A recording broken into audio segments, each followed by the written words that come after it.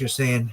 It's so old. How would you? It's like reading a cookbook from 1,000 years ago. It's the worst.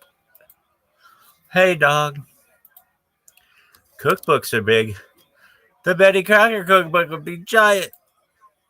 Kosher Betty Crocker cookbook would be gigantic. Betty Crocker knows what guys want. Banana. I remember seeing these commercials. Oh, dog. This shit sucks. This is the worst.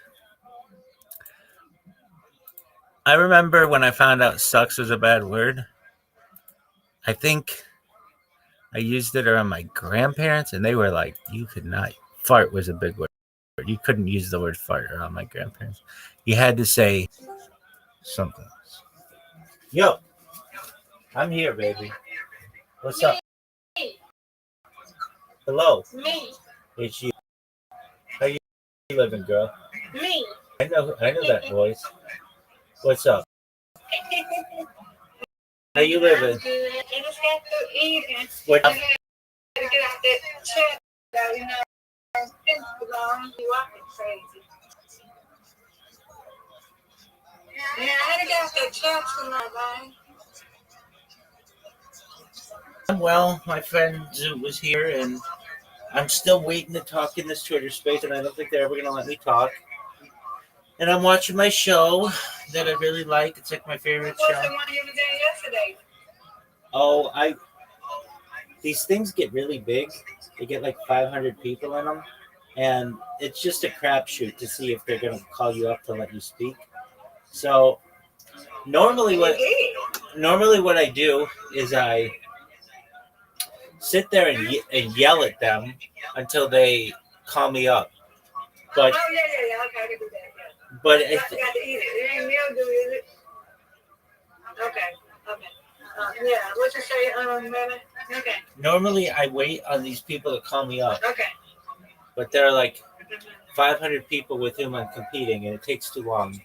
And normally, I just yell at them to call me up. You got it. Yeah, I got it, brother. What I got, that's my regular water. That was my regular water. But yeah, you can. Yeah, I was trying to get that. But this is right now regular one. You can have that brother water.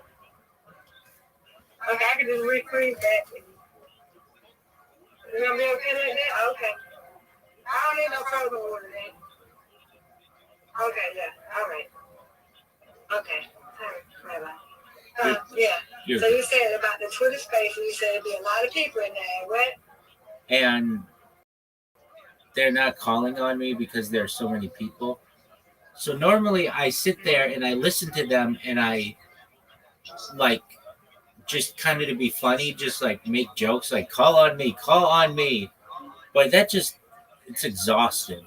So instead I watch my show and then just keep an eye on the Twitter space, and then if they invite me to talk, then I do. But chances are they won't. And so, but I get into a couple of them at least a day. The smaller ones are easier to get in. And when I do a good job. I'm just telling people about what I do. And then they come in here. Then I get a bunch of Nigerian people in here. And I say to them, do you have a link tree? And they're like, what is that? Sometimes they know, but it's like basically a place where you can go, you saw, where all your links are. And I'm like, look, you guys want to market yourself in social media, right? And they're like, that's what we do. And it's like, all right, how are you going to market yourself in social media if you don't have a YouTube or a Snapchat or a Twitch? You don't like need this stuff. And they're like, oh, yeah, I guess. So that's what I do.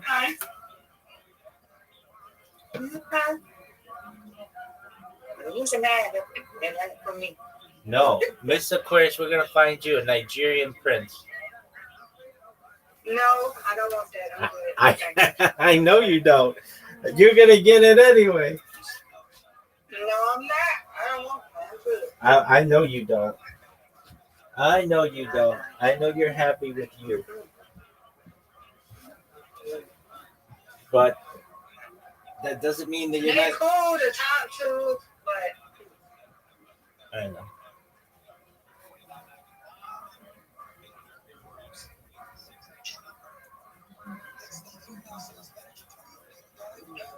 It's okay. Yeah, it's just that I'm about to put. I got the spaghetti because I can't get nobody to really, You just haven't found the right.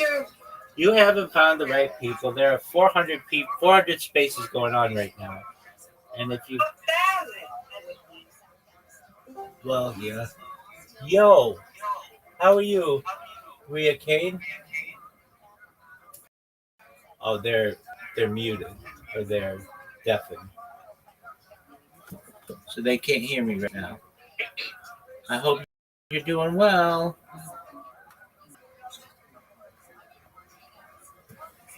Oh God, me and my leg, yo. What's up with your leg, Miss Aquarius? What's up with your leg? I got oh, and then look at this. That's on how is a train get to it. How you gonna tractor truck, semi truck with all these cars on it? Go into the your butt right down the train track where this train is, and it just smashed into the center. That's crazy. That stuff. Yeah, did you hear that? Did you hear about the airport? What happened, Miss Aquarius? It crashed. It crashed. Smoke. And it says, I think it's like three of the working on it, the UPS thing. They injured. Oh, they survived? I was talking to my best friend when it happened. They survived? Oh, I hope so. I think they injured. Ask ChatGPT real quick. I know you can't. You're in space. Never mind. You're good. Never mind. Attic or whatever. My left, I don't know what's wrong. I don't know if I got arthritis. I don't know what's happening. I'm not going to go get checked out so I go to physical. Go get my physical. Because I want to see my doctor. My doctor. I can't. I'm so offensive. I'm going to get my doctor because I was seeing a nurse patient. I want to see my doctor because my doctor's about my health in my leg. I don't know what's going on. All right. But I'm still walking, still kicking, I'm still doing it. I'm not. Do you have a little pimp walk? Not a little pimp walk. That's a wild, but it just, I don't know what it is. But I'm doing my exercises, so my balance is better and stuff like that. So I don't know what's going on with it. It has a little pain, but it's okay. But it feels warm and stuff like that. But I don't know what it is. I really don't. I don't know.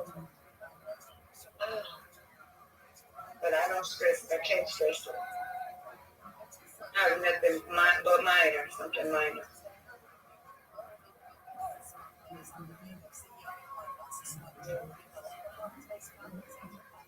So I think it's probably an antibiotic or something, maybe a shot or something can cover it, huh?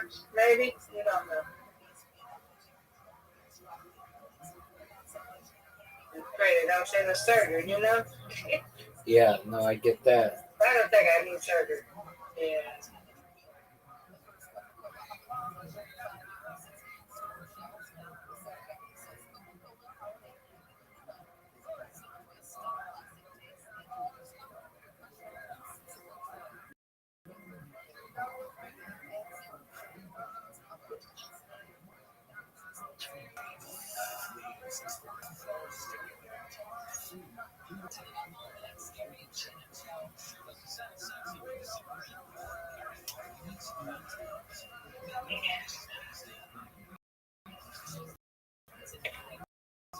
They'll call you up in a minute. No, they won't. I've been waiting 3 hours, Miss Aquarius. Oh. I know, but this is a really big space. And I do all the small spaces. Everybody knows about me on the small spaces, so that's good, man. Gotta get in the space. I'm not sweating it. I yell at these people all day long saying, let me up. I'm not like, there's a phrase, too blessed to be stressed.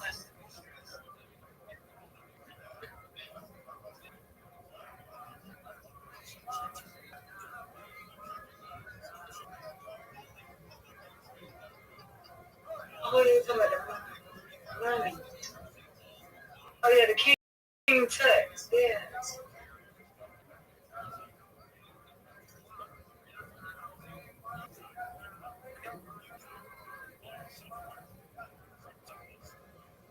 Wow.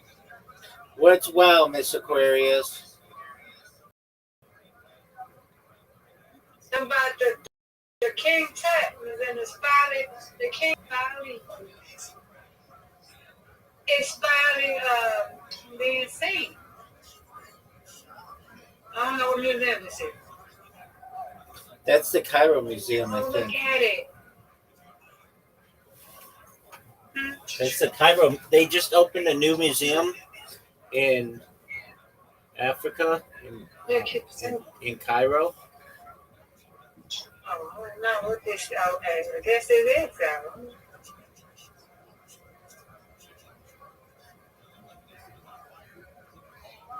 I'm on a boat.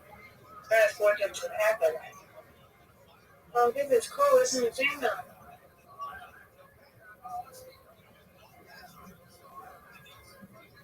Oh, it's in Egypt.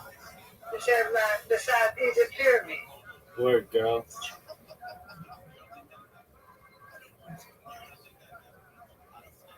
It's in Egypt. I know. I said Nice. like 5 times Cairo. It's Cairo?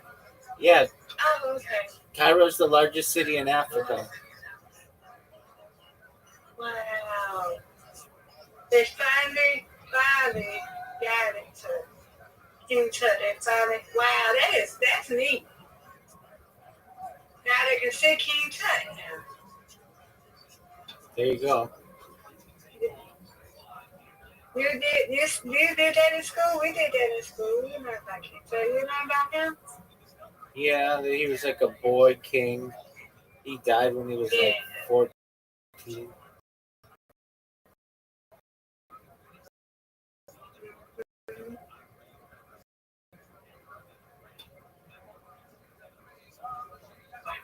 I'm gonna go there to see that. I hate this news. I did too. I hate to get the word news. Because it tells you about different stuff going on in the country, world. They're coming in trying to figure you out, Rabbi. I don't even know who they are. E.T. It's a tangle today.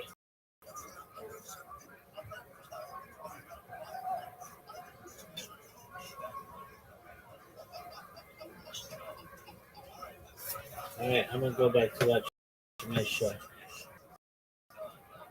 Okay, I'll be back, okay? Yes, ma'am. He's only allowed 20 gay jokes per episode. There you go. The crowd goes wild for homophobia.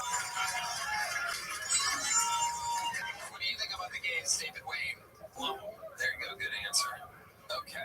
What else do you do, David? What are your hobbies? What do you have any special skills or talents? You seem like the kind of guy that knows how to probably win an oyster eating competition. I go to the gym.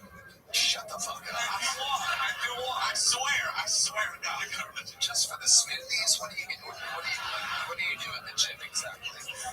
I got out of a 14. I'm trying to slim this down. I've actually lost 65 pounds, so. Oh. Amazing. Amazing. What exactly? Take us through your routine at the gym. You go in with a gym bag? Yeah, it's actually in my office. So it's like 5. I go up to the gym. Just a completely incomprehensible. Go ahead. I just go to the gym, work out for about an hour and a half. I do the Stairmaster treadmill, and I walk down here, get shows and lights and stuff when I can. So it's a lot of walking. I'm glad it's coming up on big man season. It's about to get cold, so yeah, it's hot. Amazing. So now you live by yourself? No, I'm a Oh, okay. They do comedy too? Yeah. All right. And it's a 2-bedroom? Yeah, 2-bedroom, 2 bath. 2 bath? Yeah. Nobody wants to share a bathroom with me. Right. Exactly. You have any weird eating habits? Lisa, what's your go-to when you're feeling sad? What do you cry and eat at the same time?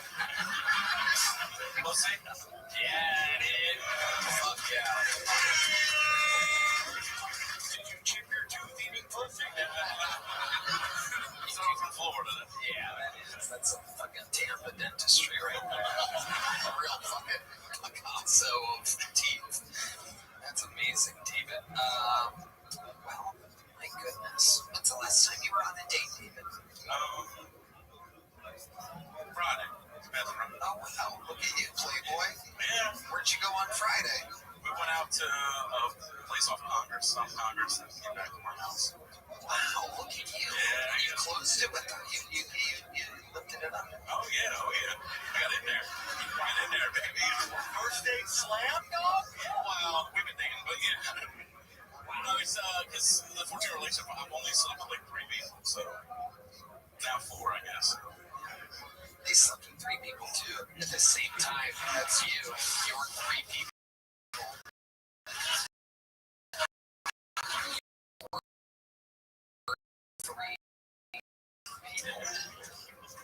David with a medium-sized jumbo. Congratulations, David. Thank you. There you go. Just gonna get through it. We don't have another regular till the end of the show, so we're gonna get some again. It's KJ, everybody. We're gonna meet KJ to get 2 letters. KJ. Make some noise, Austin. Let's go. Listen, guys, I love my girlfriend. I'm gonna marry my girlfriend, but she is a fucking retard. Sis. Like, I'm gonna write a book and call it "I'm in Love with a Retard."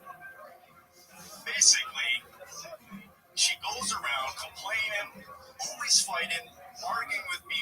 This is chapter 1. Basically, I'm telling you that what happened was she was shaving her pubes, right? Long story less long. She got an ingrown hair, and then she's telling me it was herpes. And I was like, what the fuck? And then she said, when was the last time you ever got tested? And I was like, baby, I've been tested before. I never had herpes. I had chlamydia. Those are 2 different things. This sucks. And I remember when the doctor called me and told me, I was crying. I was happy. Those were tears of joy. I wasn't sad. I was just happy that I didn't have herpes. That's my time. Thank you, guys. Wow, all right. That was terrible. KJ.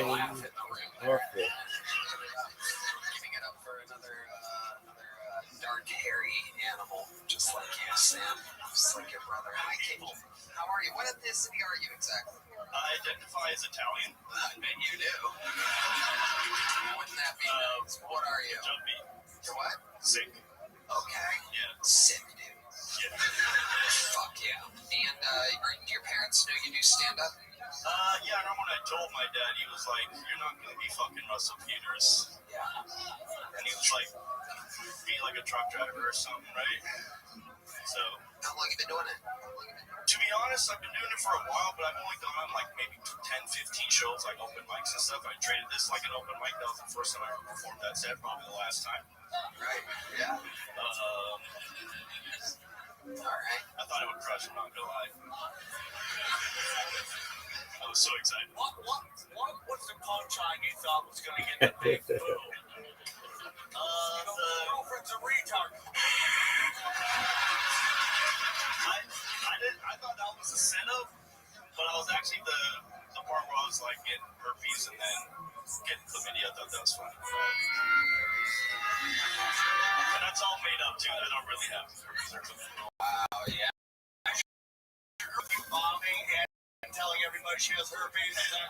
Yeah, she's happy. I just came here for fun. It's all fun at the end of the day. Good job. What do you do for a living? I'm a baggage handler. A baggage handler? Wow, they let you put bags on airplanes? Jesus fucking Christ. Oh my God. So you really do specialize in bombing and all jobs. This is incredible. That is not right. That is not right. Wow. Brown baggage handler. That's like having a black guy watch your wallet for you. Instead of living a black guy. Or having having an Asian guy who will watch over your soft boil. Okay. Wow, look at the serious look on Casey. Everybody in San Antonio. How can you what would you just do some typical Indian jokes if I smell like curry, all that kind of shit? Do you have jokes like that? Can you do one for us? Not off the top of my head. I don't like the standard way. Normally you do have a lot of material on the top of your head. Normally. Come on, baby. Come on, baby. We're doing it tonight.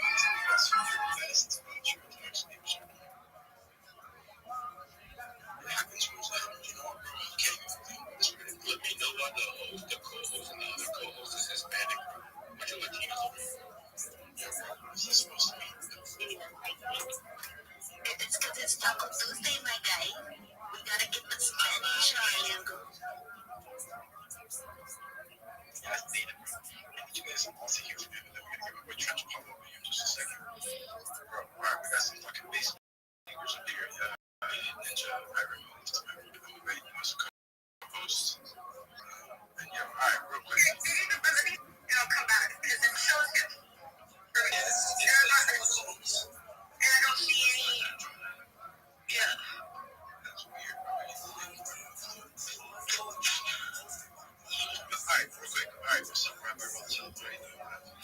Every day is a holiday, every meal is a feast. Thank you so much for the opportunity. I'm Rabbi Rothschild. I stream my life 24 hours a day, 7 days a week, 365 days a year for world peace. I've been doing so since the pandemic. We've seen the death of a queen, the birth of a, the coronation of a king, and everything in between. This is a real life Truman show, a real life Big Brother.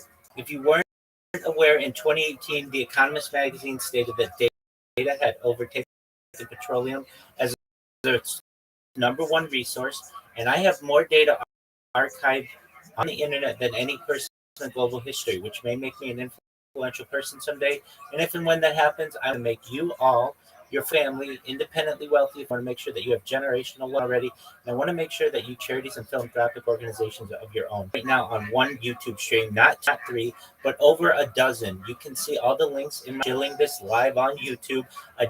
Additionally, I'm live in my own Discord where the links are in my profile, and I'm live in the Big Steppas Discord if you're familiar with that one. So join my Discord, join the Big Steppas Discord. In addition to streaming my life for world peace, I talk about helping the world in terms of ending world hunger through the use of technology such as agricultural drones, floating greenhouses, saltwater greenhouses, vertical farming, things like hydro and cloud seeding.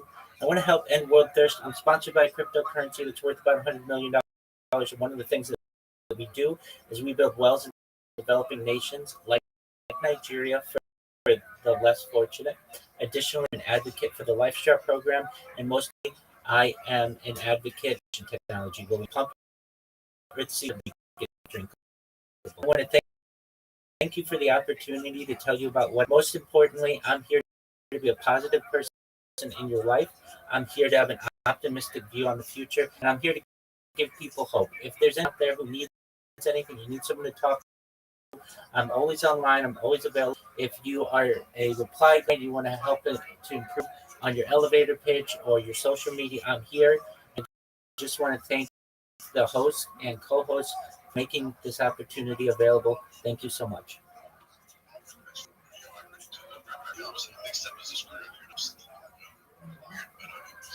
Restream is fucking life 24/7 for the last few years. That is actually crazy, bro.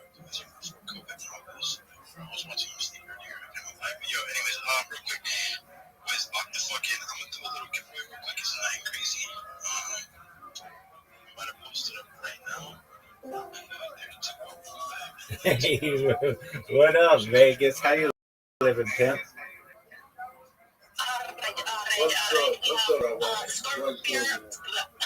Living the dream, dog. Every day's a holiday. Every meal's a feast. How are things in your neck of the woods, son? Uh, I'm good. I'm good over here. Like, I really would say, just wanna make my body shake. Have you done your link tree yet? Yeah. That is actually why I came up. That is actually why I came to talk to you about. Is it a fix of like to like do I have to pay to get things on there? Like does it have a premium No, subscription or no, not? it's free.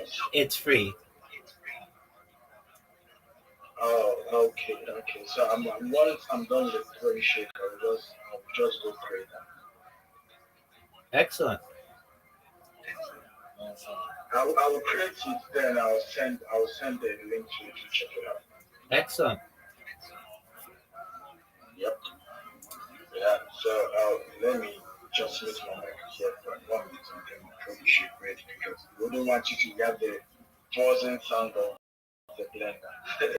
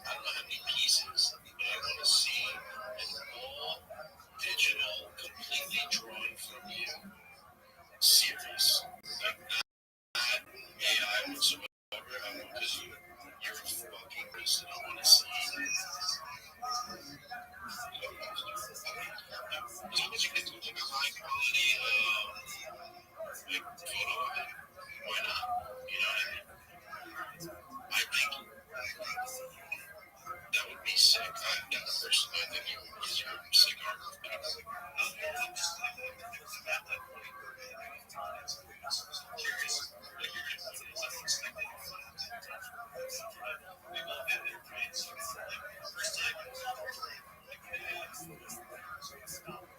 Just blank canvas, slap some paint on it, throw it in, make a huge fucking mess. And as you're doing that, just let everything fucking pour out of you, and then it'll come to you.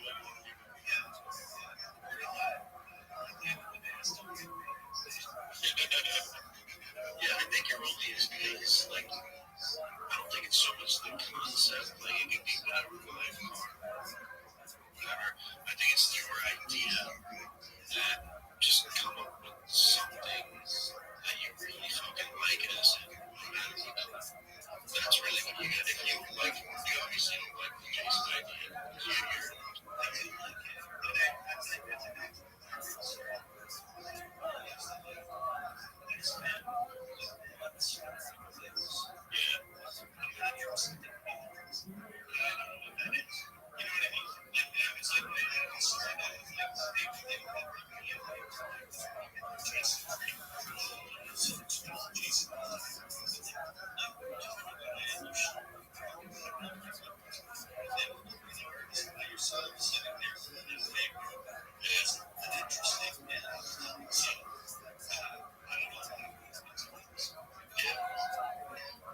I think you'll find it though. You'll find it. I think you think about the things you like. I always try to think of things I like when I'm trying to create shit. And of course, get them in there.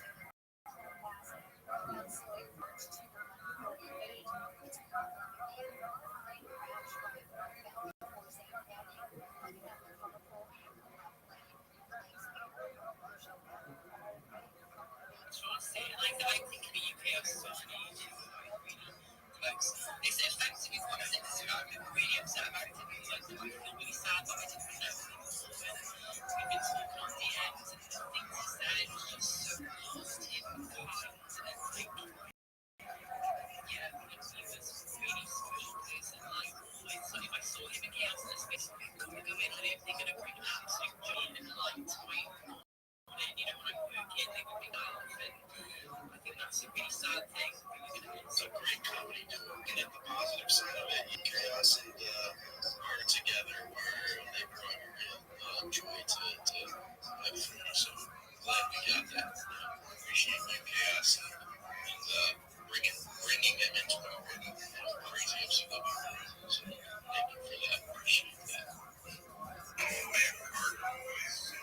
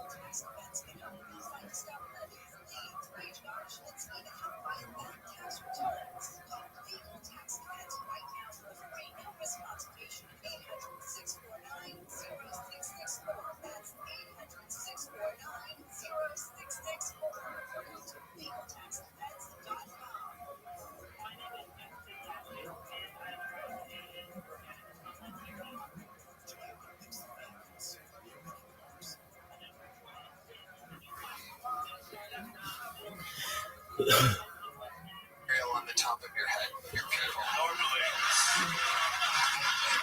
Come on, baby. Come on, baby. We're doing it tonight. KJ, what does your mom do for a living? She does like customer service at like a CVS call center. Does she work in the call center?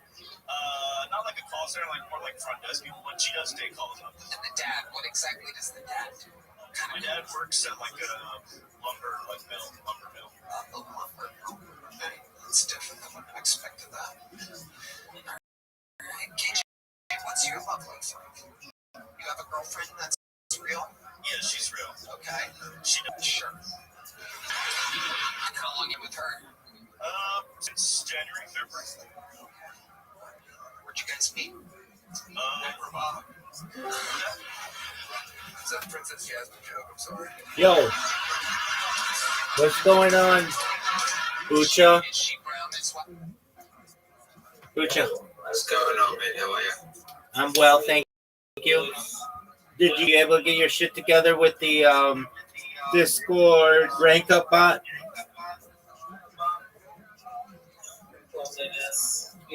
Yeah, I got that going. Okay, good. All right, how's your shit going?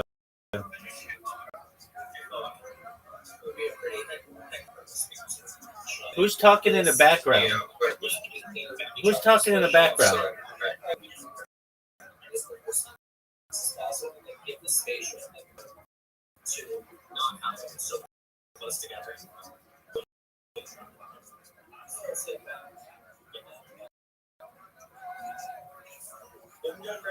So we got Brad here. He's what, 6'5", 6'7"? Yo, tell Brad 5'6" he needs to shut the fuck up. He's 5'5". Tell him to shut the fuck up. If I can hear him, he's too loud.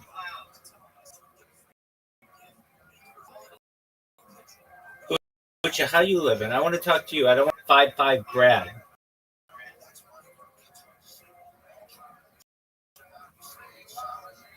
Bucha, how you doing? Bucha, don't teach you how to communicate.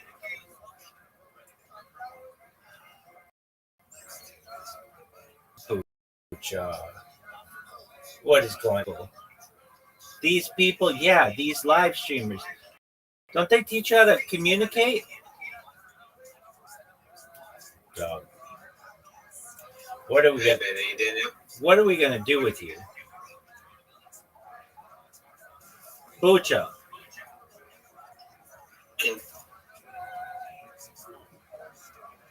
Bucha, what in the fuck? How are you? Bucha, right now, you are leading the world and being the absolute shittiest skater alive. How does that feel? Bucha, are you gonna talk? Or are you gonna jerk yourself off? Can you hear me? Yeah, I can finally fucking hear you. You hear me? Okay. Now my mic was off. I was talking. Okay, well, How are you, sir? I'm kicking ass, sticking names, big dog. I love you. I'm glad that you were able to get your uh, bot going. I went and checked in on it, and nothing showed up in there. Just giving you that heads up. I'm having a look now. I was just trying to get out with my other account, and it says level up on my rank up channel. Okay, do you see anything in your rank up channel? Yeah. Okay, I'll check on my end. Okay, so the next thing you need to do, you had said like, hey, it's cool if other people. Yeah, yeah, okay, it's cool. Um, if other people find your server, so you want to go to a website called disboard.org. DISBOARD,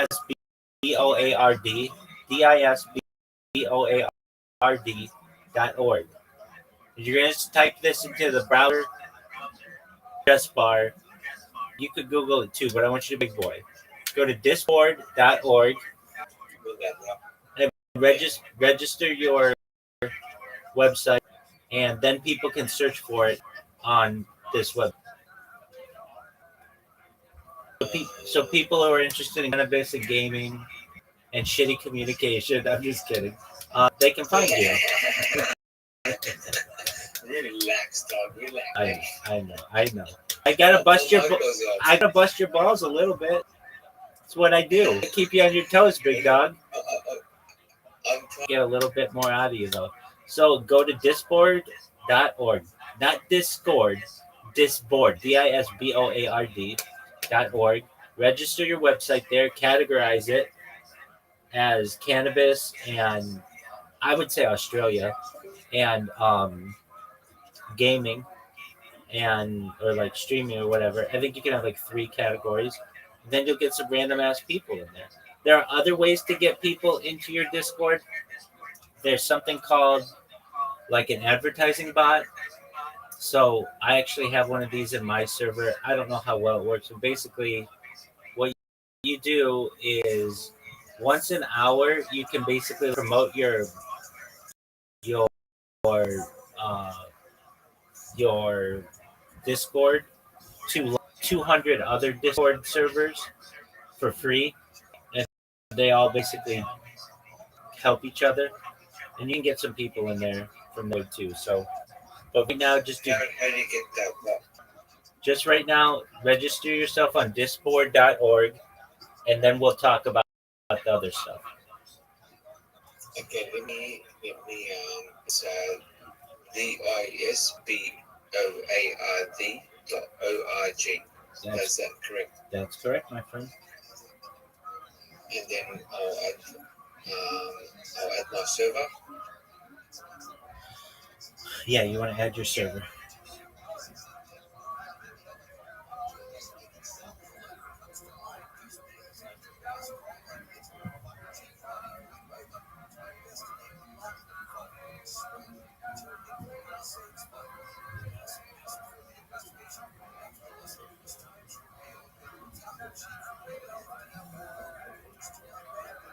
And then I'll add new server.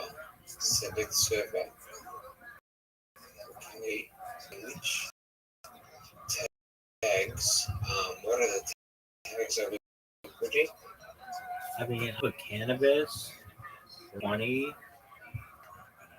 How to what the hashtag? Um, I don't know if you have to put the hashtag, but I think you can just type it and it'll show up. Okay, give me one. Let me see.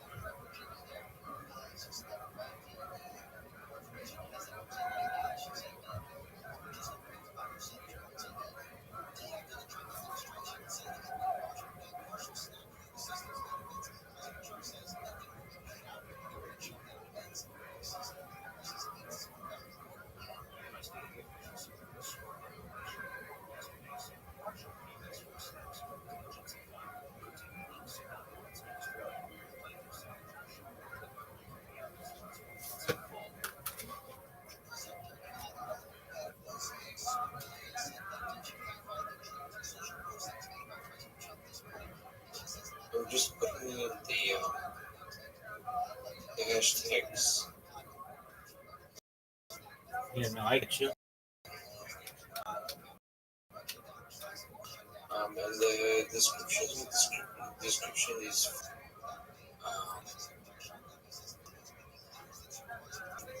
It's a description of that somebody's going to see when they look up your website.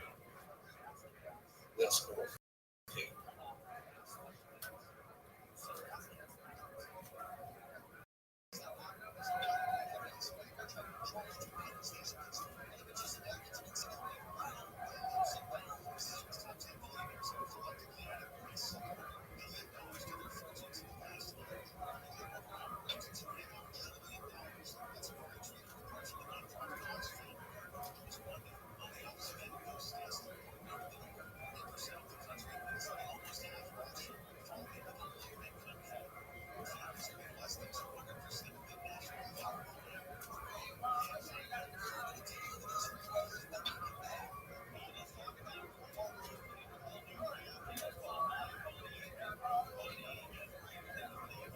Um,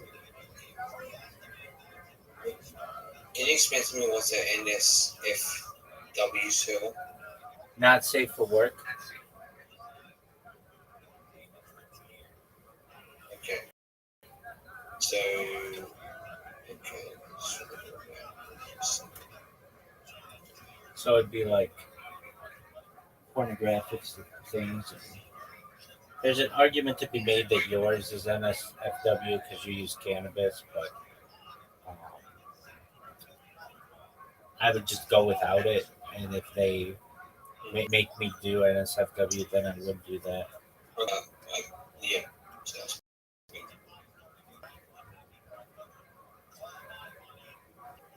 that's it with you. Are you good?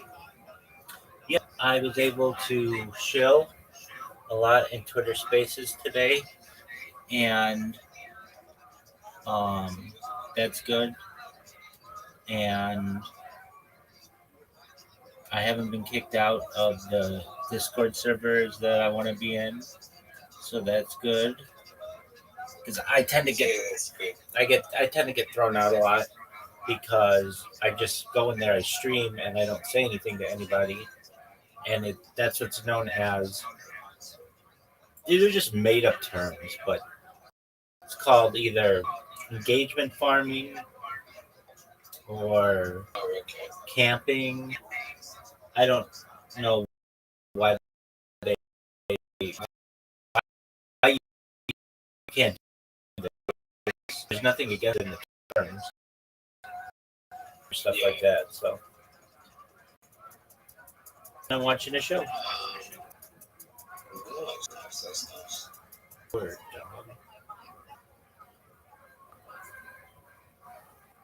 Not sure about you watching. It's called Kill Tony. They just had some Australians on. It's the arguably the largest podcast in the world. It's a show that takes place at Joe Rogan's Comedy Show every Monday night. It's the biggest comedy show in the world. Nice. Should I, after I made a server, says create instant invite permission to Discord, but after that send this comment invite. Do I have to add a bot? Oh, what does it say?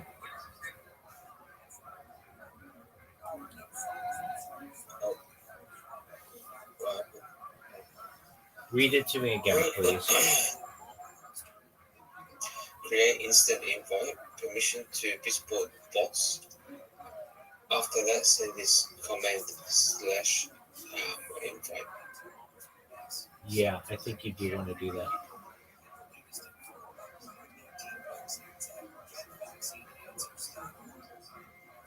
Discord's a reputable website, so there shouldn't be much issue with it. But I think that makes it so that somebody can join your server easier, and that's what you want. And then once you're done doing that, there's another website you want to use. It's called discord.me.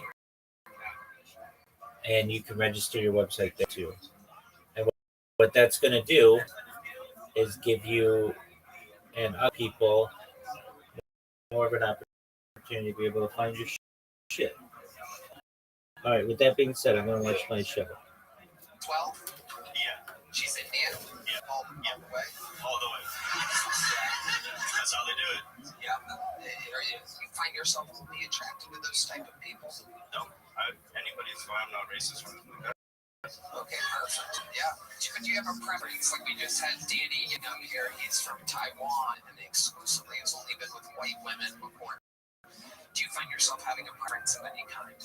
Not really. It doesn't matter. I think all women doesn't matter to me. Yeah, you have heard of this, by the way.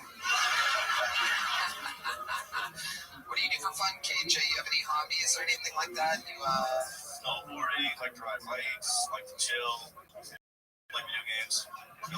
Snowboarding. That's another. I just wouldn't guess that your people really do that. I can picture maybe sandboarding or something like that, or even waterboarding. I think your people are very good at. But snowboarding is absolutely amazing. KJ, fun times, man. Come sign up again sometime.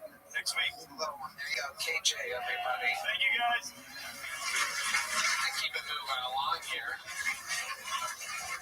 Your next comedian, his name is familiar. We're going to see her again. It's Sarah Klein, everybody. Time for Sarah Klein. It's Klein time. Recently took home a dude who's an optometrist. Brought him into the bedroom. He started doing this thing where he was like, okay, here's one finger, and now here's two. Do we like the one? Really better. Back to the one. Let's start over to a three. That one is for astigmatism. Turns out I do have astigmatism. That is not the only form of tism that I have. And my ancestors came down the tism trail. It's a history joke. I have what used to be called Asperger's. They don't call it that anymore because it turns out the dude that it's named after is a Nazi. But also that's been coming back on Vogue. I don't know, but the rebranding is it's now called Level 1 Autism. Which for me as a gamer is mildly infuriating because I'm like, what do I gotta do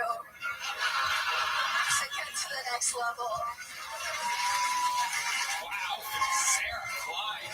I'll be back later on, okay? Okay, go. Amazing set. Thank you. Fantastic. How long you stand up? I'm at 6 years. 6 years. Where at, Sarah? Mostly Dallas. I stressed in, but that was in like, Then you moved to Dallas. yeah, and then Seattle, and then back to Dallas. Wow. What made you move to Dallas? The pandemic and my place of living closing down. I moved back with parents. The parents are in Dallas. That makes sense. What in the world would make you move to Seattle? Grad school. Okay. Yeah. That makes sense. What did you get a degree in? I got a Master of Fine Arts in Creative Writing. Damn. Look at you. Unbelievable. Sarah, what do you do for a living? I do cat sitting. Oh, my God. I think you hit level 2. Amazing. You're a professional cat sitter. One of the few animals that famously can be left alone. And yet that is your specialty. And that is just an incredible job. How did you start becoming a professional cat sitter?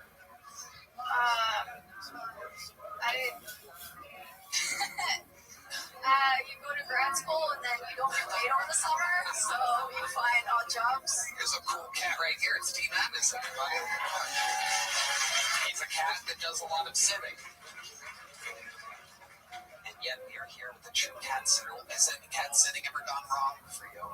Anything crazy ever happened? I mean, I've had cats that, like, want to kill me, yeah. Yeah. Okay. Occasionally, like a couple.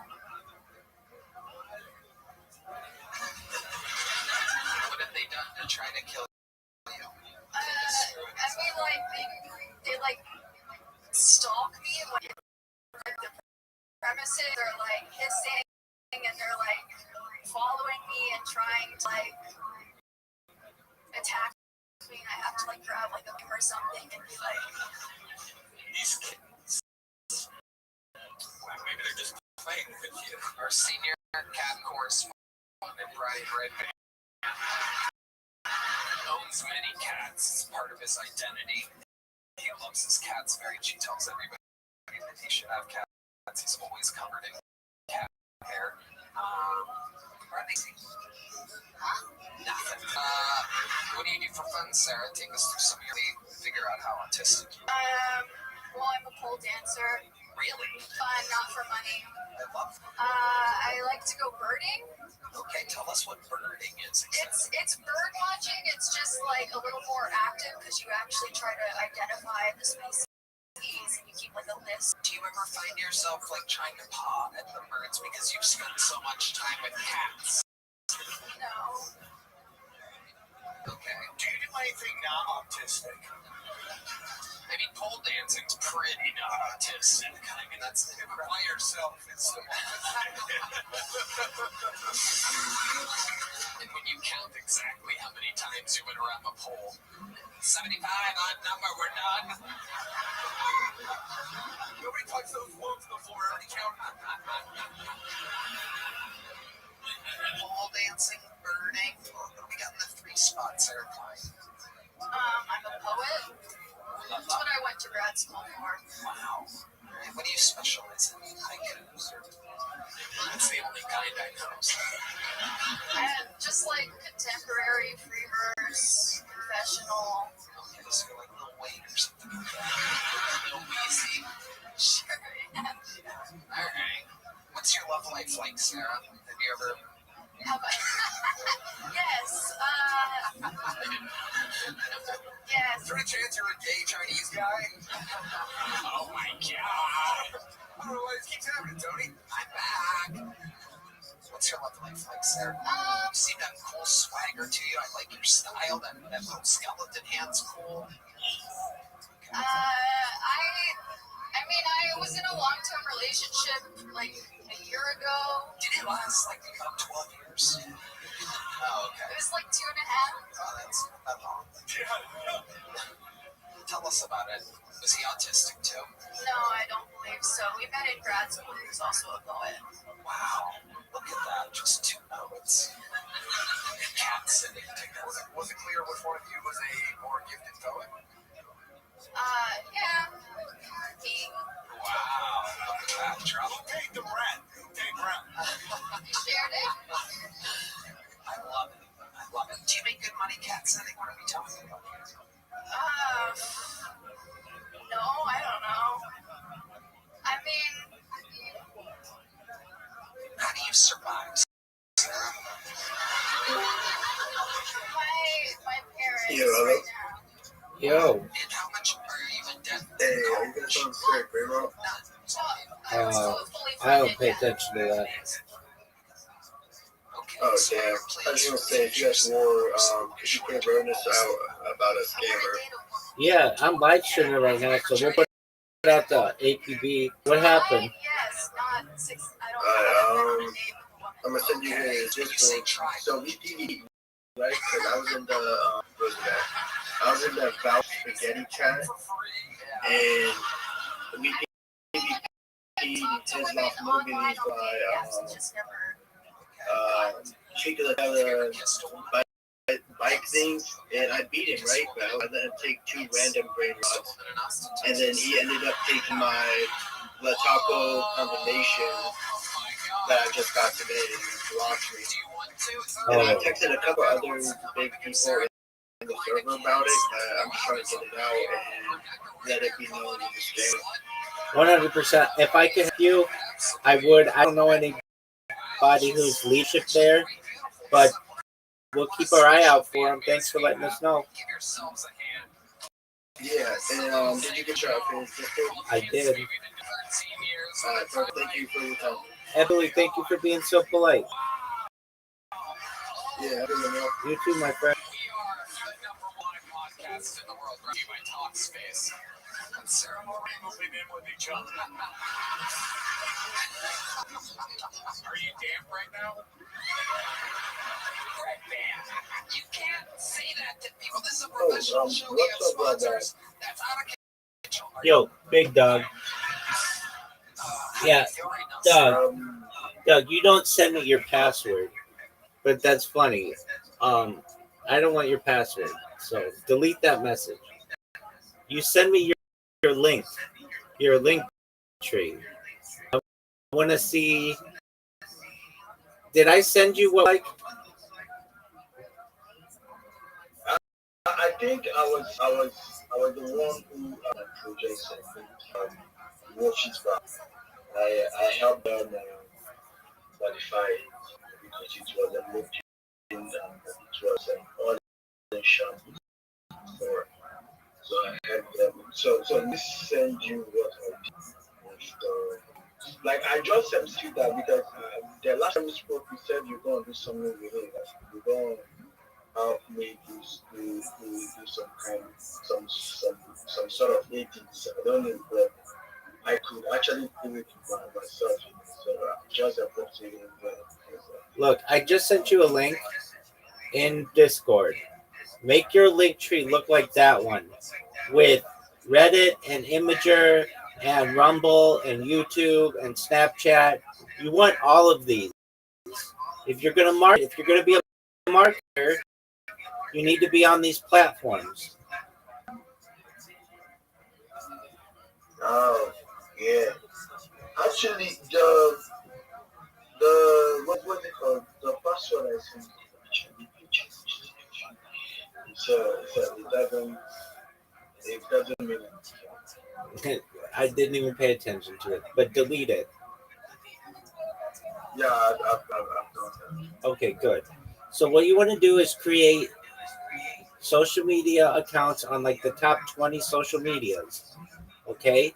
It's going to take you a little while because then you have to populate it with information. But when you're done, you send me your link tree and I'll look at it and then I'll tell you how you can improve it. And then from there, we're going to work on your elevator pitch. And then from there, we'll get you some jobs. Or at least apply for them, okay? I mean, Vegas, let me put it to you this. You're very talented. You're a coder. You've got all that talent. But you're not marketing yourself. So you want to work, and I get it. You and I'm not. But if I'm saying to you, okay, Vegas, you're going to help me with my project, you say, yeah. I say, great. I need somebody who's just more than a reply guy. Anybody can hit a fucking button on a piece of social media, on a page of social media. I want you to post this on your YouTube and your Instagram and your Linktree and your LinkedIn, or what, not Linktree, but your LinkedIn and your Reddit and Imager, and you say, well, I don't have any of those accounts. Well, what kind of marketer are you? Right?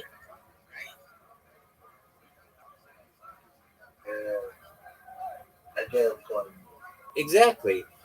Too many. Look, I'm going to be honest with you, Vegas. You're more talented than most of the people in your position, but I'm going to give it to you as honestly as possible from an outsider perspective. Nigeria is filled with reply guys, which is guys who just have a phone, they don't have a computer, their cell signal sucks, their phone overheats, and all they do is reply button and the heart button and go to Chat GPT to get some kind of reply. Everybody does that. And so I'm going to make sure that you're not a reply guy, that you're more than that. You're a coder, but we got to make sure that people know that. And also when they search for you, they're able to find you and what you do. And what you're going to be able to do is go into a Twitter space and say, hey, everybody, my name is, I want you to know I'm a coder that you're going to have available for the price on Twitter.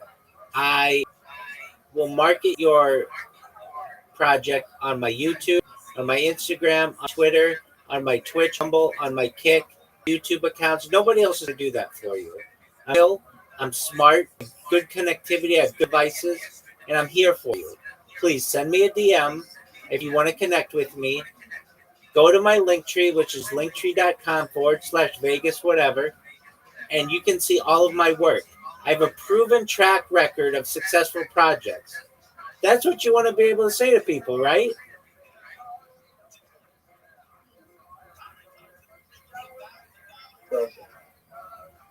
Exactly. And so we're going to make sure that you have all your stuff really nice and that you market yourself really well. And then we're going to work on your pitch, your elevator pitch, your what you say in a Twitter space. Because this is what every person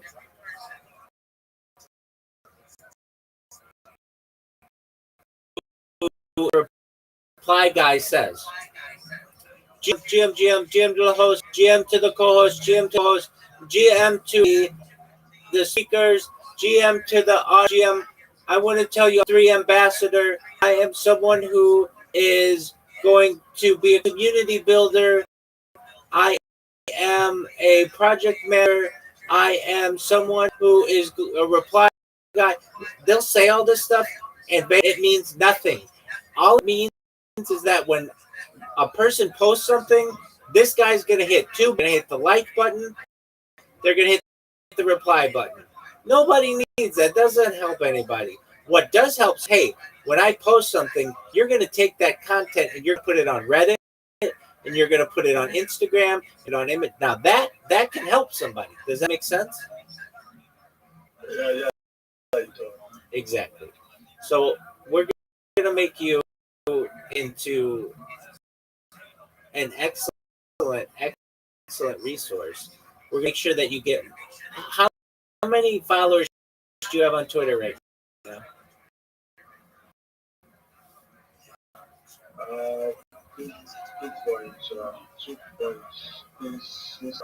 That's really good, and we'll get you more. But the big thing is, you've got to be able to shield yourself. How many Twitters were you in today, Vegas? No, actually. Exactly. What we need to do is got to get you into the routine of being in at least maybe 5 to 6 spaces a day, and you there and you tell people who you are and what you do. Good, and people will just remember you. Oh yeah, I know this guy. This is Vegas. Vegas is always here. Follow Vegas. Send Vegas a message. Somebody's going to get a hold of you. You're going to get well enough known on Twitter Spaces. But if you go into 0 a day, well, nobody's going to know who the fuck you are. But if you go into 6 a day for a week, everybody will know you in these spaces. Does that make sense? Yeah, it does. Exactly. And we'll get you to have confidence and to go into big spaces, what you're going to do. And you're going to get some positions.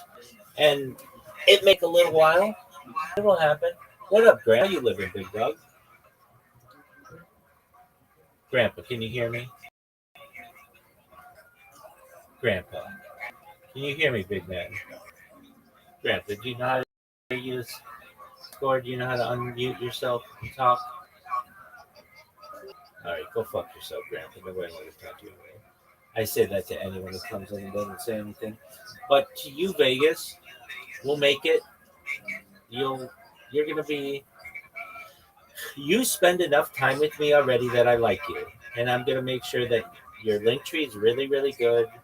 That your social media is really, really good. It's really strong, and we're gonna get you a job. And I'm not gonna give you one because I don't have any. I don't need you to do anything. But I know enough people, and we know enough projects out there that we'll get it done. Okay? All right.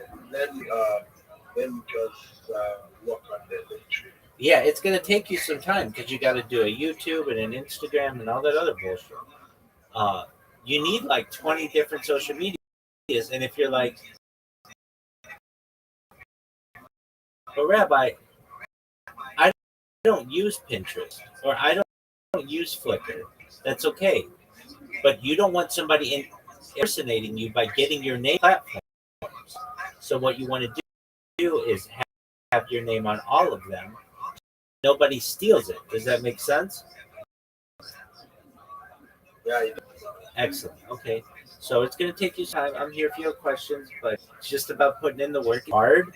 You're uploading pictures and hard. It's just annoying to have to do it individually. Help. Okay. yeah, sure. You got it, big Sure. man.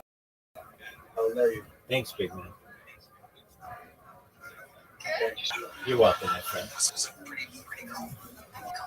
Yeah. Did you feel something? Was there a little fire? A little bit, A yeah. little scissors? I felt something. Yeah. You slut. Amazing. I've been online on like dating apps. It's just never gotten to them. Have you ever kissed a woman? Yes. Okay.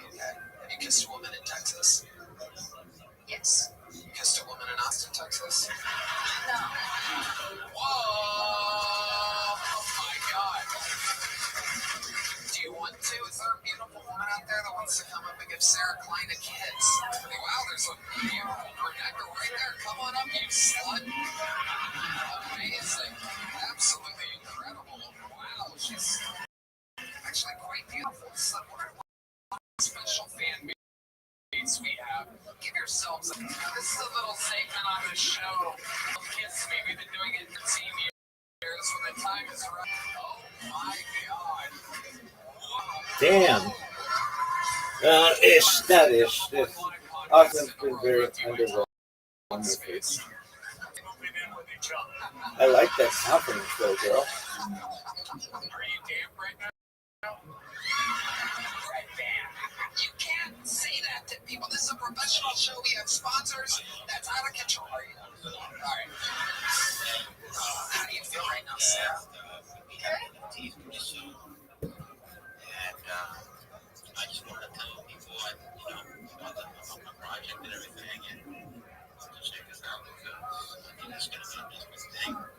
It's a narrative that I think is going to die. Just get run on the market, where market. It doesn't go to the billions. This bull market or the market next. But I feel like this is something that's going to be around for a long time. Well, you got your gold check marks.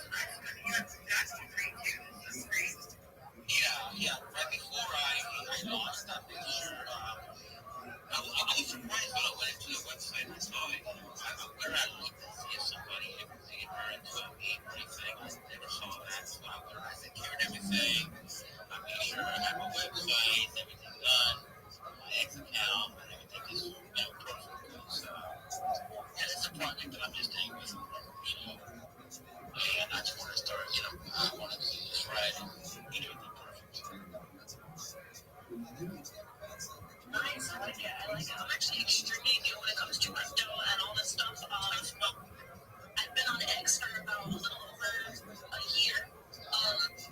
You see, there's something that happened in my life that, I lost my job due to retaliation, legal termination. I was the only female on the maintenance team, and I decided to get my story out there. And I tried Facebook, and many men disrespected me, and the only way that they would share my story is if they would see me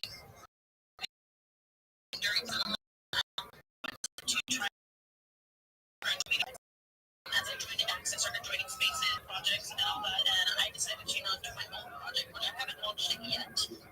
My project is called The Squishies. I draw people's faces and lips for those that actually dox themselves. Eventually, I want to launch them as a cartoon and then launch them as NFTs, but it's going to be about a year down the road. Which eventually I'll just toss on the Jumbotron so you guys can see some of my work. I am an artist, and I just like space cadet and meeting new people and learning about new projects. And so, thanks for showing up and tell me about yourself. Let's move on to the next person. Let's go to a Rob.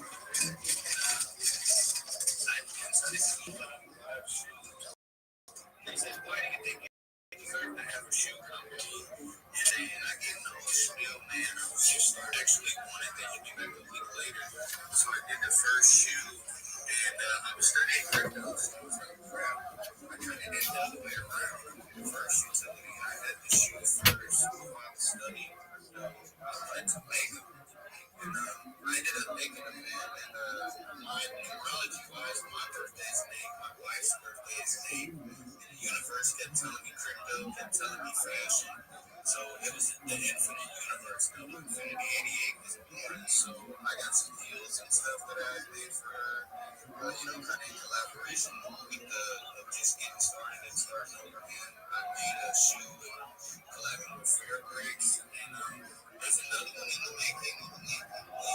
I'll be dropping that sometime here soon, man. And we're just growing, bro. As soon as I launch everything and get into these spaces, I was in Scooby's first space.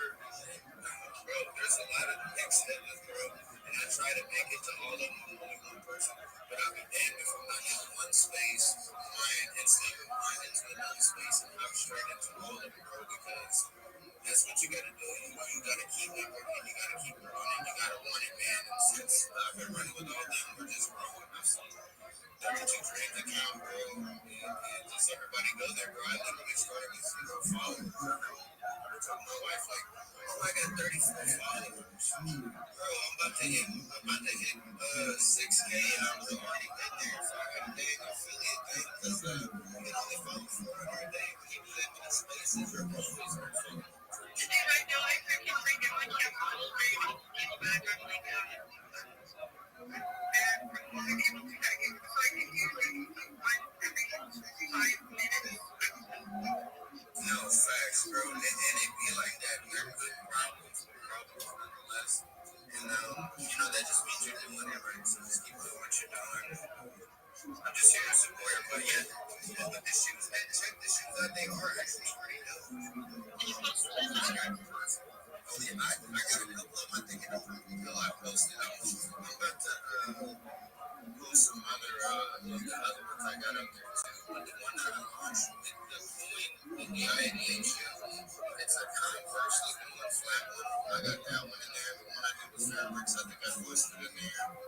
And I'm gonna drop some other ones in there, man. But I think that's it. No, I know the ones you like. I'm about to post that too. I got you. All right, and pick your favorite one and put it on the double account so people can actually see it. And I want you guys to max engage, actually check out his the shoes. I think they're freaking.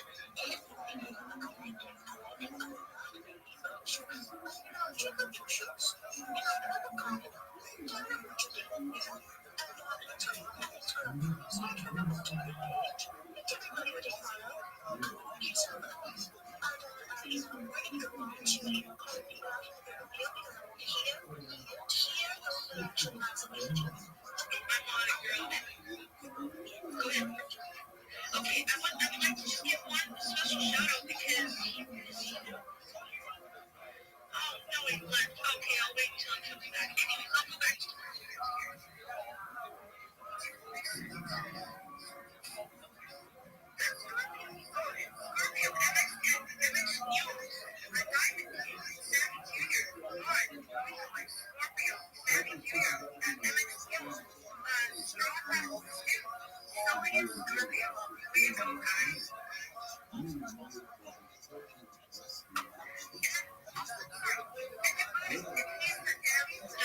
I've been working with, he's been building everything in the background. He's been doing homework. He's been everything. Grandpa. So please give me a call. I just want to give that special shout out.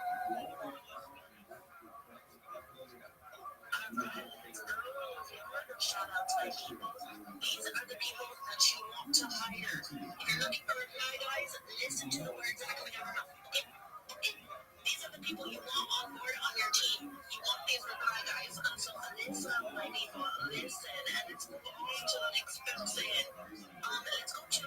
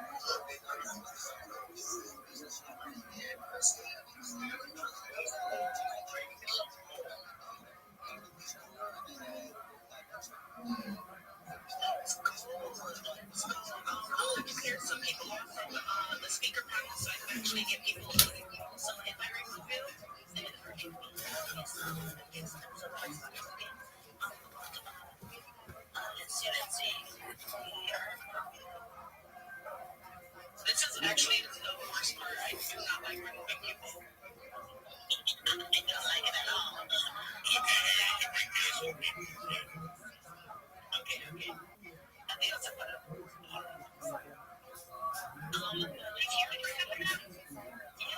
Let's hear from Straw Hat. Straw Hat, I gave her my co-host, so let's hear what Straw Hat is.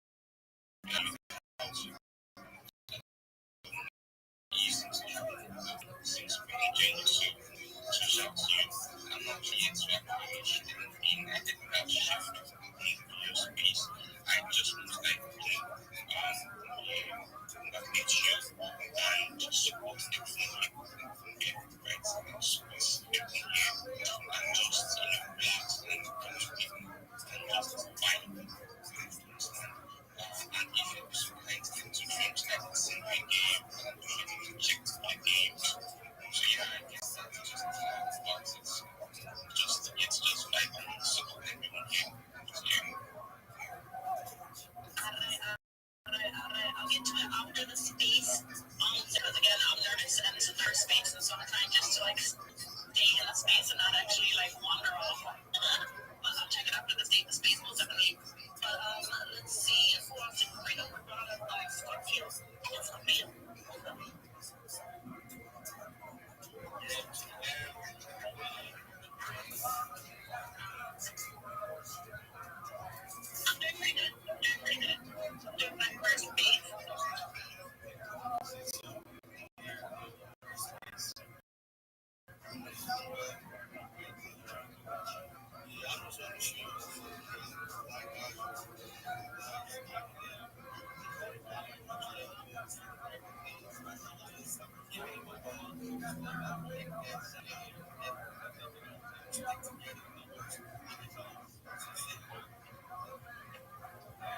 Yeah, Scorpio is most definitely a major reply guy. I constantly see him in the purple bell in every space that I join. So most definitely it's Scorpio with the follow. And with that being said,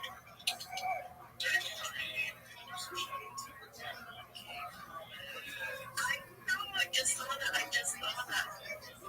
I want to hear those shout outs. So tell me the people on the food that freaking don't let some of those people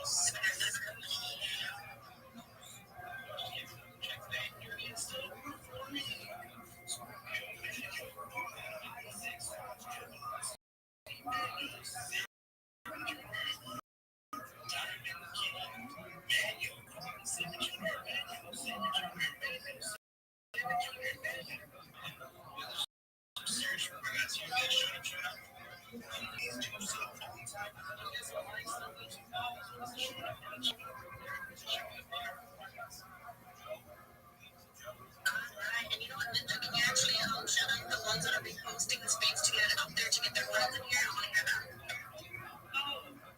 So do I just click on people's profiles? She's amazing. So she's doing this. So you go to the profile, you'll see the repost, hit the repost, and then you'll see all like the list of the reposts. But those actually the reposts. So that like a million times, but yeah.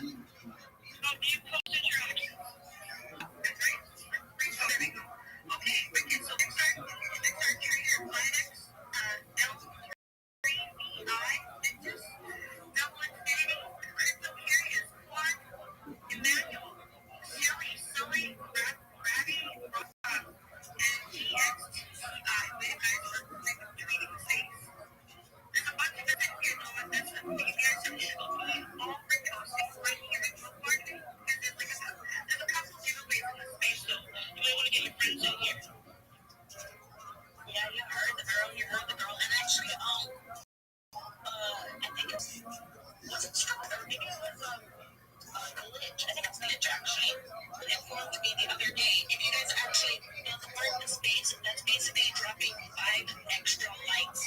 And so it'll bring the algorithm up. And it'll bring more people in the space. And you know what? I'm having fun. I want more people in the space. And so can you guys please do that, please? And thank you. And also tag about 2 to 3 of your friends to get them in here so we could all grow together. Start from the bottom of this page and work yourself up and follow everybody. I see everybody. And let's move on to the next speaker, which I see is Spider Pig with Condom again. I haven't got back to your DM, so you're going to have to give it a bit on that, but go ahead. That's fine. I just want to tell you that you are fully funded with David. You have $100 to give away. And I appreciate you doing pin up on your double down live giveaway with our amazing community to pull out amazing supporters. We're coming in hot for me. Get ready for Spider Pig.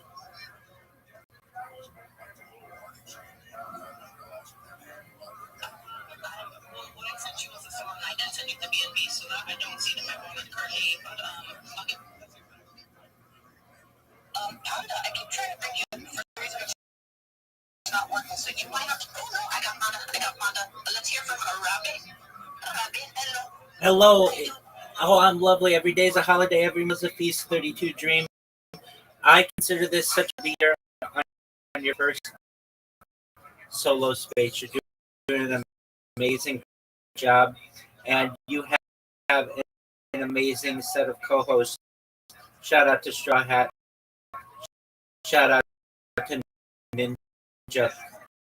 I want to tell you that my name is Rabbi Rothschild. I stream my life 24 hours a day, 7 days, 365 days a year for world peace. My streams go back to the pandemic. We've seen the death of a queen, the birth of AI, the coronation of a king, and everything in between. Bill Gates coined the phrase in the 1990s, content is king, and I'm making it true today. I'm king of the internet. If you weren't aware, in 2018, The Economist magazine stated that data had overtaken petroleum as Earth's number one resource, and I have more data archived on the internet than any person ever, which is a very big deal. Why? because I'm gonna have more know what to do with it in the future when I go viral, and if when that happens, I'm gonna make all of you wealthier than you could have ever imagined. I never want you to have to work. I want to make sure that you're all made financially independent if you're not already. I want your family and you to have generational wealth if you don't already. And I want to make sure that you can start charities and philanthropic organizations of your own. What I do is different than any other YouTuber you're ever going to live right now on more than 20 simultaneous YouTube streams. You can watch me shill right now in the Steppa's Discord. You can see me eat the things that someone does of their life live camera. I'm live in my live in the Big Steppers Discord. You can find those links in to streaming my piece. I talk about doing good for the world, like ending war through the use of technology such as agricultural floating greenhouses, saltwater greenhouses, hydroponics, vertical farming, cloud seeding, to help end world thirst, sponsored by a cryptocurrency that's $100 million. And one of the things that we do is we build developing nations like Nigeria for the less fortunate.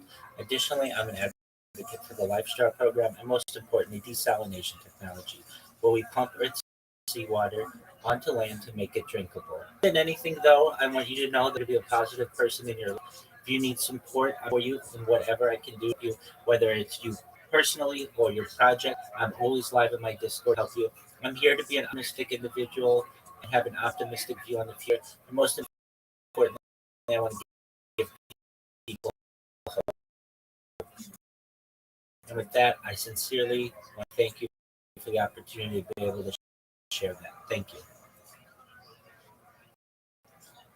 No problemo. You heard Rosie Rainey of the Rocky.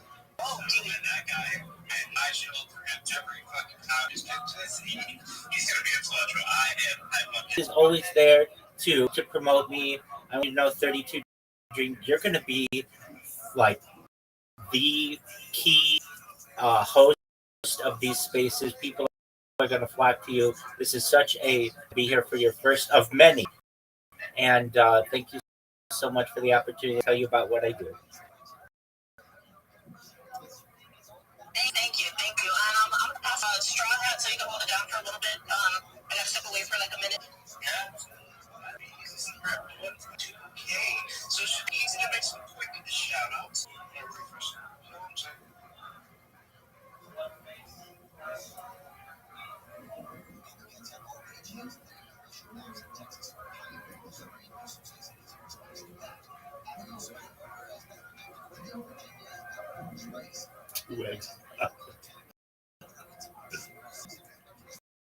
Oh, that's funny. Yo, what's going on, Fest Coin? Yeah, what's going on? How you doing? Every day's a holiday, every meal's a feast. How are things in your neck of the woods? Yeah, I can't complain. I'm alive, God's good. God is, thank God. I see you're in the big episodes. Is that correct? Oh, Actually, a couple weeks ago, I heard my name and started getting my coin. I was going to wait until I got the website complete and socials, but someone said, what, just get it out. You're circling out there now, so I did. 100%. Tell me about your coin. Tell me about yourself. I wanted to find everything before I put out there, but everybody's well, get out there then. So what it's about, it's called Best Coin. So what it is, essentially, is it's a coin for people that, for all the DJs, for all the people that love to, go to festivals, to party, electronic music culture, all of that. It's all about community, it's all about peace, love, unity, and respect. And so what it is that, festivals make so much money a year. They have multiple festivals like EDC, Ultra, Tomorrowland. They have multiple festivals a year. They make millions, hundreds of millions of dollars. So they coin you use when you go to festivals, you can either buy, food or drink, merchandise, and it gets you to the lines a lot quicker, because you got to wait. These lines take forever. It's ridiculous on the wait.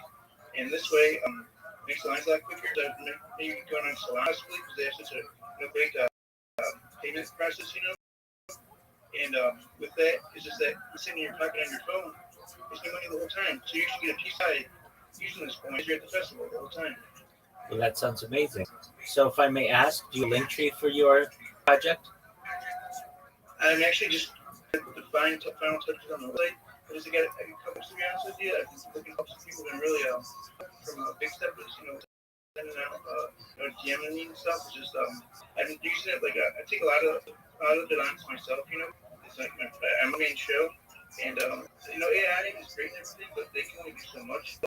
Old school, I'll be honest with myself, and you cut paste and making the video myself. So what I'm just gonna do is on my website, when you get into it, it has a video play, and so in the video, you know, it has like elevator doors open or whatever, and then you get into the website there. But it's not something different, something very unique and eye-catching. Absolutely. Do you have intentions to make link tree? Yeah, yes, I do. Okay, excellent.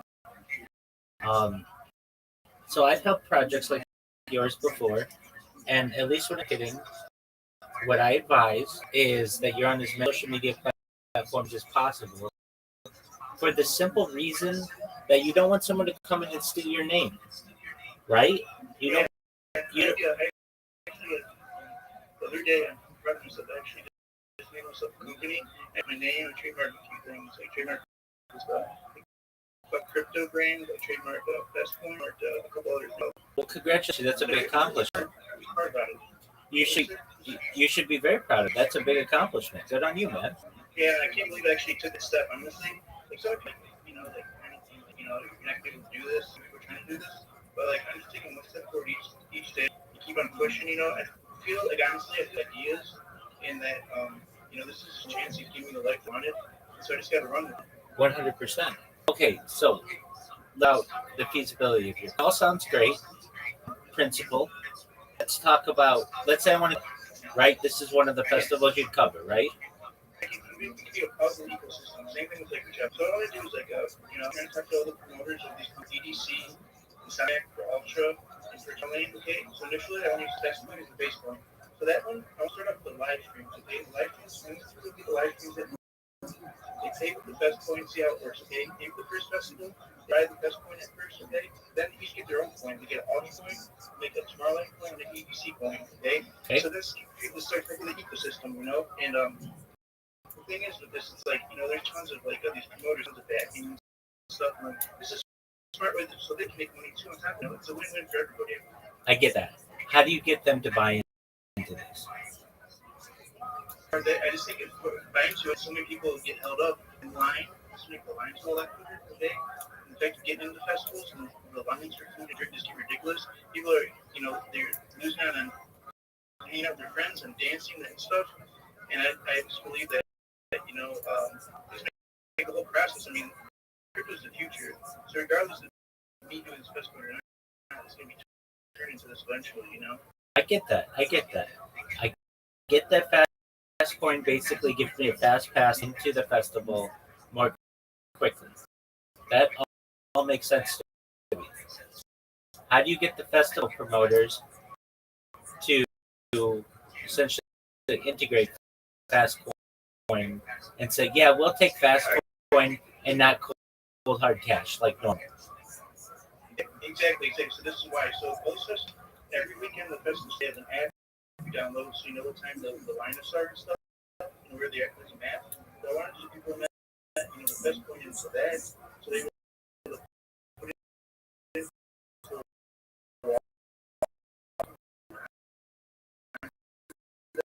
that. So they're able to pay with that way. People pay just using that, however much they want to put in onto their wallet, onto the app, and just do it that way. I was thinking my own app, I do that as well. I was thinking about that. I have a certain idea I want to do with it, but this would be an easier route, I think. Okay, I get that. Okay, just so pretend I run Coachella. To me, I accept USD for in exchange for tickets. Why of me as a large corporation to accept your cryptocurrency, which is frankly unproven at this time, and is still in a gray area legally in terms of the SEC. When I could just accept cold hard cash, USD, like I have been for decades. What I plan on doing is just the community behind it. Have a bunch of different social connect with different companies like Dancing Astronaut, like 100 track listings. Just I want to involve the community for dance music culture into it. So it's more or less it's like giving it back to the people, more or less than just giving it back to like some corporation or to the man. I get that. But in order to integrate and we're going to work through all these problems, but why should I integrate your coin? That's a lot of work into my app, and there's a lot of certainty in that. What are you going to do for me? Like, what is the benefit of my company allowing to basically money away from me and buy this cryptocurrency? Sure. As far as also too, like I have like a few apps that I'm coming up with as well. I have like an AI quantum crypto prediction app, and like you can plug in your whole portfolio with this, and it's pretty awesome. I'm proud of it. There's other things to it that implement as well into the back end of it as well. I'm just not, I'm still coming up with some of the things, like I was waiting for you all this and that, I was just kind of waiting to do that. As far as I want to see, like I was saying, I'm trying to fine tune everything before I do that. The fact that you call me on this is everything I had to think about. Good questions. I appreciate this. I do. 100%. And that's the big question that you're going to have is you're going to have this multi-billion-dollar company looking at you saying, what benefit is it for us to use your cryptocurrency? Now, I could tell you some ways that you might be able to market this to them. You could say, look, we've grown our community, let's just say, I don't know, to 100,000 people in a Facebook group or Twitter group, something like that. Something that has a little bit of cachet. And you say, these people are sick of waiting in lines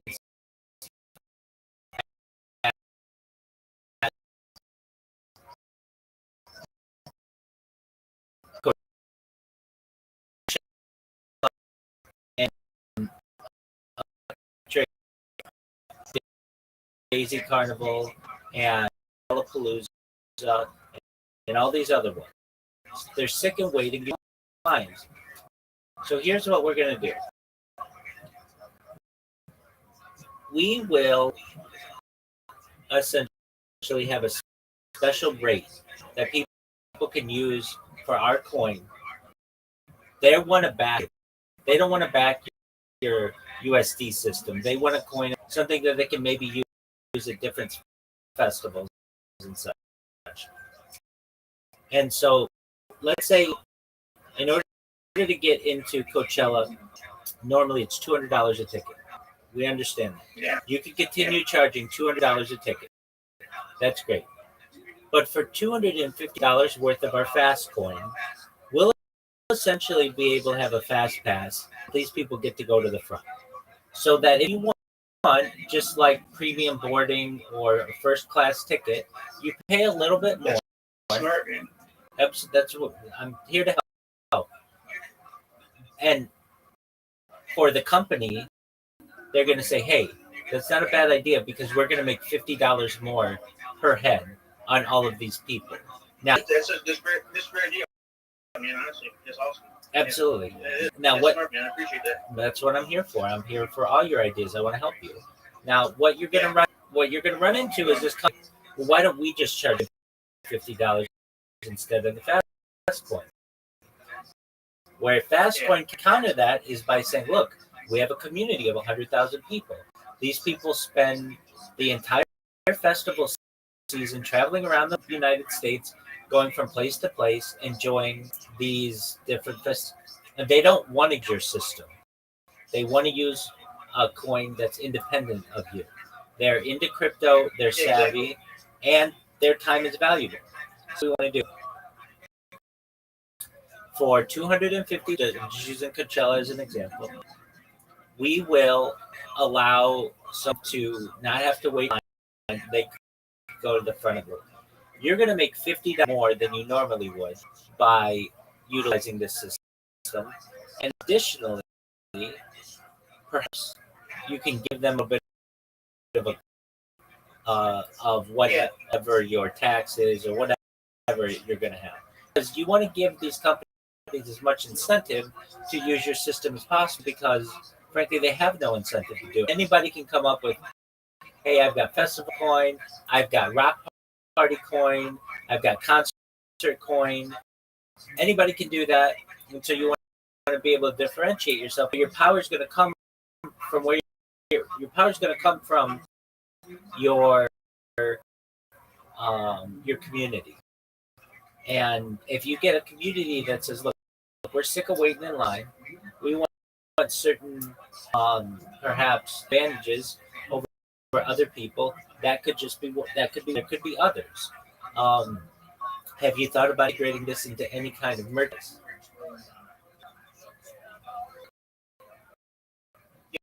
Yes, definitely. Yeah, this is the thing too. It's like that's why I kind of create my crypto brand. So that I take the U out of the part and have like the non sign, right? The asterisk, And this is one of the things I trademark as well. Because I think kids nowadays kind of dig something like that. Yeah, so I kind of want to implement that. It's like as far as the merchandise kind of goes, be cool. Especially at that point, like stuff I came up with all myself. You've seen some of it. I'm old school like pop art and stuff, stuff like this. But as well with that, I actually had an idea. I came up with my own. I came with two NFTs, okay? So the wearable NFTs, the bracelet you put on, okay?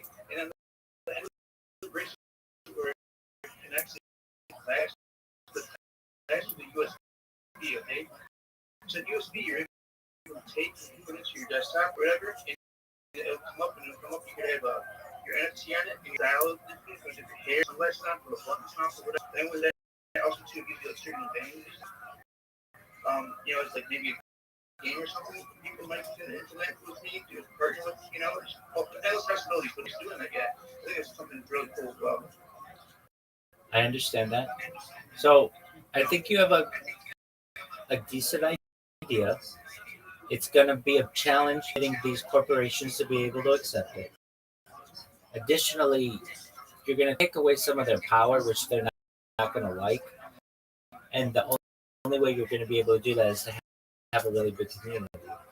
But I'm going to tell you this, you're in the right place for a community in the big step as this. That group of people markets those spaces better than any other group on Twitter Spaces.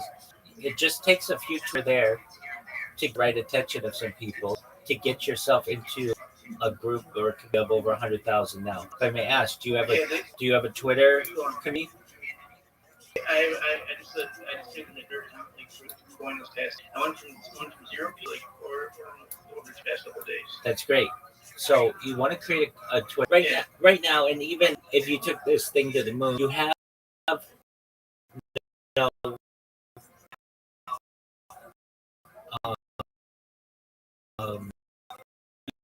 you have no influence. But when you have people, then you're going to have influence. And these companies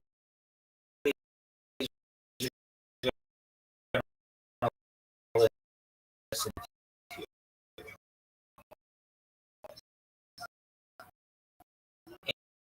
And you're at least going to have an opportunity. Now, let me ask, you just have to ask these questions. What do you do if a company just says absolutely not? We don't want to be associated with cryptocurrency. And they all say that. We know that you have a group of 100,000 people. That's fine. But do you know how many Swifties there are in the world? That's a lot more. And we're more worried about those types of groups. What do you do then? What I do with that is that, regardless of, like I said, and with this is that, these things with these communities is that everybody's trying to look out for each other. Like I said, it's all about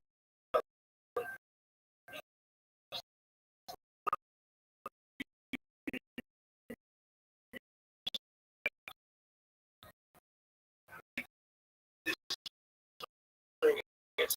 Say too is that the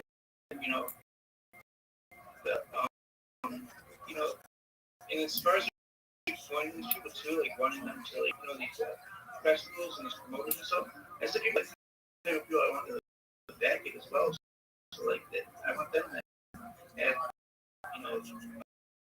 be able to make money off of this as well. And like I was saying, it's like this is making money the whole time that the festivals are going on. The more people are spending on drinks and food and merchandise and stuff, this just continuing to make money the whole time for everybody.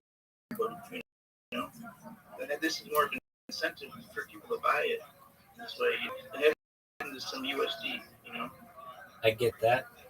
Okay, and let's think about what is going to be easier. You make, and not to say you can't, but you need to make Festcoin faster and easier to make transaction. Just giving someone a dollar bill. So basically, you just have to be a phone and scan it into something, right? Right? That's the goal. Do you think as far as that goes, they should go with developing the app with it that makes the easy transaction that way? No, you're going to spend too much time doing that. I'm an app developer. I've launched apps, very successful App Store and Google Play. You're looking at hundreds of thousands of dollars to do that, and you don't want to get into the game because it can change so quickly. You don't have a dev team that is going to be able to adapt quickly to changes in banking commerce. What you'll most likely have is the option of people to be able to have Festcoin in their wallet and then using like Coinbase or some other wallet be able to deduct from their account that way. Let those companies do the work for you. Don't you put the effort in.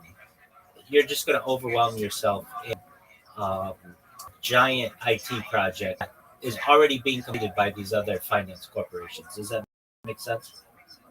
It totally makes sense. And also, you develop apps. I got a couple of these apps I've been working on, and it's just take me a little bit longer than I expected. But I guess my option is to hear later. Like, I don't like when you hear my ideas, but I got used to like 3 4 ideas here. Absolutely. You just have to know I'm streaming my life, so I'm live on YouTube. Yeah. Yeah, that's what I figured I'd talk to you later on at the school. You can certainly send them. I mean, I don't go off camera, so Okay. if you want, you could always DM them to me. Okay. If you want to communicate with me via DM, I have another account in here that I use for messaging. Actually, you're in the big step. Just send it to the send it to the account that's live streaming in the big steppers. If you want to have that discussion, then you can. Okay. And I understand the app. I get that.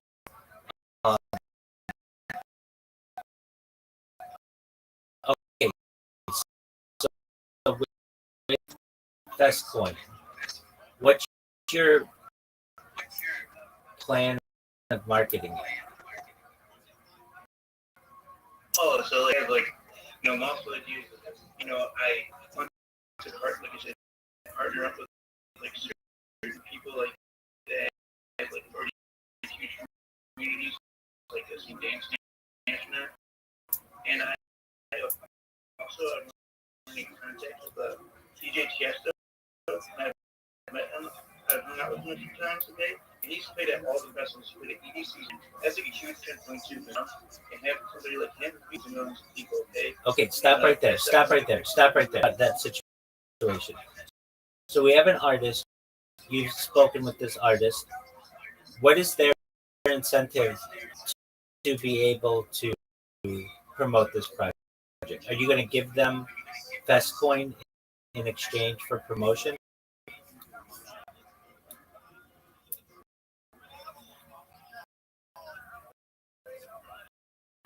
Yeah, like I would even consider, like I said, like coding as well. Like implementing the ecosystem that I'm trying to develop.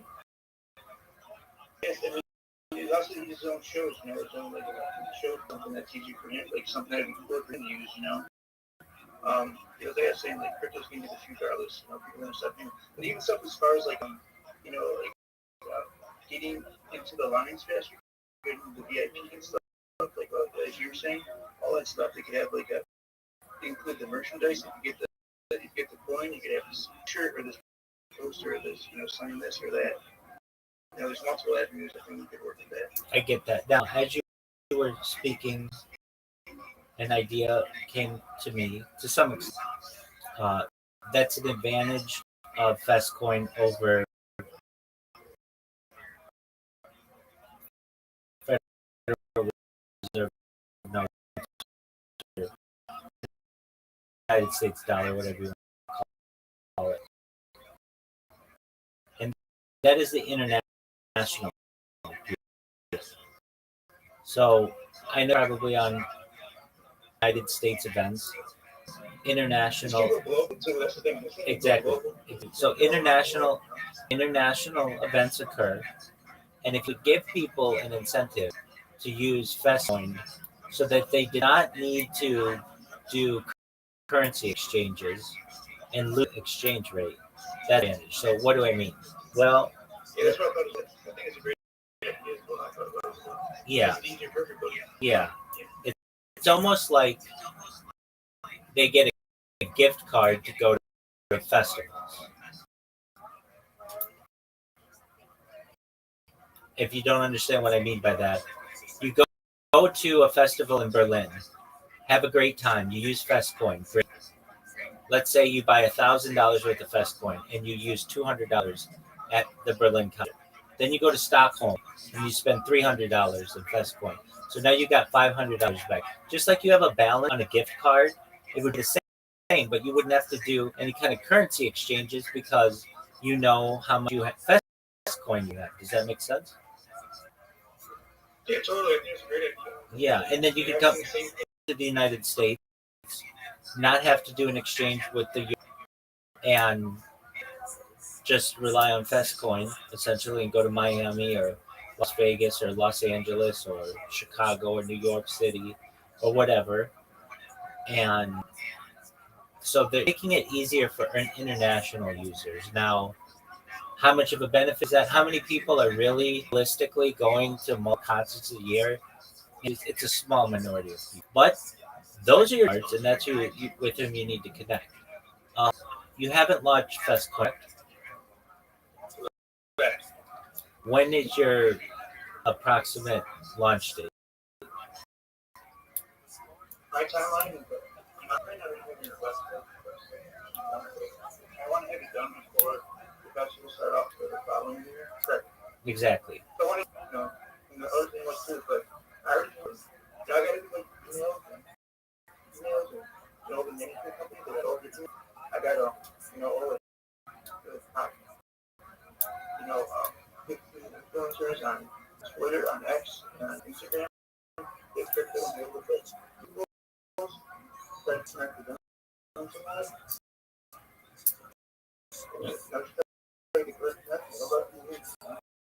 I get that. I'm going to be honest with you.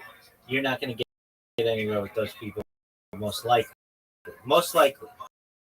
But where you will get them is if you go in these spaces and you continue to show every single day, like you've been doing, and you get a little bit of a community.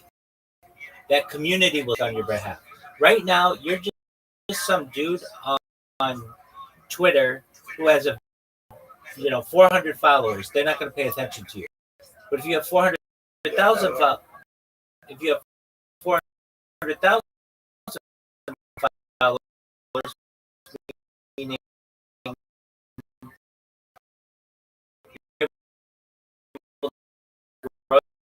that community to some extent, even 40,000 followers, they might listen to you a little bit more, but that's still small. Uh, then an influencer pay attention to you. It's really cool that you know at least one artist in real life, and you've had discussions with them on this, and it seems like you're going to have to give incentive. So,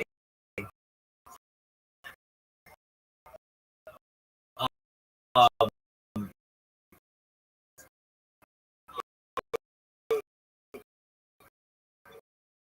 it basically you chose a niche that is really cool though, and it's got a diehard group. Electronic music is the biggest current genre for the past 10 years. It just gets bigger, bigger, and especially get bigger, bigger, and bigger each year.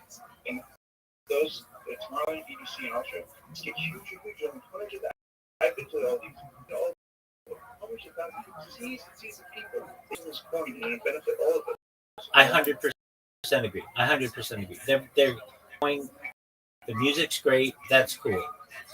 If I take 100 Americans right now, it's less than one person goes to these concerts. You know what I'm saying? It's small. Do you get what I'm saying? Like it's not 5% of all Americans go to a dance each year. It's not that big yet.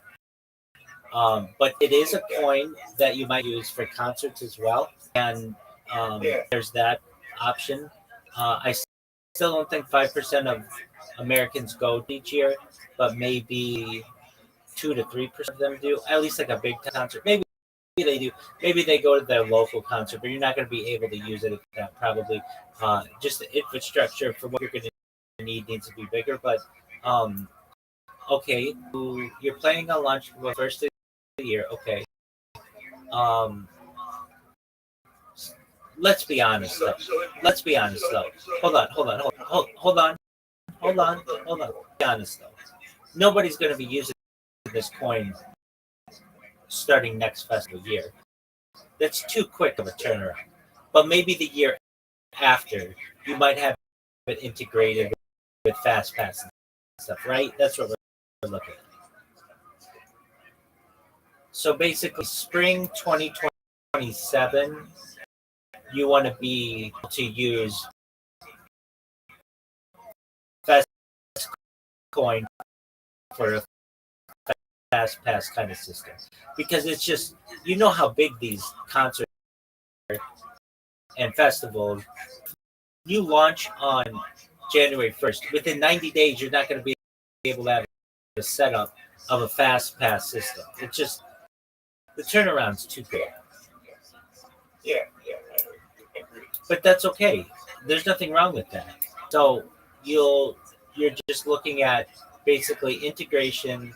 The first event you have will be maybe March 2027, for whatever that may be. But you might have a soft rollout for the festival season in 2026. Some you might be able to.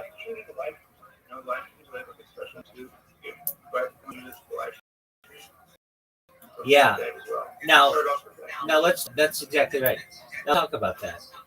How open are these companies allowing these artists to have their concerts live streamed? Yeah, like the festivals, they all have live stream all the kids. Okay, great. When like ED, Yeah.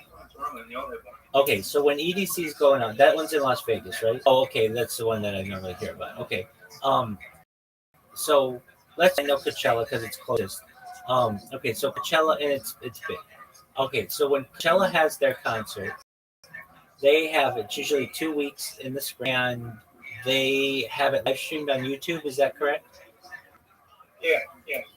Okay, so It's not you pay for it. Pay for it. okay, there you go. So you have to pay for it. How much is it usually? To be honest with you, I don't have those numbers. That's okay. That's something you might want to look into. How much are they charging? Not necessarily for Coachella, but just these concerts. How much is it? Because you might be able to. Again, the spring 26 is right around the corner. You're not going to have it integrated into their system summer or fall earliest. Let's be honest. If you know how IT works, getting a project integrated in 90 days is kind of a tight window,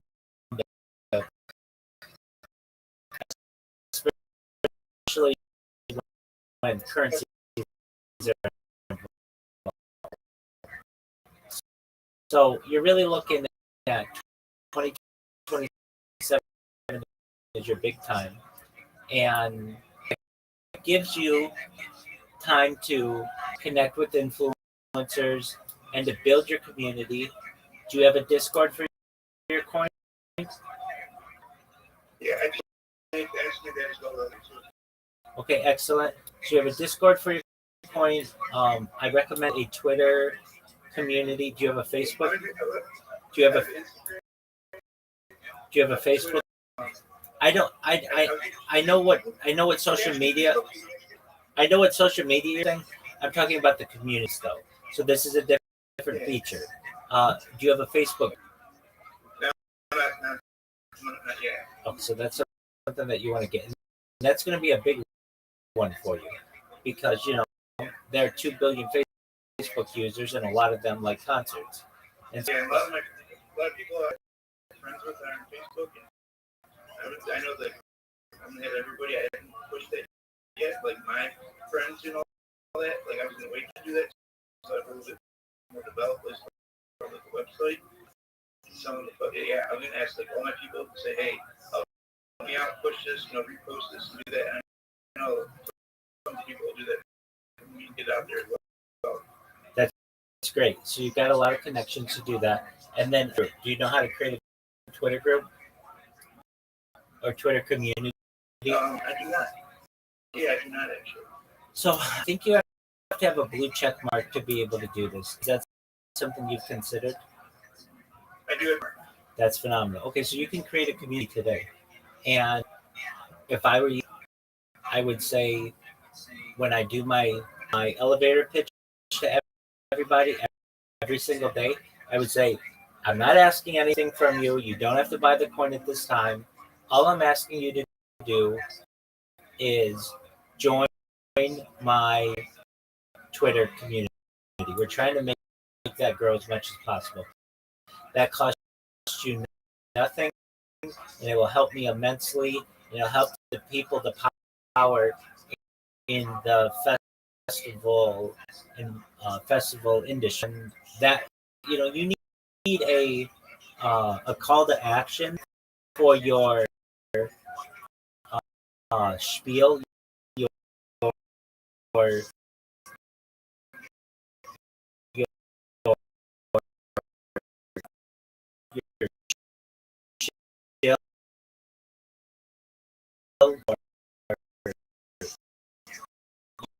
your I got one.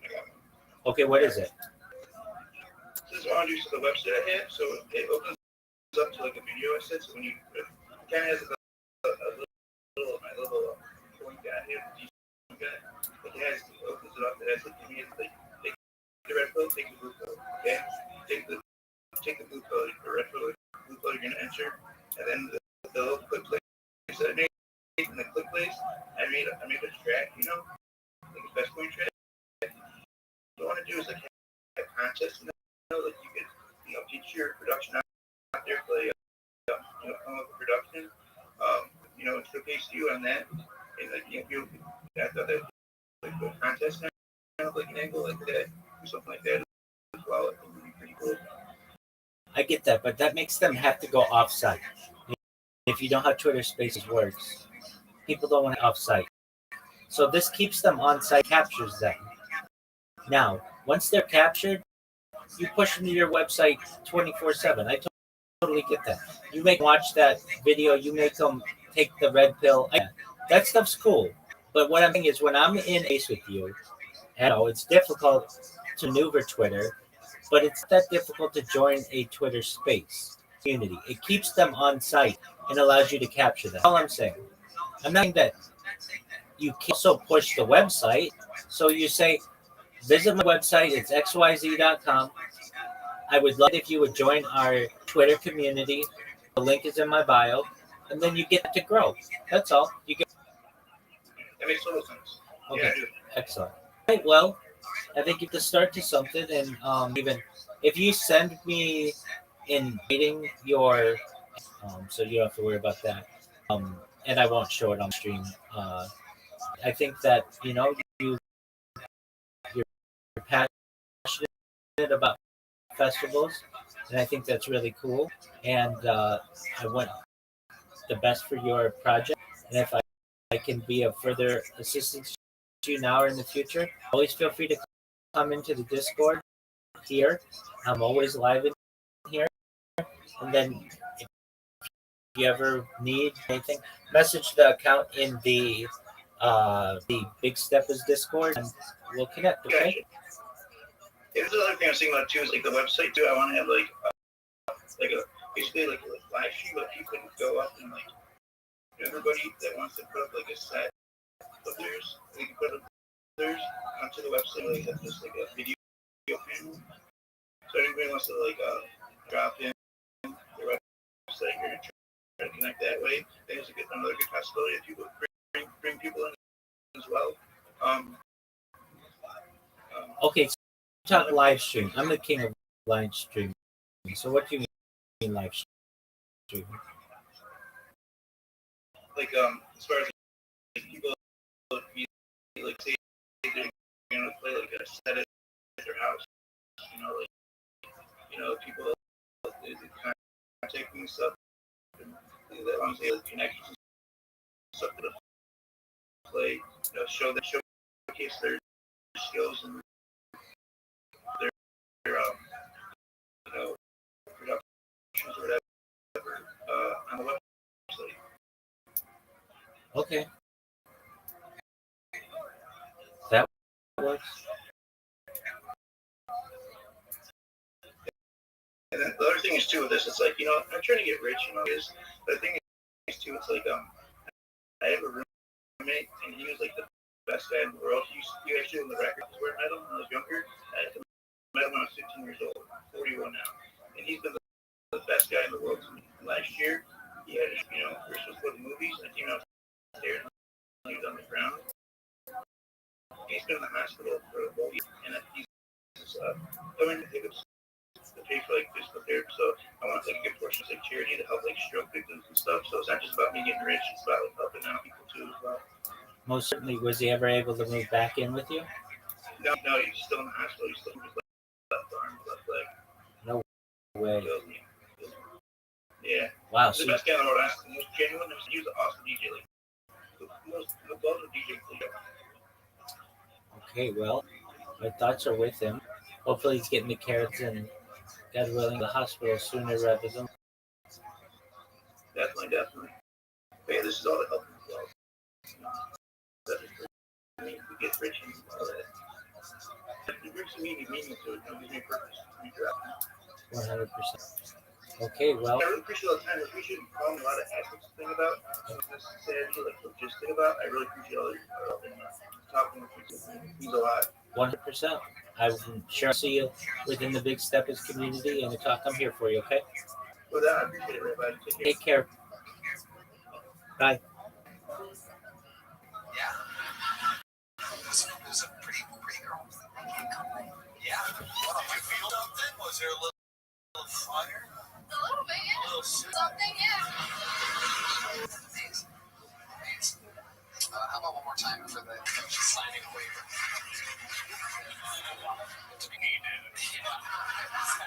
These fucking ones were wild, dude. Have you proposed?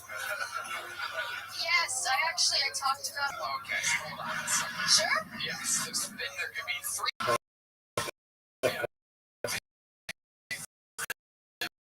Good one. Why would you say that about me? Oh, I immediately came and fell asleep. Okay, more about these two vaginas. Somehow I don't remember that. I don't remember talking about that. Yeah.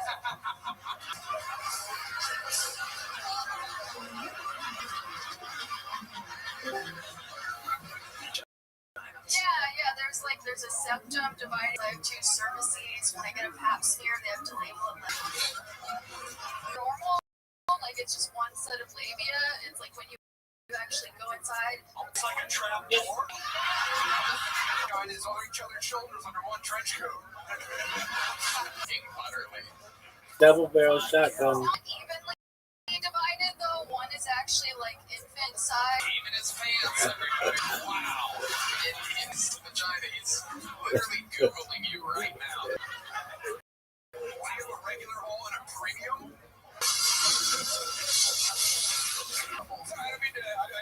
He got all this jargon. It's amazing. Double vaginas is absolutely incredible. So, do you ever do anything with the infant size one? Do you ever put like a Zen pouch in there? No. Okay, what have you done with it? You ever like the tip of a pinky thing? Yeah, I'm sure there's been like a finger or two in. You give him like a six-pack, right? Good. Boy.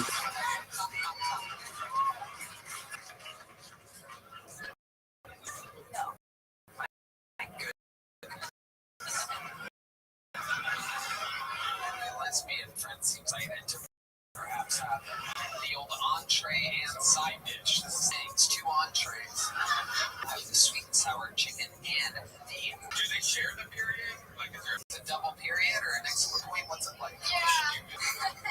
Say tsunami. Oh my god, I'm back. Double vaginas. Slaves too, they're called my eyes. Did I ask you what was the last question? I mean, I guess an anomaly. It's shaped weird. It's kind of like double horned. Seems hard yet again immediately. Something else. And we covered.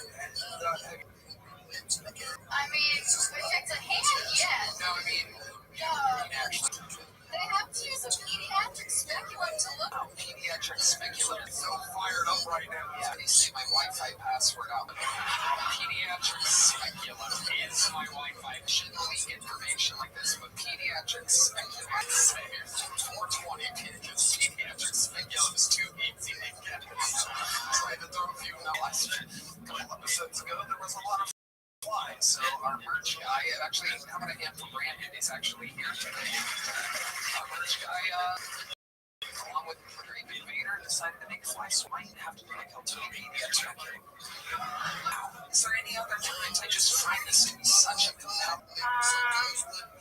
let me ask you this. Did you notice that he slips in them? Is there a way to is it down? Is there like a map that you can draw to it? Like a red. That's great. Stopper. Is it by the cauliflower? Seriously, have you ever considered calling it drunk? Very bad, red man.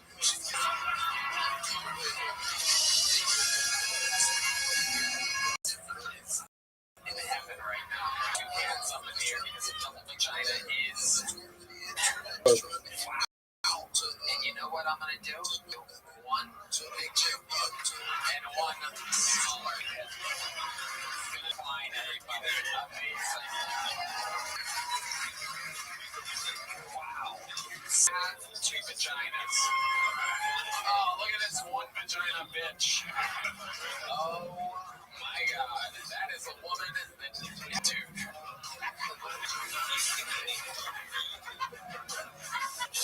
We retire. Can't even yay. Alright. So my grandpa to try to make him less. Yes. Big things. Just make your, you know what I mean? Just start with your finger and get the box. You'd be like, okay, it's looking good to me. Yeah, looking good. Yeah. Yeah, I don't know. It was something that was, I didn't know what was coming. So before the summer started, it's been nice to get past this point before the summer started, and that's what I've been talking for all this, right? But I think that was bound to happen. Now, do I think it's over or something? I don't know. Obviously, other things affect more than just the numbers, right? So, do I think the dip's over? I don't know. But I'm saying that I think we need to come into this. So, anyways, so it is what it is. And mass accumulation. Yeah, you know what I mean? That's how I've been looking at it. I mean, the stock market inevitably was going to happen today. Like you saw the crypto market crash yesterday. But then today you saw the reflection of it. So whatever Trump was, a big chunk got liquidated out of stocks. Crazy. And just you talk about market idea. Well, I'm just going to tell you what the names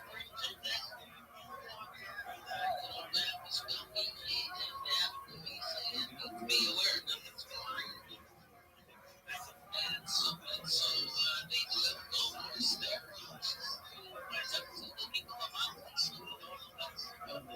You read the people heard that. You know where we're going. So I ski 1,500 days, 5 years. 5 years. Days a year.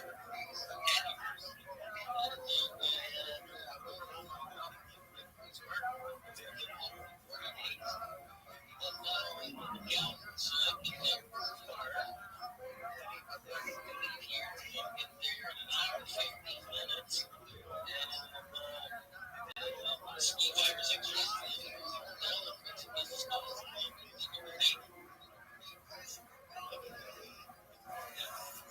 it's a beautiful area.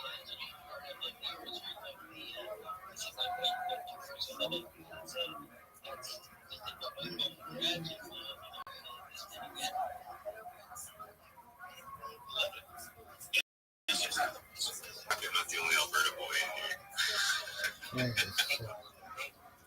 I just reset the room because this is issue, right? I mean, that's what we're doing here. But this is the law. It's a living, breathing network that records every move that you make. Yeah. You know, we're not just waiting for the next bull run, right? We're literally in it, and the bull run is people, everybody. This is the mob, and we're building a decentralized Wall Street that pays you for showing up. Not just guessing on charts, we're building networks that pay its people from all the revenue that it generates. But you got to get up to the boss level to get to that, right? You got to get up to on your way up, you can earn up to $1,100 bill ranks. And if you join tonight, you can just pop $100 in your bank account and get some Bitcoin, Solana, ETH, whatever you're looking for. Yeah, but that's why we hold these show spaces. That's what we're doing. That's what we talk about. What's going on? We want to hear about what projects you're building, some NFTs, whatever you're into, right? So that's why we hold this show space, and we continue to do this on a daily basis. So, Rabbi, how you doing? Every day is a holiday, every meal is a feast. Thank you for the opportunity. I'm Rabbi Rothschild. I stream my life 24 hours a day, 7 days a week, 365 days a year for world peace. I've been doing so for more than 4 years. My streams go back to the pandemic. We've seen the death of a queen, the birth of AI, the coronation of a king, and everything in between. Bill Gates coined the phrase in the 1990s, content is king, and I'm making it true today. I'm unlike any influencer you're ever going to find. My entire life is on the internet and has been since the pandemic, and not just on one stream, not just on two streams, but on 20 or streams. You can watch my life in 360 degrees. I have a ceiling cam. It's unprecedented. You can find the links for that in my file. Additionally, you should know that data, according to The Economist magazine, is Earth's number one resource. Data overtook petroleum in 2018, and I have more data than any person ever, which is going to make me an influential person. So when that happens, I'm going to make every single person in here independently wealthy if you're not already. I want to make sure that your friends and family, and you never have to have generational wealth. And most importantly, I want you to be able to start charities and philanthropic organizations of your own. I don't want your money. I'm here to go to your wallets. I'm just making you aware that I'm going to make you rich. You should know, in addition to making you rich and doing my best to promote world peace, I want to help end world hunger. The use of technology such as agricultural drones, floating greenhouses, saltwater greenhouses, hydroponics, things like vertical farming and cloud seeding. I want to help end world thirst. I'm sponsored by a cryptocurrency that's worth about 100 million. And one of the things that we do is we build wells in developing nations like Nigeria for the benefit of less fortunate. Additionally, I'm an program. Most importantly, desalination technology, where we pump to make it drinkable. But more than my live streams and more than making you rich, I want you to know I'm here to be a positive person in the world and in your life. I am here to have an optimistic view on the future. And I'm here to give people hope. So if you ever need to talk 24/7, in my disc link is in my profile. I'm also live 24/7 about a project, or you're a reply guy and you need help marketing yourself. I'm here for you. And with that, I sincerely want to thank everybody for allowing me to tell you about what I do. Very good. Awesome. Thank you. That's what you Yeah, right. You there's no token, brother. You just think there's no token. Yeah, that's correct. Actually, I mean, I do have a token that's on Plum Fund, but I don't want you to buy it. The only reason why I have the token is so that I can stream on Pump Fund. If you want to buy a token that I think is going to be worth a lot someday, it's not a promise that I can. I've been wearing their merch on my streams for more than 2 years. I've been live in their Telegram for more than 2 years. It's worth about $100 million now. That's the coin that you're going to want in the future. But for right now, no, I don't personally have a coin. I don't want you to buy my coin. People want to buy, but please don't. The only reason why I do have it is because it allows me to stream on Pump Fund. But really, this is basically an announcement that it's my intention to be rich once I go viral through these shillings and uh, you know get get excited. I love it. Hey, so now I know obviously streams, right? There's a lot of viral with that, right? But what do you like about that? Because I know there's a lot of streams. Yeah, great question. So my archiving of the data, it's available at a later date. That it isn't just live streaming without any saving of the data, and so I do like the fact that there is some kind of server system that saves the streams indefinitely. It needs some work. There's no doubt about that. They could definitely, from a technical aspect, have some improvements. But the biggest thing is, for as long as it's been since I've launched this coin, it's only like a month. So that's the. You can watch every moment of my. If you really want to watch my life, go to my link in YouTube, and you'll be able to see me from 4 years ago, all the way up until today. What means different than any other live streamer is that every 12 hours I archive them so that they're available. So there are some people who stream their life, and that's really cool. But you can't see what they were doing yesterday, or last week, or last month, or last year with mine. You can. It's essentially a time capsule or a timeline that's going to be really powerful for AI systems and modeling. It's going to be really important to understand history. It's not just a stream about one person. I keep a radio going in the background have for more than 4 years, so that at any given moment of any day, you can find out what was going on in world history and be able to follow along. Additionally, people are going to want to study someone who has this much data for their biometrics, for my circadian eating habits, my sleep habits, my bad. All that is important for us to understand human beings. I have essentially to model after than any person ever. That's going to make me a really interesting person, and I'm going to have so much money, I'm not going to know what to do with it. And you all are archived on my streams just by being present in these Twitter spaces. I really mean it. I want to share the wealth. You're the people with whom I'm going to share it. That is very cool. So, like I said, I've been doing live streams myself for 4 years. Like we covered a lot of the conversion of the AIs getting to really know you, right, and seeing you grow, right. So that's The stream. I call it a stream, but it's really a compilation of streams because at a given time I'm live on like 20 separate YouTube streams. Is that not only did we see what life was like during the pandemic, and we'll be able to give the world either 10 years, 100 years from now, 1,000 years from now, a taste of what that's like. But additionally, and perhaps more importantly, we were able to record the words. So I kind of have that pre-language model history. And then I was the adopter of ChatGPT in November of 2020 when it launched November 3rd, 2022. And we've been able to see the impact that large language models with ChatGPT and Gemini and Claude and you name it, whatever it is, we've been able to see their development. ChatGPT 1, 2, 3, 3.5, 4, and now 5. We've been able to see Grok and how it has affected society. And so just say you're a scholar 100 from now and you want to know what life was like, you can do any given stream on any given day that I have and see what life was like. That's going to be a really powerful opportunity for people from which people can learn. And 100 years ago or 200 years ago, I was a diarist, someone who would write in a diary about everything that happened over the day, or a journalist. I'd be someone who would be in a journal.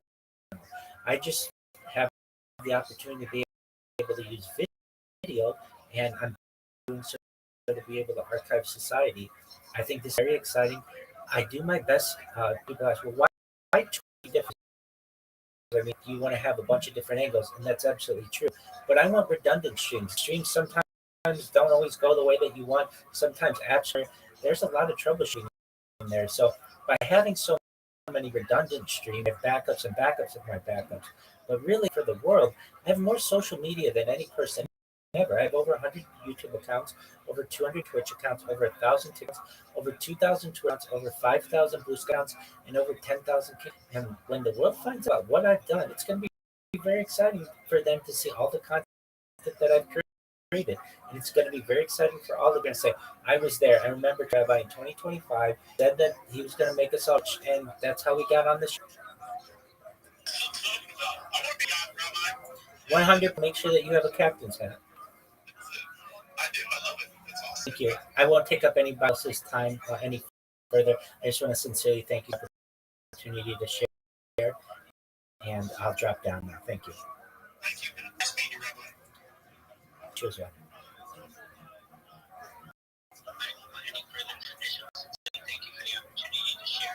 This is Thank you. Nice meeting you, Rabbi.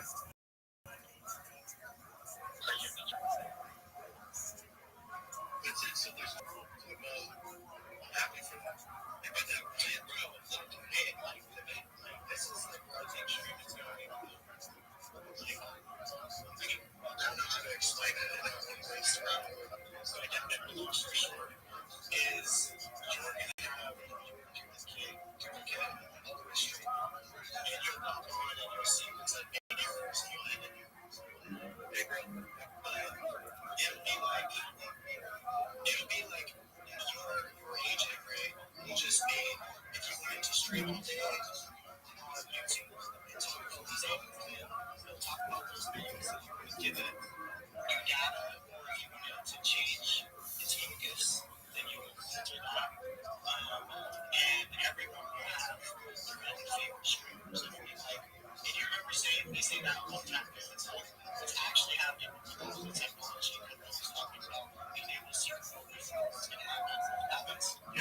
it's like in the future, there's going to be a whole new digital economy that's created over the top of everything and everybody you know. And so, it's kind of eerie, like the AI philosophy and where it is the humans are coming down here for us. The thoughts are meaning like this. But in reality, we get to a point where, like, the most famous people in the world and then humans are competing with themselves, right? But the point of why I'm saying that is anyone has the opportunity right now to be able to start theory to from an outside comes, right? To where you can now compete with anybody from being anywhere. No language barrier, no, still be. The biggest thing is literally just being able to connect everyone to that. No matter but that'll become really very to inclusion, topics, to make something for yourself, do it for yourself. Think of yeah. No, I mean, right, you need to be able to believe, right? Nobody else see it, you know, right? Definitely. So it's a big deal. Yeah, I mean,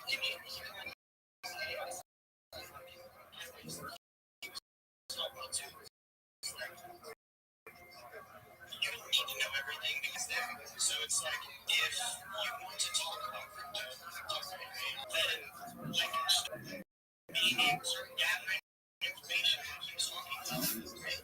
Take your gathering information, and when the day comes when those things are able to happen, right? It's hard to like maybe imagine for some people right now because they can't be but it will. And so it can be able to happen.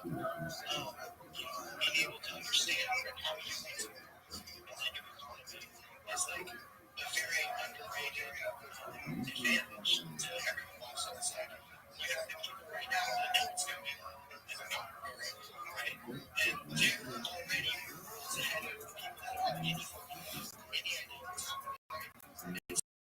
So, yeah, in advantage of those things, you're going to get zero results, probably you're going to make zero money on all these AI stuff, right?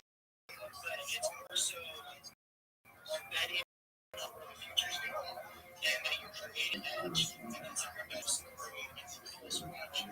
That's how it goes. So you're betting on these things. Yeah, no, it's just too bad. So you can yeah. If you were anywhere where you're trying to push this off, right, you're wrong. We need to start figuring it out and put up with the flag. How you're going to tackle but the video was just around the space you already had this. Crazy. Just good to hear them. Yeah, I've actually seen my mom travel with other spaces. I think it's been so yeah, he's really successful. Yeah. Do you know how to do the job? I'm just asking. I don't know if you're getting up to it. I got you. Thank you, appreciate it. Because I just be talking over it.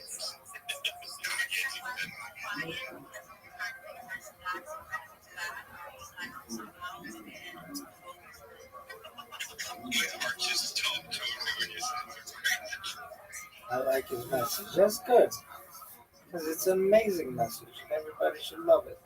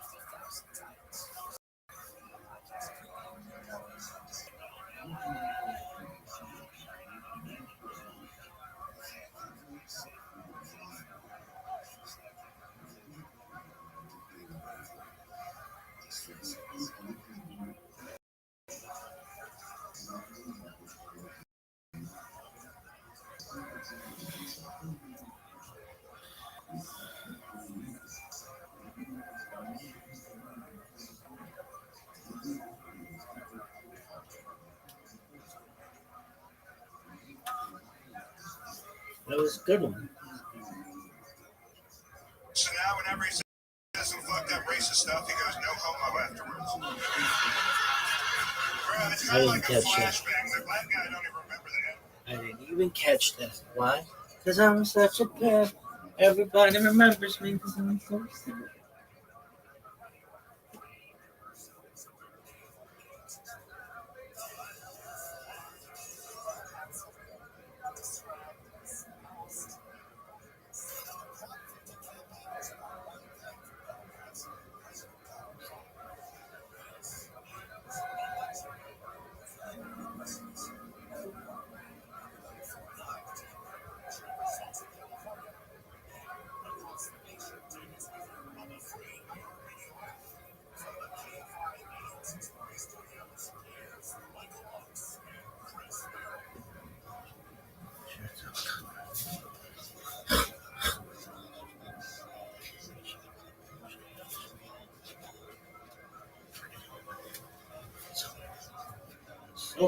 So,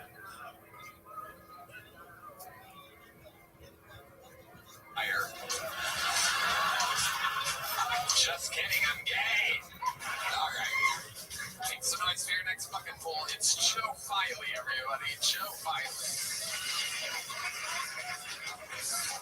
Fuck yeah, mother shit. Damn, I've been working with my grandpa, trying to make him less racist. So now whenever he says some fucked up racist stuff, he goes, no homo afterwards. Bro, it's kind of like a flashbang. The black guy don't even remember the N-word he just said. He's like, you calling me gay? No, yeah, no grandpa's like, good. Even like the Ultima will go by with no bumper. He's like, black lady, no cat. I love that you know these terms, dude. Like, I remember in high school, I was dating this Puerto Rican chick, and he compared her to a pit bull. He's like, you feel safe in your house, you look cool in public, but at some point, he's going to try to bite your sister-in-law. That's cool.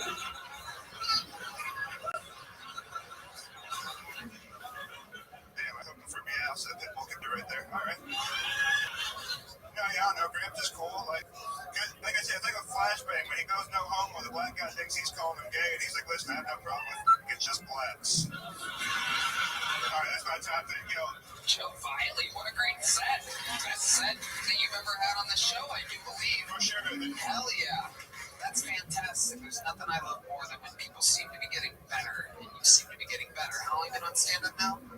3.5, 4 years. 3.5 years. And how long have you been hiding underneath everybody's beds?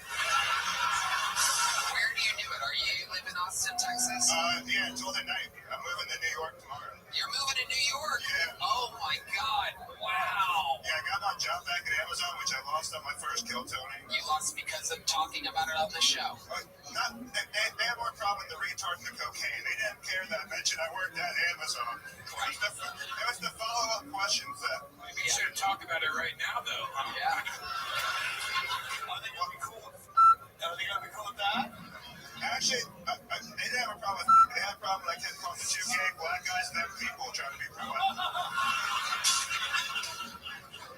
I'm gonna lose this fucking job. Oh, wow. Amazing. So, Joe, what else is going on? Are you excited about New York? Have you been there? Yeah, that's where I started. Comedy was up in New York. And then, I ran JFC Entertainment out here, just running shows in Austin for 2 years. JFC, that's... Jokes for comics. I don't know. I always do, really raunchy jokes. So I always I thought that was John Deese's meal plan, JFC, just fried chicken. That's it. But no, yeah,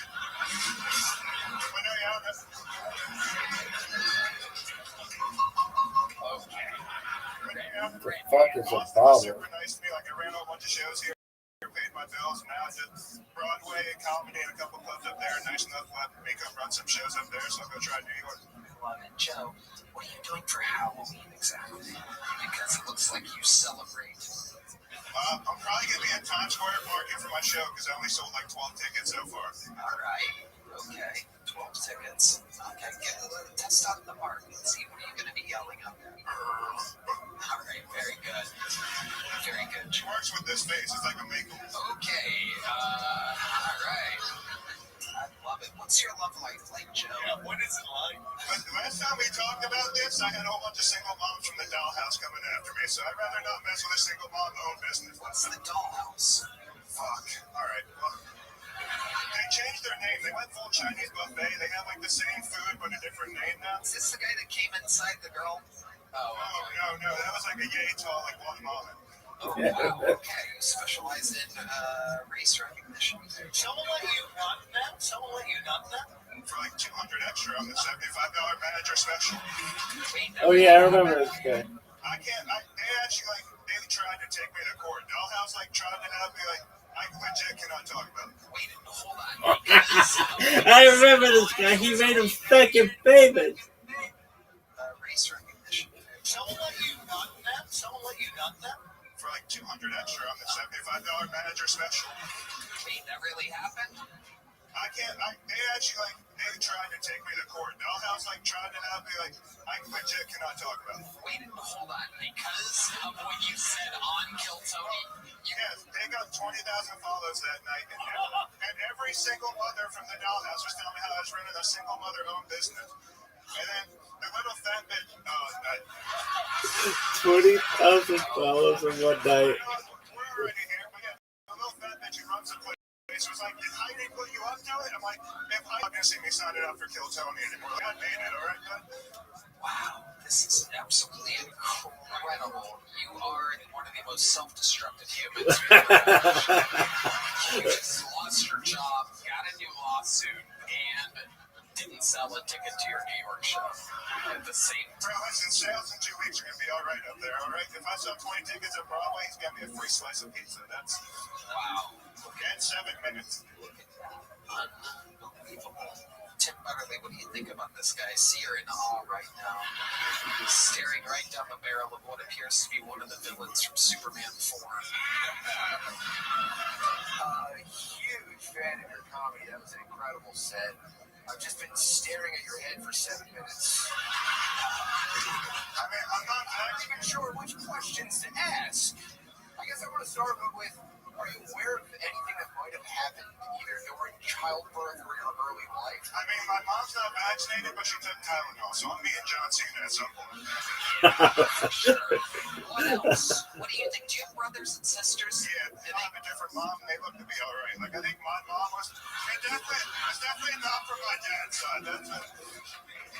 Do you think perhaps when you were born you came out of the wrong hole? Perhaps some women, I don't know if you know this, some women have a double vagina. You would need a pediatric speculum. I know, I was a C-section for sure. I was no way you were joking. I was like D-section, my friend. I had this head to the curve. Like I was born with this brow ridge. Like the kid photos look the same. Yeah, it is amazing. You look inbred. On the evolution of man, you're about 3 in. I hate that this is the second time I've been called inbred in this room. Holtzman called me that like 6 months ago when I was sitting right there.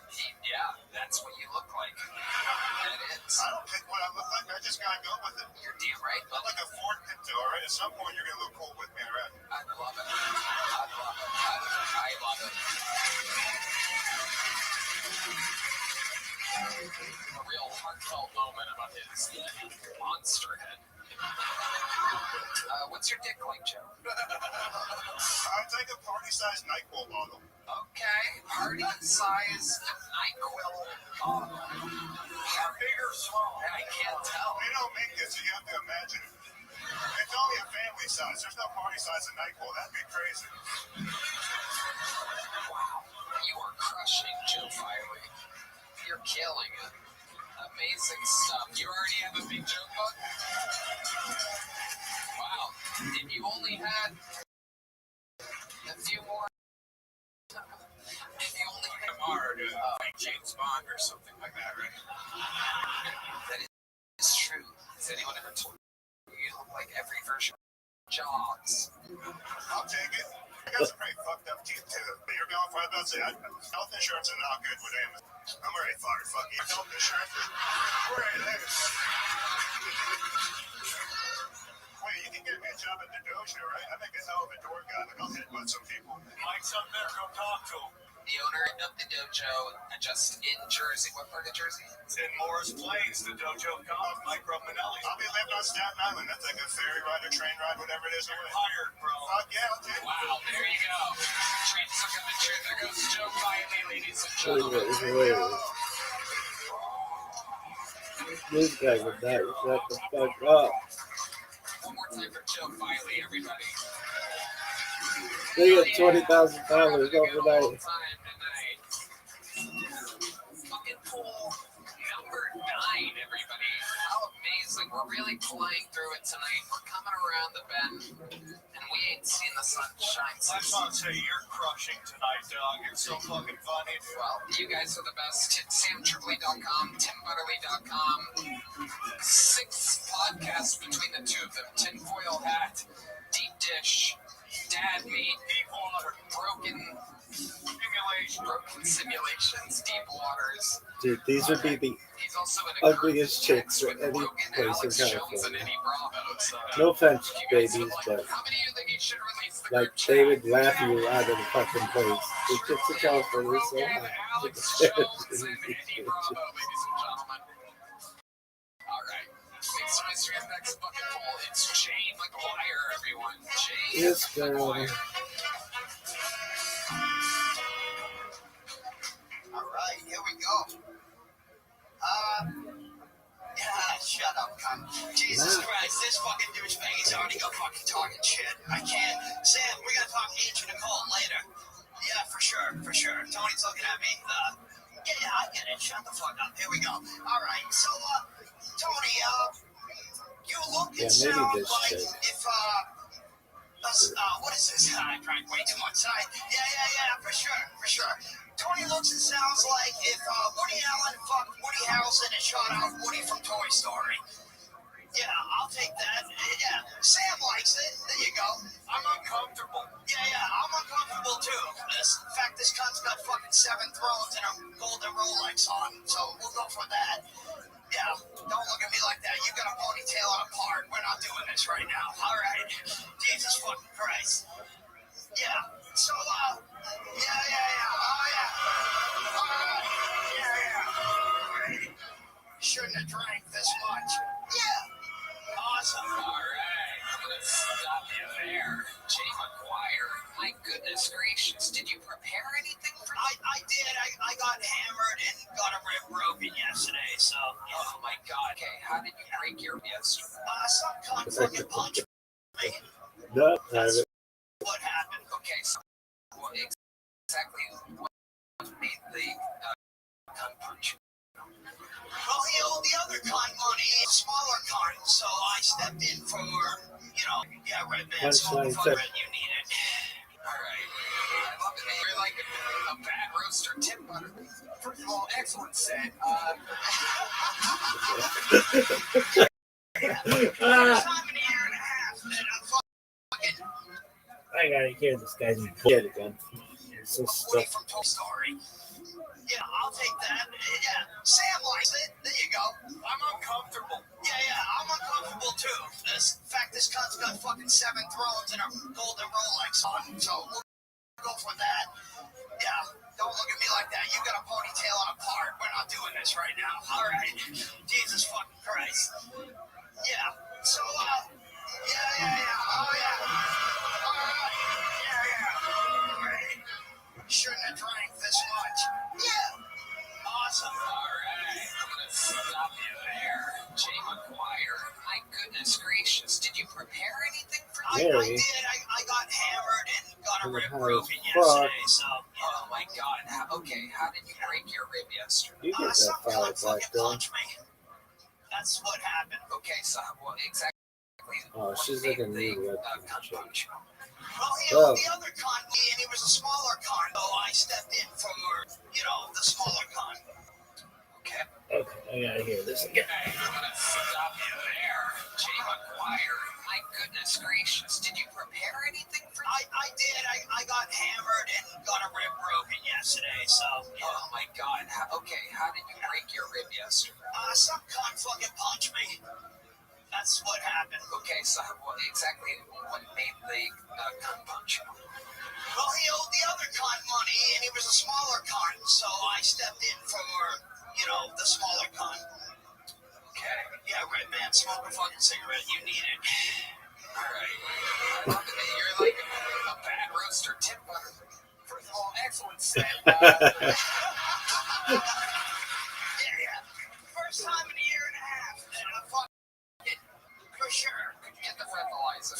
Really quick, really quickly, would you mind looking at that brick wall over there really quickly? Just take a second. I'm used to doing that with a blonde-eyed, blue-eyed cunt. Yeah. I did it right. Yeah. Gotcha. I have a specific question. This will really help me. Okay. So look, sir.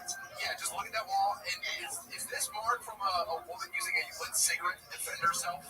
Please look over there because this is the only thing that might be funny about this. Sam, can you get into this? Because he's bombing at this point. Oh, thanks, I was. Oh my God. You are. Yeah. How much do you think you drank, Jay? I drank way too much, Tony. If I knew Sam was here, we'd be talking about ancient texts and a cold shit. Wow, look at your fan base, Sam. I remember 18 and a half years ago when I started and you took me to Lubbock for you, and you were the first guy I ever saw do an hour. I thought to myself, I want to be like him when I grow up. I want to be like Sam Tripoli. And now I'm here to tell you, I am so glad I had that book. Okay, here we go. Let's do the breathalyzer, ladies and gentlemen. Good enough? God, this guy looks like a fucking coked up gremlin. Yeah, look at this piece of shit. What do we got? I blew better than her fake tits, so let's keep it moving. We got nothing there, Heidi.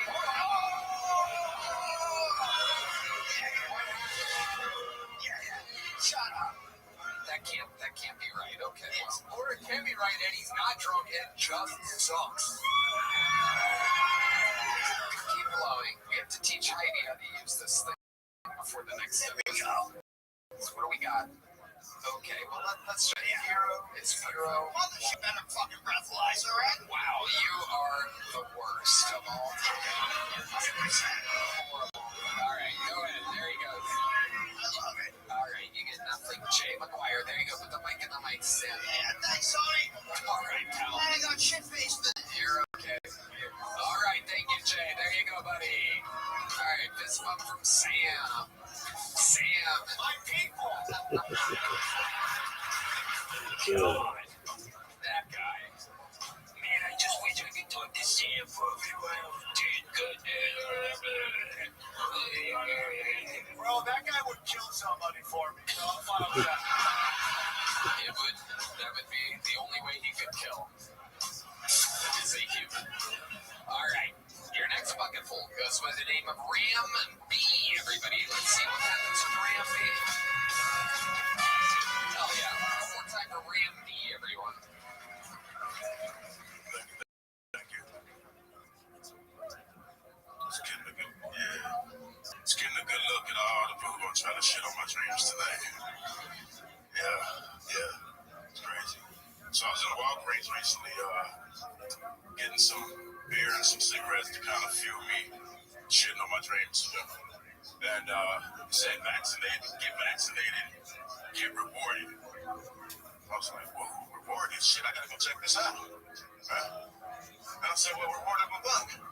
AIDS? You know what I mean? Like, yeah, let me get 2 scoops of AIDS. Let's see. Let me get some autism sprinkles on there. Baby girl, what you want? This right sucks. She want 2 scoops of autism. Those some measles on there. Yeah, measles syrup. Thank you. Yeah, that'd be great. This is I was awful. thinking, what if DMX was your AI? Couldn't answer your question. It'd be like, dog, that's my man's and them. But I can't answer your question because that would make me a snitch. Thank you. Goddamn. Yo, what's up, Randy? This is your second time on the show, right? Third.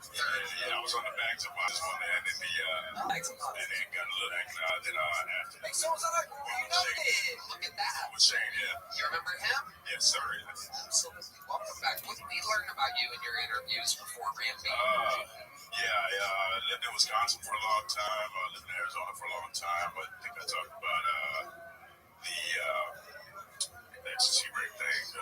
have a fantastic voice. Oh, thank you. Yeah, I sang one time on here. You did what you say. Yeah, original song.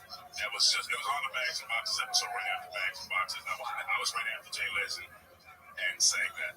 Yeah, I sucked through Jay, so. That's cool. You're good. Yeah, I don't care. But yeah, so that was a fun episode, though. I'll tell you that. That was hilarious to me, at least. Has anything happened since then, since those episodes came out? Has Kill Tony changed your life in any way? I've had some cool people come up to me and, people congratulated me and stuff. There was a cat, I was walking down the street, actually, about a week ago, and the dude just stopped me and said, hey, I'm in 6th Street, so I'm a little elevated, fuck, And he was like, sorry, I don't kill Tony, man, keep it going. You're like, you're funny as fuck, So I felt good, it's cool, you know what I'm saying? So no, not really anything has affected there's something other than vagrants yelling at you on the street. Pretty much, yeah. I think it's really new, but yeah. Comedy is going good. What do you do for work? Yeah, I'm actually don't have a job right now, but I was working at Rhymes with Rectum. You know what I'm saying? So what? Call center that Rhymes with Rectum. Spectrum. You said it. Pediatric spectrum. So, how long ago did you lose this job? Well, I quit about 3 weeks ago. What made you quit? They wanted me to sell. This is gonna sound crazy, but they wanted me to sell. Unless he said Candyman in a mirror 3 times. You wouldn't do it. Candyman is what the clerk at 7-Eleven calls Red Man. Oh, here it is, the Candyman is back here. Oh, the first back in the Candyman from the Red Man. Oh, with the pretty sound effects on Kill Tony and the inappropriate questions to the ladies. Oh, the Candyman gun. The Candyman gun.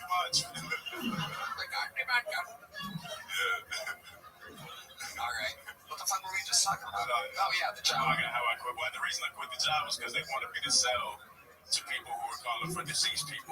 And this is the job. If somebody wanted to do it, I'm like, yo, I'm not doing it. Look at you, a man of You know what I mean? I mean, that's just being real. So they wanted you to sell. Explain to me, what do you mean by Like, okay, so, you're supposed to, if somebody calls, you're supposed to, try to retain them as a customer, right? Yeah. And so basically I was like, nah, I'm not doing that because they're calling for somebody who's dead. Since they're a relative, I felt like, nah, I'm not getting into all that. I'd be mad if somebody called me like, put that down or something. I'll be pretty pissed if they were like, you still on Spectrum? I'll be like, yeah, fuck you, buddy. You know what I mean? So they wanted to have deceased people continue to pay. Wow.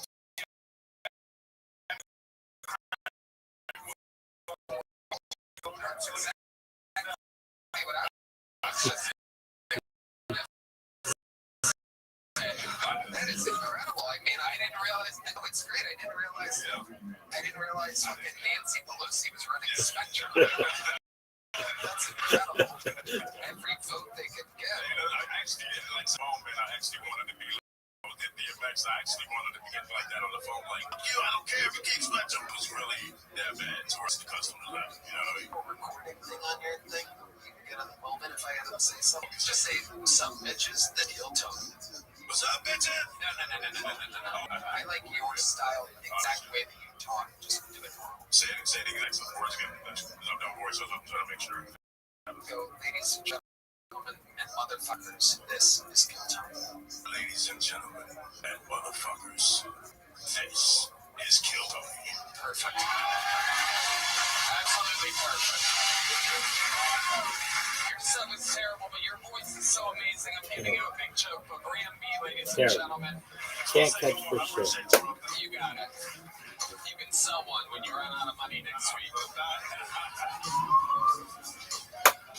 All right, we're going to keep it moving along real quick here. Your next comedian goes by the name of Alex Friedman. Your final bucket full of the night. One more time. Alex Friedman, everybody. Clap your hands for Alex. Is this person going to be good? No. Man, I gotta tell you, I've been trying to get my myself out more often. And I met a girl who told me, oh my God, it's so nice if I could meet a sweet Filipino guy. So then what problem? I ain't Filipino. But I didn't tell her that. I was like, yeah, I love baboons. Are you kidding me? It's my favorite fruit. And Manny Pacquiao is my cousin father. So I suck at dating. Especially because I have social anxiety. So I go to orgies. Yeah, people often ask me, aren't you afraid of getting drunk? I'm like, what are you kidding me? That's what I'm there for. I'm holding out my cup like I'm asking for loose change. Please, I need to be drunk if I'm going to be here. And if you're trying to fuck me, so do you.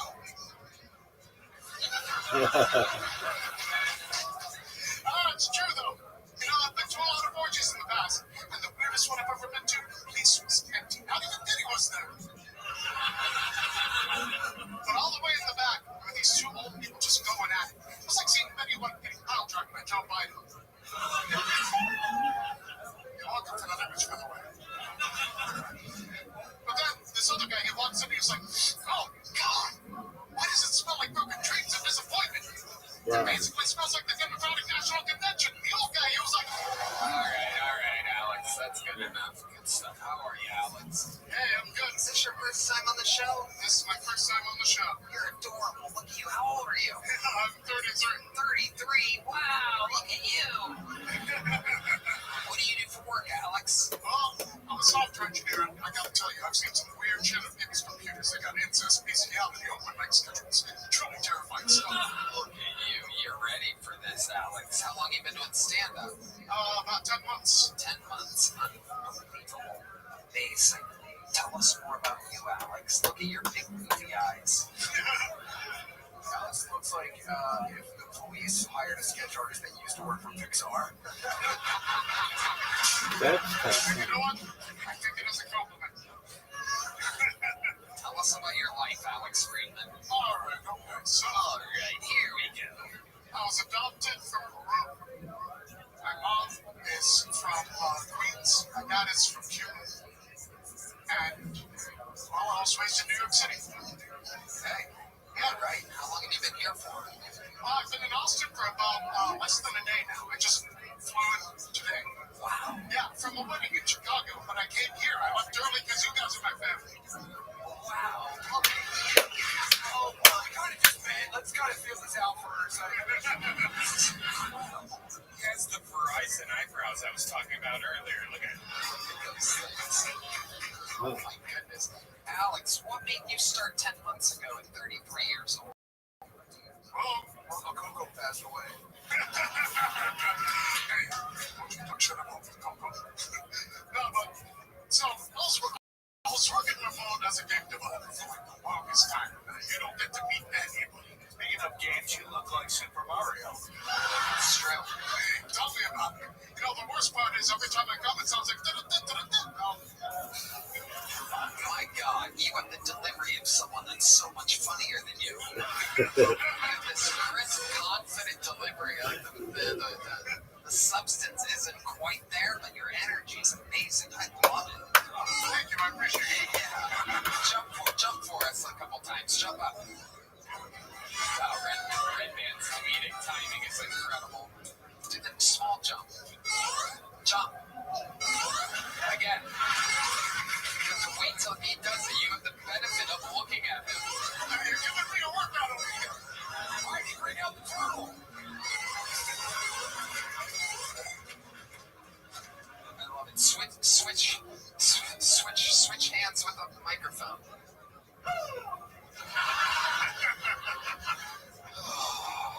Alex, what's your love life like? You seem like the kind of guy that'll fuck absolutely anything. Oh, man. Love life? I haven't found love yet. Yeah, I've dated around quite a while, and it hasn't worked out, so I'm taking a break. You're a sweet guy. Have you ever kissed a girl in Austin, Texas? No, not yet. You want to? Is there a girl out there that'll give Alex Friedman a kiss? Anybody? No, there's one. Look at this. Come on up, sweetheart. Look at this. She thought about it and everything. Oh my God. So there's some hot chicks coming up here tonight. This is incredible. We tap out. You're a it put me on the spot here. Why? What's wrong? You're gay? No, absolutely not. What do you mean I'm putting you on the spot? You're not excited right now? No, dude. I've just never done this before. It's really easy. You just slow, and then you just shoot your tongue right in. Real quick before she gets Wow. Ladies, Let's see this chick. How about a hand for this beautiful lady? 2 in 1 night. This is the boys' first Texas kiss. The adorable, big-eyed Alex Friedman. And what's your name, sweetheart? Thailand. What is it? Thailand. Thailand? She might have a dick, dude. Call me Thai. Wow. Ladies, oh my God.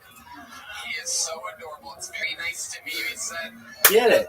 Will you give this sweet boy a real kiss? Show him how it's done in Texas. Good job. Unbelievable.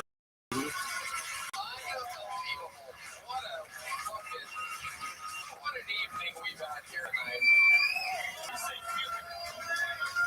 Red's got some Bollywood pussy, bro. Yeah, dude. Hell yeah. Look at you. No, it's maybe. I say,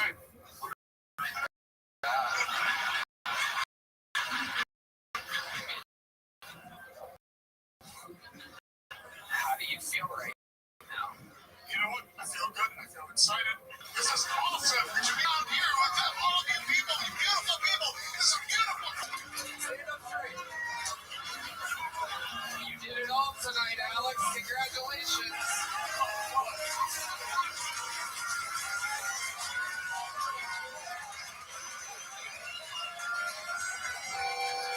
Alex Friedman, ladies and gentlemen. A wild, adorable boy. Alex, here's a big joke book. Oh, Jesus. You didn't catch that, but you probably have HPV now after that kiss. Congratulations. How do you feel, Alex? You good? Oh, yeah, look at that dick, dude. Wow. Alex, you're one of the first comedians I've ever been jerked off and roasted yet. You know what? Danny, get back out here. I can't wait to slide down this flagpole. Hey, see me up this show. Got some special gold coins just for you. Alex, nothing you say makes any sense. You say it with such conviction. It's incredible. You are amazing, Alex. All right, tell us one more before I let you go. I just find you to be so compelling. Tell us one more fun fact about your life. Like, you have any special hobbies or skills or talents or anything like that? Yeah, I've been playing guitar for the past 20 years. Okay, what else other than playing guitar? All right, aside from playing guitar, I also earned a black belt in kendo. You have what? Black belt in kendo. I've also been doing. Can you show us? Can you put the mic in the mic stand and the joke book in your pocket and the erection away? And can you show us a little bit? Can you give us a little air karate? Let's do a little fucking nice and easy, Michael. Come on.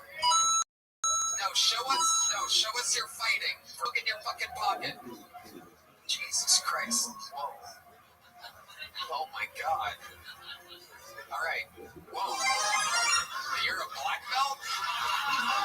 Come on, seriously. Pretend like someone's trying to beat you up in front of you.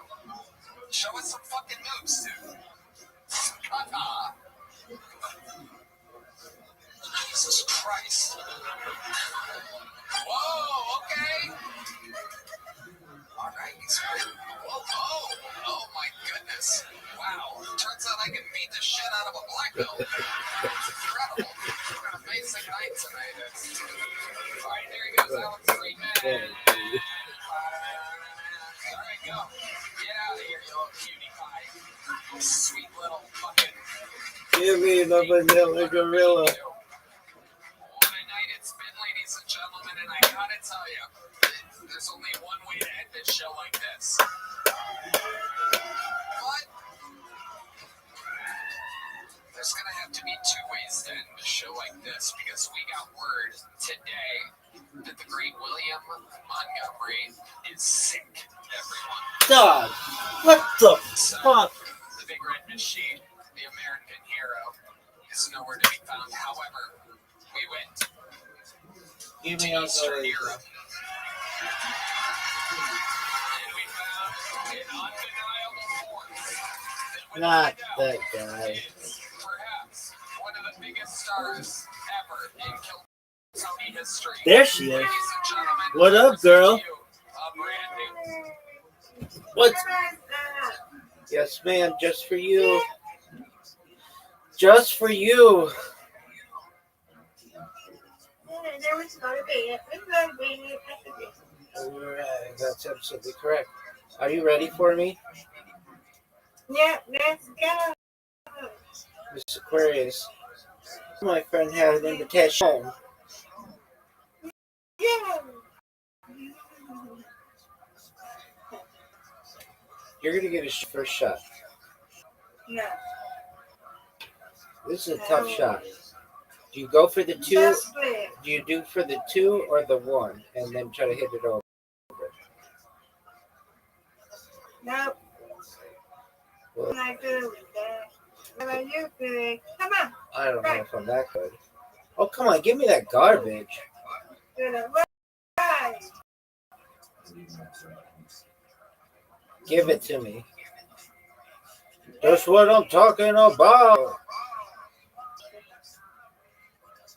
Get it, girl. Get it, girl. Okay. Okay, get the 3 on the side and then knock the 2 on the right over. No doubt.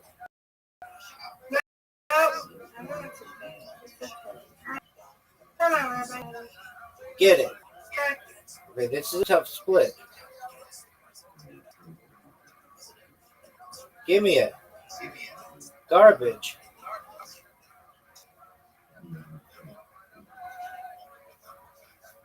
You've got this.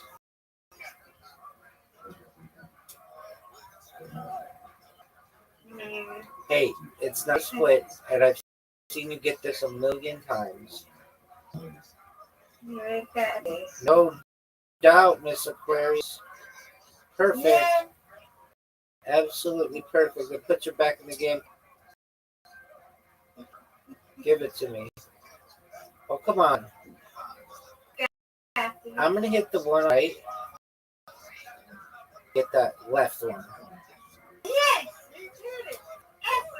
Thank you. That was fortunate.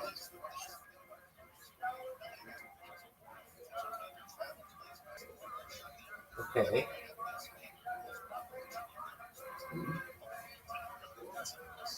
Get it. What's going on with me? I think that's okay. It's okay. Come on, you got it. No doubt. No doubt.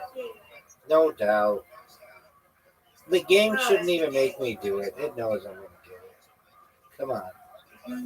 Give it. Give it to me. Give it to me. Strike right now. No doubt. That's 1 in a row. Get 2 in a row. I know it's you. Get 2 in a row. No. That's okay. You got it. You got okay. it. You got it. I got it. It's you. Oh, that's perfect. Oh, come on. Get that. I know. It's okay, Rabbi. You leading. You win, I win. No doubt.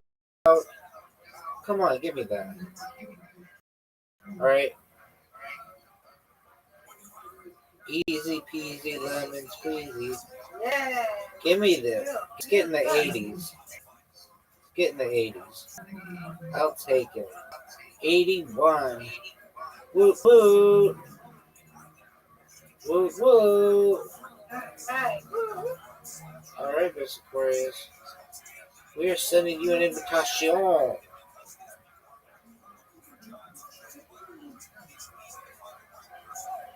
Strike. Get it. All right, get the ones on the left.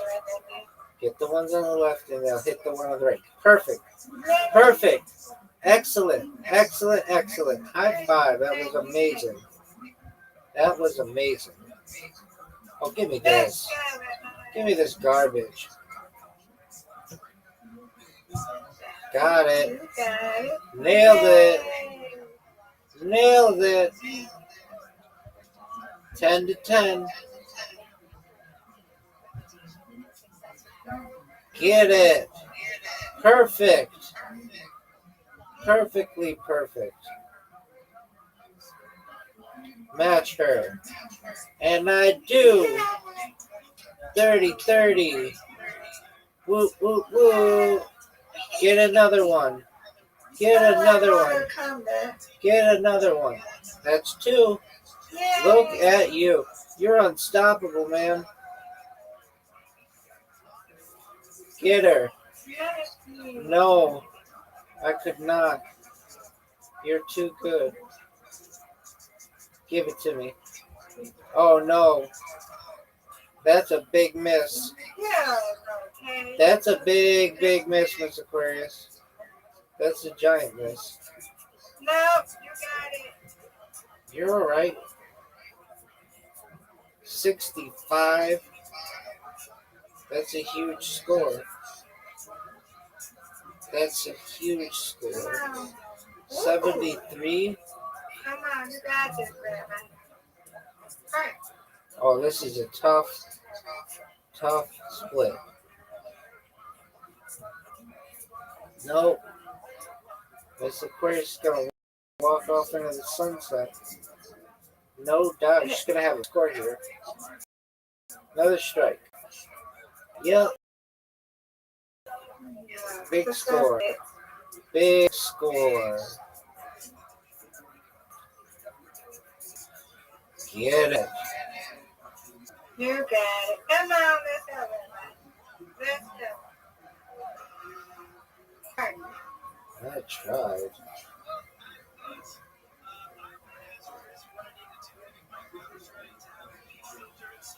Boy.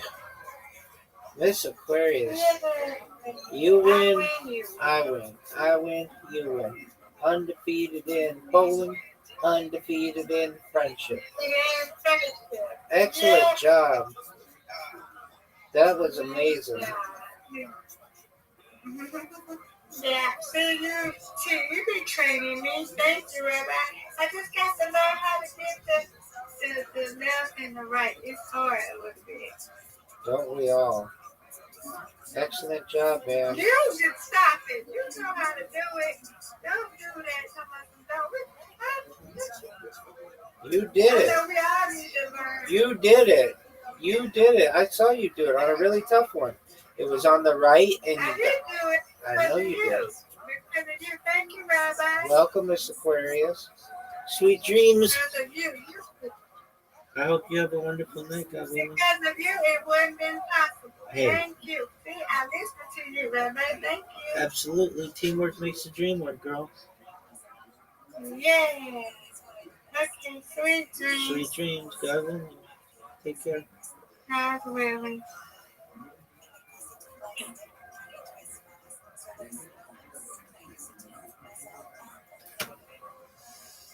Well, did you get to talk to her yet? Yeah, I got to talk to 2 of them. Not the one I wanted, but that's okay. I talked to in 2 others, and they were really, 3 others actually, and they were really, all really nice. That's good. Okay. Thank you for caring.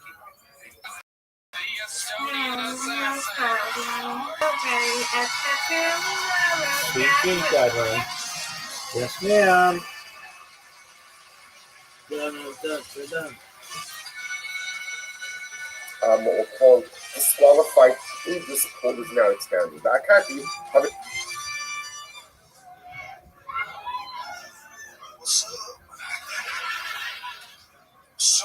Have an issue should be shady. Now I said, but once again, if we're already getting into my cousin's son, can't testify on that, then those are only what we'll call third level relatives. Can't testify against second level relatives. We don't ask you that. Right? You must have. Rav actually should be shady.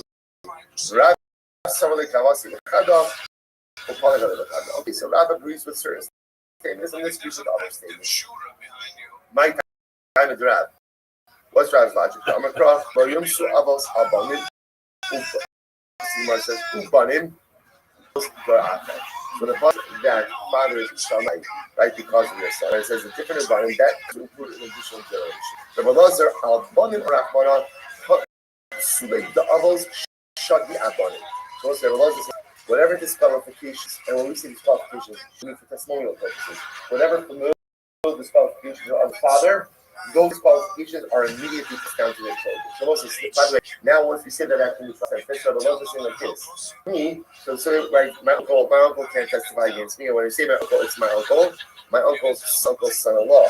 And now, like my uncle's son, which is my cousin is not allowed. By the way, now whoever's disqualified from whatever disqualification my cousin has is passed down to his kids also. That's why, again, my cousin's son and my cousin's son-in-law also can't testify my dad.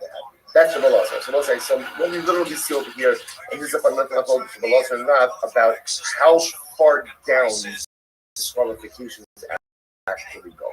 Okay? The brother of my father-in-law can't testify for me. And was brother testify for me, testify against me. It doesn't make a difference. The brother of my father-in-law is not permitted to go and testify on that. Then Achi Chamosi, listen to me again, the son of the brother of my father-in-law, my father-in-law's son can't go and testify on my behalf as well. Achos Chamosi, literally again, the son of the daughter of my father-in-law, so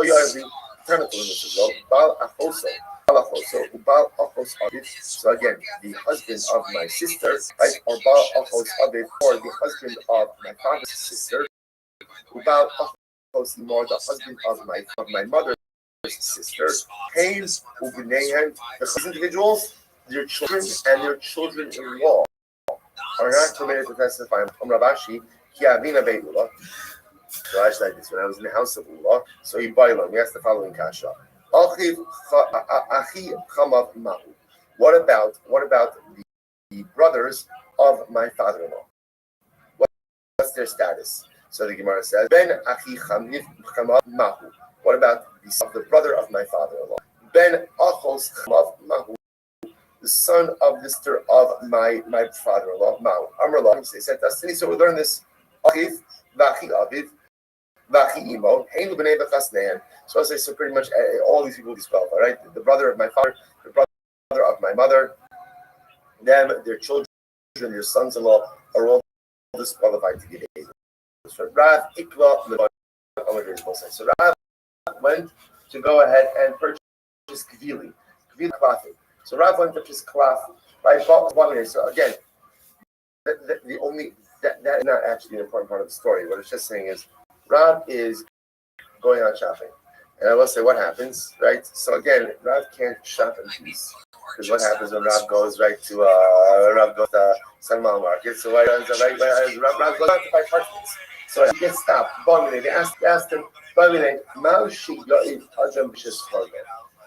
so is it permitted to testify his wife's steps? Sorry. The wife of his steps, Aisha's cargo. So the Gemara says, so what is this actually just a moment? Now what's the case of where a man would be testifying for his stepson's wife? So Rashi says, so essentially, watch this. So essentially, a man, there's a court case. Right, Ruben married Rachel. Rachel has a child from another marriage. That child got married. There's now a court case regarding the nichsim of the property of the stepson's wife.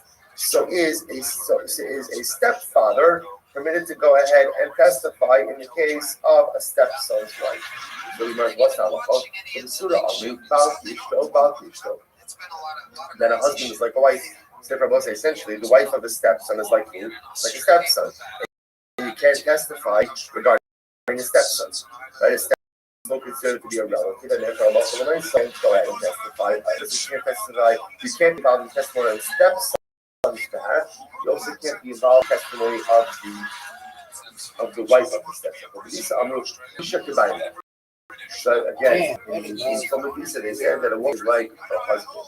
So you might look at Rashi. About which go to Ishik by Rabbi Hariki who come out. Fine. The Amar of Una Amar of the Minayisha Ishik Bible. From where do you know that a woman is treated the same way like her husband? Others will say status wise. That essentially again the wife will have the same type of status as her husband, and therefore in this case over here, because Reuben can't testify on behalf of his son-in-law, therefore he also can't testify on behalf of the wife of his son-in-law. It says Achi Abicha Lo Sigara, Al Ishto Lo Sigara, Do Das. The pasuk literally says again, the erba, the nakedness of that of the brother of your father, you cannot uncover.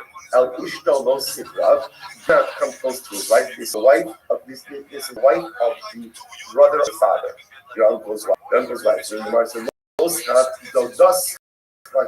She is your aunt. So the Gemara says, but she's not your aunt.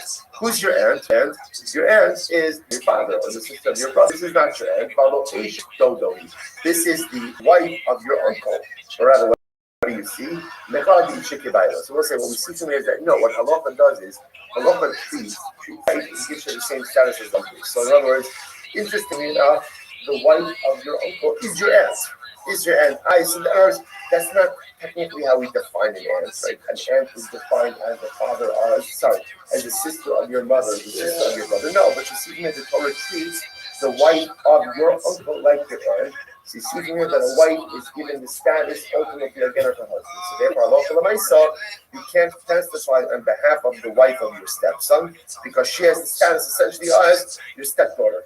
Is your stepdaughter, and therefore, you can't testify. I will say, it's interesting to know why is that. Why does the Gemara have to tell us that Rab was shopping for parchments when he got asked that question?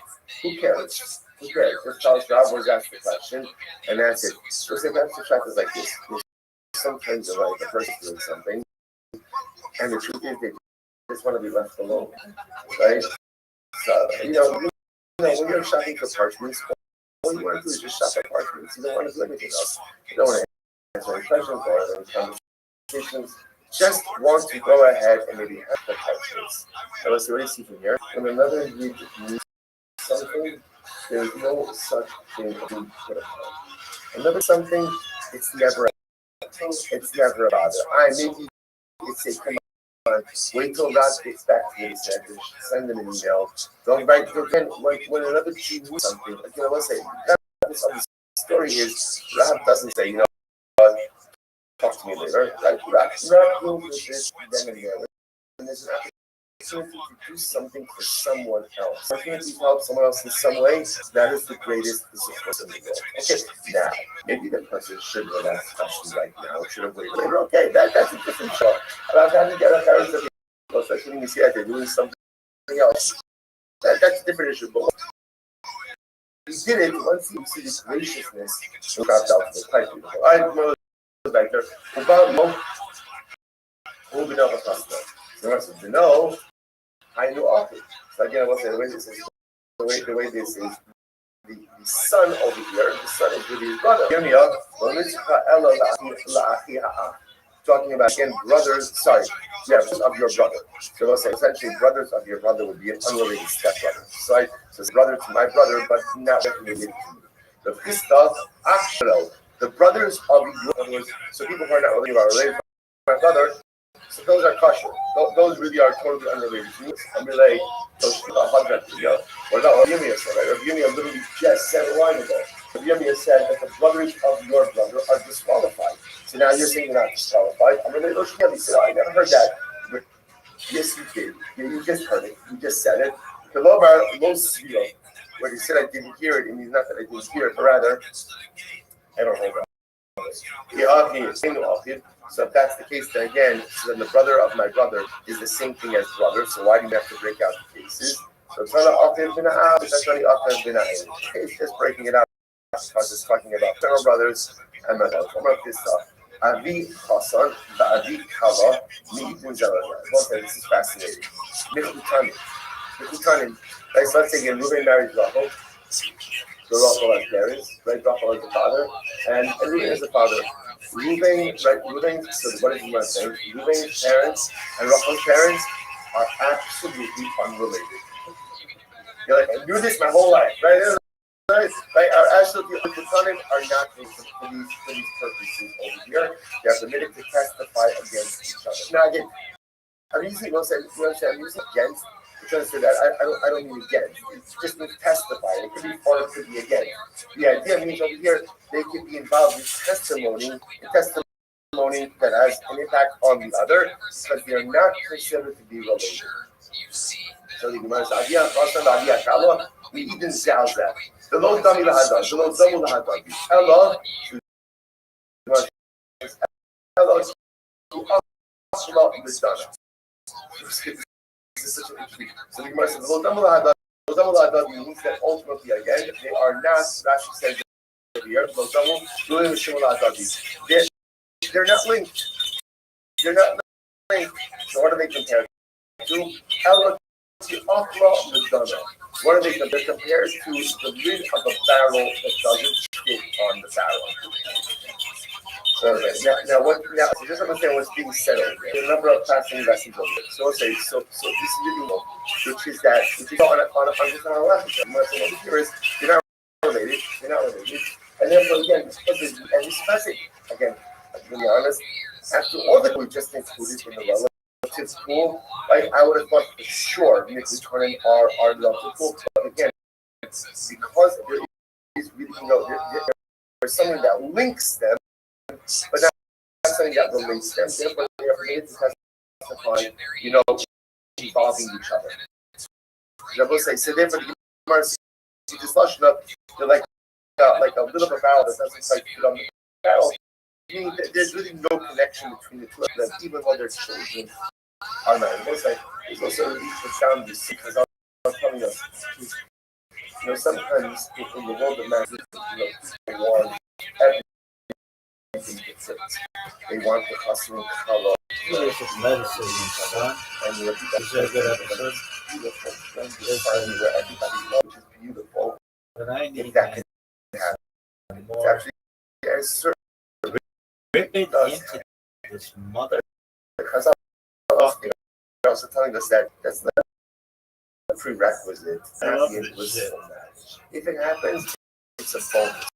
But that is because I was saying it's important not. The cunning are like the pearl and the leaf that just don't quite it. Look at this move. Look at this athleticism. Look at this move. It's like uncommon that could actually happen. If it happens, fantastic. But again, if it's not, it's okay also. Not to bigger. That the husband and Kala are able to build a beautiful and blissful life together. The families are kind of like upward, right? And the families are like, the barrel, they just don't fit together. It's fine. You're not even related. Right? So because they're even related, it's okay. It wasn't going to make like a very big deal about, let's say, to the side. People like to talk about the shidduch crisis. There's no shidduch crisis. There's a people crisis. Right? There's a people crisis that often put emphasis on all the wrong things. People focus on all the wrong things. And people are all the wrong things. Nothing wrong with the system. There's some people, right? People create flawed people create systems. That's what ends up happening. People have like hashkafa zachayim, then everything else falls into place. So again, all of them, but it's interesting to see that again, Chazal understood that sometimes the dynamic, the lid doesn't fit with the barrel. Chazal saying, you know what? All good. I feel like this is what I say, fasting halacha. A man could testify on behalf of his wife who is now Rusa. So what I say, so again, Ruvain did Erusin with Rachel. Ruvain did Erusin with Rachel. What ends up happening? Halacha l'may testify on her behalf. So the Gemara says, that's me to extract money from her. In other words, testify against her. However, the about but to testify on her behalf, he can't do why. Well, say that's a conflict of interest. Why? Halacha l'maisa, anything is what is going to become. Below here, it's not true. It's not actually, regardless whether it's for or against her, he's not going to be. My dad, I'm to stop over here. All right, ground. Excellent. But remember where we start. say it's not always about where you end. It's also about where you started. Right? We started in the middle of days essay, so we're going to be fine. Short path tomorrow. Short path. We're good. We'll be fine. I think I have not failed you yet. Yes, I'll get you where you have to get to. Let's say sorry for today. All right, Trevor, Zoom. I like the Zoom Trevor has more faith in me than the in-person camera. All right, so let's say have a great day, everyone. With a hoodie, a cowboy hat, and he's holding a thing of a sin-like thing, probably a black buffalo thing, and he's forced someone to take a picture of it. Oh my God, it's in Israel. Probably G. Yeah. Well, he's moving awesome. You got a picture of this dude. Just so fast, though. You know, he's like a guy. It's like Will Smith. He has a team. All right, so let's say good morning. Good morning. Let us begin. Sorry, some technical difficulties. Sorry for the delay. Begin by thanking all of our sponsors for this morning. Be sure to thank our Talmud Torah sponsor, our new Talmud Torah sponsor for Tafshin Pay 5785. For dedicating all shows this year. Zichus for Besoros Talmud for Am Yisrael. Our Talmud Torah sponsor for the month of Teves Haba'alim will come in Mishpacha for all the Shuman Drashos. This in memory of Amit Ben Davon Lebracha and valiant soldiers who died Hashem fighting in Gaza for Hanukkah. We hope that his Neshama has an Aliyah and his family and the come we hope that in America are learning that Hashem brings all of our hostages home. The Shalom and the Kara holy soldiers are successful for Maaseh Yadayim. With that, we begin today's battle of 38. We have to have a Nes Hashem all of Zion from the days. A lot to do today. We are picking up and Nes Hashem. So Brian is should be ahead of us today. We will aim at 12. So it's one of the things that we've established is that the power of a relative is not permitted to go ahead and adjudicate a case. That's both serving as a dayan, as a judge, as well as going ahead and serving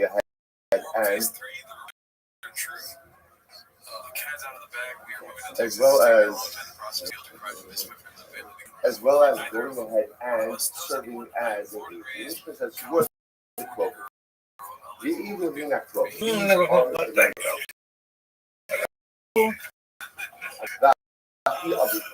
father's brother, uncle, Zahimo, mother's brother, Ubal Afo. So it's like triggers some of us for you. Bumps, right? So it's like Ubal Afo. So, and brother-in-law, means of his sister, which uncle is copied, and the husband of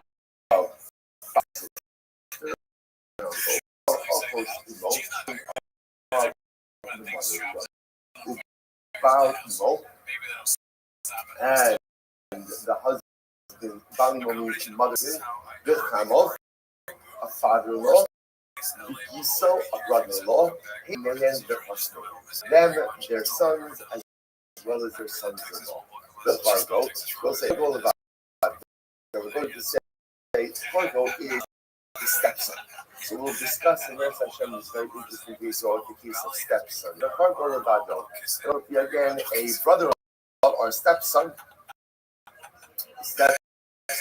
Levado. Levado means no other association. We'll get into that in the Gemara. It says, this I'll be learning up until this point. This is the statement of Akiva. Mishnah is shown up, but again in the first iteration, Dodo, Ben Dodo, ultimately again, uncle, your uncle, anyone who is in line to inherit. So it's interesting. The first version, they're going to get into all this obviously, but again, the first version of this is Akiva. Afterwards, they really need this about inheritance. Whoever ultimately again is in line to inherit, that ultimately is possible as well. But horrible, but also shock. Now, interestingly enough, also what's that relative? Definition is someone who is related at the time of adjudication of the case. For example, if someone is related to you, but they are no related to you, so they are kosher related. For example, Hayakarot Misrakim, Hariza kosher. If you were related to someone, again, you were distant from them. So again, that would be a divorce, or we'll see death in just as well.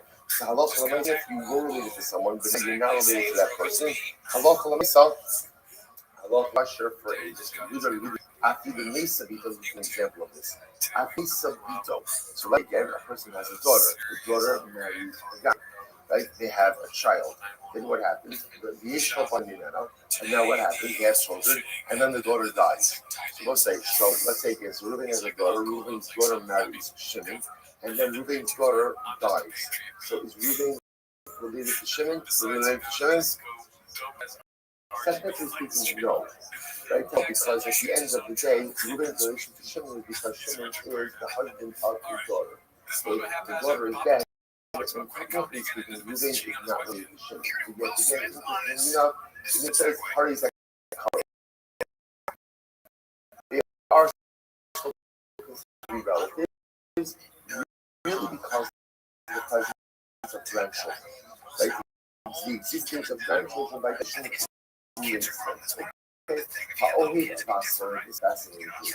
So it also means a very close friend or a very close enemy. Intense enemy. An intense enemy. So the Gemara says these individuals are also possible evils. It's interesting. What's the definition of Ohid? Ohid is that Shoshvi. What's this? Ohid is someone who is like a groomsman. Now Rashi is interesting over here. He says Shoshvi. Hustle won't be made. This is a person ultimately against so Hashem means one of your groomsmen. This individual is hustle Jesus during the days of, in other words, during the wedding party itself. Again, some to this, it's not his wedding celebration itself is being extended thing. During the days of the Chasana, this individual would hustle late. Interestingly enough, cultural feedback, slow shake. I mean, this is fascinating. Anyone but you have known for 3 days with animosity. Right? Now, it is a good bet, I'll be honest, with the days, right? But if I'm that engaged because of animosity, that's called an enemy. That's called an enemy. And these individuals are going to look at obviously the Ohid, the very close friend, is not really testifying on behalf because he's very close friend. The enemy is also not going to testify or to give him on behalf because he's my enemy. However, he responded back, then no. Well, actually, you start out. That's not how Jews operate. No, that's what Rashi says over here. Well, actually, you start out. Laha'id sheker b'shukriva v'ava. That's what he's supposed to say. It's interesting enough, so he responded, that's not how we operate. No one's going to lie if they love someone or because they love someone. We're not focusing. You're not people see what my focus is. Supposed to give up. How do we know what? So how do we know? From where do we know this concept that relatives are not believed to go ahead and adjudicate the case? Where exactly is that concept? Where exactly is that concept? So the Gemara says it's called those that fathers shall die because of their sons. This is not coming over. And so you see Avos Banim, so their father is not held responsible. He's not going to die because of his son. And his son is not going to die because of the sins of his father. So it's teaching about responsibility. So you know that man, right? The person dies because of his own sins. The person is not going to die because of the sins of someone else. Okay? So, what does it mean when it says I won't die because of his sons? The ageless one means because of the testimony of his son. Sons won't die because of their fathers. The ageless one because the testimony of the father. So how do you know that relatives can't testify, right, for each other, with cases about each other? Because the Bible says, again, we're used to avos abanim, ubanim alavos, right? Ultimately, fathers can't die because of their sons. Sons can't die because of their bodies. God's testimony cannot be given from father to son or from son to father. So the verse was ubanim, ubanim, the Gemara kind of made a declarative statement that fathers don't die for the sins of their fathers. Fathers don't die for the sins of their sons, The sons die for the sins of their fathers. I mean, there is a statement. Ish that had the young only died for their own sins. Is that true? God said, hopefully, Avos al There's a pasuk. The pasuk says that Hashem was the sins of the father's sons, which sounds like children can be held responsible for the sins of their fathers. Due to the mercy of some, who shall open Maase Avosei.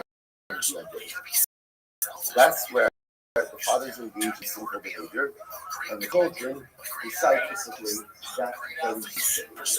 That is going to be responsibility for the sins of the fathers on the sons. In other words, when the fathers engage in sinful behaviors and the sons choose to perpetuate those behaviors, then there is responsibility upon the sons, not only for their behaviors, but also for the behaviors of their fathers. The it says also for the iniquities of their fathers, they will be held accountable. When the sons decide to perpetuate sinful deeds of their fathers. Ata Omer Kisha Oksin or Ata Omer Kisha Oksin or in the Ela Kisha Oksin. Maybe you'll say, how do you know that it's only sons are responsible for the sins of their fathers that perpetuate those very same deeds? Maybe sons are in general responsible for the sins of their fathers. Omer Ish Bechat Al Yamas. The passage says each person only dies for his own sin. Hare Kisha Oksin Maase Avosei and Diazeh. So we are sons in general are not held responsible for the sins of the fathers, unless, of course, Allah they continue to perpetuate those very same ideas. So it's like just find out something really incredible over here. You see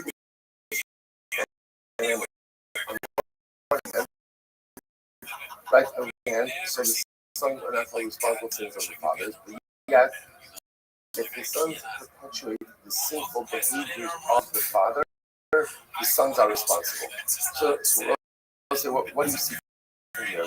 Which is something that we don't say, like, you don't choose the name you're born into. You don't choose your parents.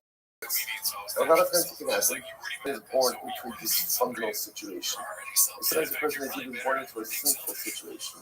What Chazal says in Hajj 2 is, while it's true that you don't get to choose your upbringing, but you absolutely choose the life you want to create for yourself. In other words, perpetuate dysfunction, this growing up dysfunction is not a choice. But at a certain point in time, a person has the choice about the life they want and the person they want. If you don't make choice in yourself, actors on you. So to be brought up in a sinful home, when you choose to perpetuate the same behaviors you were brought up with, that's on you. That's on you. And it's the point because Bible says, you know better. You know better. You know differently. You do not have to continue down that same road of spiritual dysfunction. You could choose something different for yourself. And failing to choose something different for yourself creates personal responsibility. Also, this is such a tremendous assault because people spend a whole life blaming their parents for everything that goes wrong in their life. My father didn't do this. My upbringing wasn't this. And by the way, they might be 100% right. They might have had the worst parents in the world. Or even if they didn't have the worst parents, it could be that the whole life was really dysfunctional. And there's a lot. There could be a lot. Freud wasn't the first person to discover that a lot of people we are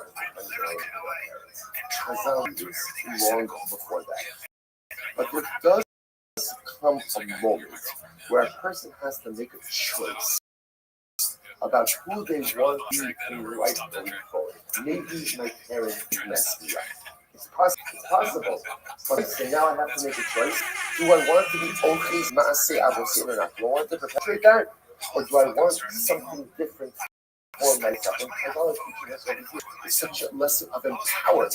It is so tempting to think that, you know what, the way you were brought up, that's the way you're going to be. And Chazal going to say, no, if you were fortunate to have a good, look yourself, for sometimes the person wasn't fortunate to have a good, but then it comes to a point in time you got to choose what you want for yourself.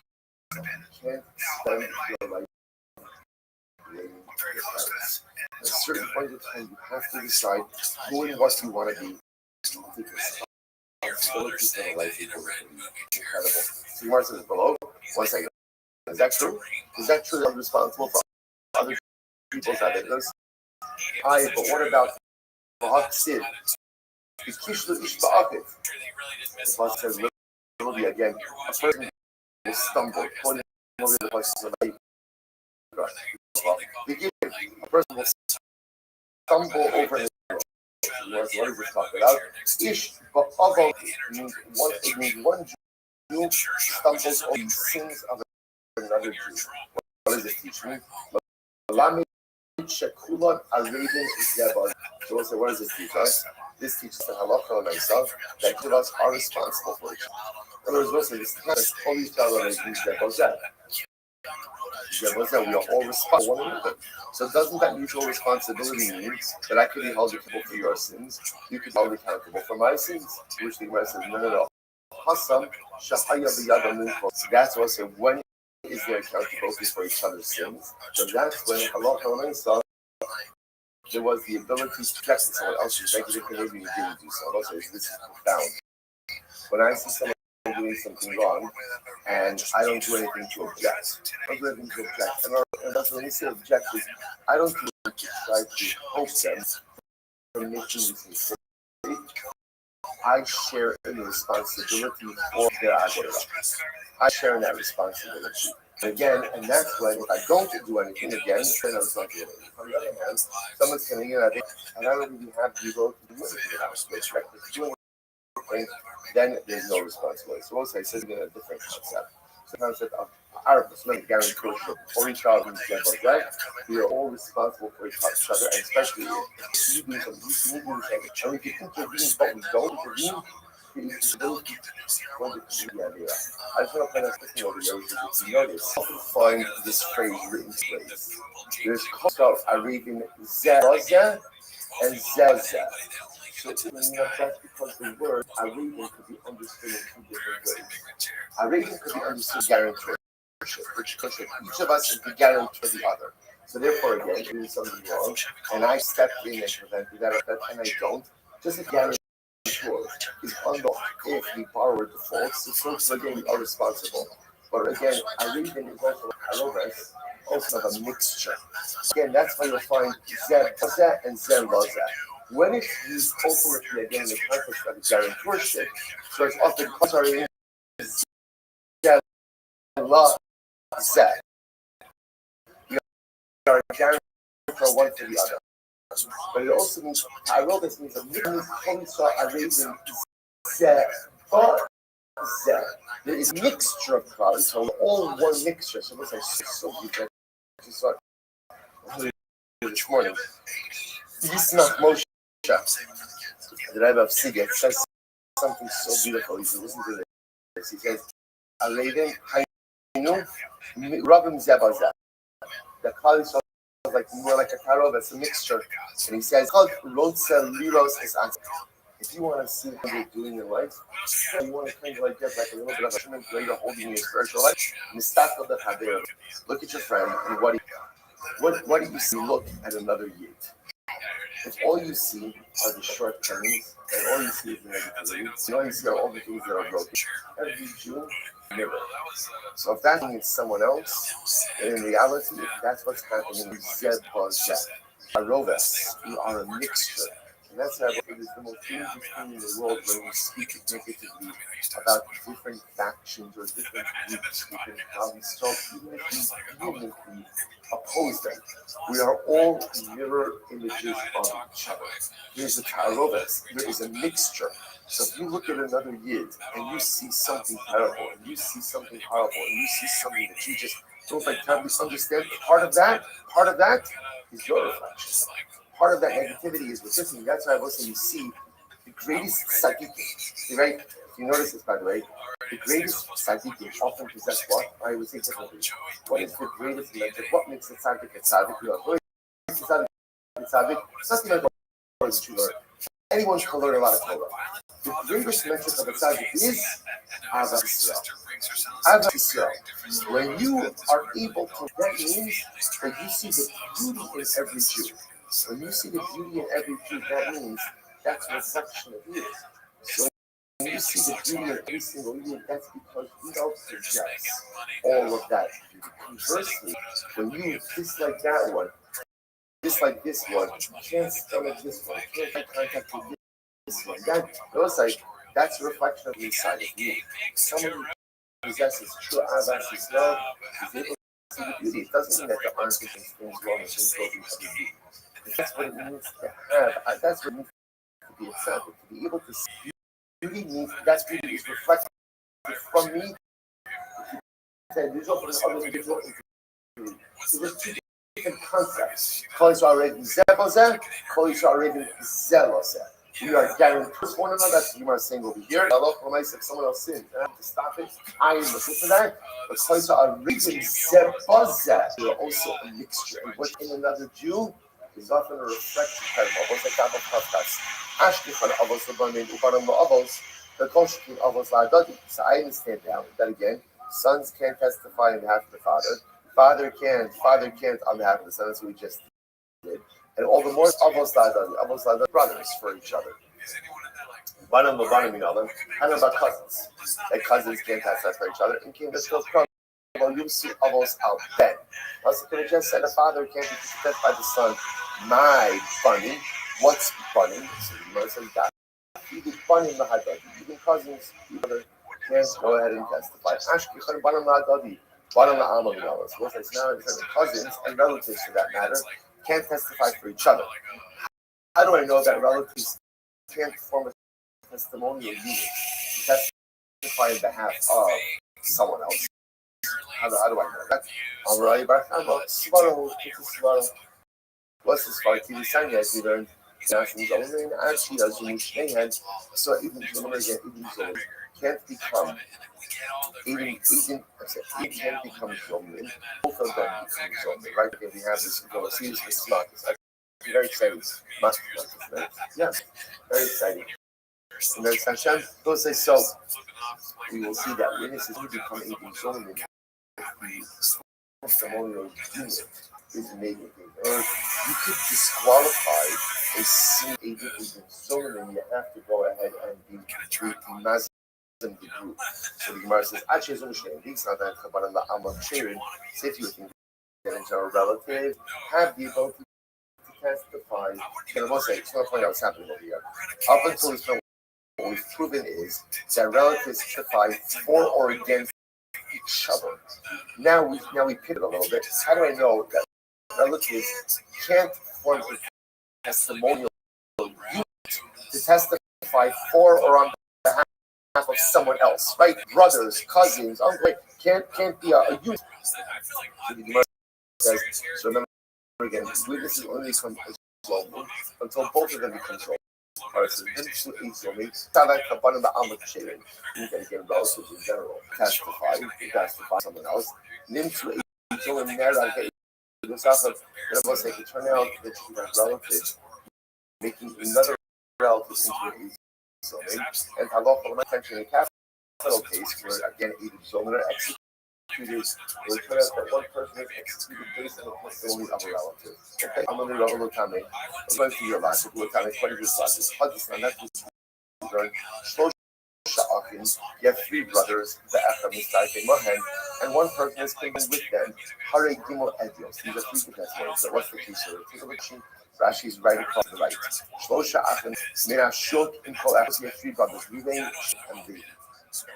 Now there's another guy, we'll call him Avram. Avram's living on a piece of land for 3 years. Okay? Yitzchak comes along and says, hey Avram, get off my...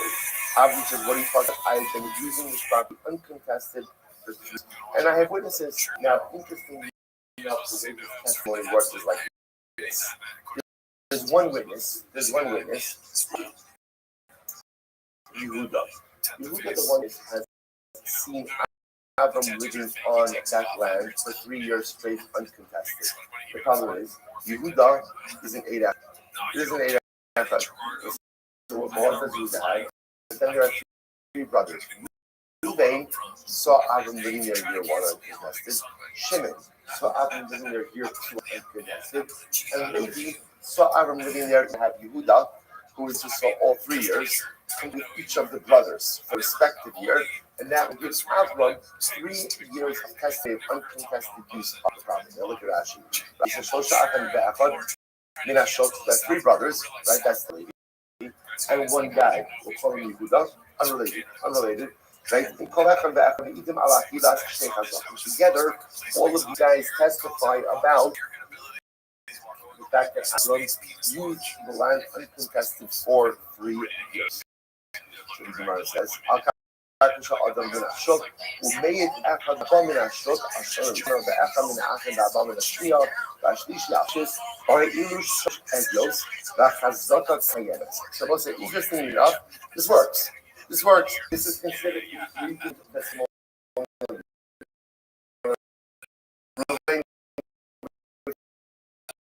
Does unit 1 is group 1.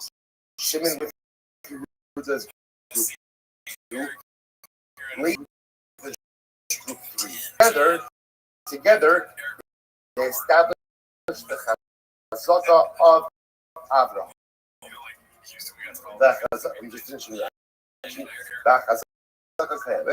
But looking on Eidos Achasi, we don't say that this is one testimonial unit, or even called an elegant. So also, it's interesting enough, even though these are 3 brothers, right? Say to yourself, oh, it's one testimonial unit, 3 brothers. Come on, no, you look at this as 2 different times, and therefore the testimony, therefore it's kosher. This is as follows. There wasn't an interesting community enough. And when I saw, there was simply 1 testimonial unit for Hazama purposes. So the Gemara says, so say, so again, here's the family for church out, because they're 1 testimonial unit, so 1 brother will have to pay based on Hazama, based on the testimony of a relative. Hazama me Almakasi. In other words, what you have to say is as follows. Consider to be that you're paying on behalf of is consider to be something externally and then is imposed on the respective group. All suffer the same punishment. Not consider to be involved in each other's hazama process. Hakanani hazame amakasi. Fine. Ela inking lustov pra uben al avos. If that's what the pasuk could have just said, a son on his father's.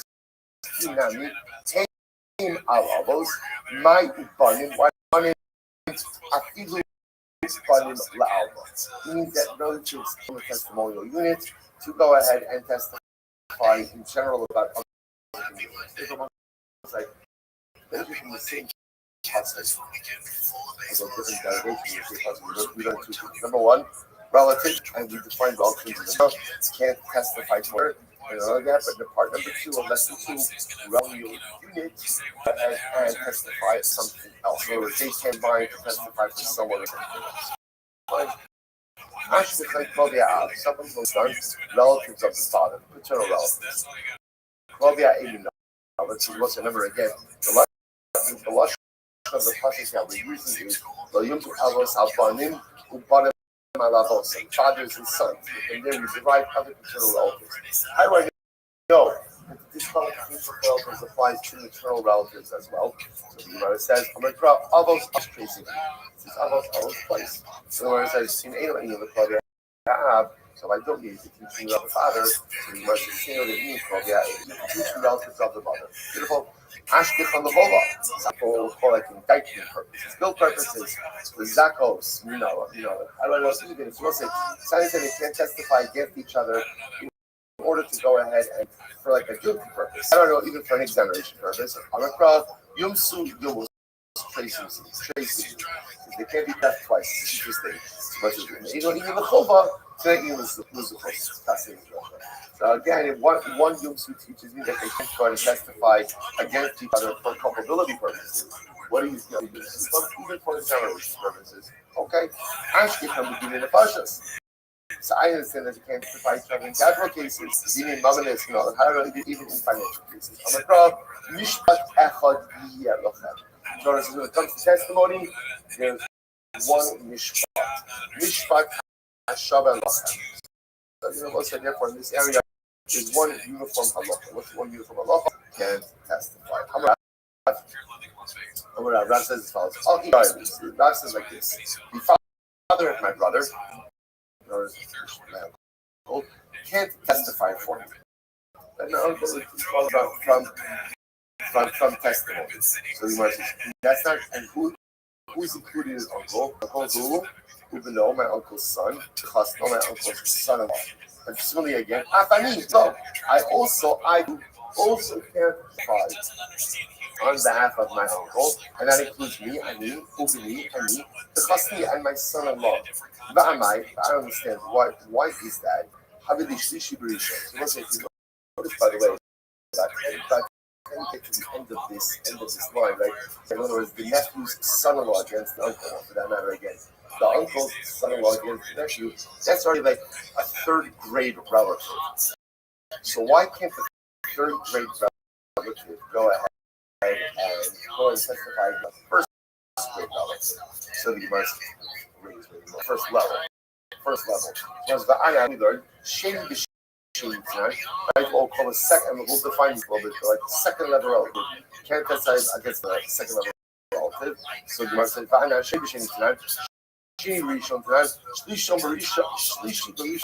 going to see more closely related, like a first level relative, like a second level relative, or even a second level relative, I understand why these can't testify. But it's usually just to illustrate this, once you talk about again, let's say the son-in-law of a nephew can't testify against your uncle. That's already multiple steps removed. So why can't those people testify, on behalf against each other? Sumar says, so my chassan, what does it mean when we talk about the chassan? Chassan, means the son-in-law of his son.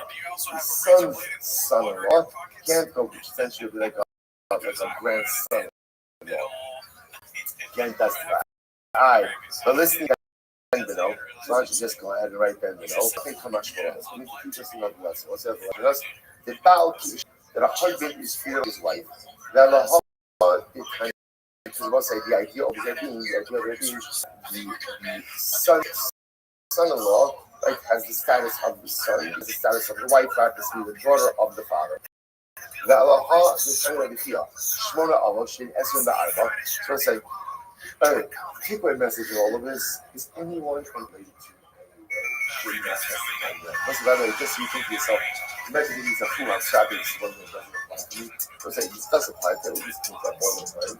It's customers. Right? By weddings, testimonial stuff going on.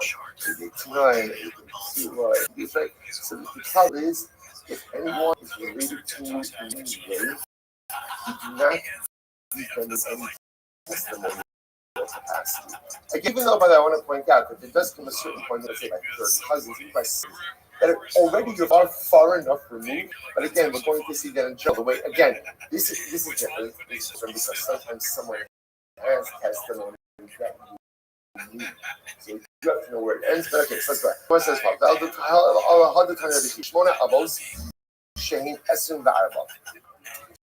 but you get 8 brothers who represent 2 extended relatives. Zahani, so the Gemara says, if that's the piece that if you didn't go with even the son-in-law of the son, Honey Twasan, that's when you bring relatives, Honey Twasan of the Tartan, that would be 32.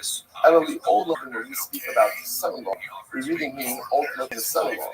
The Amai Grele Hassan Dino, so I'm calling the son-in-law of the son, Kiva the Amaka Asi Kizar, since he's marrying into the family, right from outside, he's like a separate and distinct generation.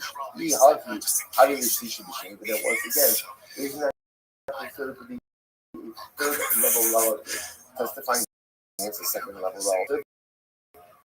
Rav actually should be Rav said against or for Shini. The Rav Damek, Rav was the Omer, Kishem Sha'ach, just like father of my brother cannot testify for me. That means who's included? Now again, the father, which is my uncle. Like my uncle can't testify. Who's including the provision uncle? It's who? The uncle, the uncle's son, plus no, and the uncle's son-in-law. So the verse is kach.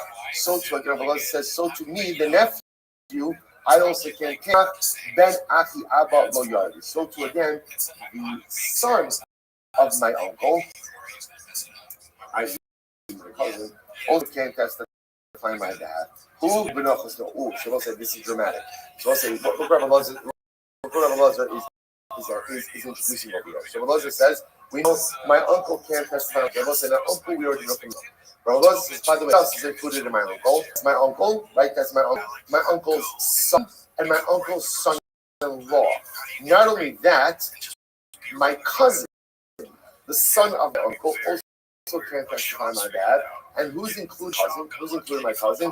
Ultimately my cousin. Who? You know, my cousin's son and my cousin's son-in-law. Also, by the way, cousin's son-in-law, I don't even know his name.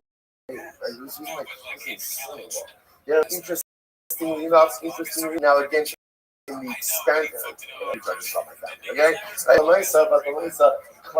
Because of that now expanded from the truth, so that again we see how again this what we'll call disqualified age support is now done. But I can't do how many should be shamed. I always say, but once again, we're already getting into my cousin's son-in-law, testifying that, then those are already what we'll call third level relatives. Can't testify against second level. You don't pass today. You must have Rav actually should be shamed. Rav Savalei Kawasi, the Chada, the Polygon, the Chada. Okay, so that's for certain statements in this music, obviously. Mine Grav. What's Rav's logic? I'm a crowd. Lo Yumsu Abos Abanim. Mar says, Ubanim, Rabos Garach. So the Pasuk says that fight, right, because of your sons, and when it says a different Ubanim, that comes to include an additional generation. So Balazar al Amrachmana Hatsube the Avos Shi Adbani. So let's say Balazar like this. Whatever disqualifications, and when we say disqualifications, it's just mean we need testimonial purposes. Whatever familial disqualifications are on the father, those disqualifications are immediately passed down to your children. Wait, now once we say that actually we saw that so Balazar saying like this. For me, so say right, my uncle can't testify against me. When I say my uncle, it's my uncle's son, and my uncle's son-in-law. And now that my cousin, right, my uncle's son, which is my cousin, right, my cousin is not allowed to testify on my behalf. And by the way, now whoever's disqualified from my whatever disqualified cousin has is passed down to also. That's why again my cousin's son and my cousin's son-in-law also can't testify on my behalf. That's the Balazar. So we'll say what we literally see over how far down these decisions actually go. Okay. The brother of my father-in-law can't testify for me. And by the way, when we say testify, this is testify for, testify against me, it doesn't make a difference. The brother of my father-in-law is not permitted to go to testify. Ben Aki Chamosi, again, the son of the brother of my father-in-law's brother's son can't go ahead and testify on my behalf as well. Ben Chos Chamosi, literally again the son of my mother-in-law. Thirdly, kind of we also as well. Bal Achoso, Bal Achos Aviv. So again, the husband of my sister, right? Or Bal Achos Aviv, or the husband of my father's sister. Ubal Achos Imor, the husband of my mother's sister. Haim Ubinehen the Chasnehen. These individuals, their children and their children-in-law are not permitted to testify on my behalf. So I was in the house of Ula, so he told him, we asked the following question. What about the brothers of my father-in-law? What's this case? So the Gemara says, what about the son of the brother of my father? Ben Achos Chamav Mahu, the son of the sister of my father-in-law, Mahu. Amrullah, so we learn this. Achis, Vaki Aviv, Vaki Imo, Einu B'nei B'chasnehem. So I say, so pretty much all these people will be disqualified, right? The brother of my father, the brother of my mother, then their children, their sons-in-law are all qualified to be those. So Rav, Iba, Lemizbah, all of those Muslims. Rav went to go ahead and purchase beauty art clothing. So Rav went to purchase cloth. Right? So button. So again, the only that is not actually the important part of the story. What it's just saying is Rav is going out shopping. Now let's say what happens, right? Again, Rav can't shop because what happens when Rav goes to Rav goes to Sangmal market? So why is the right way? Rav goes to buy parchments. So what happens? Stops. Bottom they ask him. So each person is a person permitted to testify against his wife's stepson. The Isha's Hardo. I'm sorry. The wife of his stepson. The Isha's Hardo. So the Gemara says. So what is looking at for just a moment? Now what's the case of where a man would be testifying for his stepson's wife? Rashi says, I'm mixing a look shalom. Isha caught in Adamina. So watch this. So essentially, there's a court case. Ruben married. Rachel has a child out of marriage. That child got married. There's now a court case regarding the mixing of the property of the stepson's wife. So is a stepfather permitted to go ahead and testify in the case of a stepson's wife? So we went to the Surah on that a husband is like a wife. So essentially, the wife of the stepson is like who? It's like a stepson, and you can't testify regarding a stepson. Right? A stepson is still considered to be a relative, and therefore, you can't go and testify. Just you can't testify. You can't be involved in the testimony of the stepson's dad. You also can't be involved in the testimony of the wife of the stepson. Isha Kedaima. So again, in Komagisa, they said that a woman is like her husband. So you must look at that. Now, fine. The Amara, from where do you know that a woman is treated the same way like her husband? And there's also twice. That essentially, again, the wife will have the same type of status as her husband. So here, because Ruben can't testify in behalf of his son-in-law, therefore he also can't testify in behalf of the wife of his son-in-law. Said, Erbas Aki Adha, Lo Sigara, Al Ishto Lo Sigra, So thus, the concept literally says again, the Erbas, the making of Aki Adha, of the brother of your father, you cannot uncover.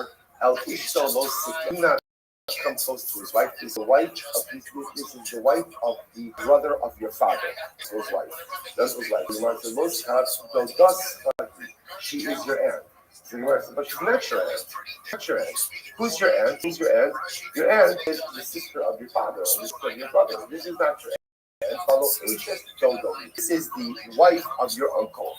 Or rather, what do you see? So we'll say what we see from here is that what halacha does is halacha treats the wife and gives her the same status as the husband. So in other words, interestingly enough, the wife of your uncle is your aunt.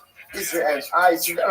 That's not technically defined an aunt. Like an aunt is defined as the father of, as a sister of your mother, the sister of your brother. No, but you see from here the Torah treats the wife of your uncle like your aunt. You see from here that a wife is given the status ultimately identical. So therefore, Allah you can't testify on behalf of the wife of your stepson because she has the status as your stepdaughter, and therefore Allah see that. So Allah said, it's interesting to know why is that? Why does the Gemara have to tell us that Rav was shopping for parchments when you got asked that question? Who cares?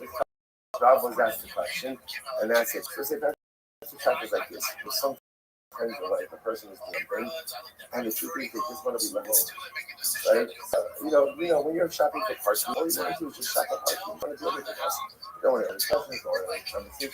Just want to go ahead and maybe have a few minutes of parchments. Let's at least here.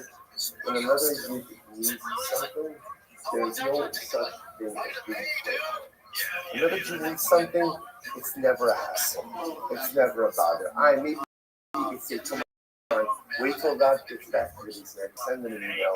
Don't write, again, when another Jew needs something, what's it? Not this on the story is, God doesn't say, it's talking later, right?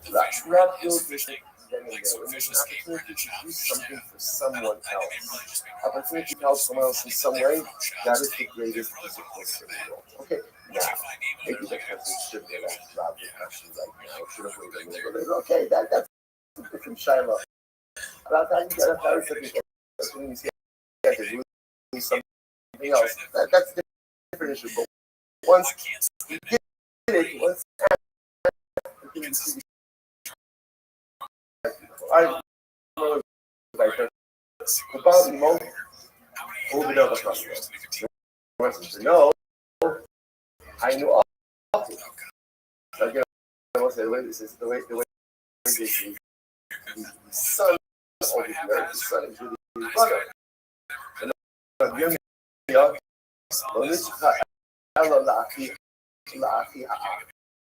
talking about again brothers. Sorry, yeah, brothers of your brother. So we'll say so essentially brothers of your brother would be an unrelated stepbrother. Right? So someone who's brothers to my brother, but not related, not directly related. So this stuff actually no. The brothers of your brother, in other words, the people who are not related to you are related to my brother, so those are kosher. Those really are totally unrelated to me, and therefore again kosher for equals. I mean, so Shmuel for husband, or not, or even a while ago. So the Yirmiyah said, brothers of your brother are qualified. So now you're saying they're not qualified. I'm going to go Shmuel. He said, I never heard that. But the Lobar Los Svio, where he said I didn't hear it, and he's not rather. I don't hold that. He asked me, so if that's the case, then again, then the brother of my brother is the same. This person is talking about fraternal brothers and maternal brothers. Avi Chassan, Kala, Meetings at Kosa, this is fascinating. Nichutanim. Right, so let's say again, Ruben marries Rachel. So Rachel has parents, right? Rachel is the father, and Ruben is the father. Ruben, right?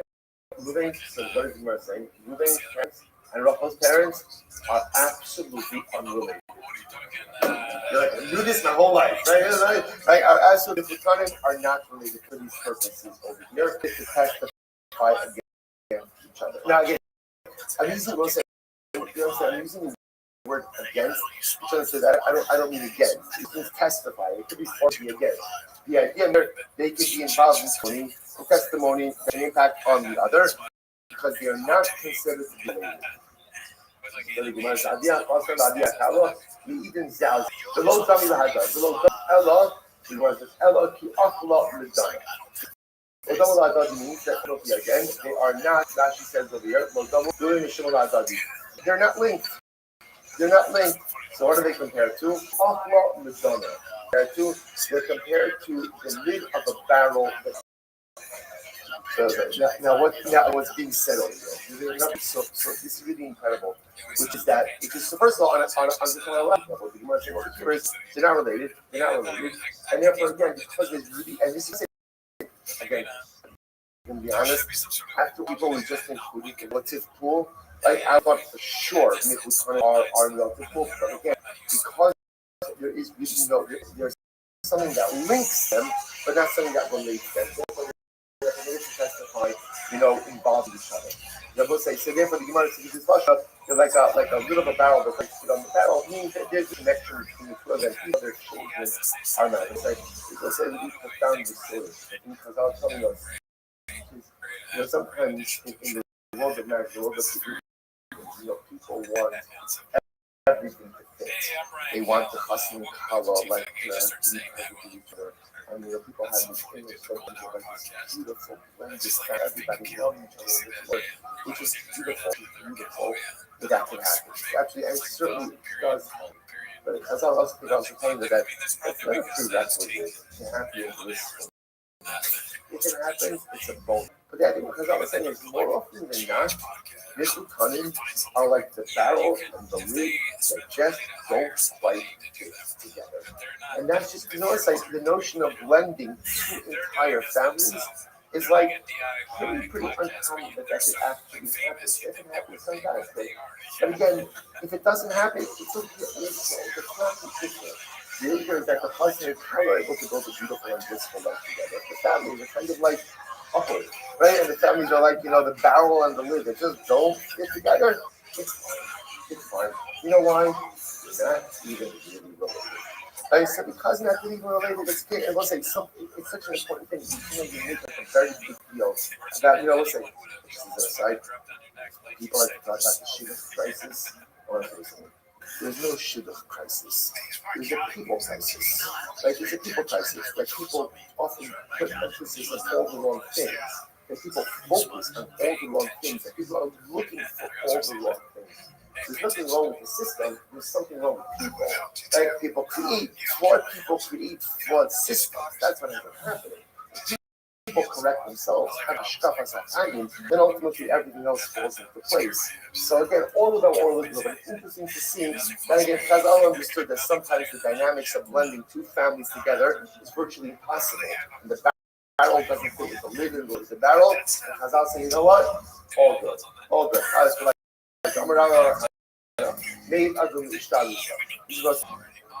A man to testify on behalf of his wife. Now you saw. So once again, Ruben did Erusin with Rachel. Ruben did Erusin with Rachel. And now what ends up happening? When I say then people find her back. So it says, Lo Amr Farlan, Lo Amr Allah. That's only to extract them. In other words, he can testify against her. However, the Gemara says about Lo Mehem. But to testify on her behalf, you can't do why I say that's a conflict of interest. Why? Because Halakha L'Maisa, anything that she brings is what? Is going to become his. Below here, it's not true. Lo Shnei Lafuke, Lo Shnei L'Ruye, Lo Mehem. It's not actually, regardless. Whether it's for or against her, he's not true. My bad. Abbas, to stop over here. Well, we had excellent ground. Excellent. But just remember where we start. We'll say it's not always about where you end. It's also about where you started. Right? We started in the middle of days yesterday, so we're going to be fine. Short off tomorrow. We're good. We'll be fine. I think I have not failed you yet. I'll get you where you need to get to. Let's say shkaya. Sorry for today. All right, Chevron on Zoom. I feel like the Zoom Chevron has more faith in me than the in-person Chevron. All right, I'll say have a great day, everyone. I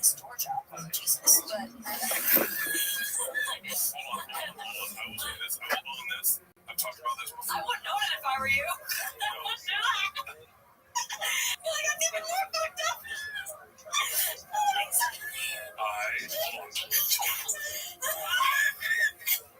Oh, they all do it. They're like a family of banshees. Yeah. That's interesting to me. You start listening to the podcast. I know, that seems like a good plan. You come back next week, you're like,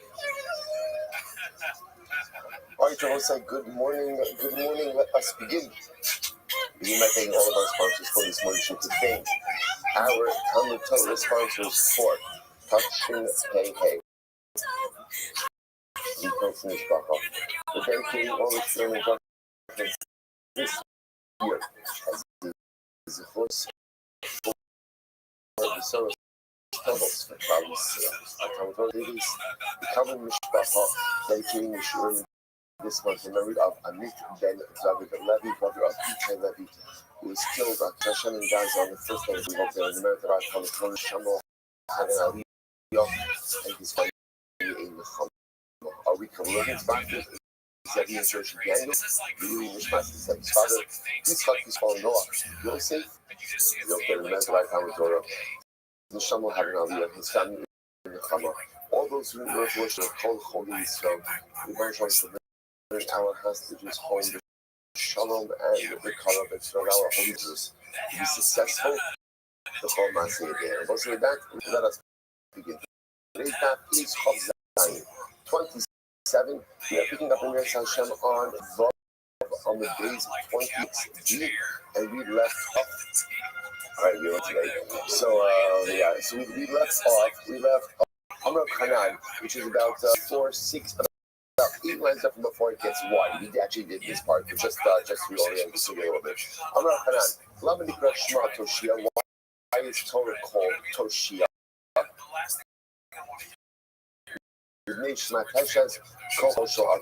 Because Torah saps you of your energy again. That part we spoke about today. You're not going to go through that again. So the Gemara says, I'm good. Torah, I don't know the possibilities though. What does it mean, Toshia? Shnitna b'chashai b'satan. Torah was quietly because of the Satan. Now, it's interesting. What exactly does this mean? Rashi says, it's almost crossing Rashi. So apparently the Satan was against the giving of the Torah to man. He felt that it should remain in the celestial sphere, and therefore, again, it should not be given to man. And so, Hashemah had to give the Torah kind of quietly, so that the Satan didn't know about it.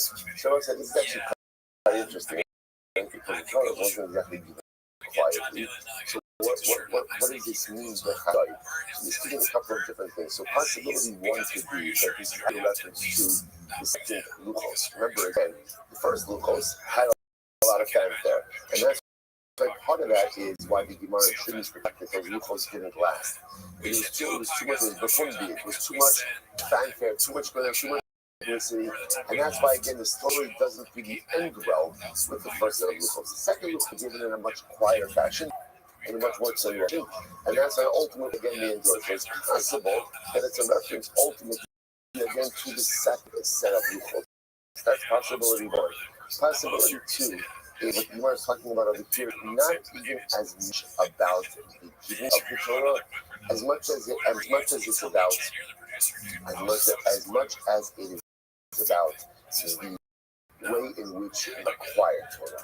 It is important for Torah to be acquired with Hashar quietly. What does that mean? It's easy when a person learns to be called Balgaiva.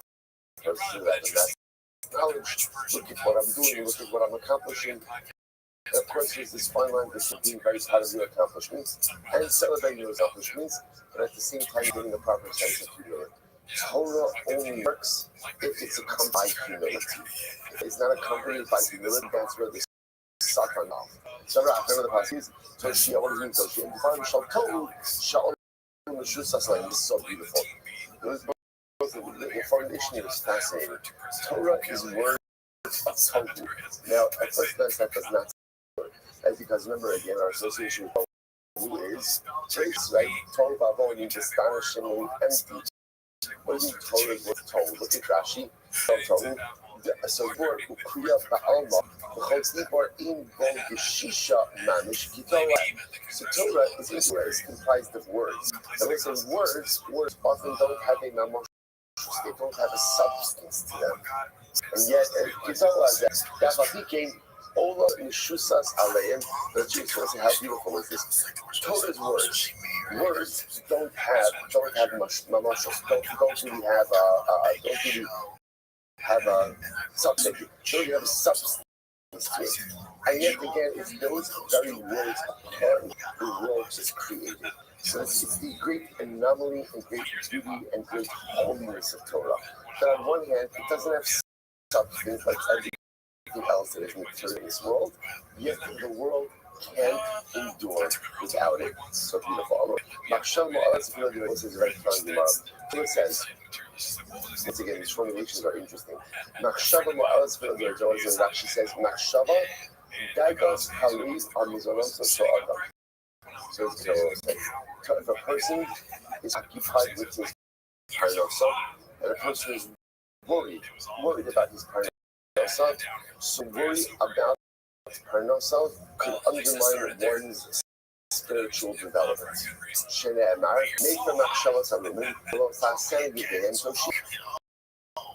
we'll say it's a very profound remark. I think was not even, this isn't like a statement of indictment, right? This isn't like a statement of negativity, this is a statement of fact. This is the way that it works. So say, every person knows this. I'm worried about my parnasa, I'm about being able to pay my bill, it's just about my real life. I don't need any excess fashion. Just the ability to maintain my parnasa that absolutely undermines the ability to truly focus on God. However, Amarava in Asutim Shemalis, if a person is totally Shema, then if at the end of the day has worries about his parnasa, he will still be able to focus on his spiritual growth. What does this mean? So if you think about it, sometimes not being able to engage in spiritual development because of worries about parnasa of itself is inherently contrary. My parnasa comes to my Kadosh Baruch Hu. struggling with my financial.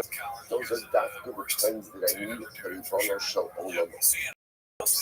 So Ula is pointing out that the nature of man without financial often creates an obstacle to spiritual growth in Torah. But yet again, Rabbi Barabba says, but if you recognize that parnasa comes from HaKadosh Baruch Hu, so Davka in those times when I struggle is the times that I need to be closest, then ultimately again, and even struggles also will not undermine my spiritual development, which essentially is about a Jew's life challenge. In this case, it's parnasa challenge. There's challenges in life in one of two ways. Either it could create a wedge between myself and HaKadosh Baruch Hu or bring me closer. Now, when it's wedge, I don't mean the fact questioning how did HaKadosh Baruch Hu do to me. I mean on a basic level, when a person encounters challenge, a person can allow all of their energy to be devoted to keeping themselves afloat and not having anything left in the tank for spiritual development. Or a person can say, Dafka during this time of challenge, that's what I need the Ribono Shel Olam more than anything. And therefore use this challenge as a springboard for closeness. It's all a question of perspective, all a question of how a person wants to utilize the opportunity of challenges. Shneimar Rabos Mashalos Lavish, Vatzas Hashem Yitakun. Eitzah, Sheish Podvar Hashem, Yitakun Olam. So Eitzah, you might understand the word Eitzah, which means spiritual development.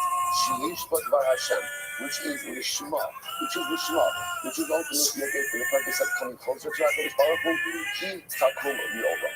This woman is our so say really on one hand, Ula describing the human condition, struggles with parnasa, and for that matter, struggles in life, tend to distract the person from spiritual development, understandably so.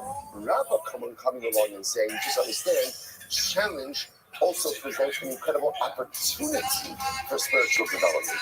Because challenge reminds me, I have no one and nothing else to rely on in this world but HaKadosh Baruch Hu. So that's the challenge is the time to solidify, concretize, bolster, and build that relationship with Hashem. Or a question of how I choose to utilize the opportunity of life challenge. Incredible. I'm going to need to emphasize this again. But you say back to Mishnah. But we need to say in Mishnah. So all of these people who are evil, like for example, the Saki, the Kuya, the gambler. So we need to say that's only if they have no other profession. Right? But if they have another profession, then these individuals won't play. It's like Russian was saying, say, when they say their only profession, Aval Yishvan Umno Shalom, I'm sorry, Aval Yishvan Shalom, a profession. It's not playing pigeon racing or all these other detrimental things. So they are kosher. It says, I'm not supposed to say for my life, I'm not even involved. I'm not So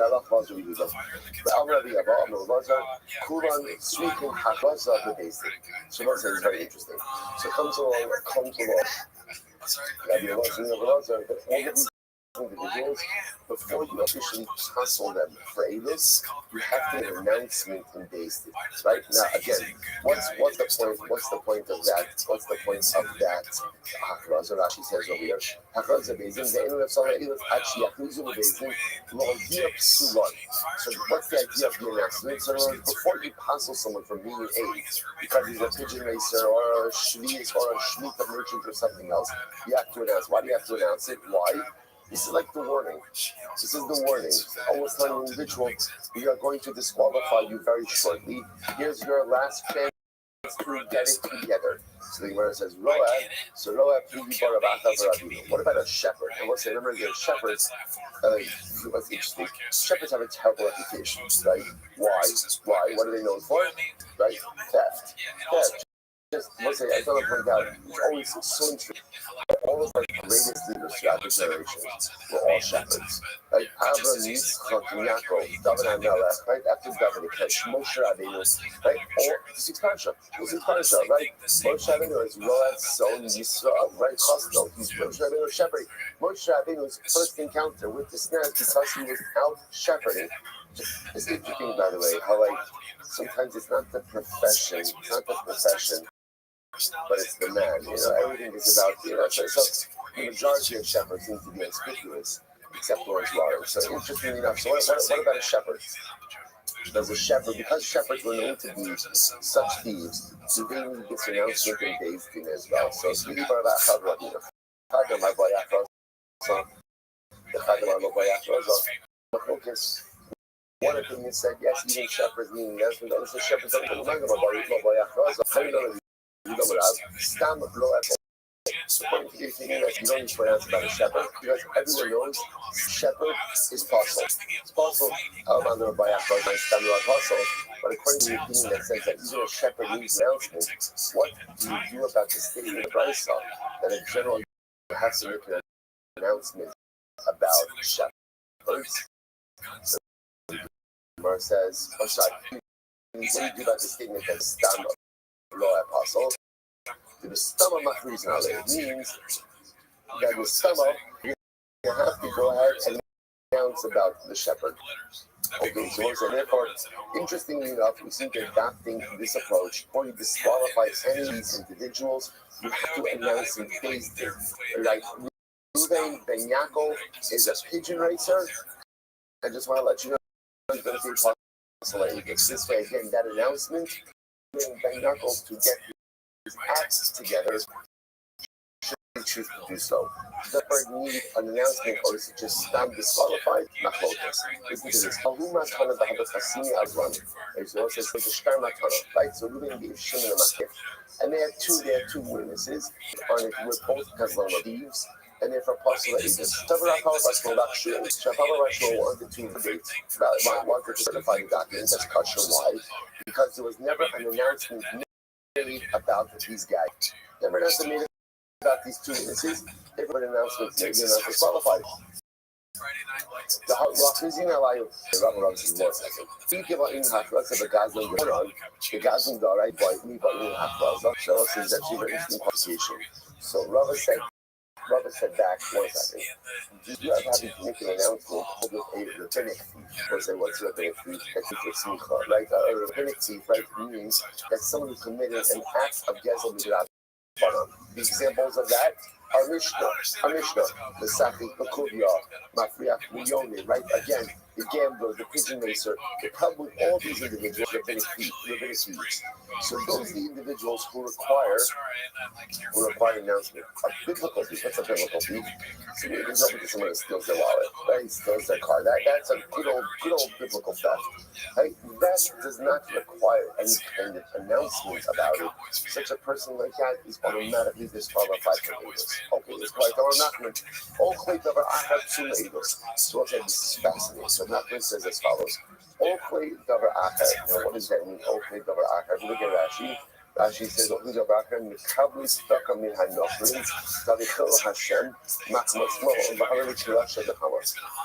someone who accepts charity from non-Jews, if you accept charity from non-Jews, such a person is Pasol Eidos. Now again, the concern over here is that such a person has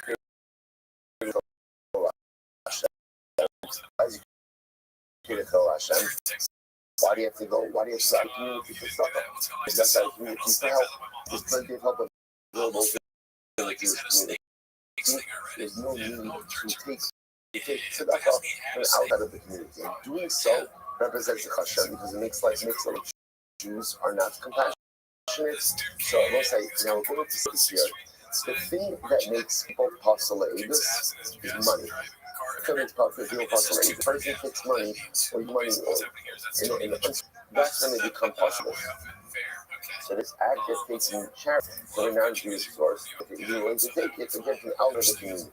Such a person is honey the Farhasya. And if they do this publicly, about the synagogue. But if they did this privately, then it's not a Chol Hashem. Therefore, again, they're not possible. But Farhasya, not even Amr, last year's the Bazing now Farhasya. Furthermore, if they took it publicly, that's only if they had the ability to receive this money privately and not base themselves. About low afshalei, if the person had absolutely no choice, in other words, their only option was to receive money from a non-Jewish source and to do it publicly because their only way to survive. You know, those are extenuating circumstances. They're not possible. There's no nothing. Hachoshet ala arayos, kosher eidos. So it's very interesting. So Rav Nachman says someone who is kosher la'arayis, which means someone who is suspect regarding immoral behavior, is still kosher la'ibos. Which is look at actually why kosher la'ibos. Russia the Hamas. What's interesting? What disqualifies him for egos is not simply sinful behavior. I will say, if what disqualified a person was the commission of an avera, then what? Then what? You would have zero pool of egos, right? Zero pool of egos. Everyone does it. Everyone knows how it is. So what disqualifies him are financial indiscretions. That's what we're concerned about over here, because once a person is what we'll call either will lie or cheat, is not honest when it comes to monetary matters, then we're concerned in national law, you're not going to remain honest either. But interestingly enough, indiscretions in other areas of Yiddishkeit, the person is kosher arayis, okay, obviously it's not good for any of us to hear about this, but that does not give me my ability to be a witness in a financial transaction. Kosher says, so the Gemara says, Ani Mari Arban the Kaseh Kasha. This is interesting. Is it possible that a person will go ahead and get 40 lashes on the shoulder and still be kashlei? That's not going to get Rashi. Arban the Kaseh Hay Malkusi Afapi Shein Shamas Radam Mar Malki Alotoba Shmuah. So what is interesting enough? What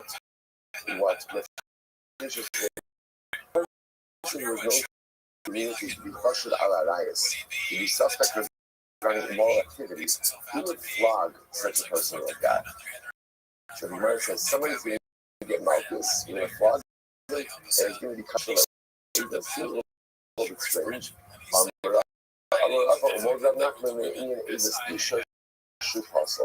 And Rava says ultimately, Rav Nachman would agree. So again, Rav Nachman still holds that someone who is kosher regarding immorality is still going to be kosher la'ibos. Right? Because the only thing that disqualifies you regarding English is financial indiscretion, but not moral indiscretion. But even Rav Nachman will agree when it comes to testifying a woman that her husband is, we're not going to rely on that guy. Right? In other words, because remember again, right? That special kula that Chazal made by Eidos. He's lying because he says upon this woman. So Avina said, 1 second, it's only for him to give Eidos regarding committing a woman, getting women out of marriage. But let's say again, this same guy testifies that Rachel is married to Ruvain, that she's a married woman. So that ultimately he will accept this testimony for her. So the one says, Pshita, that's obvious. Now get hold you up front. So maybe I would have thought like this. I would have thought that perhaps he prefers that she's married, right? This immoral guy prefers that this woman is married. Like this says, stolen waters are always sweeter. Right? The Gemara says, Kamash Malon, that some of the can you help you shlichah. No, it's not true because he's immoral.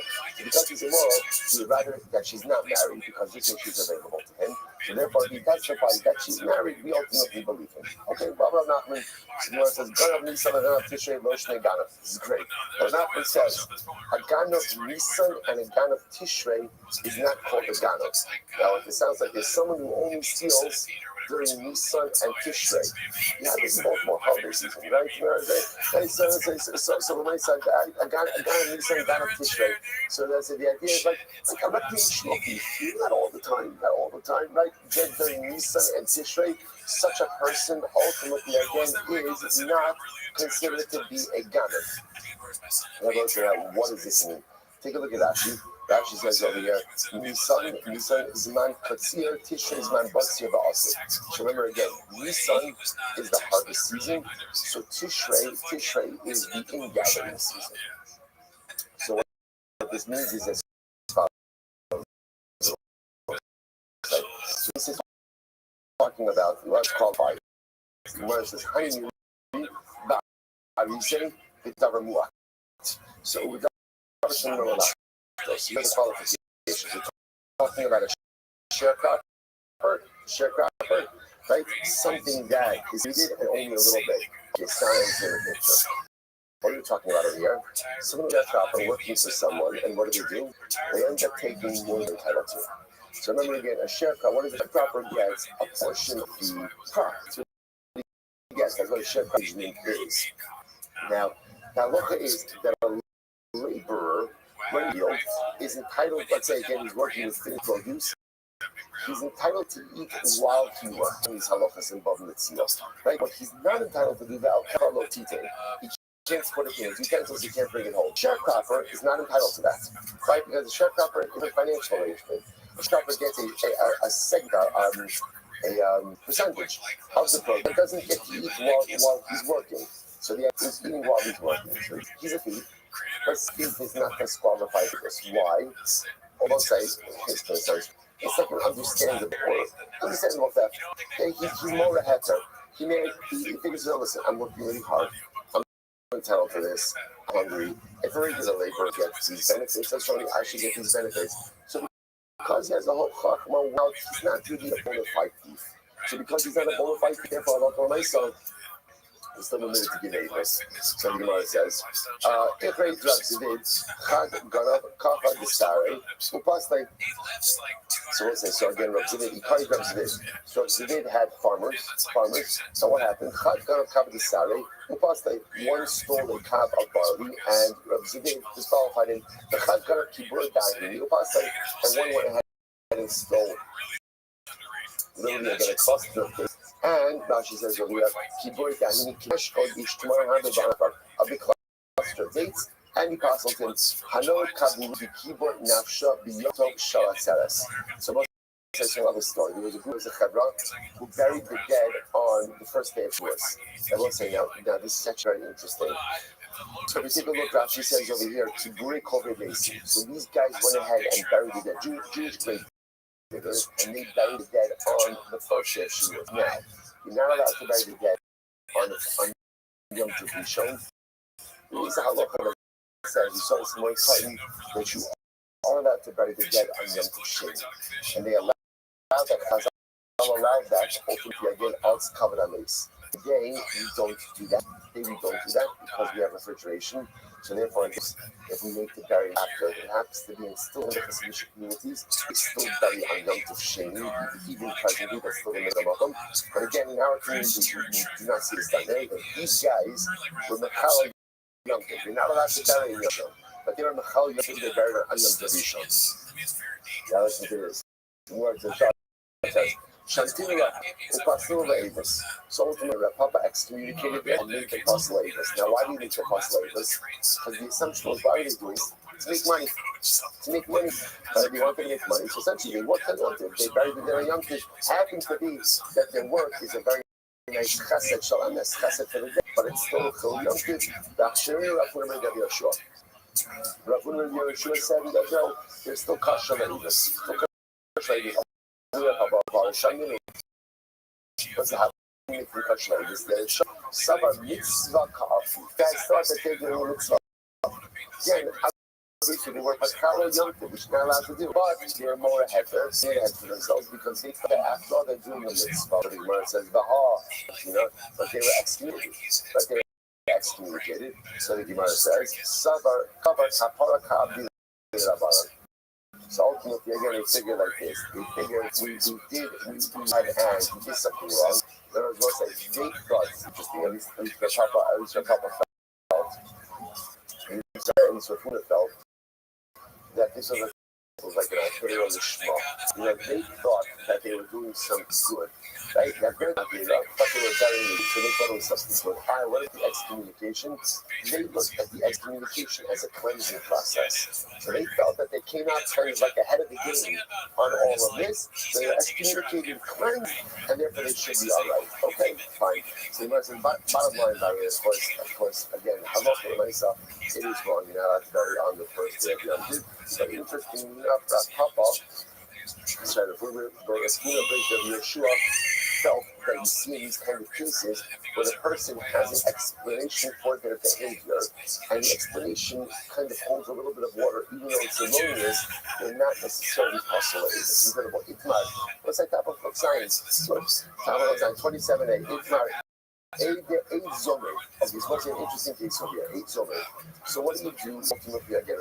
Remember, an 8 zomer means a witness who has been proven to be false. So remember again, once I the process for Abraham Zolomon, Reuben and Shimon show up, and Reuben and Shimon say, we saw that, A killed B on Monday, and then the second set of witnesses show up and they say, Reuben and Shimon, you couldn't have seen that because you were with us on Monday morning. Okay, so now Reuben and Shimon are proven to be an A Zolomon. So the Gemara says, so Shabbos says, A Zolomon obviously is not to show you he lost his husband's house. The shadow is when we apply that. So Abai says he's retroactively disqualified all the way to the date in which he went ahead and he gave testimony. So let me illustrate where this can happen. So let's say for example that Reuben and Shimon give their testimony on Monday, January 13th. Your day's potatoes. Your dual potatoes, right? So they go ahead and they give a testimony on the 13th of potatoes. Now, let's say they're not made Zolomon, right? Until the 13th of Adar, right? A couple of months later, right? Let's say that happens until a couple months later. So now let's say, the shaila is once they make Ibn Zolomon, the shaila is, does their Zolomon status start from now, from the moment they're made Ibn Zolomon, or does it extend that retroactively? Now, most of this is really serious with shaila. Why? Because the question is, what happens if they engage in other testimonial activities in between the time that they gave their testimony and they were made Ibn Zolomon? They signed on shtaros. They were even under a chuppah, and all these different kinds of things. So again, do we extend their age Zolomon status retroactively, or no, only from the moment they were made Zolomon and forward? So this is my focus. So Abai says, my friend himself, Rava says, we kind of love on this. So Abai says, we extend their status retroactively.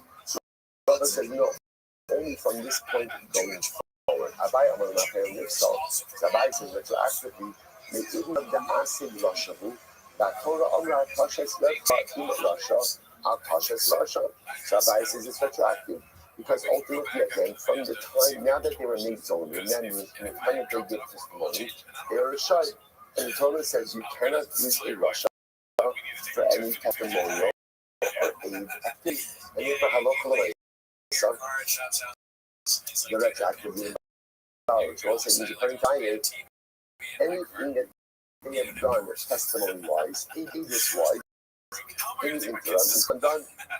Rava already kind of so Rava says, any time that the Eid Zolomon becomes part from the moment they are made Zolomon and going forward. Why? The Gemara says, Eid Zolomon is Chiddush. The whole concept of an Eid Zolomon, and you want to say the whole idea of Eid Zolomon is Chiddush. What's the Chiddush? My cause is the son of his honey. Some of Kahani, so let's say, because remember again, what happens is, the second set of witnesses hold on and say, Reuben and Shimon cannot have seen. Well, why should you give any more credibility to the second set than you do to the first? So I believe the second set, tremendous Chiddush. The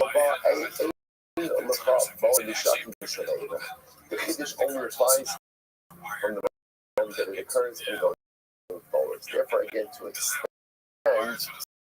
extend the Eid Zolomon status activity, we're essentially to extend, to amplify the English of Ibn Zolomon, which we're not ready to do. For example, if I remember between Abai and Rav, and I will say, so I just want to point out, we normally think of the concept of Ibn Zolomon as everything happening in rapid succession, right? So you're going to give testimony, and then, 2 minutes later, another set of witnesses, bust through the door saying, Reuben and Shimon. But you could see this possibility of Reuben and Shimon give testimony, and then a month later, 2 months later, 6 months later, a second set of witnesses show up and you could not have seen what you claim to have seen. You were with us at that time.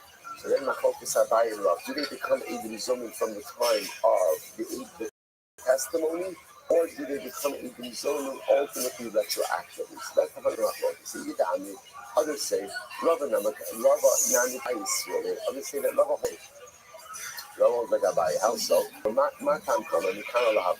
Why is it ultimately again? Why is it that we only say that the witnesses are Ibn Zolomon from now, from the time that they going forward? Very simple. We should see the real peoples. Because once again, the issue is going to put people at a disadvantage. Remember, again, as we just said before, it's quite possible that the witnesses had engaged in much testimonial activity between the time that they gave their testimony and the time that they were made into sold. And people was using them thinking that they were good witnesses. If you begin to now upend your testimonial activity, you're going to put purchasers at a disadvantage. I mean, I wasn't trying to cheat them. Because when I had that Steve betrayed the heart, two sets of witnesses testified out within each other, or they were disqualified ultimately again because of their death. I remember you when you speak. Other Rapapi the Rabba. So Rapapi conducted himself like a Rabba, and therefore disqualified them only from this point going forward. Mara Rabash, I hope us a Kavasi Dabai. Arashi da Alphaz Abai. That's Mafreya. I hope us a Kavasi Dabai, Pigal Kizan. What's the famous Mara? Salapa follows Abai in cases of Yal Kigam. I'm not going to go through all of these cases, but you see Rashi actually quotes all of them. And interestingly enough, Halakha Lamaisa, the Ayin of Yal Kigam is a Zomen, our case, he passed me like Abaye, that Halakha Lamaisa, when an Eid Zomen is disqualified, he is retroactively disqualified back to the moment that he gave the testimony. Which means that if Reuben and Shimon gave the testimony on the 13th of Shvat, and they were disqualified, but they only became Eid Zomen on the 13th of Adar, everything that they did between the time that they gave the testimony and were made Eid Zomen is invalid. They're used for documents. They're used for customers. Everything is going to be done over again. Disqualified on Mafreya. In court. Mumar, all kind of investors, once it's one of the examples of people are disqualified. Mumar, all kind of investors. So I'll say this is a person who to let's say Tava means because he there's two ways to commit an Avera.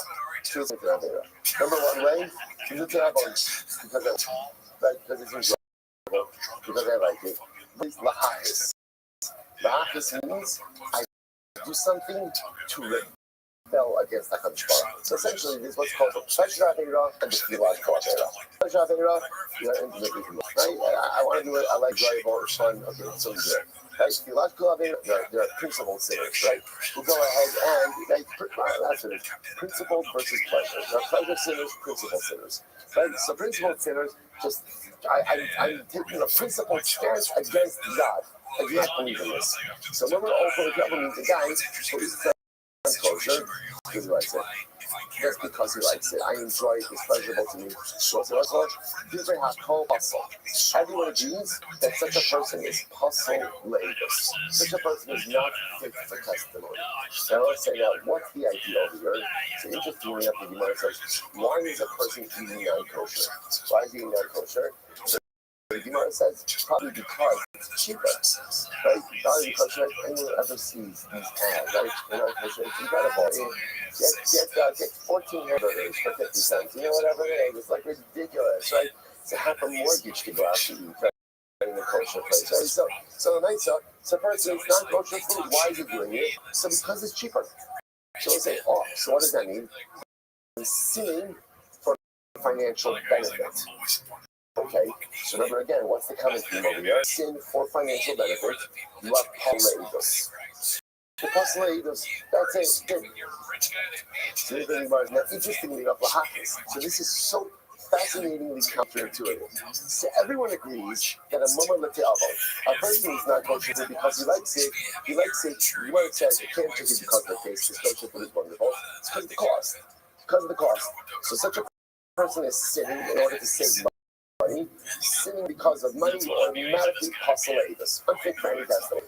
What about lahakis? What about a principled sinner? Person who sins in order to rebel against HaKadosh Baruch Hu. This is incredible. Abai am apostle.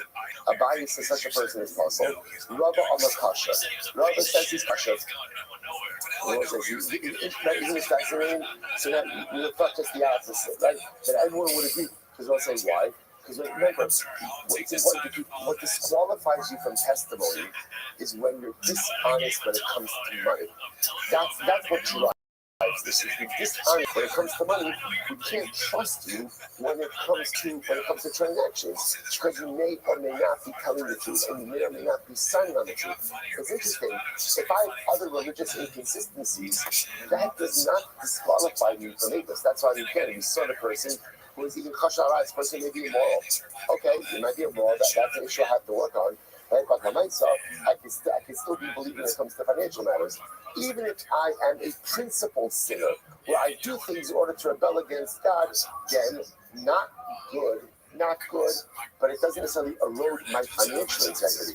So because of that, I could still potentially go ahead and give interest. So Abai Apostle, Abai says Apostle, Rava Amar Kasha. So Abai Apostle, Abai says Apostle, why the Holy Russia?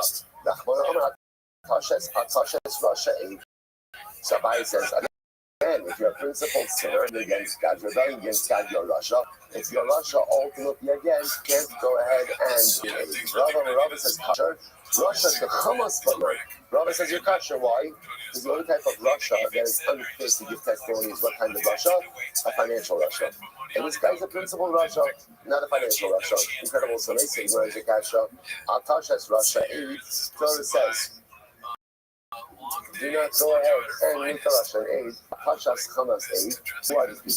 So Elu Gazmanin is the first to feed. More than the Shvius, will go ahead and do business with Shmita produce. So my lab, Echad Shvuas Shad last moment. So I'm talking about again more than the shows people who take oaths, who are unscrupulous with oaths. Who is that talking about? Isn't that talking about someone who takes a false oath, or someone who takes false oaths regarding money? So it says, you see from here, even non-financial discretion is invaluable to me as well. Even Shvuas Mother, or my Shvuas David, these monetary oaths. So they say, Al Pashas Russia aid, Al Pashas Hamas aid, Elu Gazmanin, Umaladu business. This is supposed to be ultimately a day of thieves, and ultimately lenders interest to Yukta Da'abai Yusha. And it's misdirected the violence, because it seems to say the only thing that makes you unqualified to do Igros is financial indiscretion and not theological rebellion. Incredible. See the tonight. Maybe this whole thing is about locus tonight. George Michael is on apostle. Says if someone becomes an exomin, they are possibly Igros. Yeah, but to be dangerous and anything in the Torah. And you can just learn that the money that so she wasn't getting the cautious. That's only if you're making a zoning when it comes to capital cases about who's the beginning moment is, cautious being the cautious. This is interesting. If a person is making zoning for monetary matters, you're still believed to testify for capital matters. Now, what's the logic behind it? The logic that I say is, it's fascinating. When it comes to the word of sin, everyone has their line, right? Things that I would do and things that, I would never do this, right? I would never do this. So interesting enough, apparently, not apparently, this, it occurs in the world of lying as well. A person might be willing to be a false witness when it comes to monetary matters, but that same person would never lie when it comes to capital matters. So even if a person is proven to be an exomin when it comes to monetary matters, he is still be believed to testify when it comes to capital matters. So they're not buying Kramer, Rabbi Kraviosi. So say that I buy holds a Kramer, and Rabbi holds a Kraviosi. So someone says, I buy Kramer. I'm sorry. I buy Kramer. What did I buy holds a Kramer?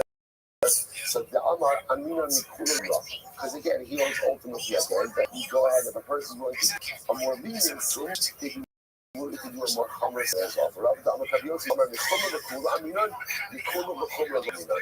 And Rabbi says the Kaviosi, once a person transgress something severe, there's certainly you transgress something less severe.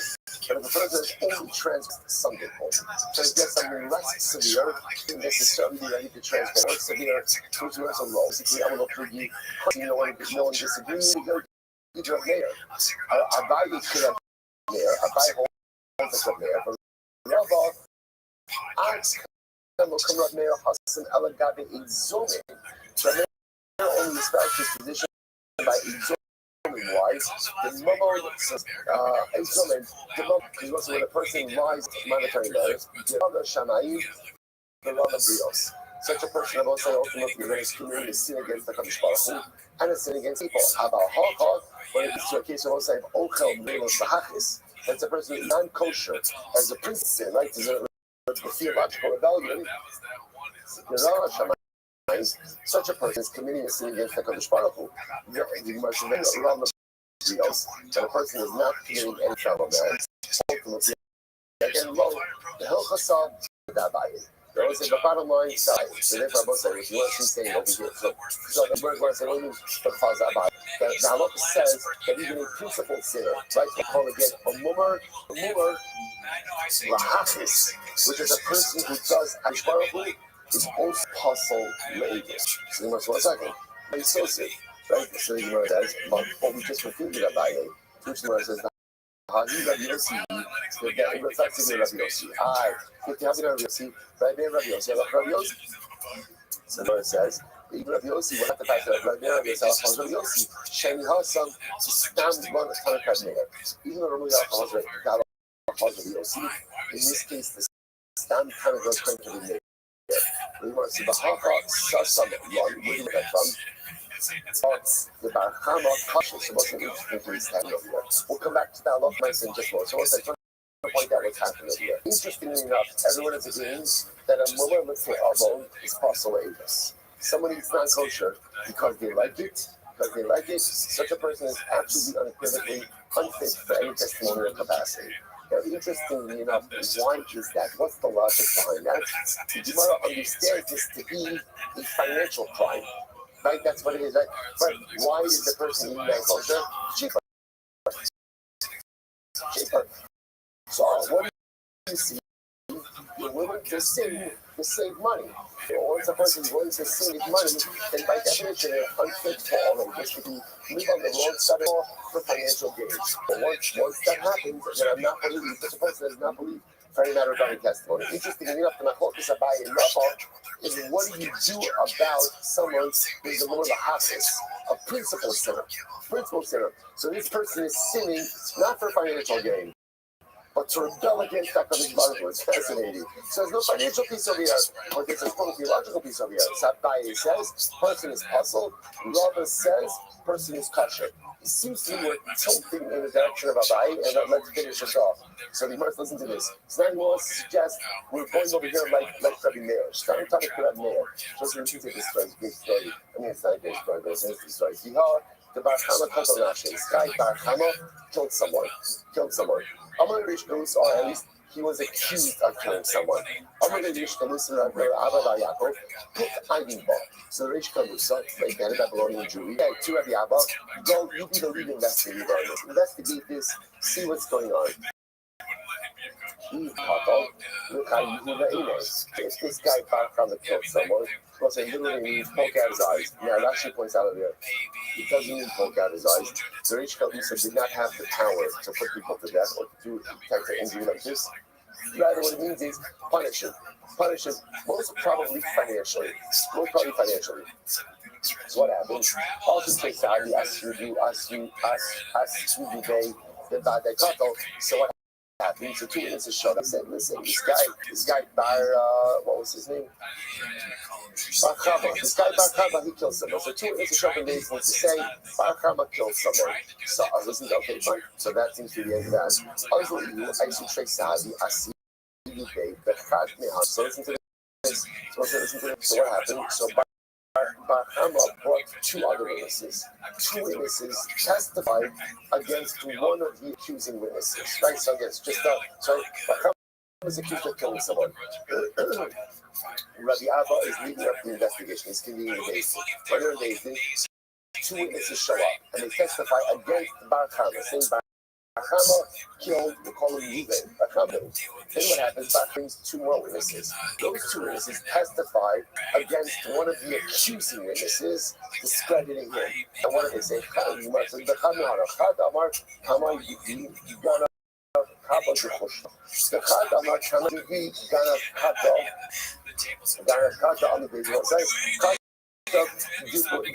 So again, these two guys, so two other witnesses. These two witnesses show up and say one of the witnesses stole. Now they have a dispute about what he stole. One says he stole barley, the other says he stole the handle of an axe. Anyway, the is testifying that what this guy, one of the witnesses, is a Ganav, and because he's a Ganav, he is disqualified from testimony, from testifying, and because he's disqualified from testifying, therefore there are not two witnesses against Bar Chama. Okay, so let's analyze. I'm gonna my decade. So let's analyze this. So my decade, so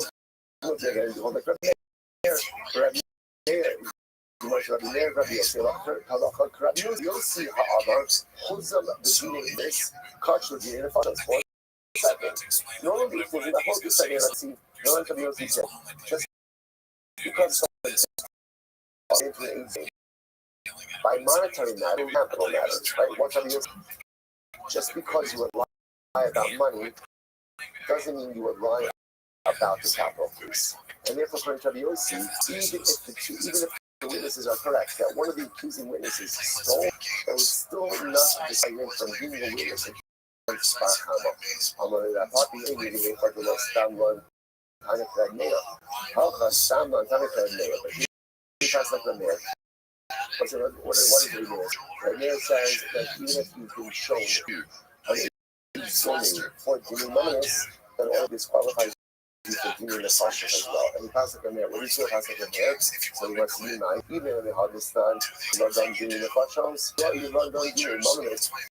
Anyone who is fit in his heart, whether he needs to produce as a judge or to testify regarding doing the functions, he certainly believes. So money matters. So money, even when you have Yossi, how you come in the model. According to Yossi, as I said, it's the case because you see so many four monetary matters. The question of the functions, tonight, maybe he's talking about an age who was disqualified because of a genealogical issue, not because of any other testimonial issue. If you don't say this, Sefer Diktani, there's such a thing as a witness or as a judge who is fit for giving knowledge but not fit for giving the fascists. And my inner right, how could that be that he's not right? It's some giving the fascists. If he was made he's only giving the fascists, right with giving knowledge, he still believes in monetary matters. The hard to bring our call possible. That is just talking about someone who's disqualified because of genealogical qualification. Hagenami, it's so yoxinkai. Elahaka, Stam, Lon, Hana, Isnan, Ibushina, Penapsu. In other words, like, we must be finding on the mayor, because why would we in our Mishnah? What are people are hustling? Leaders, and Masaki, Kukubia, Gambler, Malaga Regis, lending with interest, Mafika, Yonim, dove racers, Soka, Shias, some people do business to produce. Not about exact well, any testimony or any testimony that a woman will before I think sharing us. So they hang up, money who's opinion is even Rabbi Yossi. It wasn't Rabbi Yossi. How you got Eidos, but being in the fascists, Shimshik share, let him share about deciding these individuals, but you might say, I don't love you. So now you must be a mayor. So Rabbi said, what do you see from here? Rabbi Mayor. Now I said, what do you mean from Rabbi Mayor? Rabbi Mayor passed me to have us holiday. So once someone has been disqualified for deeming nominous, they also can't testify for deeming the fascist. This is Rabbi Mayor's logic. Now I will say, why is Rabbi Mayor? So just keep your eye on that cheap stuff. Mayor holds that once you are disqualified for deeming nominous, you cannot testify for deeming the fascist. What's the logic? Once a liar, always a liar. Once you have law regarding monetary matters, you have lots of credibility, and we don't put it past you that you would lie for capital matters as well. So Rabbi said, come, let's go for a second. Here we go. So we're going to see. What's the Kadre? Told you we're going to make it. We're going to make it to Mishnah. I just want to say, now listen to this. So remember, what's happening over here? Come full circle. Bar Chama is accused of murder. British Kalutza said, Rabbi Abba, go investigate. Rabbi Abba convenes a basic. Witnesses show up. They say, we saw Bar Chama kill Reuven. Good. Not good. Right? Bar Chama kill Reuven. Bar Chama then brings two other witnesses. What do those witnesses say? Those witnesses say that one of the accusing witnesses is not believed. Why? He's a thief. We saw him steal. What did he steal? Probably an axe handle. Even though it wasn't worth it, right? Palamais, again, he stole. So says, now what's the Shaila? So now we're proving that one of the witnesses is a thief. So what's the Shaila? Do Paskin like Rabbi Meir, Rabbi Yossi? Rabbi Yossi would say, just because you would lie with monetary matters does not mean that what you would lie with capital matters, and therefore, again, the witness is still believed. Rabbi Meir holds that no, being established as a liar for monetary matters, you are no longer believed for any type of testimony, including capital matters as well. I'll say the whole Gemara to show that what? Asking like Rabbi Meir. Like Rabbi Meir, that Allah again, once proven a liar in monetary law, you have ability for everything. And then Rabbi say, what happens? You go. What happens? The Gemara says, I love Rabbi Meir. And therefore, what happens? Rabbi Abba threw out the case. He threw out the case in court. Right? Why? Because one of the witnesses was disqualified. Why was one of the witnesses qualified? Because it was shown that he was a thief. And once he was shown that he was a thief regarding this, he lost his total testimonial credibility, and therefore Allah again the case was thrown out of court. What happened? Barhama Nashri Akare, Barhama kissed Rabbi Abba's feet. Right, kissed his feet. Right, Rashi says she gave the suso because he was very happy with the verdict.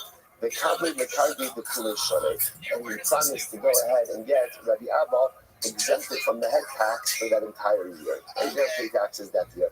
Rashi says over here, the Kabbalah gave the Kulei Shalei. And what the points out, such a shver for that. Generally, Talmidei Chachamim were exempt anyway from the head tax, so he wasn't giving. He was again expressing his gratitude. Say for most, like halach when I'm selling for today, but again, 2 points out halach. I'm answering more. She passed like every mayor. That again, once someone is shown to be a liar, they lose their credibility for monetary matters. You extend that to all cases, including capital matters as well. And of course, again, just to circle back on Abaye, everyone agrees. Someone who goes in and eats non-kosher pleasure is soon disqualified because that's a monetary infraction. What about Mumulahakis? The Rambam asking like Abaye, Mumulahakis are principles. Someone who seems to rebel against the Kadosh Baruch Hu is also going to be disqualified from any kind of evil. So I'll say stop over here for today. Right out. All right, Chavaz, have a great day, everyone.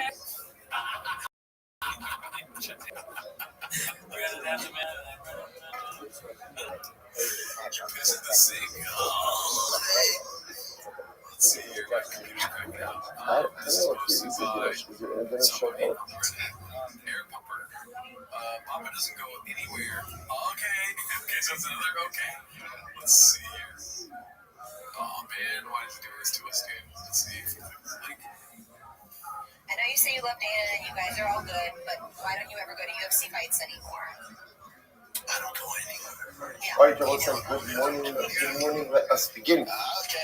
Begin by thanking all of our sponsors for this morning show. To thank our Talmud Torah sponsors for Tafshin Hey Hey, Vitosi Mishpacha, for dedicating all the Shurim and Drashos this year as it goes for Visoros Tavos.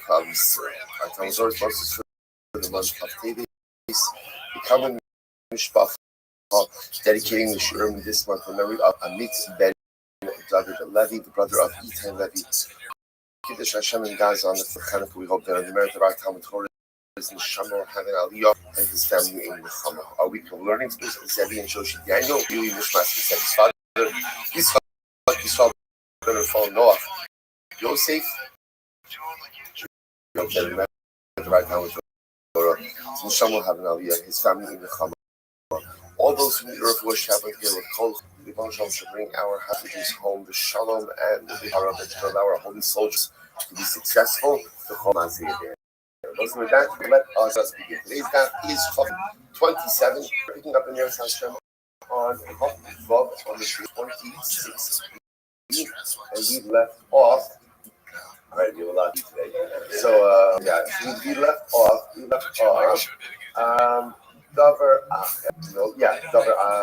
Actually, this is about Amran, which is about 8 lines up before it gets back. We actually did this part, but just reorient this a little bit. Amran Kanan, Laman Nikra Shoshia, why is Torah called?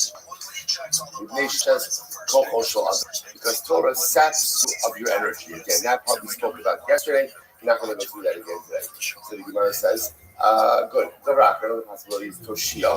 What does it mean, Toshia? Shenitna dechashay b'pnei hasachar. Torah was given quietly because of the suffer. Now, interesting. What exactly does this mean? Rashi says, it's almost very possible that she became Satan. She mekatrik v'amar tistatik l'elyon v'yimasru aluchos b'yad Moshe. So apparently the Satan was against the giving of the Torah to man. He felt that it should remain in the celestial sphere, and therefore again it should not be given to men. And so Torah had to give the Torah kind of quietly, so that the Satan didn't know about it. So it's actually quite interesting, right? Because the Torah wasn't exactly given quietly.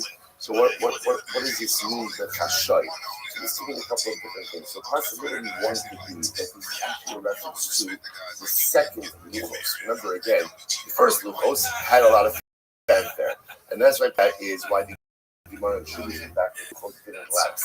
It was too much. It was the Humbi. It was too much fanfare, too much publicity, and that's why again the story doesn't really end well with the first set of Luchos. The second Luchos was given in a much quieter fashion, in a much more similar fashion, and that's why ultimately again it was possible, and it's a reference ultimately again the second set of Luchos. That's possibility one. Possibility two is what the Gemara is talking about over here is not even as much about the giving of the Torah, as much as it's about. As much as it is about the way in which we acquire Torah. That it is important for Torah to be acquired with Hashai, quietly. What does that mean? It's easy when a person learns to become a Baal Gaiva, first through that amass knowledge, look at what I'm doing, look at what I'm accomplishing. And of course, there's this fine line between on the one hand being very proud of your accomplishments and celebrating those accomplishments, but at the same time maintaining a proper sense of humility. Torah only works if it's accompanied by humility. If Torah is not accompanied by humility, that's where the Satan gets involved. Another possibility is Shia. What does it mean, Shia? This is so beautiful. The formulation is fascinating. Torah is words of Tohu. Now, at first glance, that does not sound good, right? Because remember, again, our association with Tohu is gracious, right? Tohu Vavol means astonishingly empty. What does it mean, Torah is words of Tohu? Look at Rashi. Dvarim shel Tohu. So, Gibor Ukuya Ba'alma, because Gibor Inbo Vishisha Manish, Torah is that. The Torah is interesting. Torah is comprised of words. And listen, words often don't have a memo.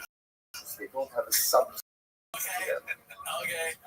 And yet, people are that Java became all of us alein. Listen, how beautiful is this? Words don't have mamashas. Don't really have a substance. They don't have a substance to it. And yet again, it's those very words upon which the world is produced. So if you get an anomaly and this whole means of Torah. That on one hand, it doesn't have substance like everything else that is material in this world, yet the world can't endure without it. So beautiful. So Ula says, once again, these formulations are interesting. Machshava mo'alas filadolis, and Rashi says, Machshava Daigos Halev Amizonoso Sholosa. So if a person is preoccupied with his parnasa, and a person is worried about his parnasa, so worry about parnasa could undermine his spiritual development. Shenei Amar, made for Machshava Salunim, although Sasen Zidayim Toshia. It's a very profound Gemara, and I think Ula is not even a statement of indictment, right? This isn't like a statement of fact. This is the way that it works. I'll say every person knows this. When I'm worried about my parnasa, when I'm worried about being able to pay my bills, when I'm worried just about my I don't material need excess fashion. Just the ability to maintain my parnasa that absolutely upends and undermines the ability to truly focus spirituality. However, on the Rava, in Pasukim Nishma Inamo Elis.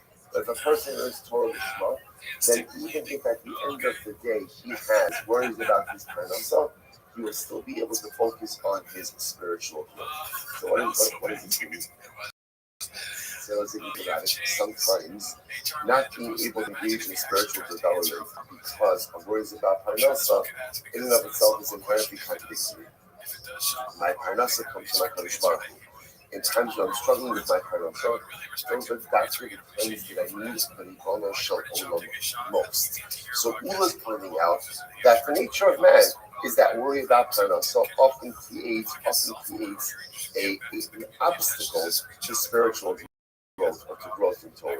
But yet, again, Rafa says, but if you recognize that parnasa comes from HaKadosh Baruch Hu, so dafka in those times when I struggle is the times that I need to be closest, then ultimately, again, and even struggles with parnasa will not undermine my spiritual development, which essentially is what the use life challenge, this is parnasa challenge, but not just about parnasa.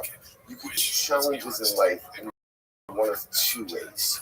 Either it could create a wedge between myself and HaKadosh Baruch Hu, or to bring me closer. Now, when I say create a wedge, I don't mean the fact about questioning how did HaKadosh Baruch Hu do this to me. I mean on a basic level, when a person is on this time, the person can allow all of their energy to be devoted to keeping themselves keeping themselves afloat, and not having anything left in their tank for spiritual development. Or a person can say, dafka during this kind of challenge, that's what I need, is that Ribono Shel Olam more than anything, and therefore use this challenge as a springboard for closeness. It's all a question of perspective, it's all a question of how a person wants to utilize the opportunity of life challenges. Rabos Macho's study, Ratzas Hashem Yitzchak, Eitzah, Sheish B'Dvar Hashem, Kitakum Olam. So Eitzah, the Gemara's understanding of the word Eitzah, which means spiritual development. Sheish B'Dvar Hashem, which is Lishma, which is ultimately for the purpose of coming closer to HaKadosh Baruch Hu, Kitakum Olam. This would have our resources are really, on one hand, Ula, describing the human condition.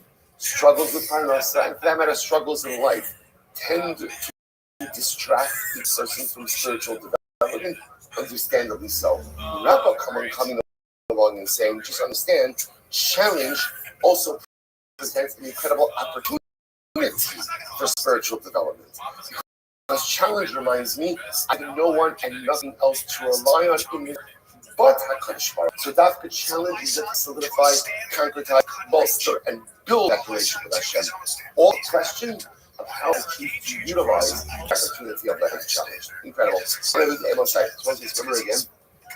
Let me send back to the just a little bit. Now, I love comments all of these people who are possible evils, like for example, the sacrifice, the gambler. So the Rebbe says that's only if they have no other profession. If they have another profession, then these individuals won't be isolated. Right? He's not an umnus elo. When this is their only profession, aval yishlan shalom. I'm sorry, aval yishlan umnus shalom. If they have another profession, it's not gambling, pigeon racing, or all of these other detrimental things. But Allah Shalom, they are cautionary. Says the Gemara, I'm not close to saying. I'm not.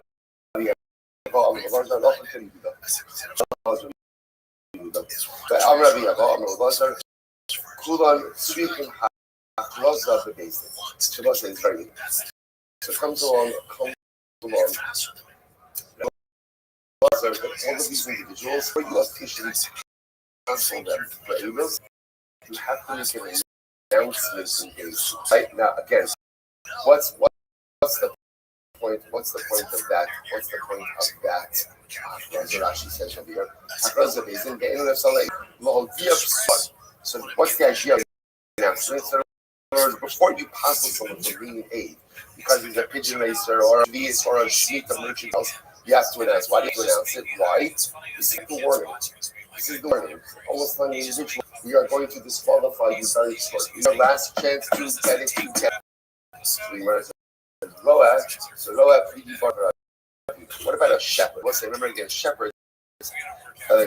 What's interesting? Shepherd, right? Why? What are they known for? Right?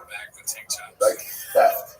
Yeah, went out. It's always so intriguing how all of our great generations were all shepherds. Like David and Melech, right? After David, Moshe Rabbeinu, right? All this is Parsha, right? Moshe Rabbeinu is Loas, son, Yisrael, right? Moshe Rabbeinu is shepherding. Moshe Rabbeinu's first encounter with the snares, he cut out shepherding. It's interesting, by the way, how like sometimes not the profession, but it's the man. Everything is about So the majority of shepherds seem conspicuous, except for one. So interesting enough. So whatever. The shepherd, because shepherds were known to be such thieves, do they need this announcement in days to themselves? So So my focus opinion said yes, even shepherds need an announcement. But the shepherds don't need an announcement. You don't have stam local. According to the opinion, you don't need to announce about a shepherd. That's because everyone knows stam shepherd is apostle. Apostle. Alman Rabbi Achroza, apostle. But according to the opinion that says that even a shepherd announcement, what do you do about the statement in the Bible that in general you have to make an announcement about shepherds? So the Gemara says, what do you do about the statement that says stam lo apostle? To be stama machris hale means that the stama you're going to have to go ask about the shepherd. Okay, so we'll say so. Therefore, interestingly enough, you seem to be adapting this approach that before you disqualify any of these individuals, you have to announce his days. Like Ruvain Ben Yaakov is a pigeon racer, and just want to let you know he's going to pay for language. This way, again, that announcement allows Ruvain Ben Yaakov to get his act together, choose to do so. Does the shepherd need an announcement, or does he just disqualify? Listen to this case. Hahuma Tana Dahaba Kasimi Ale Trade Gazman. There was a Shtar Matana, right? So then the Shimon Matana gift. And they had two witnesses, and the witnesses who signed on it were both Kazlan, were both thieves, and they're possible Aegis. So Rav Papa Bashmal not sure. So Rav Papa Bashmal wanted to wanted to certify the document as kosher. Why? Because there was never an announcement made about these guys. Never an announcement made about these two witnesses. Therefore, because there was never an announcement made, not disqualified. The Rav Izin Alayu. I'm going to run around the words. The need about in Haklaza, the Gazlan, the Rabbanon, the Gazlan, the Arais, and me by in Haklaza. So is actually very interesting qualification. Rava said back 1 second. The idea of having to make an announcement, that's called with a rabbinic thief. We'll say, what's a rabbinic thief? That's not a thief with sneaker. Rabbinic thief, right? Means that someone who committed an act against the examples of that are Mishnah, the Saki, Mafrias, Milyonim, right? Again, the gamblers, the pigeon racer, the Talmud, all these besides rabbinic thieves. So those are the individuals who require announcement. A biblical thief, what's a biblical? Somebody goes over to someone that steals their wallet, right? Steals their car. That's a biblical theft. That does not require any kind of announcement about it. Such a person has to be automatically disqualified from this. Okay, it's quite an announcement. So let's say this is fascinating. So Nassim says as follows. Now, what does that mean? Look at Rashi. Rashi says, so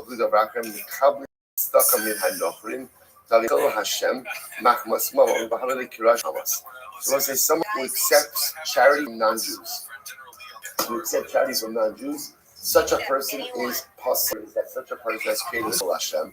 Why is he created Chol Hashem? Why do you have to go outside the community for tzedakah? Right? That's outside the community help. Right? There's plenty of help in the local Jewish community. There's no need to take tzedakah from outside of the community. And doing so represents the Chol Hashem. It makes it look like Jews are not compassionate. So I will say, now we're going to see over here, the thing that makes people possible this is money. That's what makes people do this. So if a person takes money or uses money or in an unscrupulous way, that's when they become possible this. So therefore, the act of taking charity from a non-Jewish source, shows that a person wants money so badly that he will take it to get from outside of the community. Such a person is possible. It's kind of easy to find stuff. But that's only if they did this publicly, alone. But if they did this privately, it's not a Chol Hashem, and therefore I get possible this. But if I'm not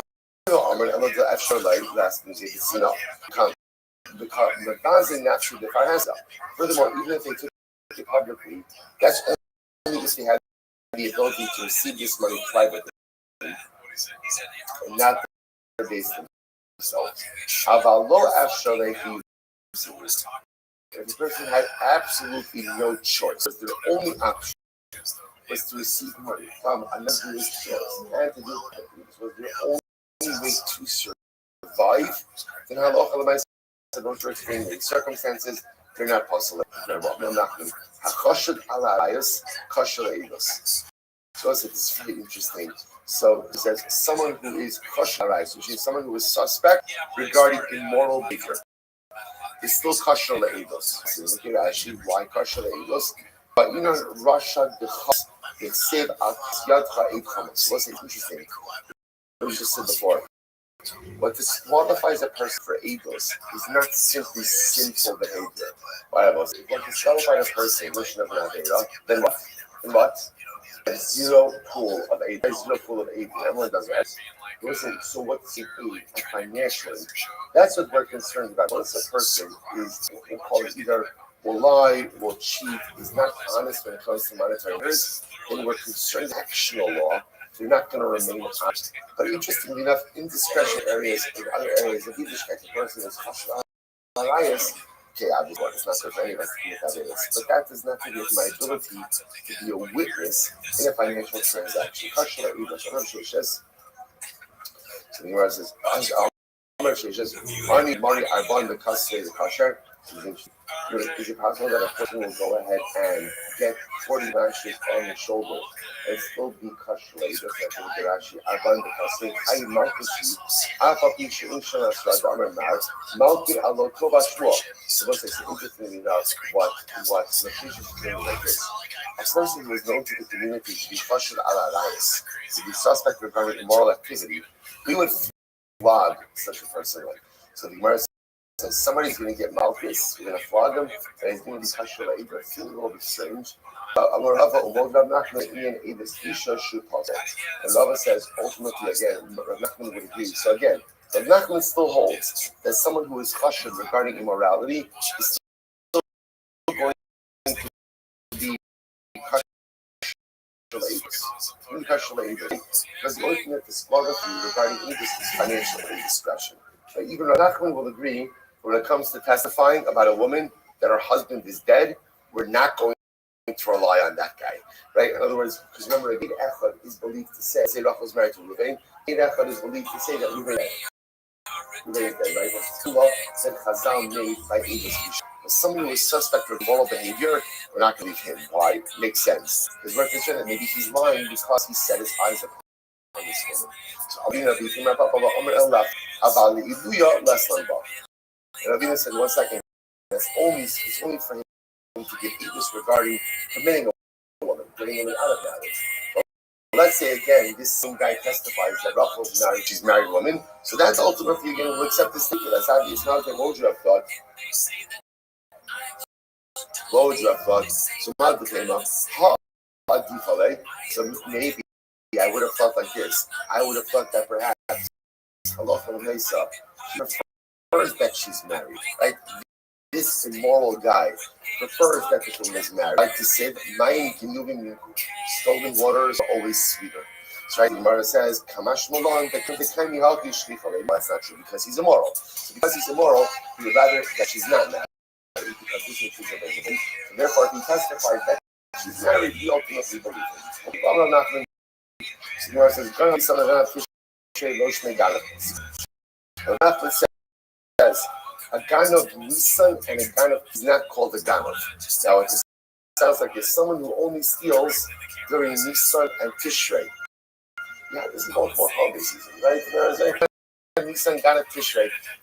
The idea is like a recreational thief. Not all the time, right? Just during Nisan and Tishrei.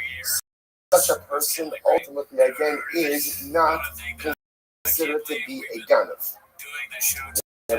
What does this mean? Take a look at that here. Nisan is man Katsir, Tishrei is man Batzir about the season. So Tishrei is the ingathering season. So what this means is as follows, we'll say.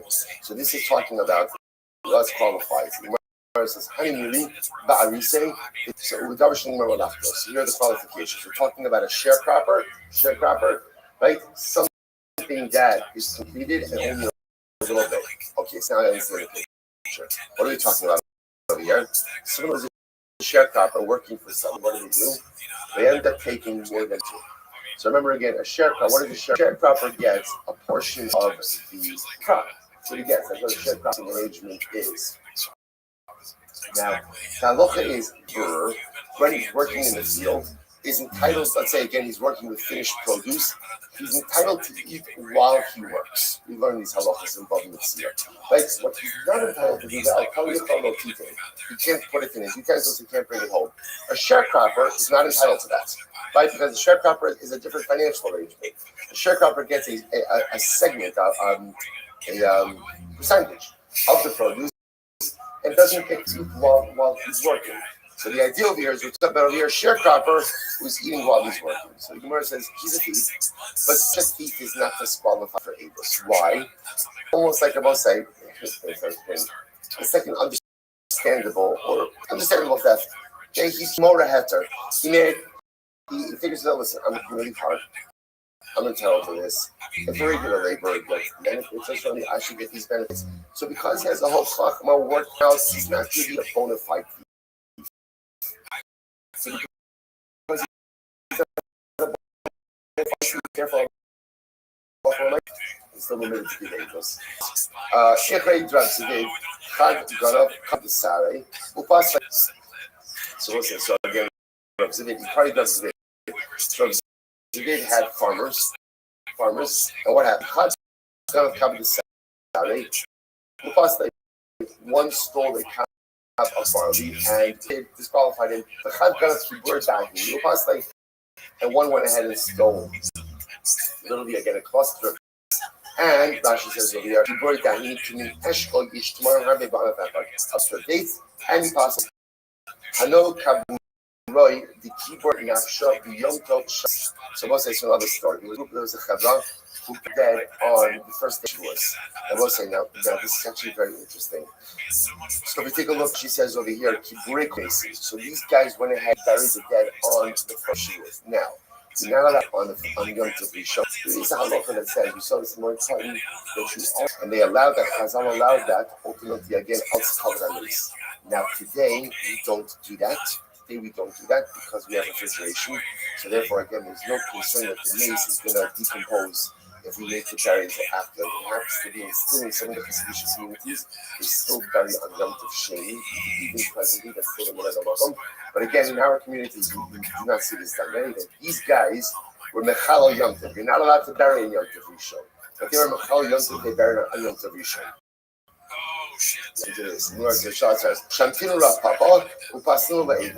So ultimately, the Papa excommunicated them and made them pasul. Now, why do you make them pasul? Because the assumption was, why were they doing this? To make money. Make money. Right? They wanted to make money. So essentially, they worked on Yom Tov. They buried the dead on Yom Tov. It happens to be that their work is a very nice chesed for the dead, but it's still a Yom Tov. Said that no, they're still kosher labels. Kosher labels only a couple of parashah. Listen, how can you make them kosher labels? They're shayim. Savar mitzvah. These guys thought that they're doing again. Obviously, they were b'chintiv, which they're not allowed to do. But they're more ahead there. They made a head for themselves. They thought that after all they're doing mitzvah. So the Gemara said, "Kamishantina," but they were excommunicated. So the Gemara says, Savar kapara ka'abdi elabaran. So ultimately, again, they figured like this. They figured, you're right. We went ahead and we did something wrong. There was also gauge floods. Interesting. At least Papa felt. At least Rafuna felt that this was a good example of like an Ontario law. They thought that they were doing something good, right? Now, it was not Ontario. But they were burying the youth. They thought it was something good. All right, what about the excommunication? They looked at the excommunication as a cleansing process. So they felt that they came out kind of like ahead of the game on all of it. So they were excommunicated, cleansed, and therefore they should be all right. Okay? So the Gemara says, bottom line, by the way, of course, again, it is wrong. You're not allowed to be honest, of course, but interesting enough, that Papa, if Yeshua felt that you see in these kind of cases, the person has an explanation of their behavior. Explanation kind of holds water, even though it's erroneous. They're not necessarily postulates. What's that type of science? Look, eight zoning. You're supposed to say an interesting case over here. Eight zoning. So what do you do? What do you do ultimately? Again, remember, an eight zoning means a witness who has been proven to be false. So remember, again, we'll say the process for Edom Zolim.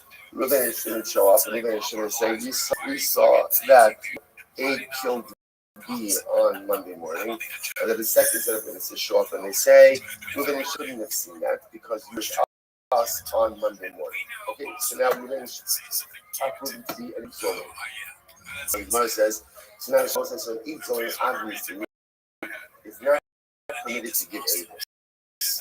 Is not believed. He lost this guy's conscience. The shaila is how or when do we apply that status? So Abai says it might be so.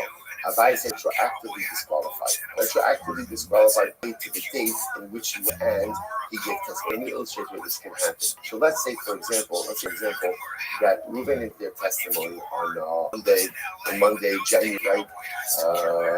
That your days.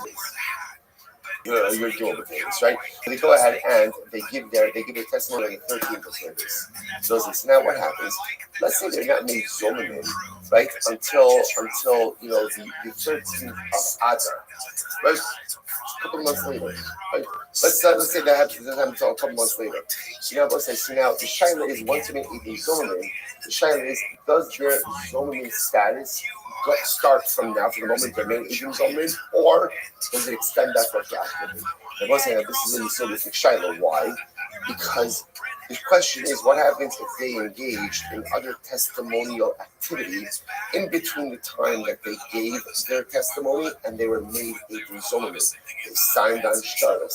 They were Edom under a chuppah. Right? All these different kinds of things. So again, do we extend their Edom Zolim status retroactively, or not only from the moment they were made Zolim and forward? So this is my focus. So is my friend. So Abai says we extend their status retroactively. Rava says no, only from this point going forward. Abai says retroactively. The acid Russia, Torah Amra Tashas Russia, Akshas Russia. So Abai says it's retroactive because ultimately, again, from the time now that they were made Zolim, from the time that they give testimony, they are a shayt, and the Torah says you cannot use a Russia for any testimony or aid activity. The retroactively invalid. So according to Abaye, anything that they have done testimony-wise, aegis-wise, in the interim is going to be undone.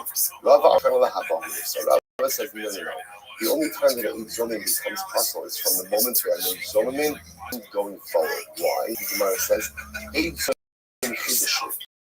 Because the whole concept of Eid Zolim, the whole idea of Eid Zolim is a chidushu. What's the chidushu?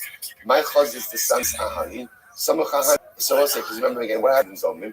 The second set of verses is come along and say, Reuben and Shimon cannot have seen what they claim to have seen, why they are with us. Well, why should you give any more credibility to the second set than you give to the first set? Yet the Torah believes the second set. That's a tremendous chiddush. The chiddush only applies from the moment that it occurs and going forward. Therefore, again, to extend the Eid Zolim status retroactively would essentially be to extend, to amplify the chiddush of Edom Zolim, which we're not ready to do. So again, I just want to point out, we normally the concept of Edom Zolim is everything happening in rapid succession. Reuben and Shimon show up in these things, give testimony, and then 10 minutes later, another set of witnesses, bust through the door saying, Reuben and Shimon, you were with us, you couldn't have seen it. But you could see that is this possible? Reuben and Shimon give testimony, and then later, 2 months later, 6 months later, a second set of witnesses off and say, Reuben and Shimon, you claim what you claim to have seen. You were with Machlokes Abai and Rava. Become Edom Zolim from the testimony, or do they become Edom Zolim ultimately retroactively? So that's the another point. So others say Rava Nami Ka Abai Yisrael. Others say that Rava holds like Abai. Rava holds like Abai. How so? Umat Tam Kamar. So Matam Kamar, Mikana Lahav. why is it ultimately again? Why is it that we only say that the witnesses are Edens from the region going forward? We should see the little because also here's the issue. The issue is we're going to put people at a disadvantage. Remember again, as we said before, it's quite possible that the witnesses had engaged in much testimonial activity between the time that they gave their testimony and between the time that they were made into Edens only. And everyone was using them thinking that they were good witnesses. If you begin to now upend your testimonial activity retroactively, you're going to put many purchasers at a disadvantage. So my benai wasn't part of those two men. They trade Bechad. Two sets of witnesses testify about Reuben and Shimon. Or they were disqualified ultimately again because of their theft. So Rapapi conducted himself like Rabba, and therefore disqualified them only from this point going forward.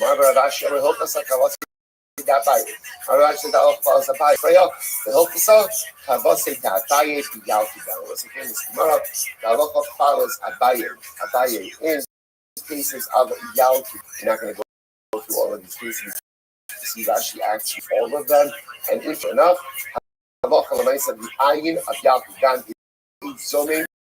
our case, we pass like Ataye that when an aid is disqualified, so actively disqualified back to the moment that he gave the testimony, which means that if Reuben and Shimon gave their testimony on the 13th of Shvat, and they were disqualified, but they only became Edens only on the 13th of Adar. Anything that they did between the time that they gave the testimony and were made Izum Solomon is invalidated. So they were used for transactions, they were used for documents, they were used for chasanas. Everything is going to have to be done over again. Incredible. So most of the times like Abaye, Izum disqualified the Masbaya. Incredible. Mumar, Ochel Nebes, but most of the people are disqualified. So listen to this. Mumar Ochel Nevelas Te'avo. So also this is a person who eats nasher to the te'avon. Te'avon means because he likes it. Now, remember again, there are two ways to commit an avera. Number one way is a te'avon, because I want to. Right? Because it's enjoyable, because I like it. Versus lahachis. Lahachis means I do something to rebel against HaKadosh Baruch Hu. So essentially, this is what's called the pleasure avera and the theological avera. Pleasure avera, we are intimately familiar with, right? I want to do it. I like it. It's enjoyable. It's fun. It's interesting. Right? Theological avera, I'm taking a principle. The principle sinners, right? Who go ahead and principle versus pleasure. There are pleasure sinners, principle sinners, right? So principle sinners, just I'm taking a principle stance against God. I do not believe in this. So remember, Ochel Te'avo means a guy who eats non-kosher because he likes it. Just because he likes it. I find it is pleasurable to me. Everyone agrees such a person is not testimony. Now, what's the idea over here? So interestingly enough, the Gemara says, why is a person eating non-kosher? So the Gemara says probably because it's cheaper to use these ads, right? For non-kosher, it's incredible. Get 14 hamburgers for 50 cents. You know, whatever. It's like ridiculous, right? It's half a mortgage to go out and try in the kosher place, right? So kosher food. Why is he doing it? So because it's cheaper. So we'll say, oh, what does that mean? That means I'm for financial benefit. Okay. So remember again, what's the common theme over here? When you sin for financial benefit, you are apostleless. Apostlate, that's it. So everything Bar says that interesting of lahachis. So this is so fascinatingly counterintuitive. So everyone agrees. A person kosher food because he likes it. Where it says it can't just be because this kosher food is wonderful. It's the cost. Because of the cost. So such a person is sinning in order to save money. Sinning because of money, you're automatically postulated. What about lahachis? What about principal sinner? Person who sins in order to rebel against HaKadosh Baruch Hu. So this is incredible. Abaye Amar Apostle. Abaye says such a person is apostle. Rava Amar Kasher. Rava says he's kasher.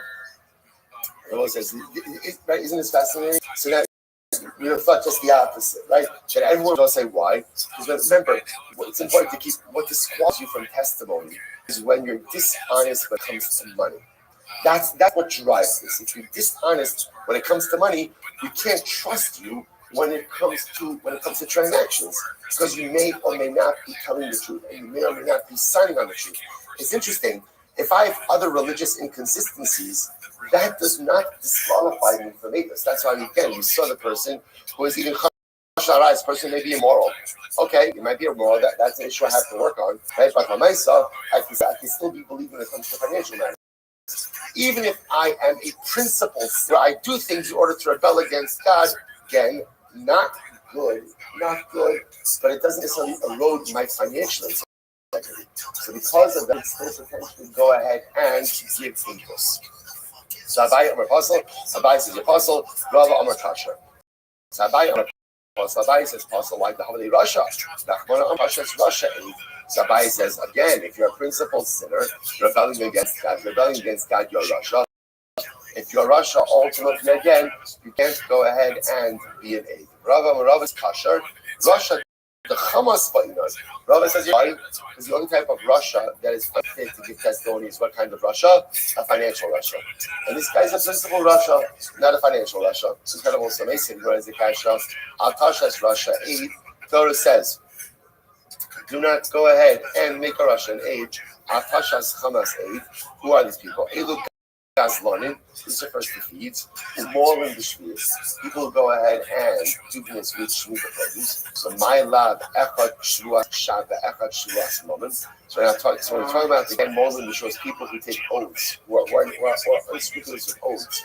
Who is that talking about? Is that not talking about someone who takes a false oath, or someone who takes false oaths regarding money? So what says you see from here, even non-financial discretions invalidate you from this low. EDV Shluas moment. My Shavuos brings monetary oaths. So they say Al-Tashes Russia aid, Al-Tashes Hamas aid, Elu Gazlonim, Umalavi Ribis. This refers to people ultimately again who are thieves and ultimately lend with interest to Yufta Da'abaye to Yufta. And this seems to refute Abaye, because it seems to say the only thing that makes you unqualified to be Eidos is financial indiscretion and not theological rebellion. Incredible. Maybe this whole thing is not focused tonight. Someone becomes an aid zomin. They are apostle to give us, aidless in anything in the Torah.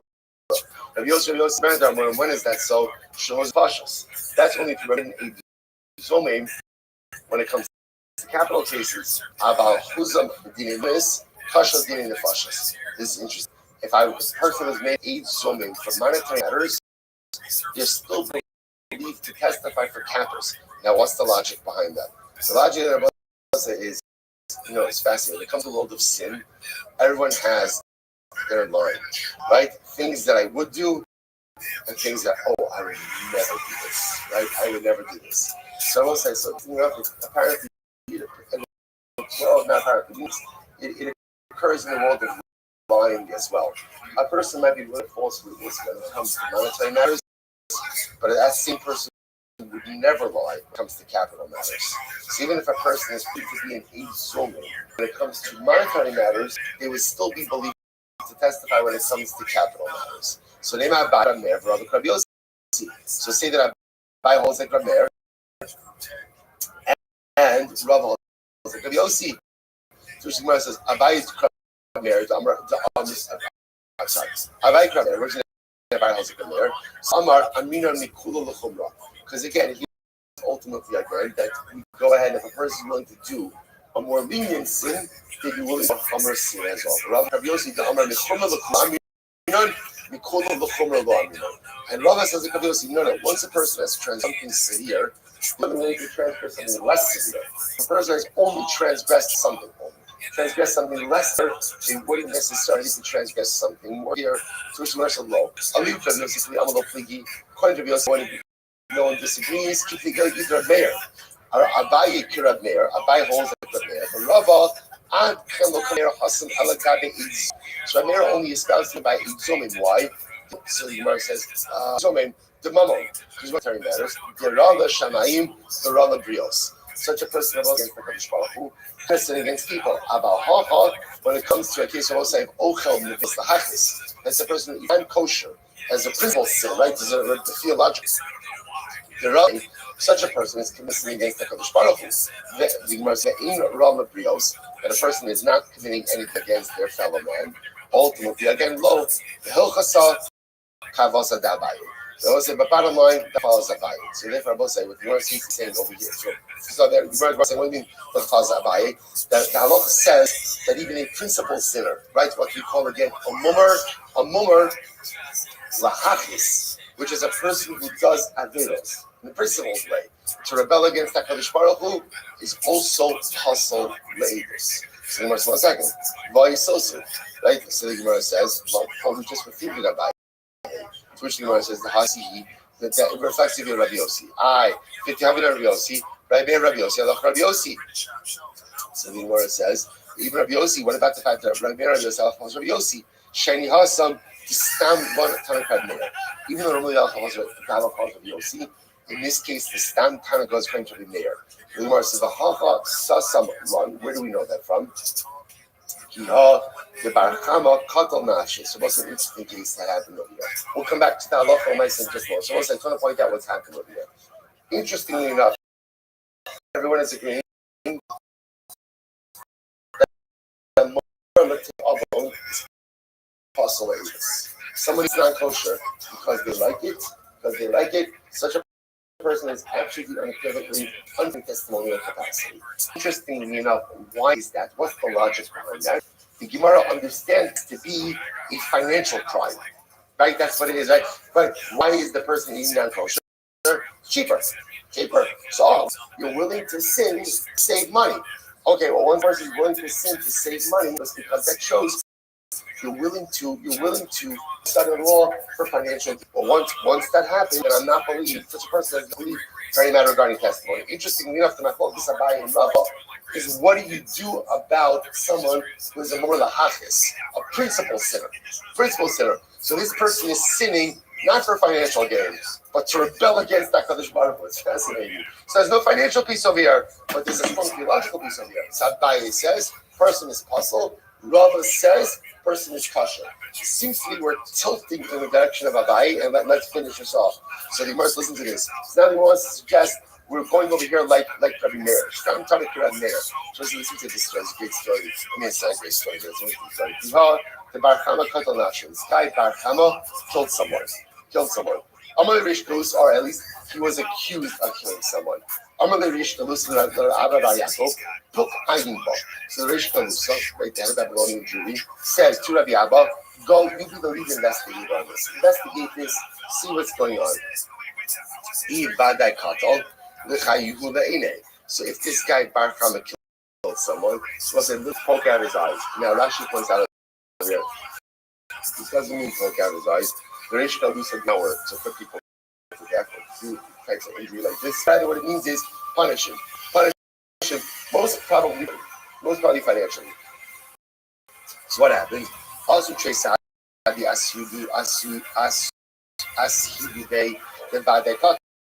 So what happened? So two it up, and he said, "Listen, this guy, Bar, what was his name? Bar Chama. This Bar Chama, he killed someone. So two innocent days need to say Bar Chama killed someone. So I was like, okay, fine. So that seems to be the end of that. So listen to this. So what happened? So Bar Chama brought two other witnesses, and two witnesses testified against one of the accusing. Right. So again, just right. Bar Chama is accused of killing someone. Rabbi Abba is leading up the investigation. He's convening the basin. When they're basing, two witnesses show up and they testify against Bar Chama, saying Bar Chama killed, we call him Ruben. Bar Chama killed. Then what happens? Bar Chama brings two more witnesses. Those two witnesses testify against one of the accusing witnesses, discrediting him. And what do they say? Ganav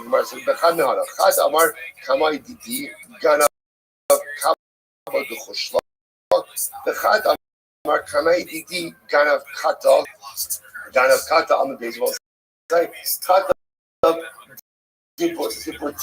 So again, so these two guys, so Bar Chama brings two other witnesses. Witnesses show up and they say one of the witnesses one of the accusing witnesses.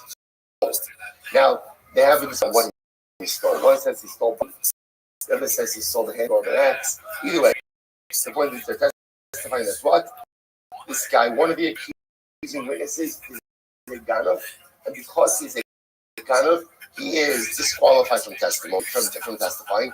And because he's disqualified from testifying, therefore there are not cases against Bar Chama. Okay, so that's not I'm like, my decade. So that's not like this. So much my decade.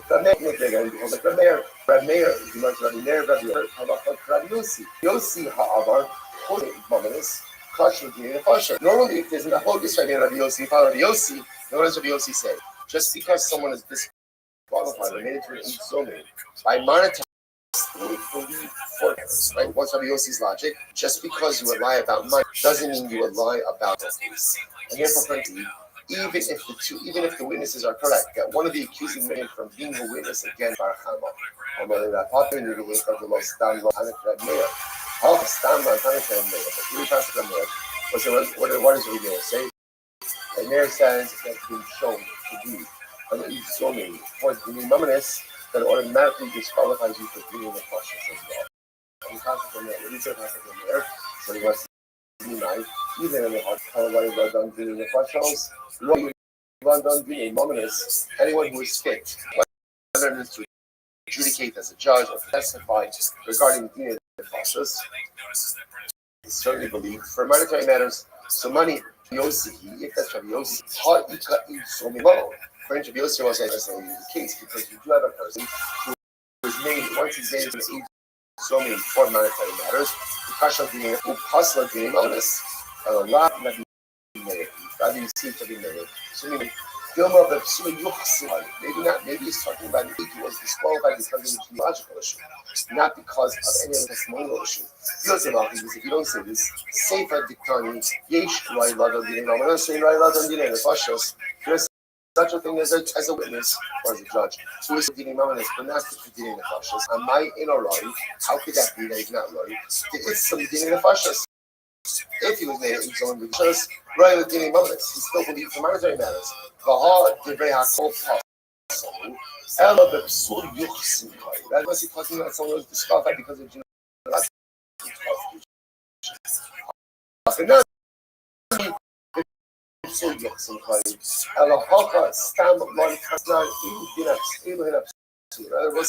We must be telling Mayor because why would we learn in our Mishnah? Who are the people who are apostle Fa'idos, a Masaki, the Kuvya, gambler, Malade Rebis, lending with interest, Mafrika, Yoni, dove racers, so Shvias, lending people do business with the closers, Nabod, Zach, Lau. Any testimony, right? Any testimony that a woman would not be before, I've seen so today I'm not as well.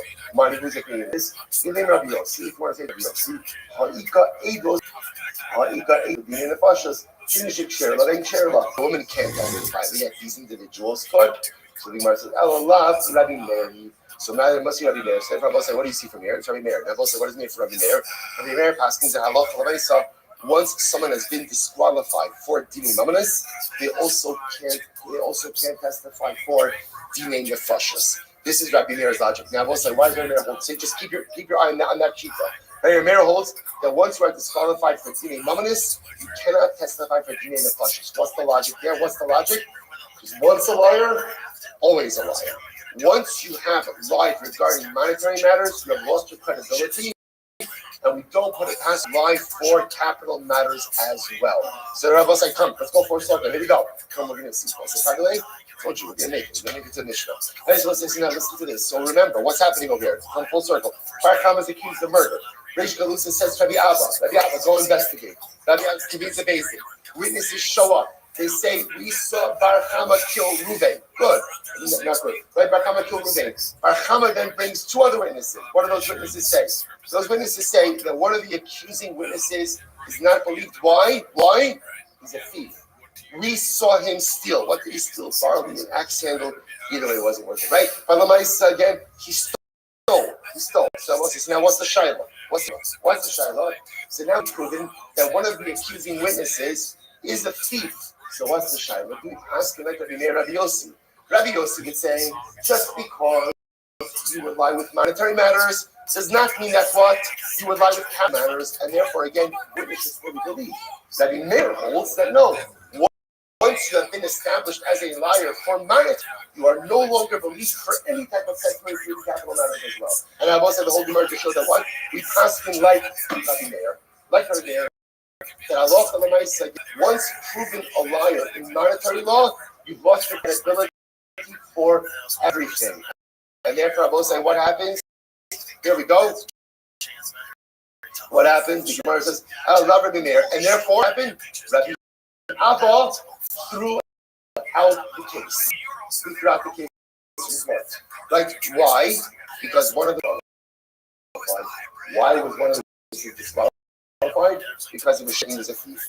And once he was shown that he was a thief regarding monetary matters, he lost his total testimonial credibility, and therefore Allah said the case was thrown out. What happened? Chama began, Chama kissed his feet.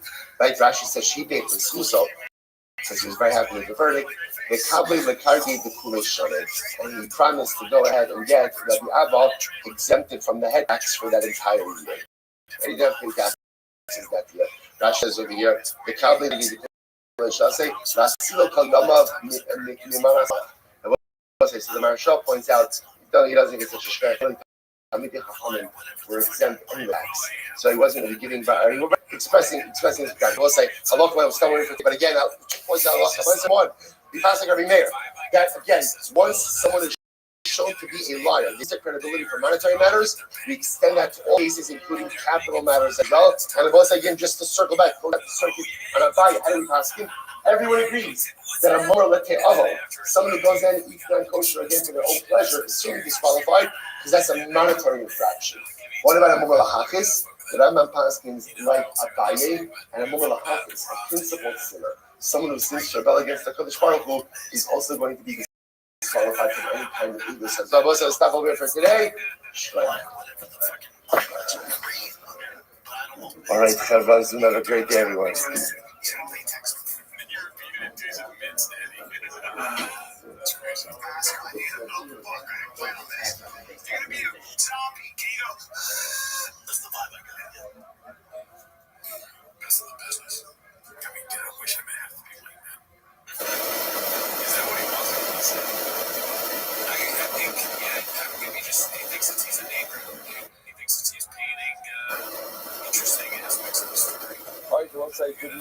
Good morning, Dr. Ross. It is a great spot to be able to begin another week off in the second together to begin by thanking all of our sponsors for this ministry to thank. Our commentator sponsor for Top Shane Pay Haiti, 5785, and constantly stop off. Himself with dedicating over 2 million dollars this year. And it's a plus and service levels for Amisro. Our commentator sponsors for the month of Greece. Becoming the spot off in memory of Amit Zayn, brother and legacy for the brother of Ita Ravi, is killed fighting in Gaza on the first of Hanukkah. A week of learning sponsors, Zebulun Church again, and the English master Zebulun's father, Yusuf himself. Then the Shalom Noah Yosef. The learning sponsors for today, Alan and Sue Marowitz, in memory of Sue's mother, Mingo Furo, Mingo Bas Shlomo Tedros, supporting the Rav of the American Commentator. All of the families in the summer. Although you know who that will get it some parties, so that the Samina has to just trying to show them and to allow themselves to be successful, but all and not safe either. But with that, let us begin with a great, really incredible. Exceptional dot today. Today's dot is top about 26. So we're picking up on top about 26. 5 lines down from the 6 lines down here. Dot at the 2 dots. No, sorry. 4 lines down from the dot at the 2 dots. I'm showing the Kula you call it also super shoes. So let's remember again.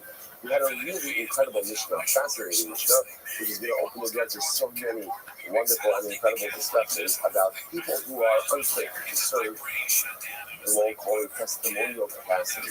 So amongst those individuals, the Mishnah had Lashon, the Mishnah had the Lashon,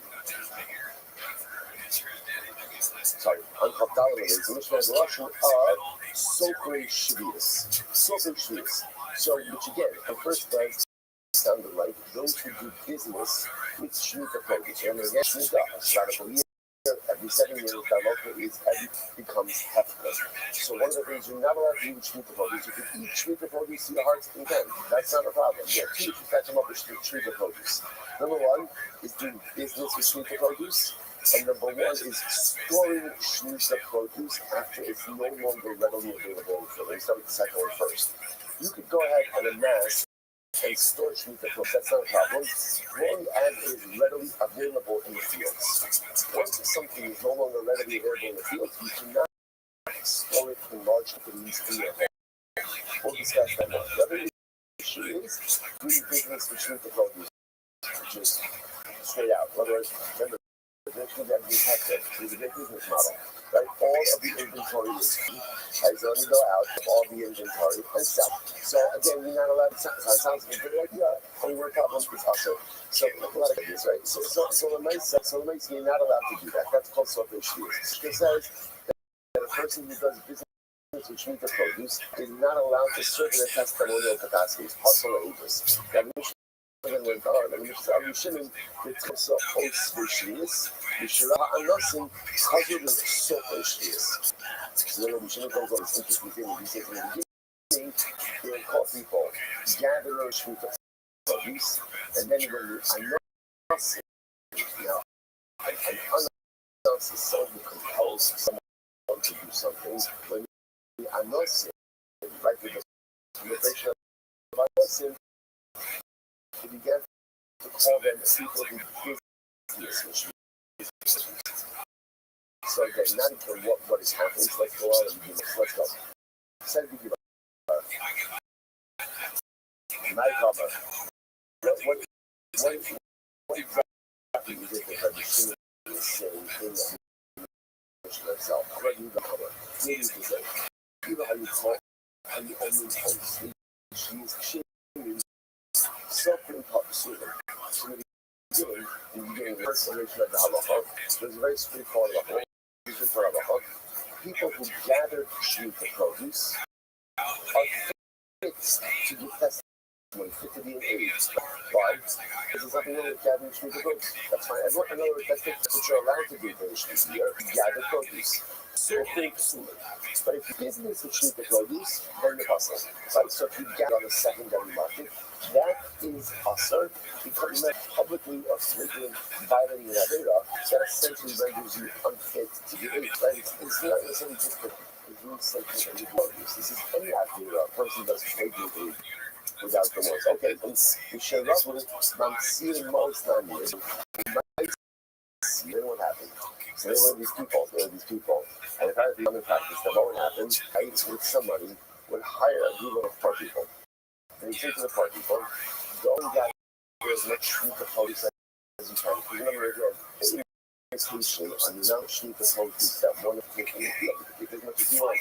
So there were people, so it's hard for people to go ahead and gather Shemitah produce, bring it back to them, and then what would happen? They might see it, and then they would sell it. So Chazru Lomar, Echazeh, Echazeh Psulis. So what ended up happening? What ended up happening is they went ahead and they said that halacha l'maisa, everybody's puzzle. Everybody's puzzle. So interesting enough, what this did was is that halacha l'maisa, that whether you were someone who was so rich, he is ultimately again was grateful. So custody was his custody living in Iraq. I don't understand. Some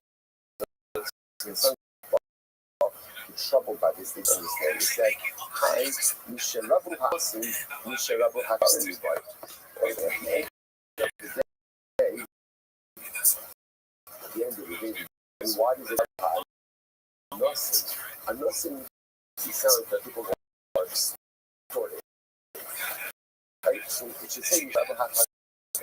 When the merchants, in other words, when people got involved with business, however, that's when Chazal said anyone essentially dealing in mass Shemitah produce prohibited from giving inputs. So the Gemara says, hello, this is the Tchiva HaYomen, Echad Zevi, Echad Zevi, both of these individuals are possible.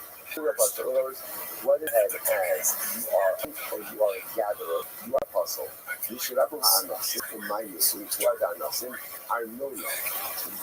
So you can actually says, Arnona, Mas says Rashi, Mas Sheboba Hamelach Minafua Kaf Kaf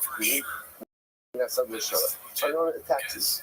You do Arnona also taxes. But this tax, this was a tax of the king, that the king levied upon the field. If you paid the tax, great. If you didn't pay the tax, he's going to go ahead and take the field. Now, this whole a unique problem for the studio.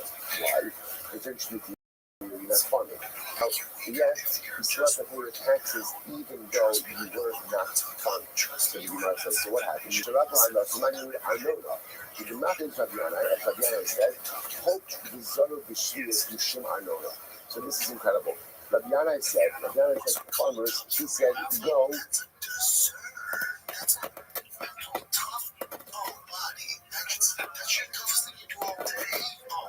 Now, we'll say now, this is incredible. Look at that. She poked the Zara Bishkiris. Shviris Bizman Zed Rabbanon. The Batla Kiddush HaSa'aretz. So this is this what it said. So Rabbi was concerned about the following idea. The Jewish farmers were obligated to go ahead and give their tax, their crop tax. Shemitah, not Shemitah, didn't make a difference. The king didn't care about Shemitah. So like we said, it's posed a unique problem because that would mean if during Shemitah they couldn't pay their tax, what would happen? The king would come and seize their field. But get ready for this. Rabbi Yana put out a public declaration. He said, I want everyone to go ahead and plant and seed and harvest during the Shemitah year. How can you do like this? How can we? So remember again, Rashi points out, Shemitah during the use of Rabbi Yana was Rabbanon. Because Shemitah is Rabbanon, we will be more about this. Now, what makes Shemitah Rabbanon? It was only the Alai, so there's yoga. That was only the Alai, so when Yoshua Allah, the majority of Klal Yisrael lives in Eretz Yisrael. But it's actually incredibly important. That's why, again, even now, you have certain methods. For example, Shmuel John Franklin. She's lifting up, right? Honestly, that's why I never get angry, because I do so much, like, I'm exhausted. We just had it 6 years ago. I know. It's every 7 years. I got it. I'm aware of that. Right? Okay, so in the next couple of years, this year is a year. Yeah, and so the next 7 years, this should be it. It's interesting to say, one of the recent debates about Shemitah is Heter Nechira. Right, the notion of going ahead, essentially like Nechira Skala, it's like selling your land to a non-Jew. It's complicated and fraught with issues. The only reason such a concept like that even gets off the ground is because Halakha L'Maisa, Shemitah Bizman Hazeh Rabbanon, according to most opinions. So because it's Rabbanon, you have little leverage. And I want to say something very exciting, and we are going to see it very, very, very soon, is the scales are going to tip. There's going to come a point in time in the not so distant future where the majority of Klal Yisrael is living in Eretz Yisrael. That is going to have a dramatic effect, not just on the fact that you think about that first time since the days of the second Beis Hamikdash, the majority of Klal Yisrael will be living in Eretz Yisrael, but understand it also has a number of different halakhic ramifications as well. Anyway, Shabiana says, I need you to play notes because if you don't, you will go land. So they said, "Oh, sink shade, so drink psulas. Those who gather Shemitah produce are kosher ladies, right? Because you're not doing anything wrong. So those who conduct business with Shemitah produce, they're kosher ladies. So here by Zaniki, so that's what they said. So the local ones that take away from this is people who collect produce for Shemitah. It's fine. No problem. Kosher ladies, because that's a perfectly permitted practice. It is with those who do business with Shemitah produce, that's covered up. Those individuals ultimately are going to be kosher ladies. Now I want to say a story, dramatic story. Get ready for this. Rabbi Chia bar Zarniki, Rabbi Shimon Yotzadek, Havikazi the Abishon Asya. Okay, get ready for this story. So Rabbi Chia bar Zarniki, Rabbi Shimon ben Yotzadek. Right, so it's called Rabbi Chia and Rabbi Shimon. We're going to intercalate the new year. We're going to declare a leap year, the Abishana, in a place called Asya. Yeah, it's a city called Asya. So what happened? Pagabu Reish Lakish. So they bumped into Reish Lakish on the way. Reish Lakish says, "Hey guys, where are you going?" Right, and they're telling him we're going to declare a leap year. He says, "All right, can I come with?" So okay, so now we've got the sluggish, but he captures right. Can you just imagine like being in his back seat at a minivan? Like can you imagine being in the third row over there and just listening to what's probably going on with that camera, that four-headed camera. So Tina, there's Shimon, and now Rish Lakish tags along. So the Gemara says, Amar, Hazel Exhibiti Avdilda. Rish Lakish said, listen, I don't need to participate, but I would like to see how the integration, how a leap year is done. You want to come along? Okay, so Rish Lakish comes along. So as they're traveling, they saw a guy plowing his field. Now, both say it was a Shemitah year. They saw a guy plowing his field. Some of the home, Kohen the Kodesh. This guy who's plowing, he's a Kohen, and he's violating Shemitah. Kohen violating Shemitah. Unlow. So interesting. Here, and Shimon was surprised at how Rish Lakish was so judgmental about this individual. They said, "What's happening? Unlow. Yokol Lomar." First of all, he says it's a Jewish owned field. That's number one. Number two, maybe that Jew works for the non-Jew. If you look at actually Agiston, Schia, the Karka Shamachu, Inam Shoanonis, Halabal Balabaisa. So it says, number one, it is the field of the non-Jew. Number one, maybe this Jew is a higher. Okay. Number two, maybe it's the field of the Jew, right? And remember what Rabbi just said before. Rabbi just before that Allah Kalamaisa, under extenuating circumstance, like when the king is going to seize your field, if you don't pay the tax, your field. So essentially, this is whoa. You know, I understand. But it's like people saying two things. Number one, he called the guy a Cohen, you Cohen, right? That's number one. And he said that's a Cohen who is in violation of Shemitah. So he's saying two things about the guy. Okay, part one of the story. Next. They saw a guy who was pruning his vineyard. Again, it's a Shemitah year. You're not allowed to prune your vineyard on the Shemitah year. So the Gemara says, Kohen the Zalai. Guy a Jew, he's a Kohen, and he's in Shemitah. Amarle, Yacholova the Akio, Beis Habana Sarah. They said, whoa. First of all, pruning in general is only prohibited if done in a particular way. This guy may be gathering branches in order to make it netting for the olive press. Like you have a pile, Rashi points out, pile of olives, and it's like a type of netting on top of the olives to keep the pile together. That netting was often made from smaller, soft branches. So it could be the guy not pruning the vineyard, but instead what he's gathering some stuff from the vine in order to go ahead and make the netting for the olives, which would be prohibited. So again, it's this fascinating tension here. You know, on one hand, Rish Lakish going saying these guys are Kohanim in violation of Shemitah, and these other Rabbanim trying to go ahead and be Moran Mitzvos. So Rish Lakish response is, Amalahem, Halig Yodea, Akel, in Kalkalos. The heart knows.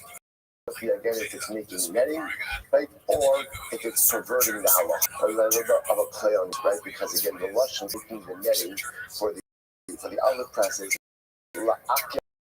Base habat for netting. Al represents like a corruption of justice, a corruption of others. But actually says la'aver al hadat. So let's say, so this is incredible. Rish Lakish says these people know what they're doing, and they also know that what they're doing is wrong. So Rish Lakish just means the second situation. So it's like that line, by the way, is such a profound idea. You can fool everyone. You really can. You can fool everyone.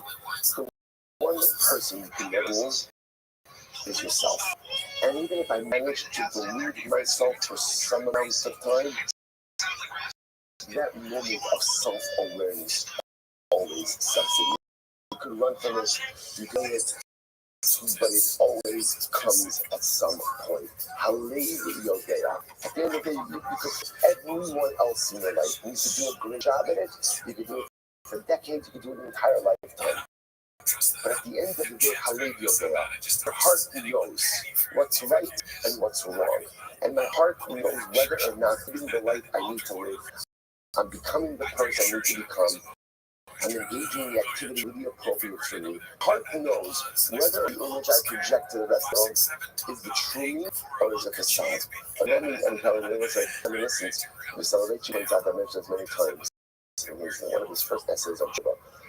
Trump points out that Shuvah, so we often translate Shuvah as repenting, right? But the truth is, that's not what Shuvah means. What's the true etymological definition of Shuvah? Is to return, right? And in fact, as Oren points out, this comes really from Shmuel, meaning that he wasn't just another, he was also the shofar, also the judge. What was he really unique about it was he was literally a circuit judge. What he would do is he would travel the land throughout the year, bring the base in, bring in the dining people. The Lashon that he uses is Teshuvah So Harama. When he would come back to his home in Ramah, Teshuvah So. So she points out, he says, you see that here, that at the end of the Teshuvah really means a return, I mean, not just a return, but a return home. Like so that she says something so beautiful. He says, life is one big circle. He says the only variable is how big the radius is. That's it. How big is the radius? He says everyone has that point where they come home. And what Rizaliji is really referring to is not just to return to Hashem, but that moment of overwhelming self-awareness. You can run from it for a very long time. But at some point in time, that self-awareness is going to set in. All of the excuses I made, right, and all of the shitas, all of the hashkafas, all of the philosophies, which all sound fantastic, but at a certain point in time, they all come crumbling, and I have to face the reality of what I am and what I'm not. That's what Yishlakish was saying. How late you fool everyone else, but the heart knows. In the Ashkel, in the Kalkalos. So the man says, hey, I'm the man just asks, I have these two stories. Which one actually occurs first? Was it the plowing guy or the pruning guy? If you want to say that ultimately again, as I stated,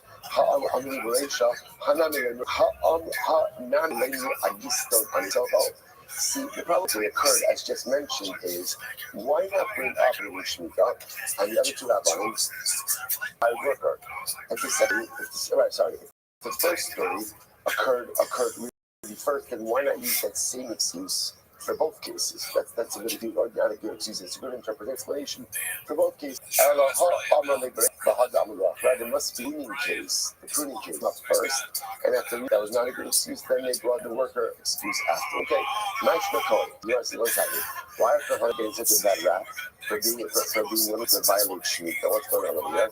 So also, this is very interesting. The Chashivi actually is known that Kohanim were suspect to violate Shemitah. They were suspect to violate Shemitah. Now why? Listen, what's this saying? Such a much in Shashvias. Listen to this. If you have one saw measurement, one saw truma, remember the truma can only be consumed by a coin. One saw truma that falls into a saw of Shemitah produce. And what's interesting about this? Remember, truma only can be consumed by a coin.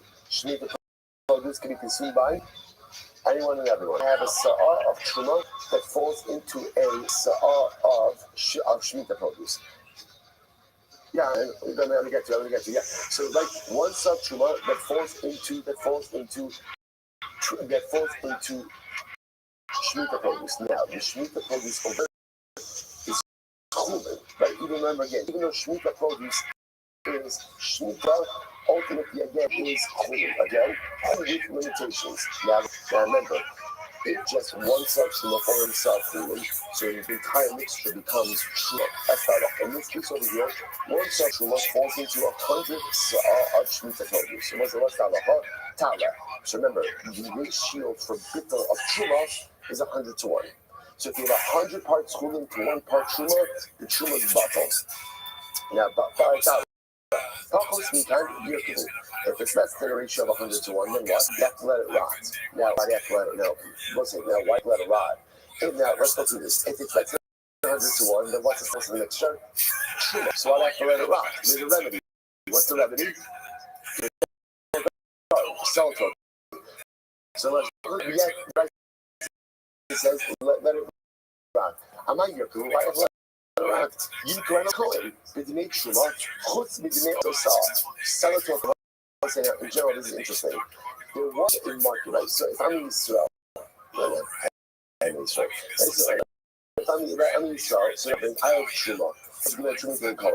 I mismanage. I'm the various Truma mismanager. So what happens? My Truma gets mixed with my cooling. What do I have to do now? Let's go through this. What do I do now? If it's less than 100, if it's more than 100 to 1, 100 parts 1 part Truma, then what do I do? What's that? That's the mixture.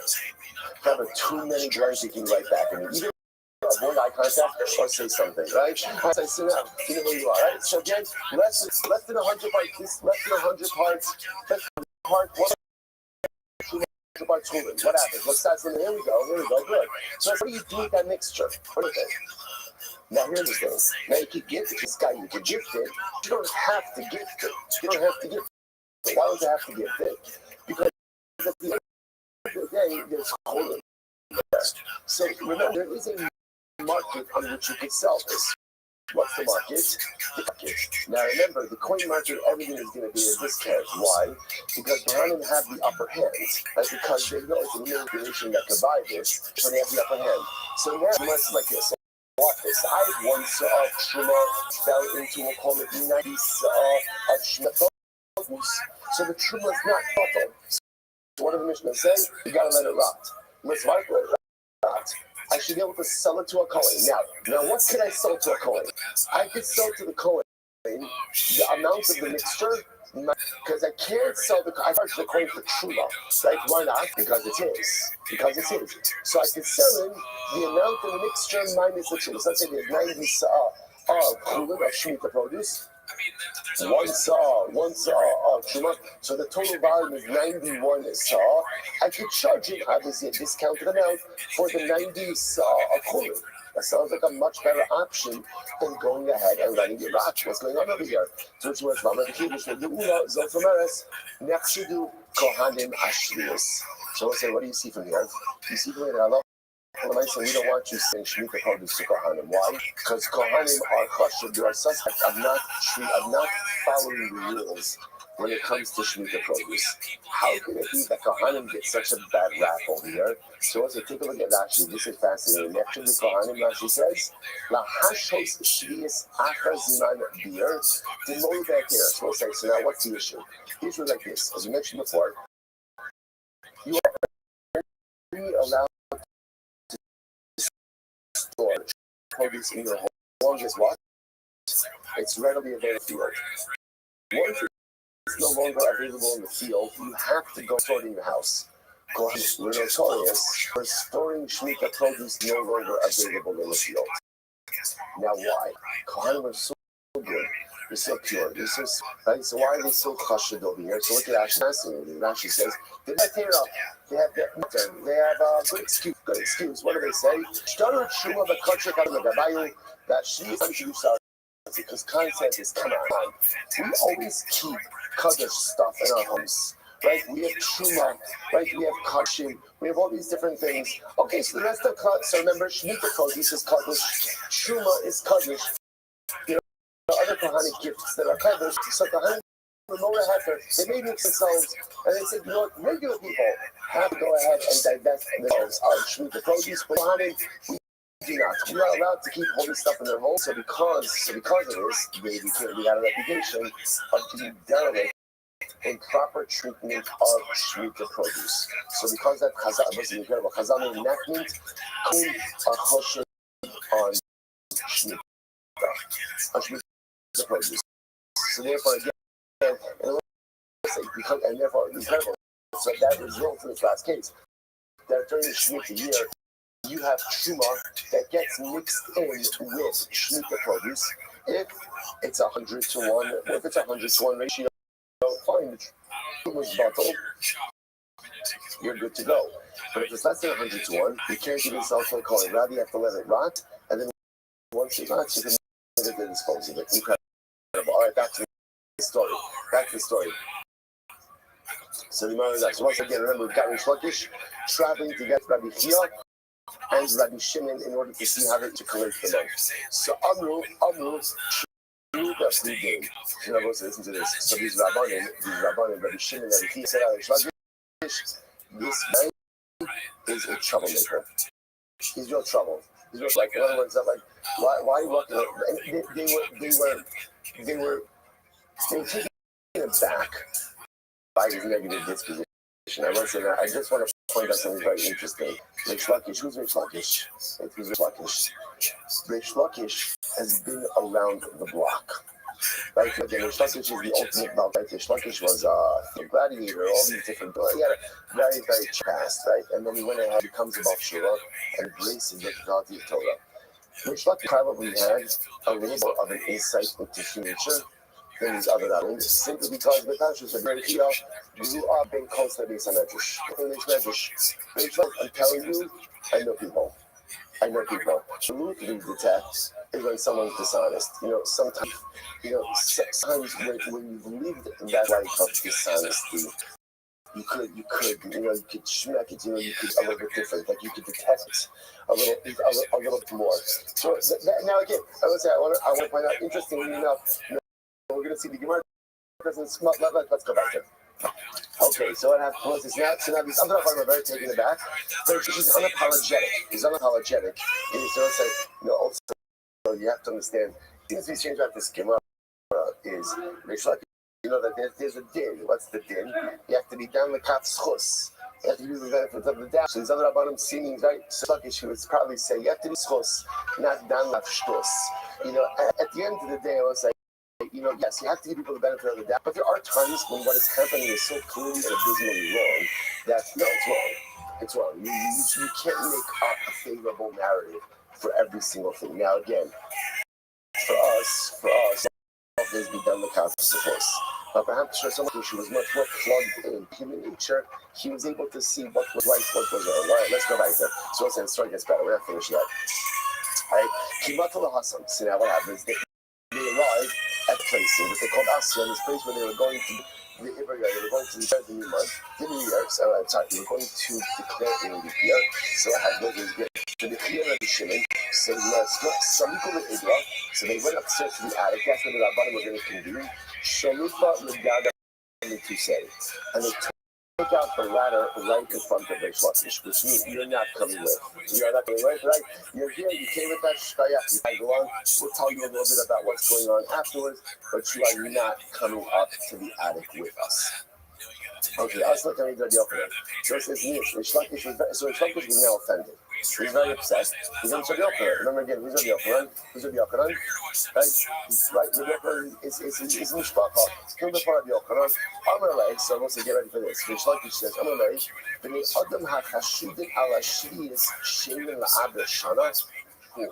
So what's this? Listen to this. So now Rish Lakish says, I don't understand. Are these people who are suspect about non-observance of Shmita, are they permitted to go ahead and, are they permitted to declare a year? And we'll say, now, remember again, what does that mean? Rish Lakish is accusing Rabbi Shimon, is accusing Rabbi Chia and Rabbi Shimon of violating Shmita. What he's saying is like this. There's also part of the obligation of leadership is to point out when someone's doing something wrong. So Rish Lakish says these Rabbanim walked by these fields of these Kohanim who were violating Shemitah, they didn't say anything. So if you don't stand up in the face of wrongdoing, you are complicit. You are complicit. This is what I was going to say. I just want to point out, we are seeing these things unfold in such a dramatic way. When you look at Rahman al-Islam, what is happening in Australia now, with the anti-Semitic events, and people are foolish. It's wonderful that the government is going to make a counterterrorism this. When a government doesn't stand up against terrorists, and a government doesn't stand on the side of good, namely the state of Israel, if you don't make a clear stand against evil, then by definition, you're siding with it. It's not accident. After Australia, with all of their ridiculous political stances and political moves, that there's an outpouring of anti-Semitism. That happens. That's what happens if you don't make a stand against evil, then by definition, you are with it. So So it's like you said, Rabbanim, you're for Shemitah against Shemitah, right? Pick a team. And if you see violating Shemitah, and at the end of the day, you don't machar, you're not going to have any objection, then by definition, you are violating. So it's like you just talking on how could these guys who violate Shemitah be parts of the cover that's the nuclear. Sorry. I'm a late. So just then it's like was thinking, so I was like, you know what? It's actually not such a big problem. I think it's the Halash social right. Okay. Rabbanon actually do some. So as we talked about this before, they're no worse than the three shepherds that the rabbis relied on their information in order to go ahead and meaning, so it's like we said, maybe Rabbi Shimon and Yana are not even part of the base to make the leaf. They're just sharing information. With information, you can even be a shepherd. So again, something what happened over here. Reish Lakish just called these two rabbanim, essentially called them shepherds, right? Roy Bakar, and also called them people who violate Shemitah. But some hadlo inu rabbanon v'ahushasa haka kasher rishoim. The Kasher Rishon ain't on the again. Then it's understanding that it's not like the writer because just in the previous case, you guys relied on the shepherds' information, but the shepherds were not part of the actual base thing. Concern is that for instruction, my concern is that these two rabbis, the Chia and the Shimon, are part of the base thing, and if guys are part of the base, then this is what's called a Kasher Rishon. Kesher Rishon sounds like a good name for like a shul, right? You know, okay? Congregation Kesher Rishon, right? Whatever. It's like Kesher Rishon, right? So it said the problem over here is that these two Rabbanim, Rabbi Chia and Rabbi Shimon, so ultimately again, they're part of the Beis Din. And if guys like this are part of the Beis Din, then a Beis Din like that becomes what's called a Kesher Rishon, a congregation of Rishon. So it's like Reish Lakish is sharp. Reish Lakish is very sharp in his analysis over here. So look at Rashi just a moment. Keshamu, the hate on something out means that that's what's the event. That people eat hosting all evil to do ukidas as Hashem is about idea. They're going to base the meaning the enemy. Okay, so therefore Reish Lakish is really saying, I don't understand how this base is operating up in the attic that I wasn't allowed into. I don't understand how this is a valid base thing. So Rabbi Yochanan, so Rabbi Yochanan says, you know what? It's a little bit over the top that you're calling them the sharp. In other words, so Rabbi Yochanan, so let's look at actually the Shata Kori over the sharp. It is a little bit over the top. You want to, it's interesting. You want to hold them accountable for objecting to Shemitah violation? I do that. I do. I know if you know, the real does help with that point. But to call people the shit, that is a level, and that level of creation. Yeah, that level of diatribe. That's already a little over the top. So Yochanan says that I don't think you can do. So Kiyas wants to leave the Yochanan. So says, yeah, what happened? The Rabbanim came down afterwards, right? And again, somehow they heard about what Reish Lakish said them. So Kiyas was telling them, Amar Lai, Karilan Roy Kar, below Amar Mavalo Nubi. So listen to this. So it's essentially, so now, so Rabbi Chia and Shimon come down, and they say to Yochanan, Reish Lakish called us cattle herders. He called us shepherds. And we didn't stick up for Yochanan. Yochanan going with all this. Right? We didn't stick up for us. So Rabbi Yochanan said, no. You carry the Lloyd so Miami, right? And if he would have said that, he called you cattle herders, if he would have called you sheep herders, would you have rather let him really would have made a difference? So it's very profound. What Yochanan is saying is, so what? And what's one of the first lessons that we teach our children?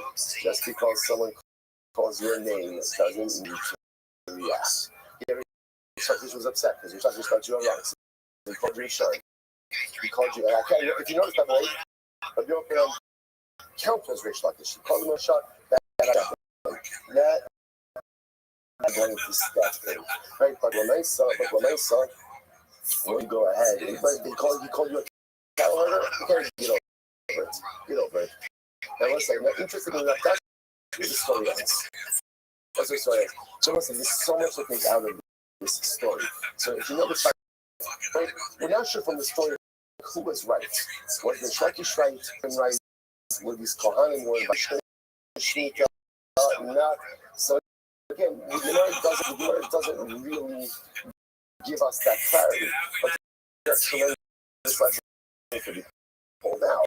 What you see from the Shlekish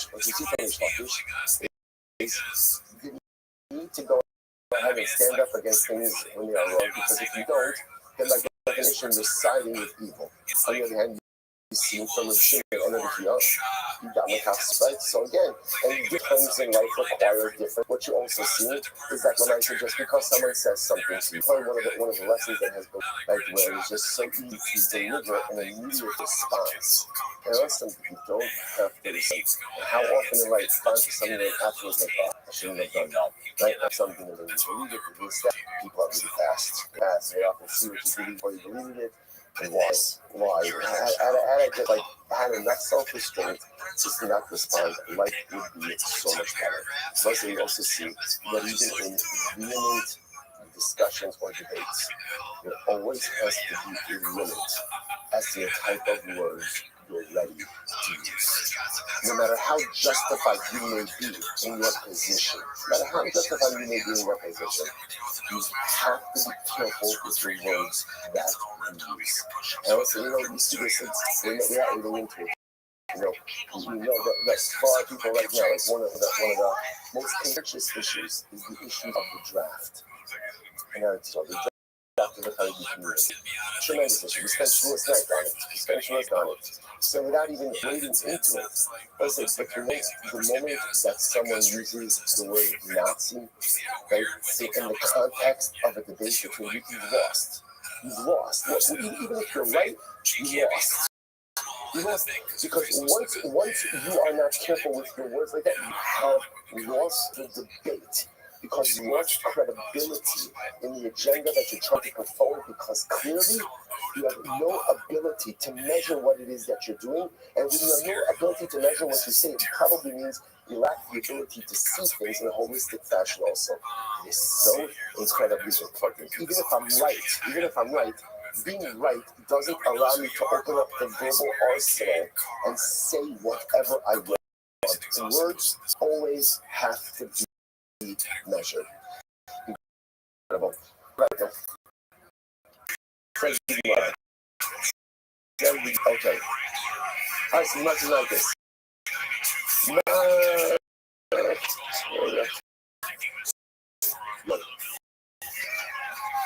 My so once I said that, interesting enough, one of the things that Shlekish said, was he called it a kesher shot, right? He called the fact that Rabbi and Rabbi Shimon were going ahead and part of the he called it a kesher shot. So you might have said, what is, we've never heard that expression before. What is that? What is that mean? An assembly, right? An assembly of evildoers. Kesher shot. It's a kesher means like a bond, like a chevron. What does that mean? It's like, this is wild. This is wild. Not kesher shot. Chef Nahava. Yarish the place of this. Now we're going to introduce story of Hiskiel Melech Yehuda with one of his most trusted advisors, Chef. If the name or the story don't sound familiar to you at all, it's okay. It's from the essay book of Jewish knowledge called Peace. Right? And again, if you have a sister or a female member of your family who has, you can ask her about these stories, about these lectures, right? So let's say, listen to this. So now this is an incredible story. So listen to this. So Hiskiel, essentially, like his chief staff was a man by Shevna. Shevna was a tremendous talker. He would actually, remember, he had 130,000 followers. Okay, this is Hiskiel, Havarish, Bechad, Sayabusa. Interesting, Hiskiel was the king of Yehuda, he had 110,000 followers. 110,000 Hasidim. Again, not too shabby, but less than Shevna. She also said, "Hey, Yerushalayim." So now we know the famous story. So hey, comes and lays siege to Yerushalayim. Now, just to understand, this is the famous story of Sancheiriv's siege of Yerushalayim. I want you to understand, there was no real way militarily for Am Yisrael to win this war. Right? They were outmanned. Sancheiriv came with a huge army. He had conquered a number of the cities. This is Yerushalayim. He already conquered part of Eretz Yisrael, as well as other countries around. There was no real way to win this war. So what happened? Shevna said, okay, we need to negotiate. We need to negotiate an organized surrender. Maybe if we do this, we can have some kind of autonomy. So what did Shevna do? The problem was Hiskiel didn't want to surrender. So what did Shevna do? He attached, he wrote a note, essentially a letter to Sancheiriv, saying Shevna, 137 Yerushalayim, 130,000 households. We are ready to negotiate the truce. And he put it on the arrow, he shot it out. And what does it say? The letter said, Shevna v'siyatu l'shlimu, Hiskiel v'siyatu lo. Shenemar, ki hine harisham yijichun, tachas konenu kitzam ayasa. So says, now what happened? So literally wrote a letter to Sancheiriv. Hiskiel doesn't want Shevna and followers want peace. They sent this letter to Sancheiriv. How the Kamistif Hiskiel was concerned, he didn't know what to do. So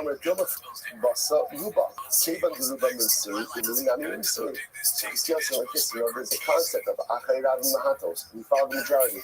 So Hiskiel started second guessing himself and said to himself, you know what, maybe Shevna is right. Shevna is the majority. He's the right.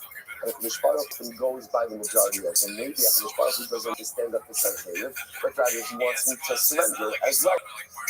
What happened? The Nabi King Christian said to him, Somun Kesher B'chol Asher Yomara Amazah Kesher. So listen to these verses. So here it quotes over here. The passage from Shadow. So the Nabi comes and says like this, Kesher Shavu, Kesher Sham Elam. This is not a regular robe. This robe is what we call a Kesher Sham. So here's where the expression comes from. Right, this robe is a Kesher Sham. This is a congregation, an assembly of the wicked, and an assembly of the wicked is not the halakhic majority. Incredible. So therefore the Nabi Christ did not surrender.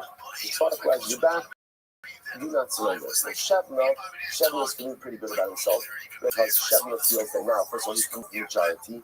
He sent this letter to Sancheiriv. He's very confident that now he's going to be installed as the new king. So what does Shevna do? So Shevna comes and says, but Shevna decided to go ahead and make for himself a grave in the burial place of the Davidians. So Shevna is really getting ready. And he's ready to go ahead and assume the throne and be installed by Sancheiriv. He decides he also wants to choose his burial plot where he's going to be buried in the Davidic kingdom. So the Nabi says to Shevna, what are you doing? What are you doing here that you're cutting up the Davidic plot? So essentially, the Nabi said to Shevna, this part was going to make wandering man. The Gemara says, interestingly, one of the man is going to put the wrong in. What does this mean? In general, people have more rachmanos on a poor woman than they have on a poor man. So the Nabi was saying, we're going to make you like a wandering man, meaning that you're going to be a wanderer, no one's going to have rachmanos on you. So what happens? The Itach, on the Yosi, Rabbi Chanina, Melani, Cheparcha Botsaras. So Shevna gets leprosy. Siv Hacha, Ataf, Siv Hasam, Asafam Yashak. Sanof Yitz Finecha, Safna Kabra al Eretz Achrach Bas Yadayim. Tana, Tibikesh Kamon Beis Adonov. Shevna wanted to bring disgrace upon his master's home, Hiskiel's home. Napak both of the color, even though Shevna was all great, right? But Shevna ultimately, again, his glory turned into degradation. Once again, into this. So now, Shevna and his followers, so Hiskiel is not surrendering. Shevna, along with his followers, say, we're surrendering. So they get ready to leave Yerushalayim. No, and his whole Fevra happens. You have enough view. So Shevna is at the front of all of his followers, ready to exit Yerushalayim to surrender to Sanhedrin. As they're walking out of the gates of Yerushalayim, Asa Gabriel, so what happened? Right as they walk out of Yerushalayim, so Shevna walks out, and the moment that Shevna walked out, Gabriel, the Malach Gabriel, closed the doors of Yerushalayim on his followers. So he kept the followers in the city, and then Shevna walks out by himself on the base, on the way. So now Shevna comes before Sanhedrin. I remember again, what did Shevna's letter say? Shevna's letter said that I represent 130,000 people in Yerushalayim. So now he comes by himself. So I'm going to Mishar so Sanhedrin says, Shevna, who are you followers? So Shevna says, now Shevna didn't realize about what happened with Gabriel. What he figured was that at the end of the day, his followers decided not to come. Right? How do you do? They say Yerushalayim on the basis that there's this insane so obviously, so Sanhedrin thought this whole thing was a joke. Right? Here, so Shevna claims that he represented 130,000 people, and meanwhile, what happened? It turns out by himself. So there's an embarrassment. Because can you imagine, again, there probably was a whole delegation ready to accept the surrender of 130,000 Jews. Probably 130,000, probably much more, because it's 130 people we dash into. But also, so it's supposed to be a delegation of a lot of Jews coming out. And meanwhile, one guy comes in. So Karen says, you're making fun of me, you're mocking me. What did he do? So he says, now through back the Kalu, Bizanti Susaim, so they bore a hole in the soles of Shevna's feet, attached them to the tail of their head, and dragged him on the thorns. Shevna, unfortunately, again, literally is nothing. What a descent he experienced. We'll say, in general. So it's fascinating to see when great people experience such a terrible fall. And what are the mechanics? Obviously, Shevna in command. Shevna in command is a skill military. He's great, but he can really learn the last week's staff. That's actually what we do, though. Right? But again, his skill was responsible for such a high level of scholarship in Talmud. So it was like golden age of Jews. Everyone knew the halachas of Tum and Tar. Last month is that. Everyone knew the halachas of Tum and Tar. There was a golden age. Things were good. His skill could in the Mashiach. Things were going well. Shevna has everything that were influence. So how can you make a mistake? How does that happen? Once I get ready for this, I'm going to Lazar. Shevna Bal Hanoah. Shevna was the physical pleasure. Siv Hacha. Lech Bala. Sochein Hazek. Siv Hacha. Bakrid Lo Socha. It's one makes exer Shabbat. Sochein Socha. It's actually Sochein means the treasurer. And Socha, that's why it was by Abishag Ashinamis and David Amara. So what's this? Interestingly enough, what was Shevna's downfall? Shevna was a pleasure seeker. That was his life. His life was the seeking of pleasure. When a person say, what does that mean? What does that mean? So let's say when a person lives life, and the most important thing to them in life is their personal pleasure. Right? It doesn't even have to be necessarily anything illicit, although actually points out it might be illicit also. But even if it's not illicit, when my whole life just becomes about pleasure, and everything is about pleasure, everything is about enjoyment, everything is about comfort. So we say, what kind of life is that? What kind of life is that? So it's pretty good. What kind of life is that? Is an egocentric life. Let's say life is not about pleasure. Life is about service. We are put here on this to serve, to work. We are part of God to contribute to our nation. Life is not about being selfish. Life is about being selfless. That's the avoda of life, not but service. The issue is when life becomes about pleasure, which will say, by the way, not even just about like excess, not even about anything illicit, but just like when my life becomes about what I want. This is what I want, what I need, what makes me comfortable. When life becomes about those things, and that's an egocentric life. And egocentric life, I say, leads one to gaiva. And one one falls into the clutches of gaiva, of arrogance, of self-centeredness, everything falls apart. Everything falls apart. The story of Shev Melozek is the story of great people throughout the ages. Who have so much potential, so great, but they take a turn because everything comes about, everything comes out themselves, as opposed to become a life of pleasure, as opposed to a life of service. Take that wrong turn, it's only a matter of time to the downfall. So what happened over here? To be honest here, so Shevna, living a life of pleasure, ultimately again becomes arrogant. And what happens with Sankhira is, this is my moment. This is my moment to become king. And the moment that Yaiva sets in the side, you lose all clarity, all perspective. It's interesting, right? You yourself, here there's a sea giant, and yet what is Shevna doing? He's marking Yaiva. Right? He's deciding where to be buried. Right? He's deciding to making the plans. Forget my life turning. I'm already making my plans for my death as a monarch.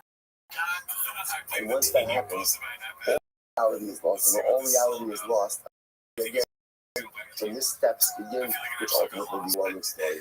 The Gemara goes like the Gemara says, "Ki hasha so sadik mapal." So once they said the Gemara quotes over here the pasuk,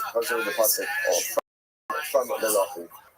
No, sorry, from Kira. Shasos Yaresun, Sadik Mapal. So again, just in time, we want to dash in this pasuk. Shasos Yaresun. For the shas will define what shas means, will be destroyed. Sadik Mapal. What has the tzaddik accomplished? Now we're going to see different ways to this pasuk. So Rabbi Yehuda Chad Amar. Sadik Mapal. So it's unclear if it's Kiskiel, and his assembly, his followers were destroyed. What good would that be for the tzaddik? The Chaldam are easy to say, Sadik Mapal. Obviously, this was destroyed. This is Hashem would have sided with Shevna. Over Kiskiel, what good would have happened? Sadik Mapal. If the plans of that Russia were not upended, what good would the tzaddik have done? So the opinion that says that also refers ultimately again to the plans of Shevna. It makes sense. So who destroys the plans of evil people. This not Evan Haisa most really showing, which is see all place. It makes sense to all the Samikdash also shows as well as saying the center Samikdash actually by the Holy Chakra was what's called the Avishation stone. That was the first piece of matter from which the world was created. From the history of the Siaita, they also find Samikdash Shassos. Where do you find it? Sadik is called the Shassos, the Kseg, the beautiful Kivites. Bayish Alayka, Levi's area. How far? Kila Isa to the deal so she. Well, kind of fun. Nama Nikla Shma Toshia. So once we see those there, Torah is something called Toshia. Why is Torah called? It's beautiful. Nickname Shimafet. Because it weakens the thought of a person. I won't say, listen to this. Toshia, then Toshia, Shela, Al Shem, Shal, Al Shem, Shalom, Nishusak, Al Rapalom, Denikos Toshia. Sorry. Good, fine. So before we get to that, so the nation that she's called Shalom. So we'll say first explanation. Why is Torah called Toshia? So the Pasuk shot over here is that Torah weakens a person. Now let's say, this is very interesting. What does mean Torah weakens a person? Torah says Hashem Kunina, Yeshivas Nefesh. Yeshivas says Torah revives the soul. So which one is it? Does Torah weaken? Is Torah reviving? What's the answer? The answer is yes. Right? Torah revives the soul. Now listen, to take on the yoke of spirituality is hard. It is hard. It revives my soul is awakened. But the truth is, the responsibility is overwhelming. It really is. And the truth is, sometimes that spiritual responsibility can absolutely deplete the co-host of a person. Now listen, but it's not a bad thing. Anything in life that requires exertion, by definition, sounds to you. On the earth, right? The person makes a sinful. Right? The person marries off their child. The person makes a bar mitzvah. And what happens? You can't say a bas mitzvah. brisk, this little less because you're dancing as well, right? You dance for hours and hours and hours. You come home, and how do you feel? How do you feel? Exhausted. So you say, oh, never. I'm exhausted. Yeah, never. It's like the best exhaustion in the world because I gave every bit of energy that I had to that scene. Exhaustion isn't a bad thing. Exhaustion is a beautiful thing as long as I'm exhausted for the right reasons. Total actuality can exhaust you because if you're fully immersed in it and you're giving it your all, it saps you of your energy. And that's not a bad thing. That's a beautiful thing. How do you know? How do you know if you're fully immersed in Torah? If Torah makes you tired, it's a good sign. Or a bad machine, one of the two, right? If Torah makes you tired, and ultimately, again, that is a sign of complete immersion. On the other hand, if Torah doesn't sap you of any energy, chances are you're probably just auditing it and not really fully immersed. The shame is showing Sakatara Rishwood brings that also. He says on this, the Rishim Matasha Kol Poshav is beautiful. It's Kol Poshav, he says, is a reference to the Yitzhara. Do you know what the power of Torah is? Torah weakens the Yitzhara. Which I will say for like, yeah, we know from the seven verses. Right where it says, a person should try to go ahead and always incite the good inclination over the Yitzhara. What happens if a person can't overcome the Yitzhara? What did you want to say? Bring yourself joy, confidence, Torah allows us to weaken our Yitzhara. We know this. When you're learning the depth, usually, most of us don't have a dramatic Yitzhara to go out and commit Averis when we're doing the daf. Now, maybe the moment that close my Gemara, there's something else going on, right? But the Master why is that? Because when you're steeped in Torah by definition, it pours beautiful, translucent, holy waters on the fire of the Yitzhara. That is the power of Torah. It's not Teshes, Kolkos, it diminishes the power of the Yitzhara, which is why, by the way, the Gemara says in second brachas, the person is struggling with the Yitzhara, sometimes all they need to do is just open a sefer really quickly, or now boss to come up on that, right? Come up Safaria, right? And just read a passage, it's like the fire hydrant of spirituality. There's a fire that's raging, just open the hydrant for a couple of moments, and it's amazing what could occur. The Gemara goes right, the Gemara says, another possibility is, why is Torah called Toshia? You must have seen it, but we'll have to stop over here. I don't know how I didn't get through this on a Sunday. All right, okay, fine. All right, more for tomorrow. More for tomorrow. Say Shrek again. We always wind up in the right place. Okay, it's a much shorter daf tomorrow. Very. Don't look. Shrek, I'll say we'll start to the week. Incredible. All right, guys on Zoom, a wonderful day.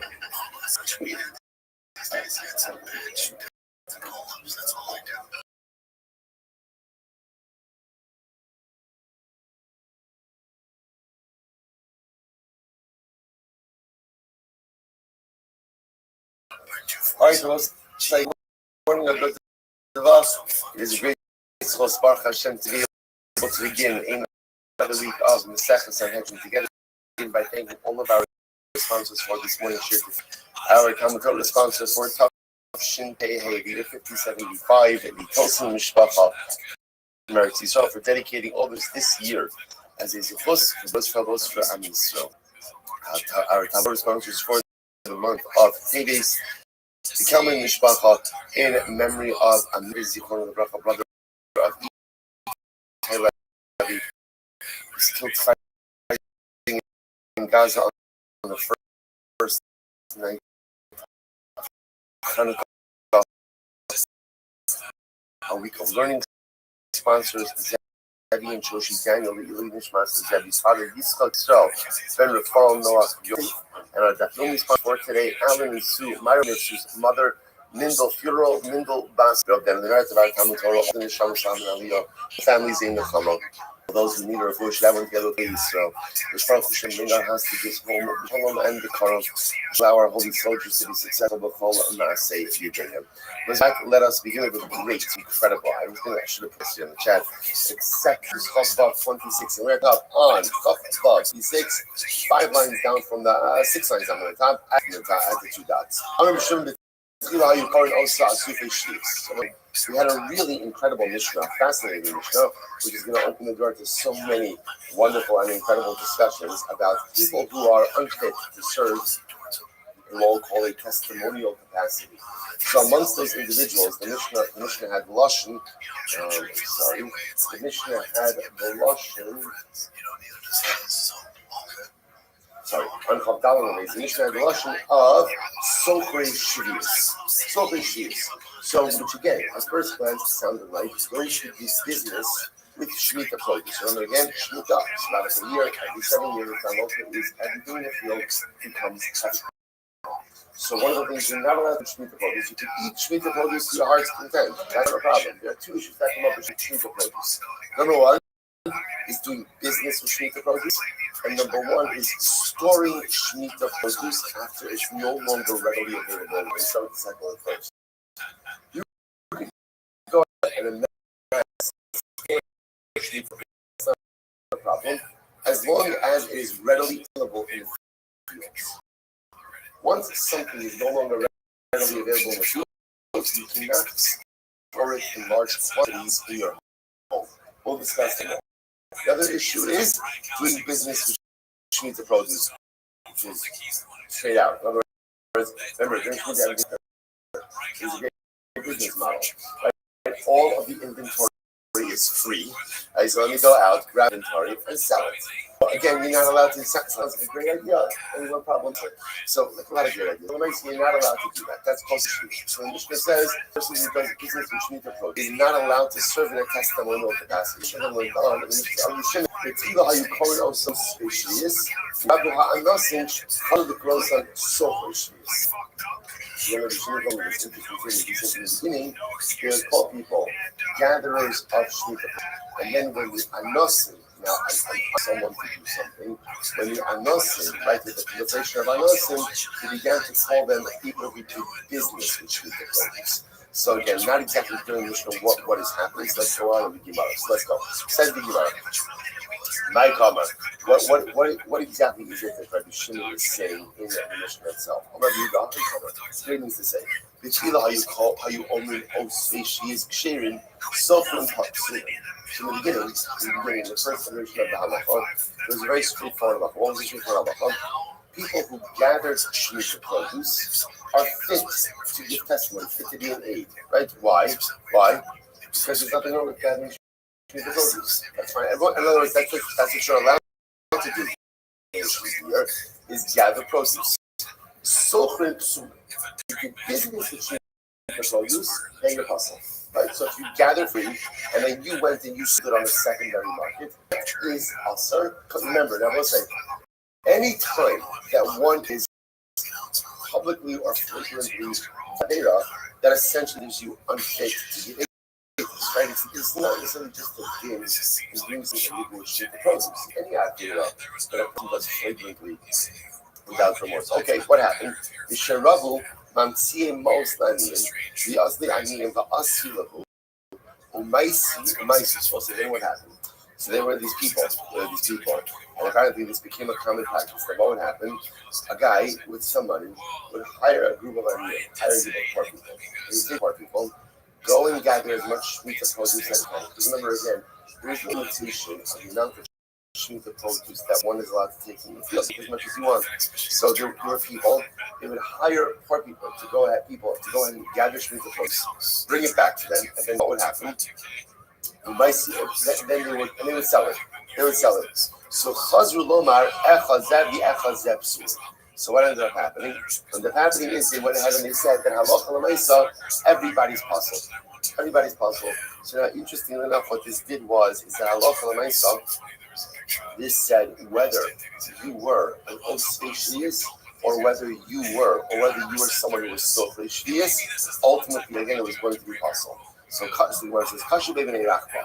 I don't understand. So the sons of Rakba were troubled by this. They didn't quite understand. They said, "Hi, Misharabu Ha'anasim, Misharabu Ha'tagarim Mibayim."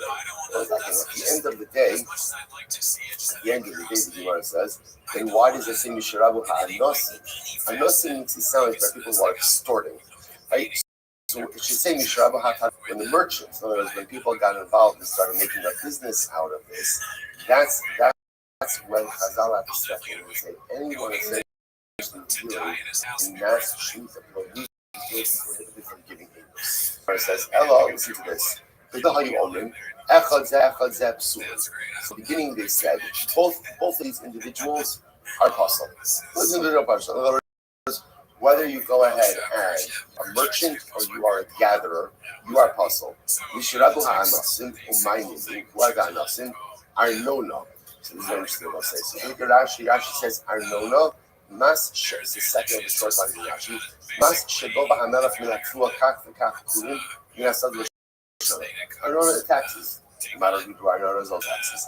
Hey, so, but this was a tax of the king. That the king levied upon the field. If you paid the tax break, if you didn't pay the tax, he was going to go ahead and steal. Now, this whole unique Shemitah year. Why? Because during Shemitah year, you're not farming. You're not farming. So now, yeah, you still have to pay your taxes even though you were not farming. So the Gemara says, so what happened? I know now. So the Machlish Rabbi Yanai, as Rabbi Yanai said, Hope Vizolo B'Shviyas Mishum Arnona. So this is incredible. Rabbi Yanai said to the farmers, he said, go and plant your fields during the Shemitah year because of Arnona. Now, we'll say, this is incredible. It actually Hope Vizolo B'Shviyas. Shviyas Bizman Hazet Rabbanon. The Batla Kiddush HaSa'aretz. So listen to this, we'll say. So Rabbi Yanai was concerned about the following idea. The Jewish farmers were obligated to go ahead and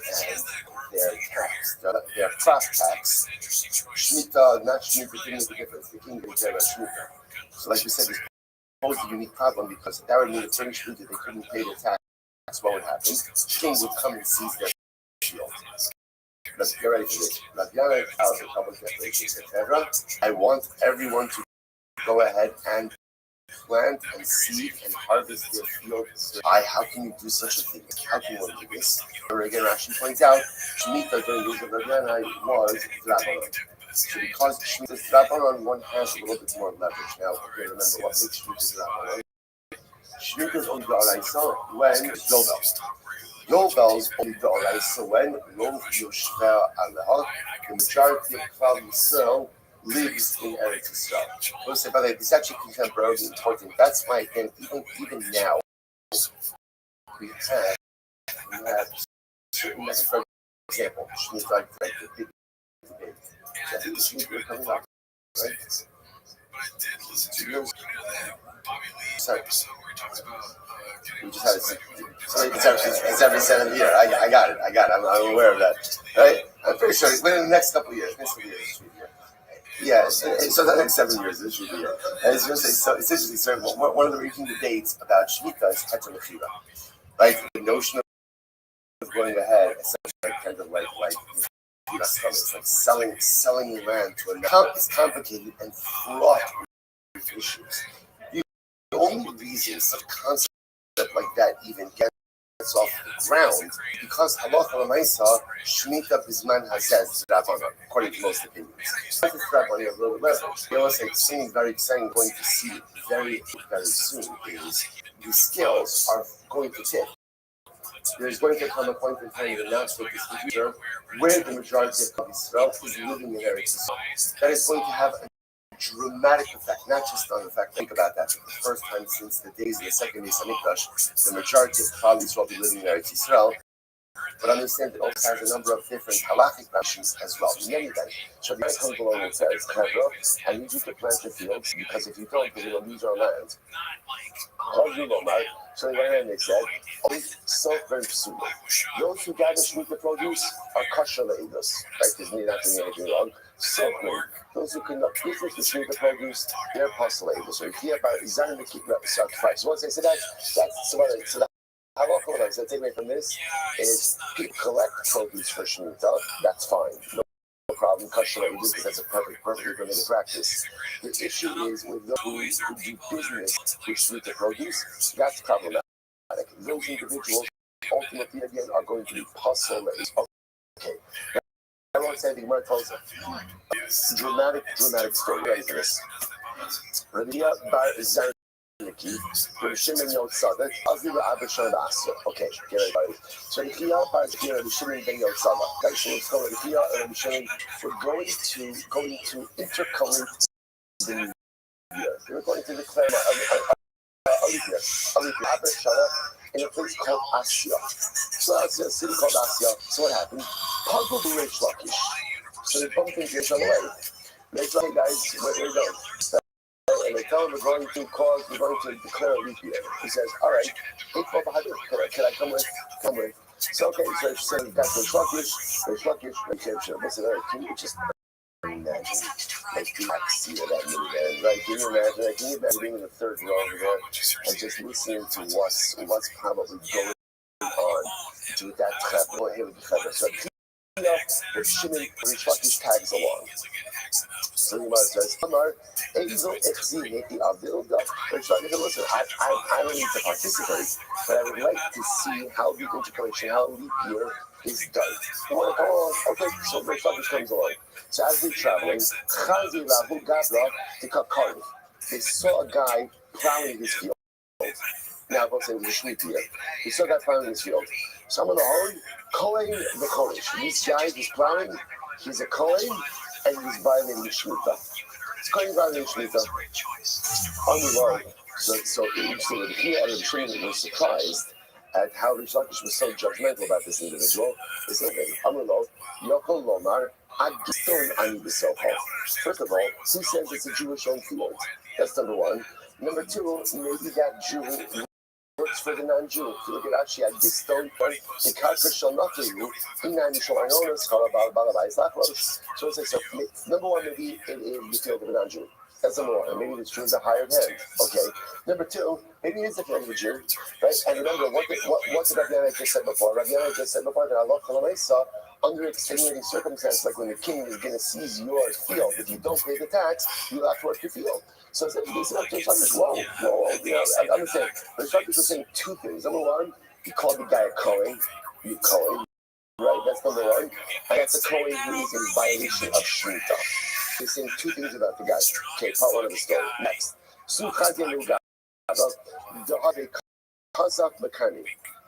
They saw a guy who was pruning his vineyard. Again, the Shemitah year. You're not allowed to prune your vineyard on the Shemitah year. So the Gemara says, Amrullah, Kohen Bizamar. The guy is a Jew, he's a Kohen, and he's in violation of Shemitah. Amrullah, they said, whoa. First of all, pruning in general is only prohibited if done in a particular way. This guy may be gathering branches in order to make a netting for the upright. You have an olive press and you have a pile, actually points out you have a pile of olives.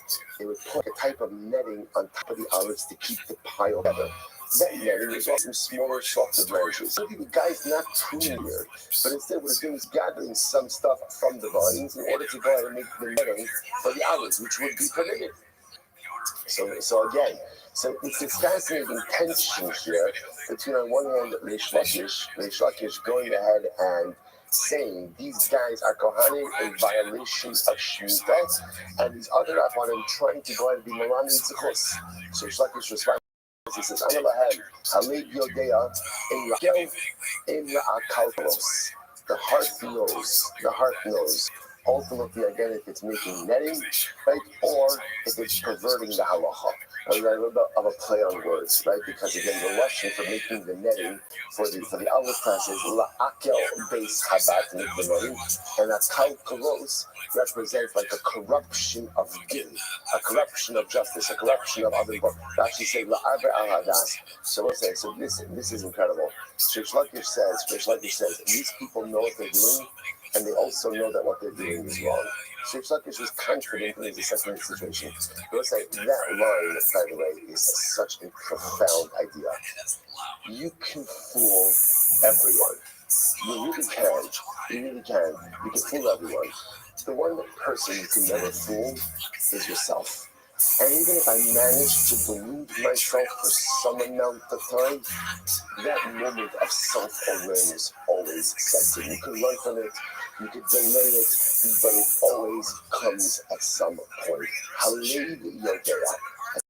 the end of the day, you could put everyone else in your life. You could do a great job at it. You could do it for decades, you could do it an entire lifetime.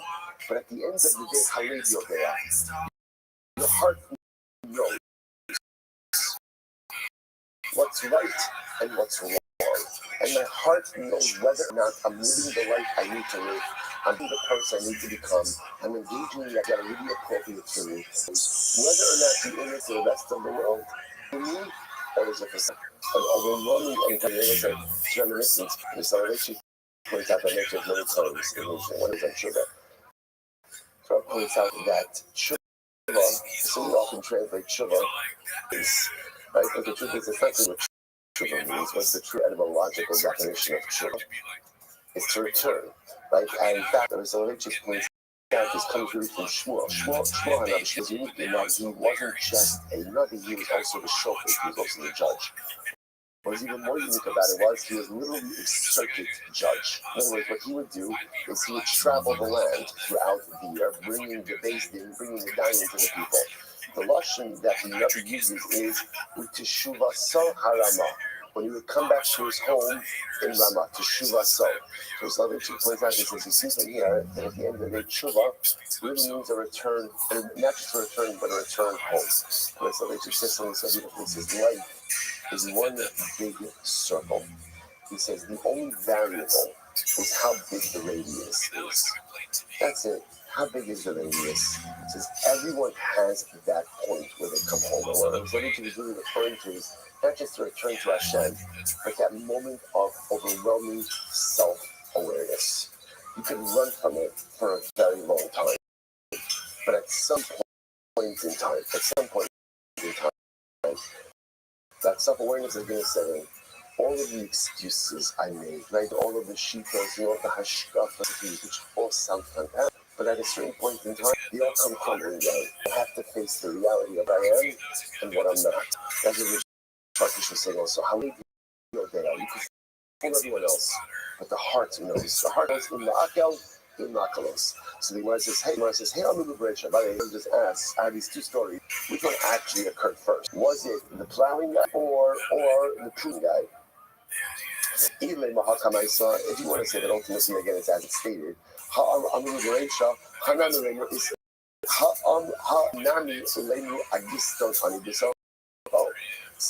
see, the problem with saying that they occurred as just is, why not bring up, right? Remember when they saw the guy plowing, which like I said, he's a Kohen violating Shemitah, and the other two Rabbanim, yeah, and the Bishop said maybe he's a hired worker. And the second story, the first story occurred really first, then why not use that same excuse for both cases? That's a good excuse. It's a good explanation for both cases.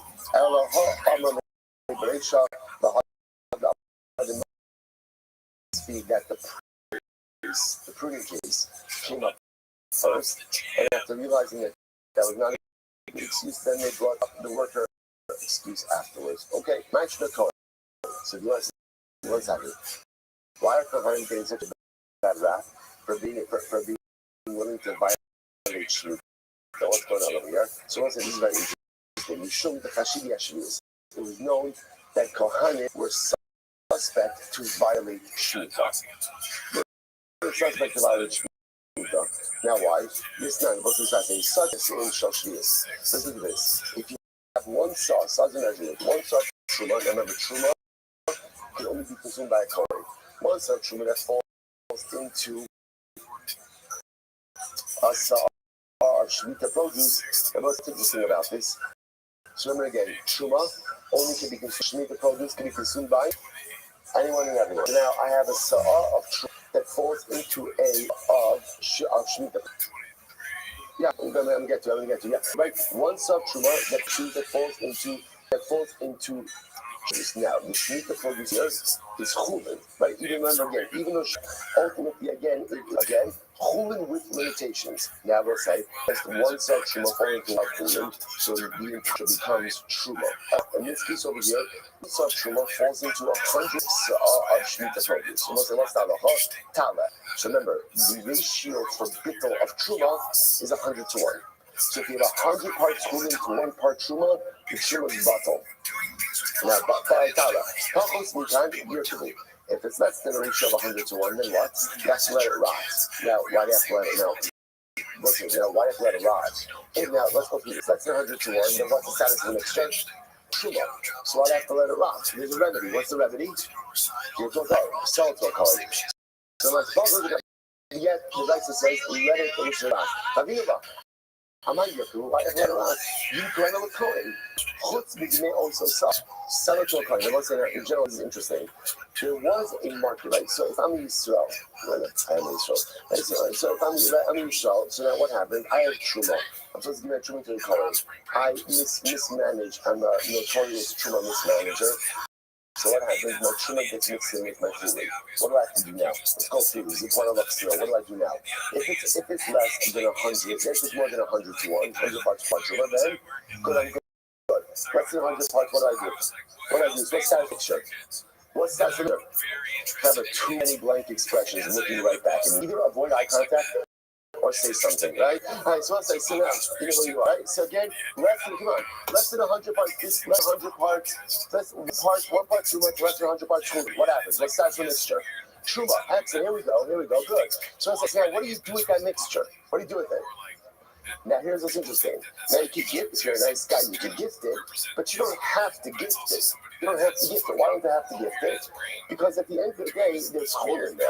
So remember, there is a market on which you could sell this. What's the market? The coin market. Now remember, the coin market, everything is going to be at a discount. Why? Because the Kohanim have the upper hand. Right? Because they know it's only population that could buy this. Therefore, they have the upper hand. So now, you must like this. So watch this. I have one saw of Truma that fell into, we'll call it 90 saw of Shemitah produce. So the truth's not fuckle. So what does it say? You got to let it rot. It's why it rot.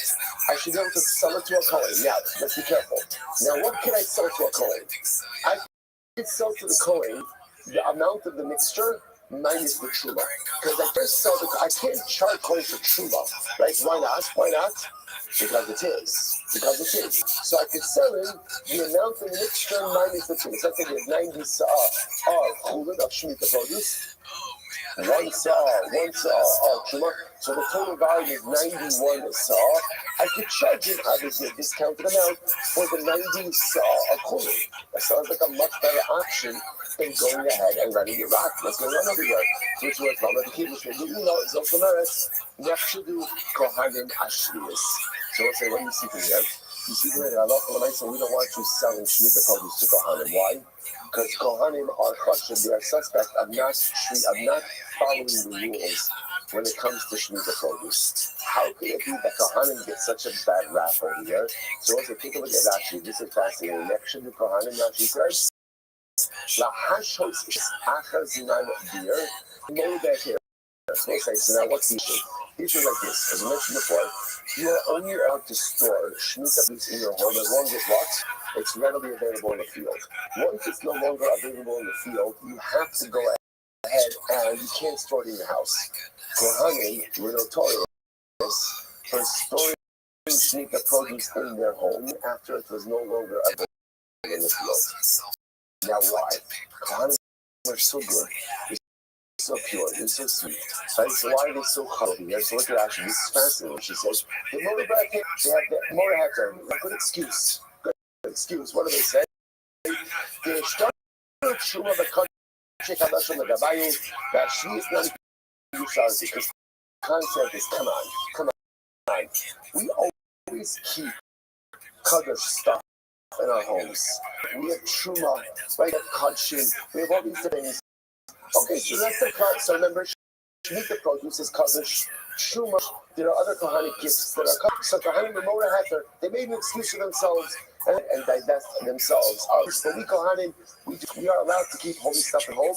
So let's say, so because of this, they became mission of the very proper treatment of Shemitah produce. So because of Chazal, it was incredible. Chazal made an enactment, Kohanim are choshed on Shemitah.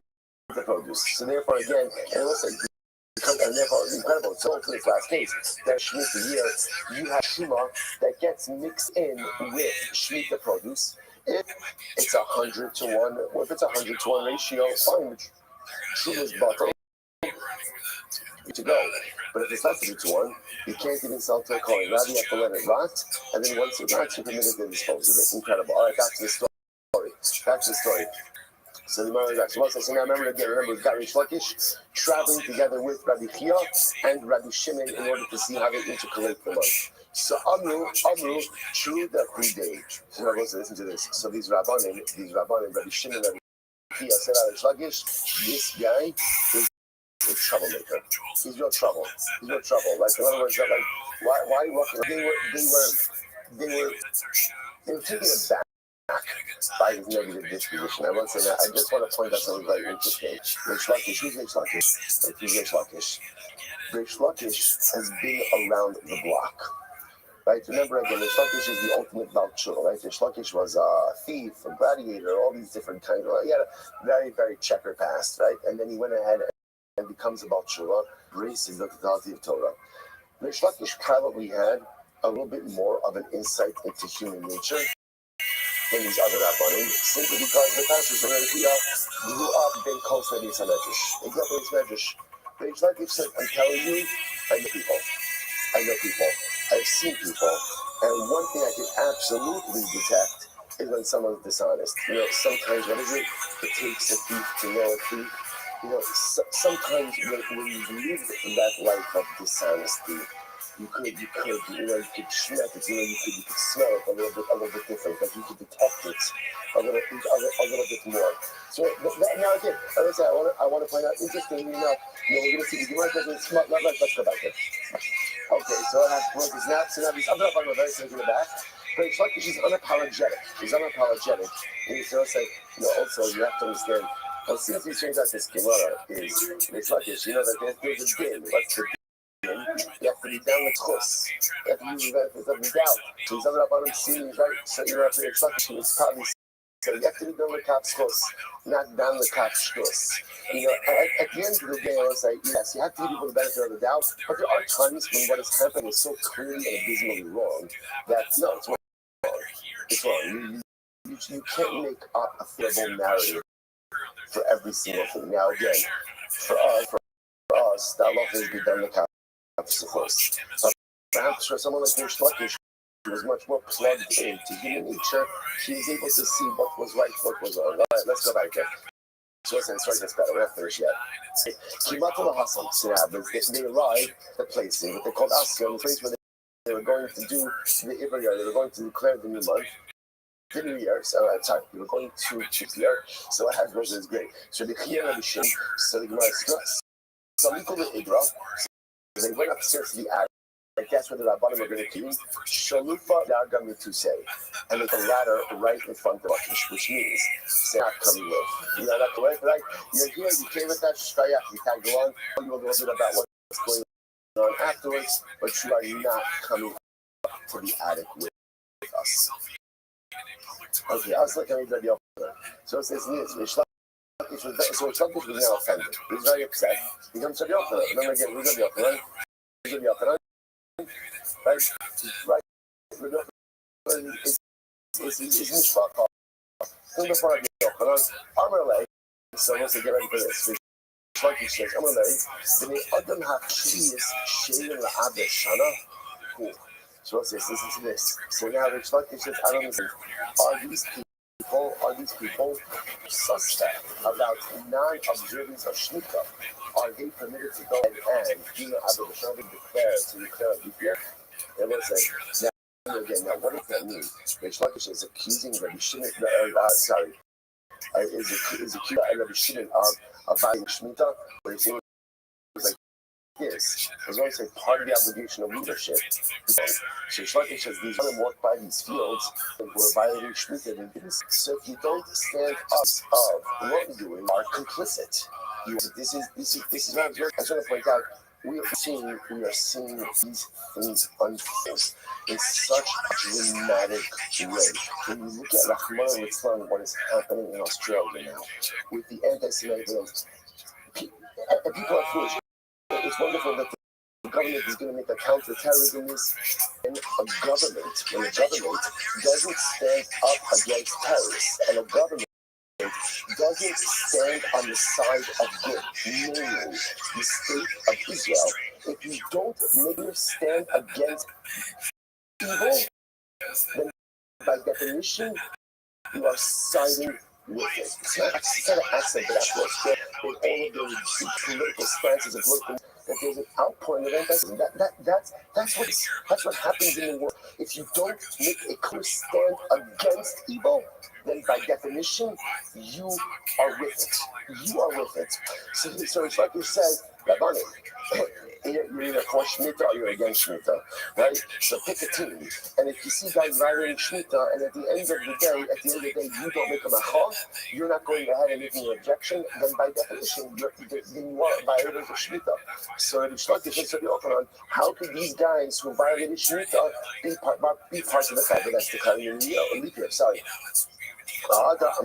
Don't catch me. So Generation Lucky's were thinking, I was like, you know what? This actually answers a big problem. I'll tell you why.